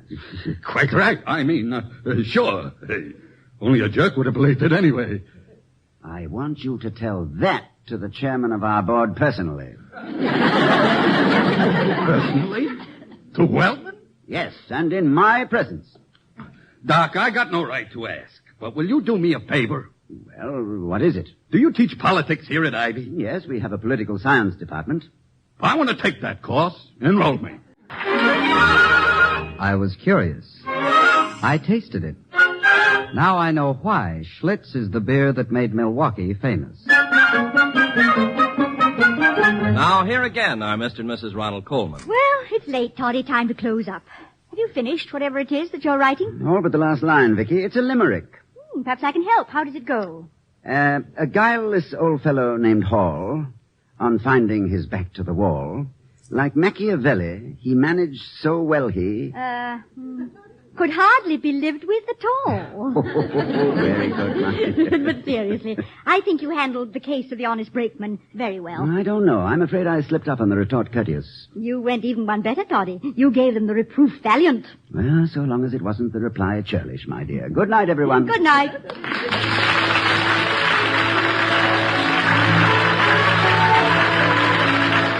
We'll be seeing you next week at this time at the Halls of Ivy, starring Mr. and Mrs. Ronald Coleman. The other players were Eleanor Audley, Edwin Max, and Herbert Butterfield. Tonight's script was written by Walter Brown Newman and Don Quinn. Our music was composed and conducted by Henry Russell. The Halls of Ivy was created by Don Quinn, directed by Nat Wolfe, and presented by the Joseph Schlitz Brewing Company of Milwaukee, Wisconsin. The Hardy Family. We're proud to present The Hardy Family, based on the famous Metro-Goldwyn-Mayer motion picture series, which brought delight to millions and reflected the common joys and tribulations of the average American family. And now, here are the same great stars in the parts they created on the screen: Louis Stone, Mickey Rooney, and Fay Holden, The Hardy Family.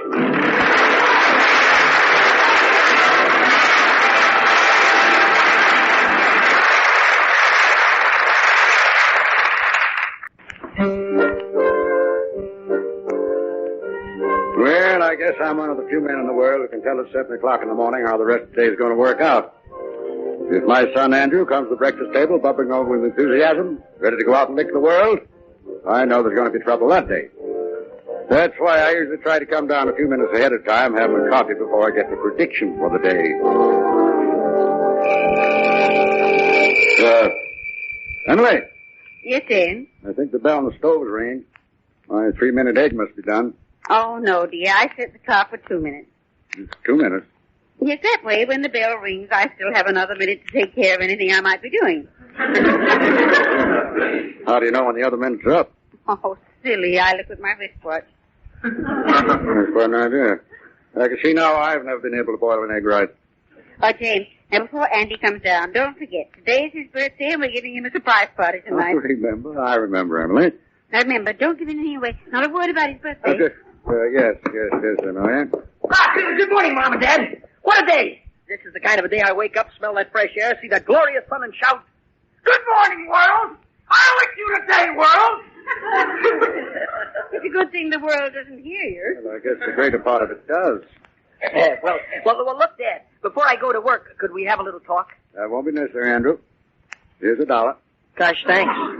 But, we didn't have our talk.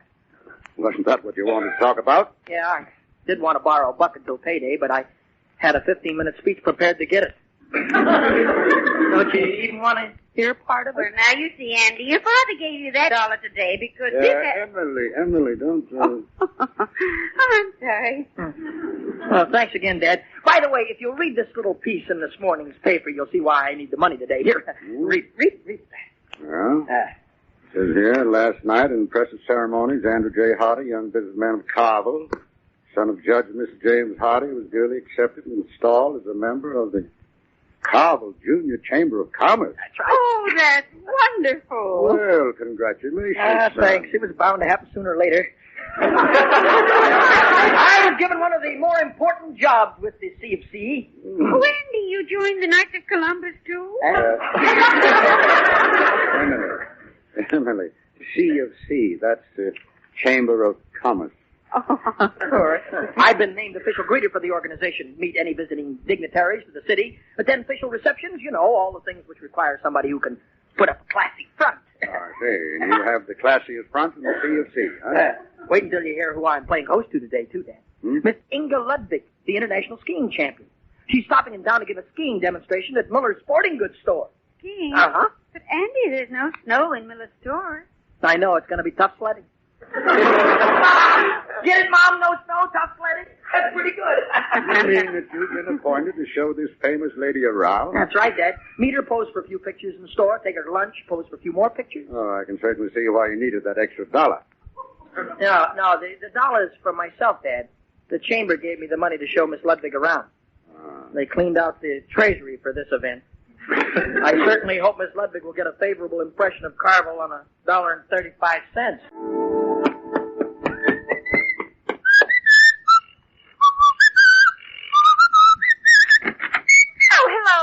Hi, Polly. Have you read this morning's paper yet? I certainly have. Huh? Oh, I'm so proud of you. A member of the Junior Chamber of Commerce. I tell you, Polly, what with my work and all my social activities, the days just aren't long enough. Andy, Huh? is this a way of leading up to saying that you can't see me tonight? Gosh, no. It's the days that are short. I've got plenty of long nights to spare. Well, it's a good thing. That date tonight is very important. All right. Say, Polly, I've got something important to tell you. May I come in? Sure. Thank you. Now come over and sit down on the Davenport. Thank you. A lot of women aren't very understanding about certain things. I mean, if some girls were to hear that their boyfriends took another girl to lunch, they'd become very jealous. Yes? Polly, I have to take Inga Ludwig, the international skiing champion, to lunch today. It's for the Junior Chamber of Commerce, of course. Well, thanks, Polly. I knew you'd understand. See you later. Andy Hardy, Yeah? take a look at this picture in yesterday's paper. There, eh? Oh, that's it. Wow! Who is that gorgeous creature? Get a load of that bathing suit. Who is it? Miss America? That Andrew Hardy is Miss Inga Ludwig. Huh? the international skiing champion. Gosh, she must freeze to death skiing like that. This is the girl you're going to eat lunch with today. Oh, no, I'm not. Who could eat sitting next to something like that? If you get all silly over this girl... Now, Polly, I told you this was strictly business. Just a simple social function. What could happen at lunch? She's just an ordinary girl who happens to look like an angel and ski like a champion. What does that mean to me? Oh, silly. What could I possibly see in her? Well, I must admit you're not a very ideal couple. It says in the paper that she's 25 years old and stands 6'2". 6'2"?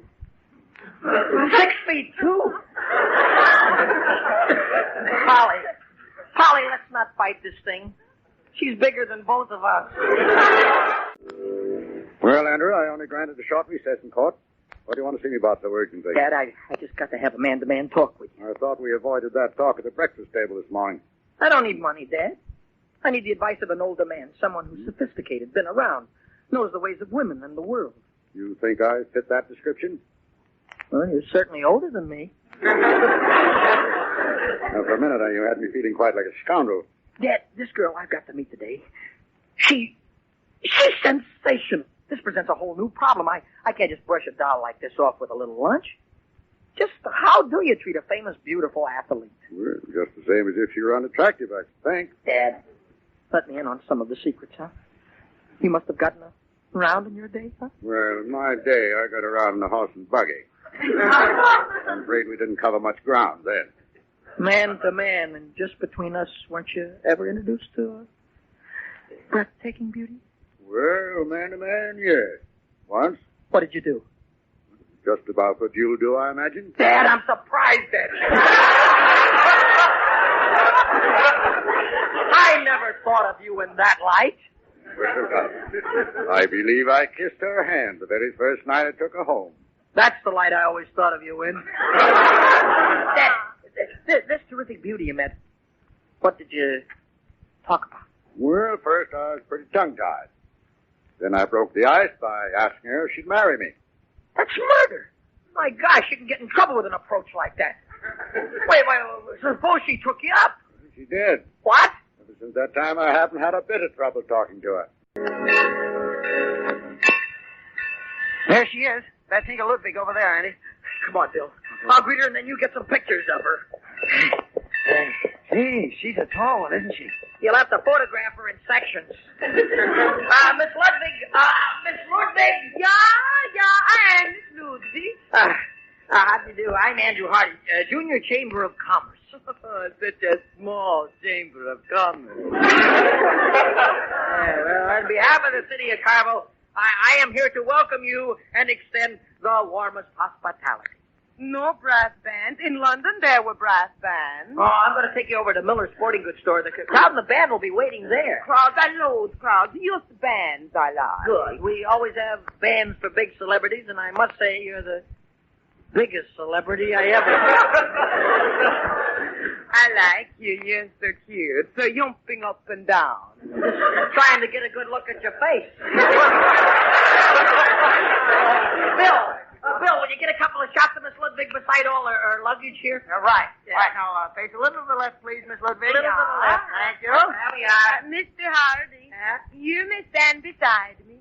Oh, thank you. You may put your arm around me. Shouldn't I be shaking hands with you? Something like that. Would you rather? Kind of ridiculous, isn't it?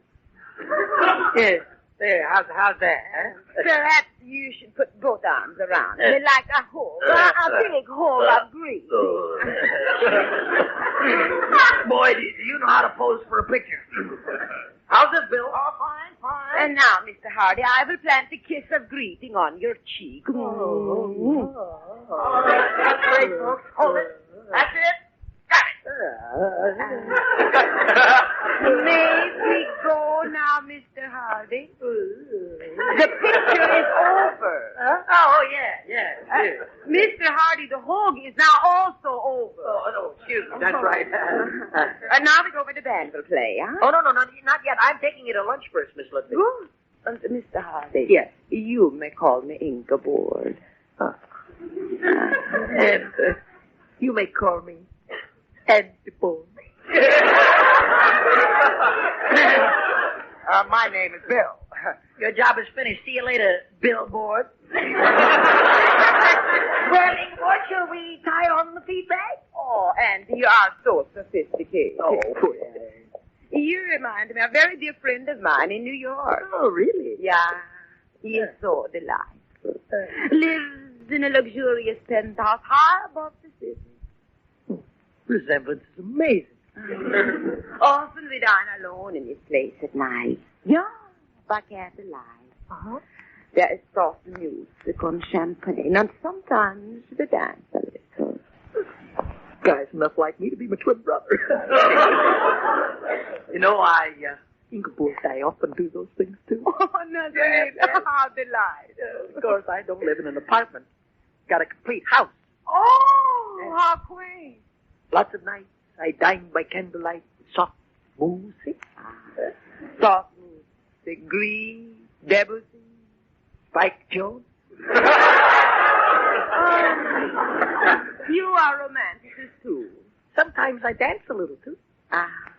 And who do you do all this with? Nobody, but it's terribly sophisticated. I would love to dine at your place by candlelight. How about tonight? Yeah. Yeah, I break away from the boring public demonstration early and be at your place by 8 o'clock. Fine. I'll be there too. And your place is quiet, a place where we can escape people. Well, it's not usually, but I'll see that it is tonight. What would you like for chow? Dinner. I'd rather not know. You surprise me. Swell. I promise you. You'll get a real surprise tonight. In a moment, we will return to the Hardy family. But first, a word from your announcer. And now, back to the Hardy family, starring Mickey Rooney, Louis Stone, and Fay Holden. You know, each year I'm faced with the problem of what to give Andrew on his birthday. Seems no matter how hard I try, I never seem to get the right thing. Last year, for instance, knowing how fond he is of the movies, I said, Andrew, how about the two of us going down to see Lana Turner tonight? And he said, Gee, swell, Dad. But who'll we get for you? Yes, Andrew's birthday's always been a problem to me. But today he settled down to being a businessman, and I think the surprise party we're planning for tonight will be about the nicest birthday present we could give him. Well, Andrew, I suppose you're going over to see Polly Benedict tonight. No, don't think so. Dad, why don't you take Mom to the movies tonight? You both had a hard week. Really good to get out, huh? No. We planned on just spending a quiet evening at home. Dad, I know you folks budget yourselves. If it's the money, I didn't spend $1 you loaned me today. Here, take it and have a good time at the movies. No, we can't. You see, we're planning Emily, don't... Oh, but it's 7 o'clock. You know what we planned for 8 o'clock. That's exactly the time the second show starts at the Bijou. You just got time to make it, Mom. Andrew, didn't I hear you say you had a date with Polly tonight? You run right over and see her if you want to. Dad, I saw her Monday, Tuesday, Thursday, Friday, Saturday, and Sunday nights. Well, that shows how you've been neglected. You didn't see her Wednesday night. That night she was over here. It'll be good for the kid not to see me one night. Oh, dear, James. What do we do now? Go to the movies, maybe? If you don't want to miss the cartoon, you ought to be going too, huh, Ma? You know, Andy, it's not good for you to coop yourself up in a house like this at night. It's the only night I've been home in a week. Here, Dad, please take the $1 and go to the movies, huh? No, son. Now, here. You're always spending your money on us. Why, only last week you brought Mother and me 2 chocolate sodas. Oh, hello, Polly. Hi. Am I glad you came over? We just can't get Andy out of the house. Is there anything you could do? Well, there's one thing that might work. Whenever I really want to influence Andy, I always turn on the charm. That's devastating. Oh, good. Hello, Polly. Hello, Judge Hardy. Polly's going to try and get Ann to go out. Well, I don't know what good it'll do. I've tried every way I can think of. Judge Hardy, I know a way that you never thought of. Well, you go ahead, Polly. Andy's in the parlor. All right, Mrs. Hardy. Hello, Andy. What are you doing here? I thought I called off our date. Oh, how can you be so cold and cruel? Don't you know how I count the minutes and the hours during the day until I'll see you at night? Well, sure, I guess it's pretty tough on you. Huh? Oh, don't send me away. I want is just a word, a kind look or two from you. Now, child. I've never seen you like this before. So aloof, so distant. Polly, do you suppose you could be more distant, like, say, over at your place? May I sit on the arm of your chair? You've just got to go home. Oh, you look so masculine and handsome sitting here in your new bathrobe. Polly, this is Dad's smoking jacket. It may be a little large, but it's a very sophisticated thing for casual evening wear at home. I slipped into your lap. Polly, I tell you, you gotta. Your hair smells awful good. Like it? Yeah. Your cheek is awful soft, too. Gee, you're cute. Polly, do you suppose you could, would you? Yes, Andy? Would you please get off my lap and go home? No, you're impossible. Mom, Dad, it's 8 o'clock. Are you not going to the movies? Dear James, it is 8. Andy, why can't you be like other normal boys and go away someplace at night? Andy, I have just one more thing to suggest. Suppose the two of us go downtown and play a little game of pool. James, Dad, you never shot pool, neither did I. Well, at this moment, I could shoot anything. No, I can see you two just want to stay home, so I'll go out. Would you feel more like leaving if I promised to go? Oh, now why didn't we all come to this sort of an understanding an hour ago? Well, that's a splendid idea. You go first and we'll follow. No, Mom, you go first and I'll lock up the house. Goodbye, son. Goodbye, come back soon. Hey, I'll just take a little walk, I think. Bye, Dad. Goodbye. Bye, Mom. Bye, Dad. Bye-bye. Goodbye, James. Goodbye, James. Emily, we're together, remember? Oh, yes, that's right. Well, good night. I can't stall any longer. I got to catch some before... see you later. Oh, James. He's actually out of the house. Well, if he hadn't gone pretty soon, he'd have to put another candle on that birthday cake. James, I just thought. Suppose he doesn't come back for hours. He'll be back before long. Every girl he knows will be out. They're all coming here. Oh, it's going to be so exciting. When we get everything arranged, we'll all hide and turn out all the lights. I'm just dying to see the expression on the boy's face when the lights do go on and 20 people go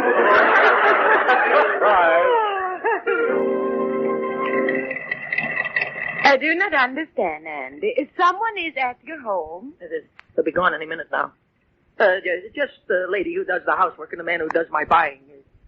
Charming couple. They've been with me for years. Oh. But we have driven around this block so many times. Yeah, I know. What's keeping them? Oh, the lights are off now. They must have gone. Oh, good. I'm very hungry. Just pull up here. Stop. It's so quiet and peaceful here. Such a charming home you have, far from crowds of people I detest. Yeah, sure. This is the old family home. Been in the family for 2 generations. I'll step in first and light a candle. Just a minute. All right, Ingeborg, come in. Yeah, I come. Oh, and it's so much better than that noisy party they were planning for me at hotel tonight. Here I can relax. Wish I could say the same. This is the parlor here. I thought we might... Andy, what a wonderful surprise. Such a beautiful table of food. Where did that come from? Oh, it's really nothing. Just a little smorgasbord for my Ingeborg.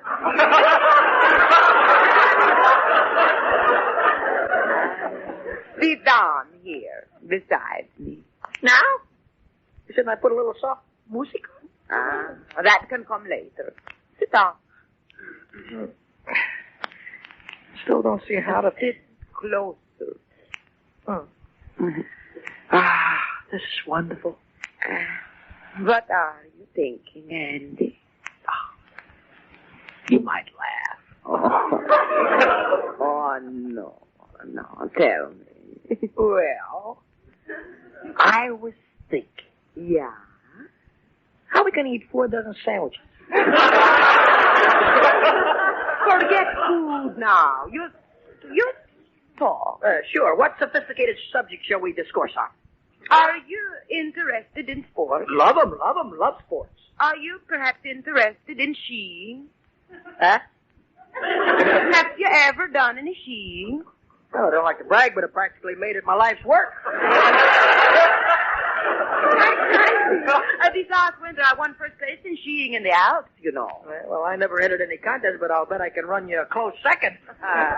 You're full of surprises. I never would have guessed. That's nothing. Wait until you see the real surprise I've got planned. And why did you turn on all the lights? I didn't turn them on.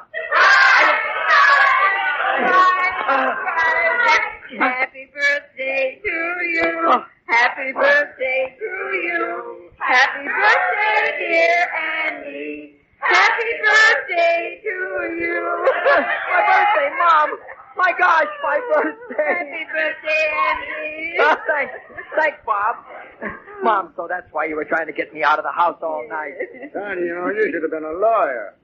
I've never seen anyone put up a better defense. Crowds. I hate crowds. Mr. Hardy, you are a fake. Goodbye. Goodbye. Andy, who was that? Gosh, Mom, I don't know. More people got in here when the lights were off. In a moment, the Hardy family will return. And now, here again is the Hardy family. Gosh, Polly, it was sure swell of you and the folks to throw this party for me. I don't know when I've had such a good time. Well, it seems to me you were having a good time before the party. Oh, well, What? Andy, I really think I should straighten you out on your sports. What do you mean? Well, before the lights came on, I was close enough to hear what you and that woman were talking about. Oh, but believe me, I haven't got any idea how she got in there. Yes. Well, I think I can guess. Anyhow, for your information, skiing and skiing are the same thing. Same thing. Oh, you poor misguided child. Hey, what are you stopping here for? I want to straighten you out on your sports. Skiing is sliding downhill on snow. Uh-huh. And this, my dear girl, is she. That's she? Lucky girl, you're getting lessons from the champion. Champion? Come here.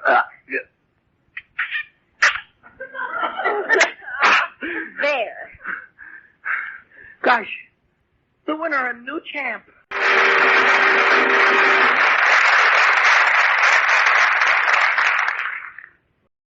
The United States Armed Forces Radio Service presents My Little Margie, starring Gail Storm and Charles Farrell.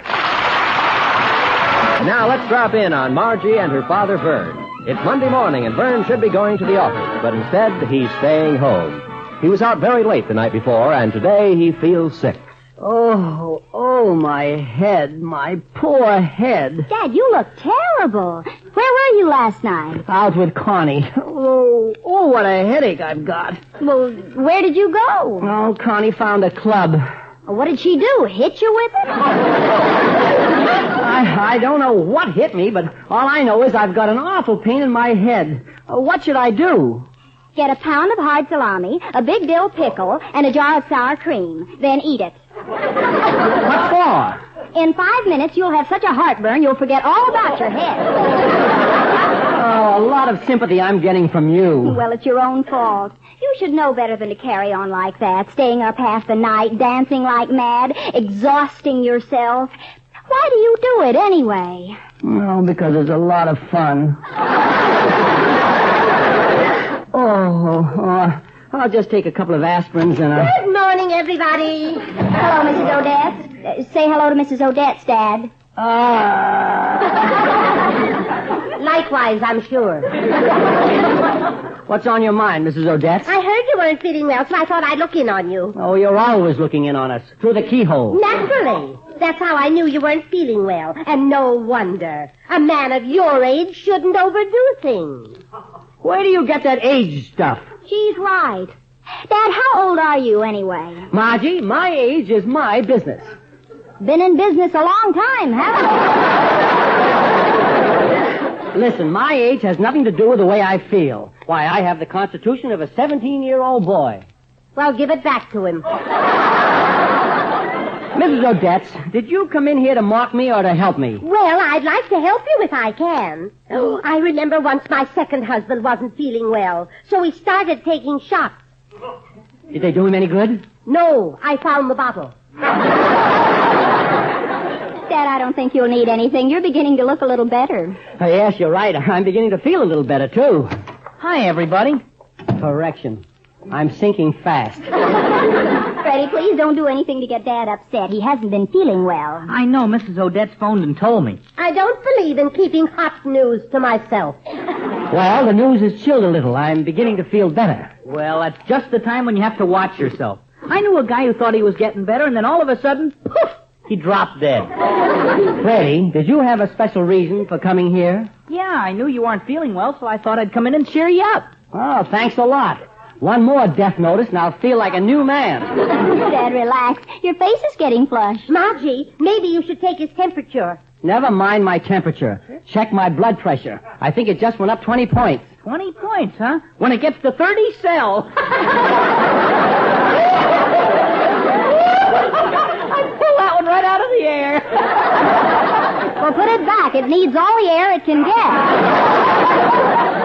Well, I'd better be going, folks. I hope you improve, Mr. Albright. But if you die, let me know. I wish everybody would stop trying to cheer me up. Dad, all you need is a little rest. Yeah, you'll be out of the house in no time. I wish I could say the same thing for you.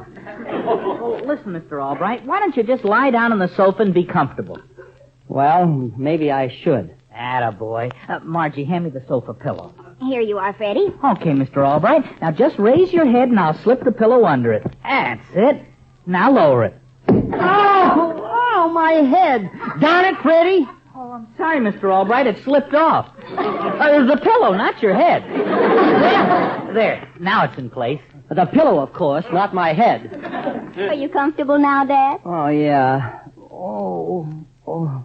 Just let me lie here for a few minutes with my eyes closed. Come on, Freddie. Let Dad take a nap. Wait, I'll pull the shade down so the light won't be in his eyes. Freddie, be careful with that. Don't worry, I'll just pull it down so he can doze right off. There we are, all nice and dark.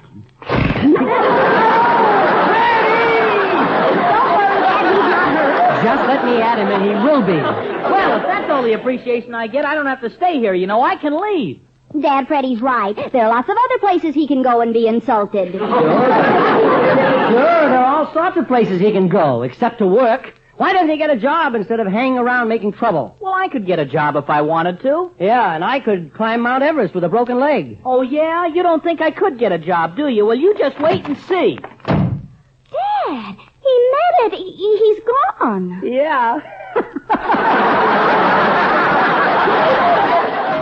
Glad to see you feeling better, all right. We missed you at the office today. Well, thanks, boss. It was nice of you to drop by. I sure had a miserable day. Oh, it wasn't so miserable, Mr. Honeywell. He had lots of fun insulting poor Freddie. Insulting Freddie, huh?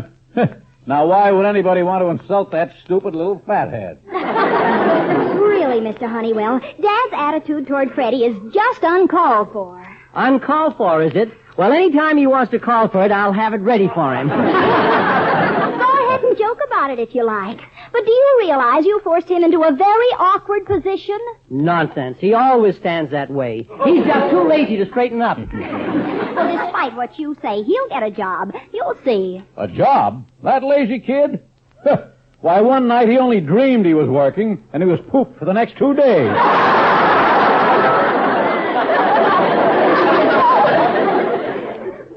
Margie, I wish you'd show a little more taste in boyfriends. There's nothing wrong with Freddie, and he'll prove it to you, too. Instead of running him down, why don't you help him? Can't you give him a job in your office? What do you think I am, crazy?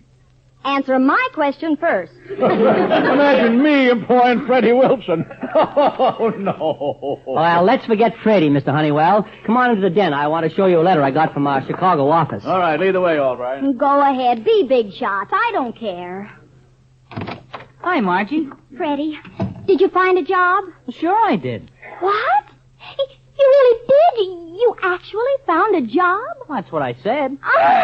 Wait till I tell Dad about this. Oh, now, wait a minute, Margie. Dad? Oh, Dad, come in here a minute. But, Margie... what is it, Margie? Oh, you're here again. Dad, I've got great news. I told you Freddie would come out on top. The only way he'll ever come out on top is when he gets bald. Wait a minute, all right, wait a minute. Let's give her a chance. Go ahead, Margie, go ahead. Okay, listen to this. Freddie found a job. What? You heard me. He found a job. And in only one day, too. Makes you feel pretty small, doesn't it? Well, gee, Freddie, this is good news. After all the things you two said about him, I think an apology is in order. Yeah, I guess so. Well, Freddie, believe me, by the way, what kind of a job have you got? Oh, I haven't got a job. Huh? You haven't got a job? But, Freddie, you said you found one today. Oh, that's right, I did find one. But I haven't got it anymore. They fired me. All in one day? Well, it wasn't my fault. The foreman, a great big tough guy, started bawling me out. But believe me, I gave him plenty of back talk. Back talk? Yeah, I was on my back and he was talking. And to think that I almost apologized to this little jerk.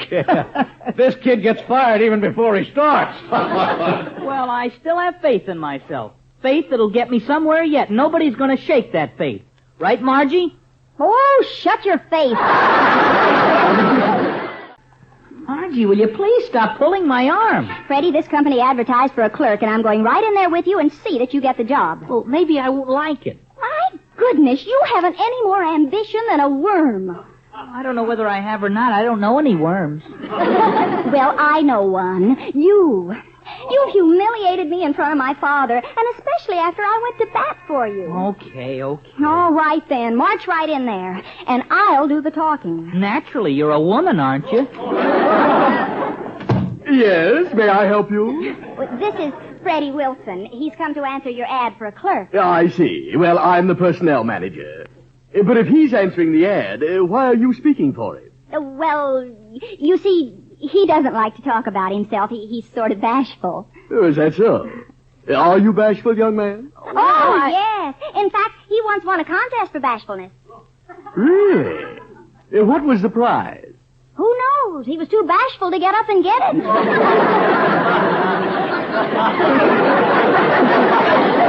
That's very interesting. Tell me something, Mr. Wilson. What are your qualifications? Well, he has a very nice personality. He's very ambitious, a hard worker, and he's worked in an office before. Go on. And he's also very smart. He's won several contests working crossword puzzles. Yes, but I want someone who can be smart during office hours. This was during office hours. What other experience have you had, Mr. Wilson? Well, once... Please, young lady, let him answer. I'm sure he can add something constructive to this interview. Want to bet? Well, sir, I once had a job as a night watchman. Well, were you any good at it? Yeah. Not one night was stolen while I was watching them.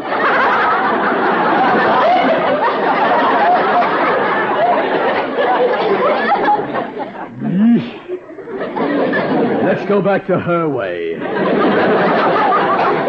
can tell you is that if you hire Mr. Wilson, he'll be a tremendous asset to your organization. Young woman, you've convinced me. You're extremely persuasive, and I'm very much impressed. You mean you're going to hire him? Hire him? I should say not. He's a moron. I'd like to put you on our sales force.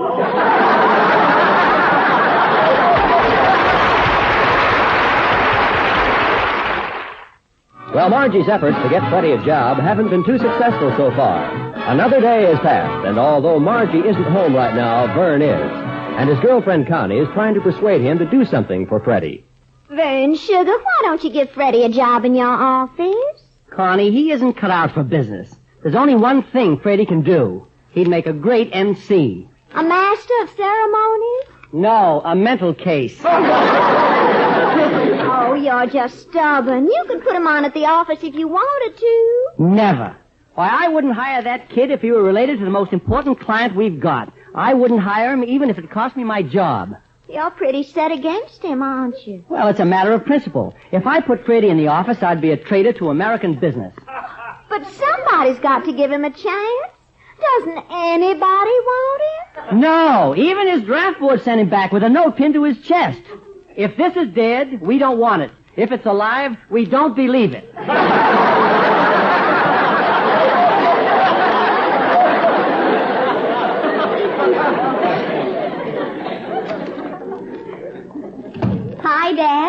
Hello, Connie. Hi, Margie. My, you look happy today. I ought to be. I just got Freddie a job. I don't believe it. Oh, it's true. Freddie starts tomorrow in Farley's furniture store. Mr. Farley's daughter, Jean, is a friend of mine. That's how I did it. Hi, everybody. Margie, I came here as soon as I could. What's this important news you wanted to tell me? Freddie, this'll make you very happy. I have found you a job. You have? Yes. At Farley's furniture store, you start tomorrow. Well, what do you say to that? Oh. Dad, quick, I'll get him a drink of water and you rub his wrist till he comes to.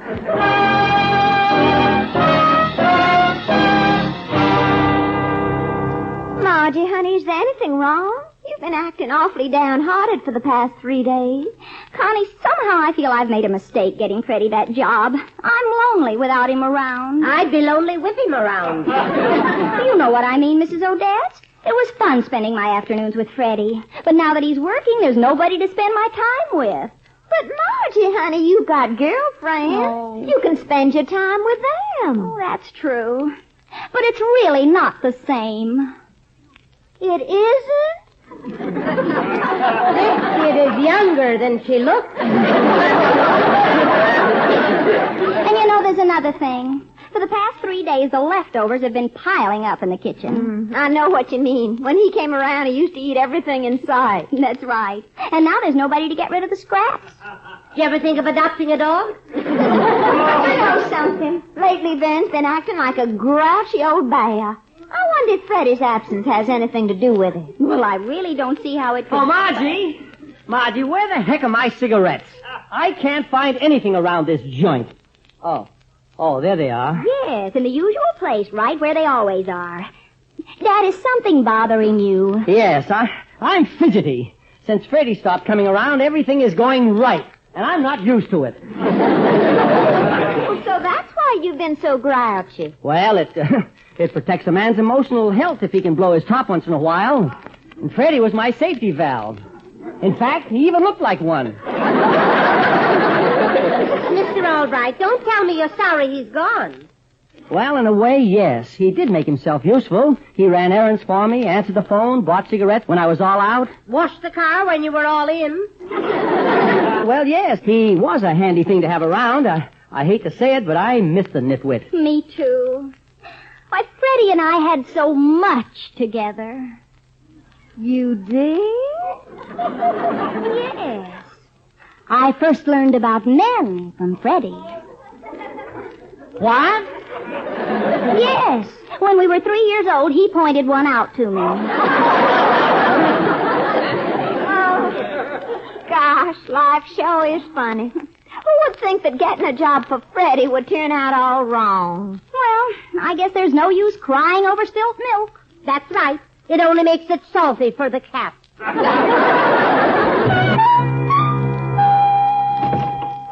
All right, I've got to see you right away. What is it, Mr. Honeywell? Our firm is faced by a crisis. Never before in the history of Honeywell and Todd Investment Counselors has disaster threatened us so completely unless we take immediate steps. Immediate steps to do what? To give Freddie Wilson a job. Oh, no. Are you out of your little cotton-picking mind? Albright, that's no way to speak to your boss. I'm sorry. Are you out of your little cotton-picking mind, sir? Now listen here. Our biggest account is that millionaire Denver industrialist, Maurice Morton. And he happens to be Freddie's uncle. So what? Uncle Maurice just got in touch with me. Said he was concerned about nephew Freddie's future. And he suggested we teach him the investment business. Really? Yes. Well, so long, Mr. Honeywell. I'll be seeing you. Come back here. Come. Where do you think you're going? I'm leaving the country before the crash. Are you crazy, Albright? The stock market's up. If we teach Freddie Wilson the investment business, it'll crash. And if we don't put him on here, we'll collapse. Don't you realize that if we don't hire him, his Uncle Maurice will cancel his account? Oh, but Freddie has a job. Why do we have to give him one? Because working in the furniture store is certainly not going to meet with Uncle Maurice's approval. Now, the thing to do is to get Freddie to quit his job, so we can hire him. You think you can do it? Well, leave it to me, Mr. Honeywell. It'll be a cinch to make him leave his job. I'm pretty much of a genius. Okay. But just remember one thing. In case you fail, it'll be a cinch to make you leave your job. You see, I'm pretty much of a genius along those lines myself. Now, don't forget, Margie, we've got to be subtle about persuading Freddie to quit his job. I understand. If he finds out the real reason you want him in the office, he'll never do it. Freddie's not about to do you any favors. I know. I can't understand that boy's attitude after all the things I've said about him. It's not what you've said about him, it's what you've said to him. Mr. Albright, you called and said you wanted to see me. Oh, that's right, Freddie. Margie and I want to talk to you about something. Well, I can only stay a minute. I've got to go to work. That's just what we want to talk to you about, Freddie. Work. Work. Slaving away in a furniture store every day. The drudgery of it, the pain of it, getting splinters in your little fingers. Yes, colonial maple in one hand and Chinese modern in the other. What's going on here? Now think, Freddie, think. While other boys have easy jobs, you're working hard. The little roses will fade from your little cheeks. That happy little smile will disappear from your sweet little face. Mr. Albright, I haven't been working too hard, but I think you have. Freddie, Dad's opinion of you has changed for the better. He thinks you've really made the grade. And he'd like to offer you an easier job with Honeywell and Todd. But I like the job I have in the furniture store. It's really great. Well, how could that be? Do you have long hours? Long hours? No, just 60 minutes each. Well, what do you do there? I demonstrate mattresses in the window. Gosh, Freddie. You mean you just lay there? Well, I turn from side to side every once in a while. But I try to keep that to a minimum. Great bouncing balls of fire. If that doesn't beat all. He just lays there. Mr. Farley says I'm the best boy he's ever had for the job. I'm just talented, I guess. Freddie, this is funny. You're the only man I've ever heard of who can lay down on the job and get paid for it. Well, I better be going. But, Freddie, wait a minute. Oh, sorry, Mr. Albright, but I don't have much time. I gotta get my pajamas and go to work. Oh, Margie, you're responsible for this. You better think of something. All right, I was counting on you, but you let me down. I can't understand it. You told me you were a genius. I'm sorry, Mr. Honeywell. A genius. Only a thin line separates a genius from an idiot, and you've stepped over the line. Well, don't blame me. How in the world can anybody get a kid like Freddie Wilson off a mattress? Well, it's not only your fault. It's your daughter's, too. She's always butting in. That was pretty stupid of her, getting Freddie a job. Now, see here, Mr. Honeywell. Don't you call my stupid daughter stupid. Dad, Freddie would like to see you about a problem he's got. Yeah, Mr. Albright, I wonder if you'd mind helping me. I just got a letter from the Income Tax Bureau.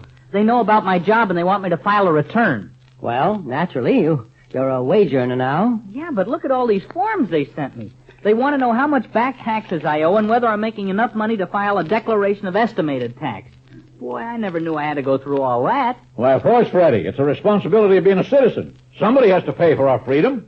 Freedom? If he has to start making out those forms, he'll be chained to a desk for the next 6 months.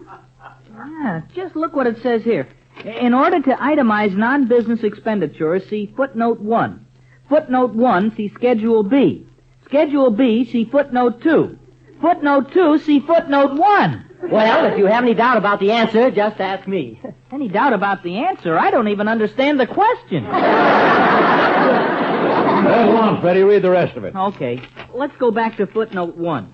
It says, footnote 1, see footnote 2. Footnote 2, see asterisk. Asterisk? This train does not run on Sunday. See station master. Oh, cut it out, Margie. It's not funny. Boy, is this stuff getting me dizzy. I never thought my job would get me into this. Well, Freddie, what do you intend to do about it? There's only one thing I can do under the circumstances. Margie. Yes, Freddie? Call up the furniture store and tell them I just quit. Well, Dad, all's well that ends well. I feel like calling the Income Tax Bureau and thanking them. Oh, don't bother thanking them, Dad. Just thank me. Thank you? What did you have to do with it? Well, Dad, you said I better think of something, so I did. Yes, sir. That's my little Margie. My Little Margie is a presentation of the United States Armed Forces Radio Service.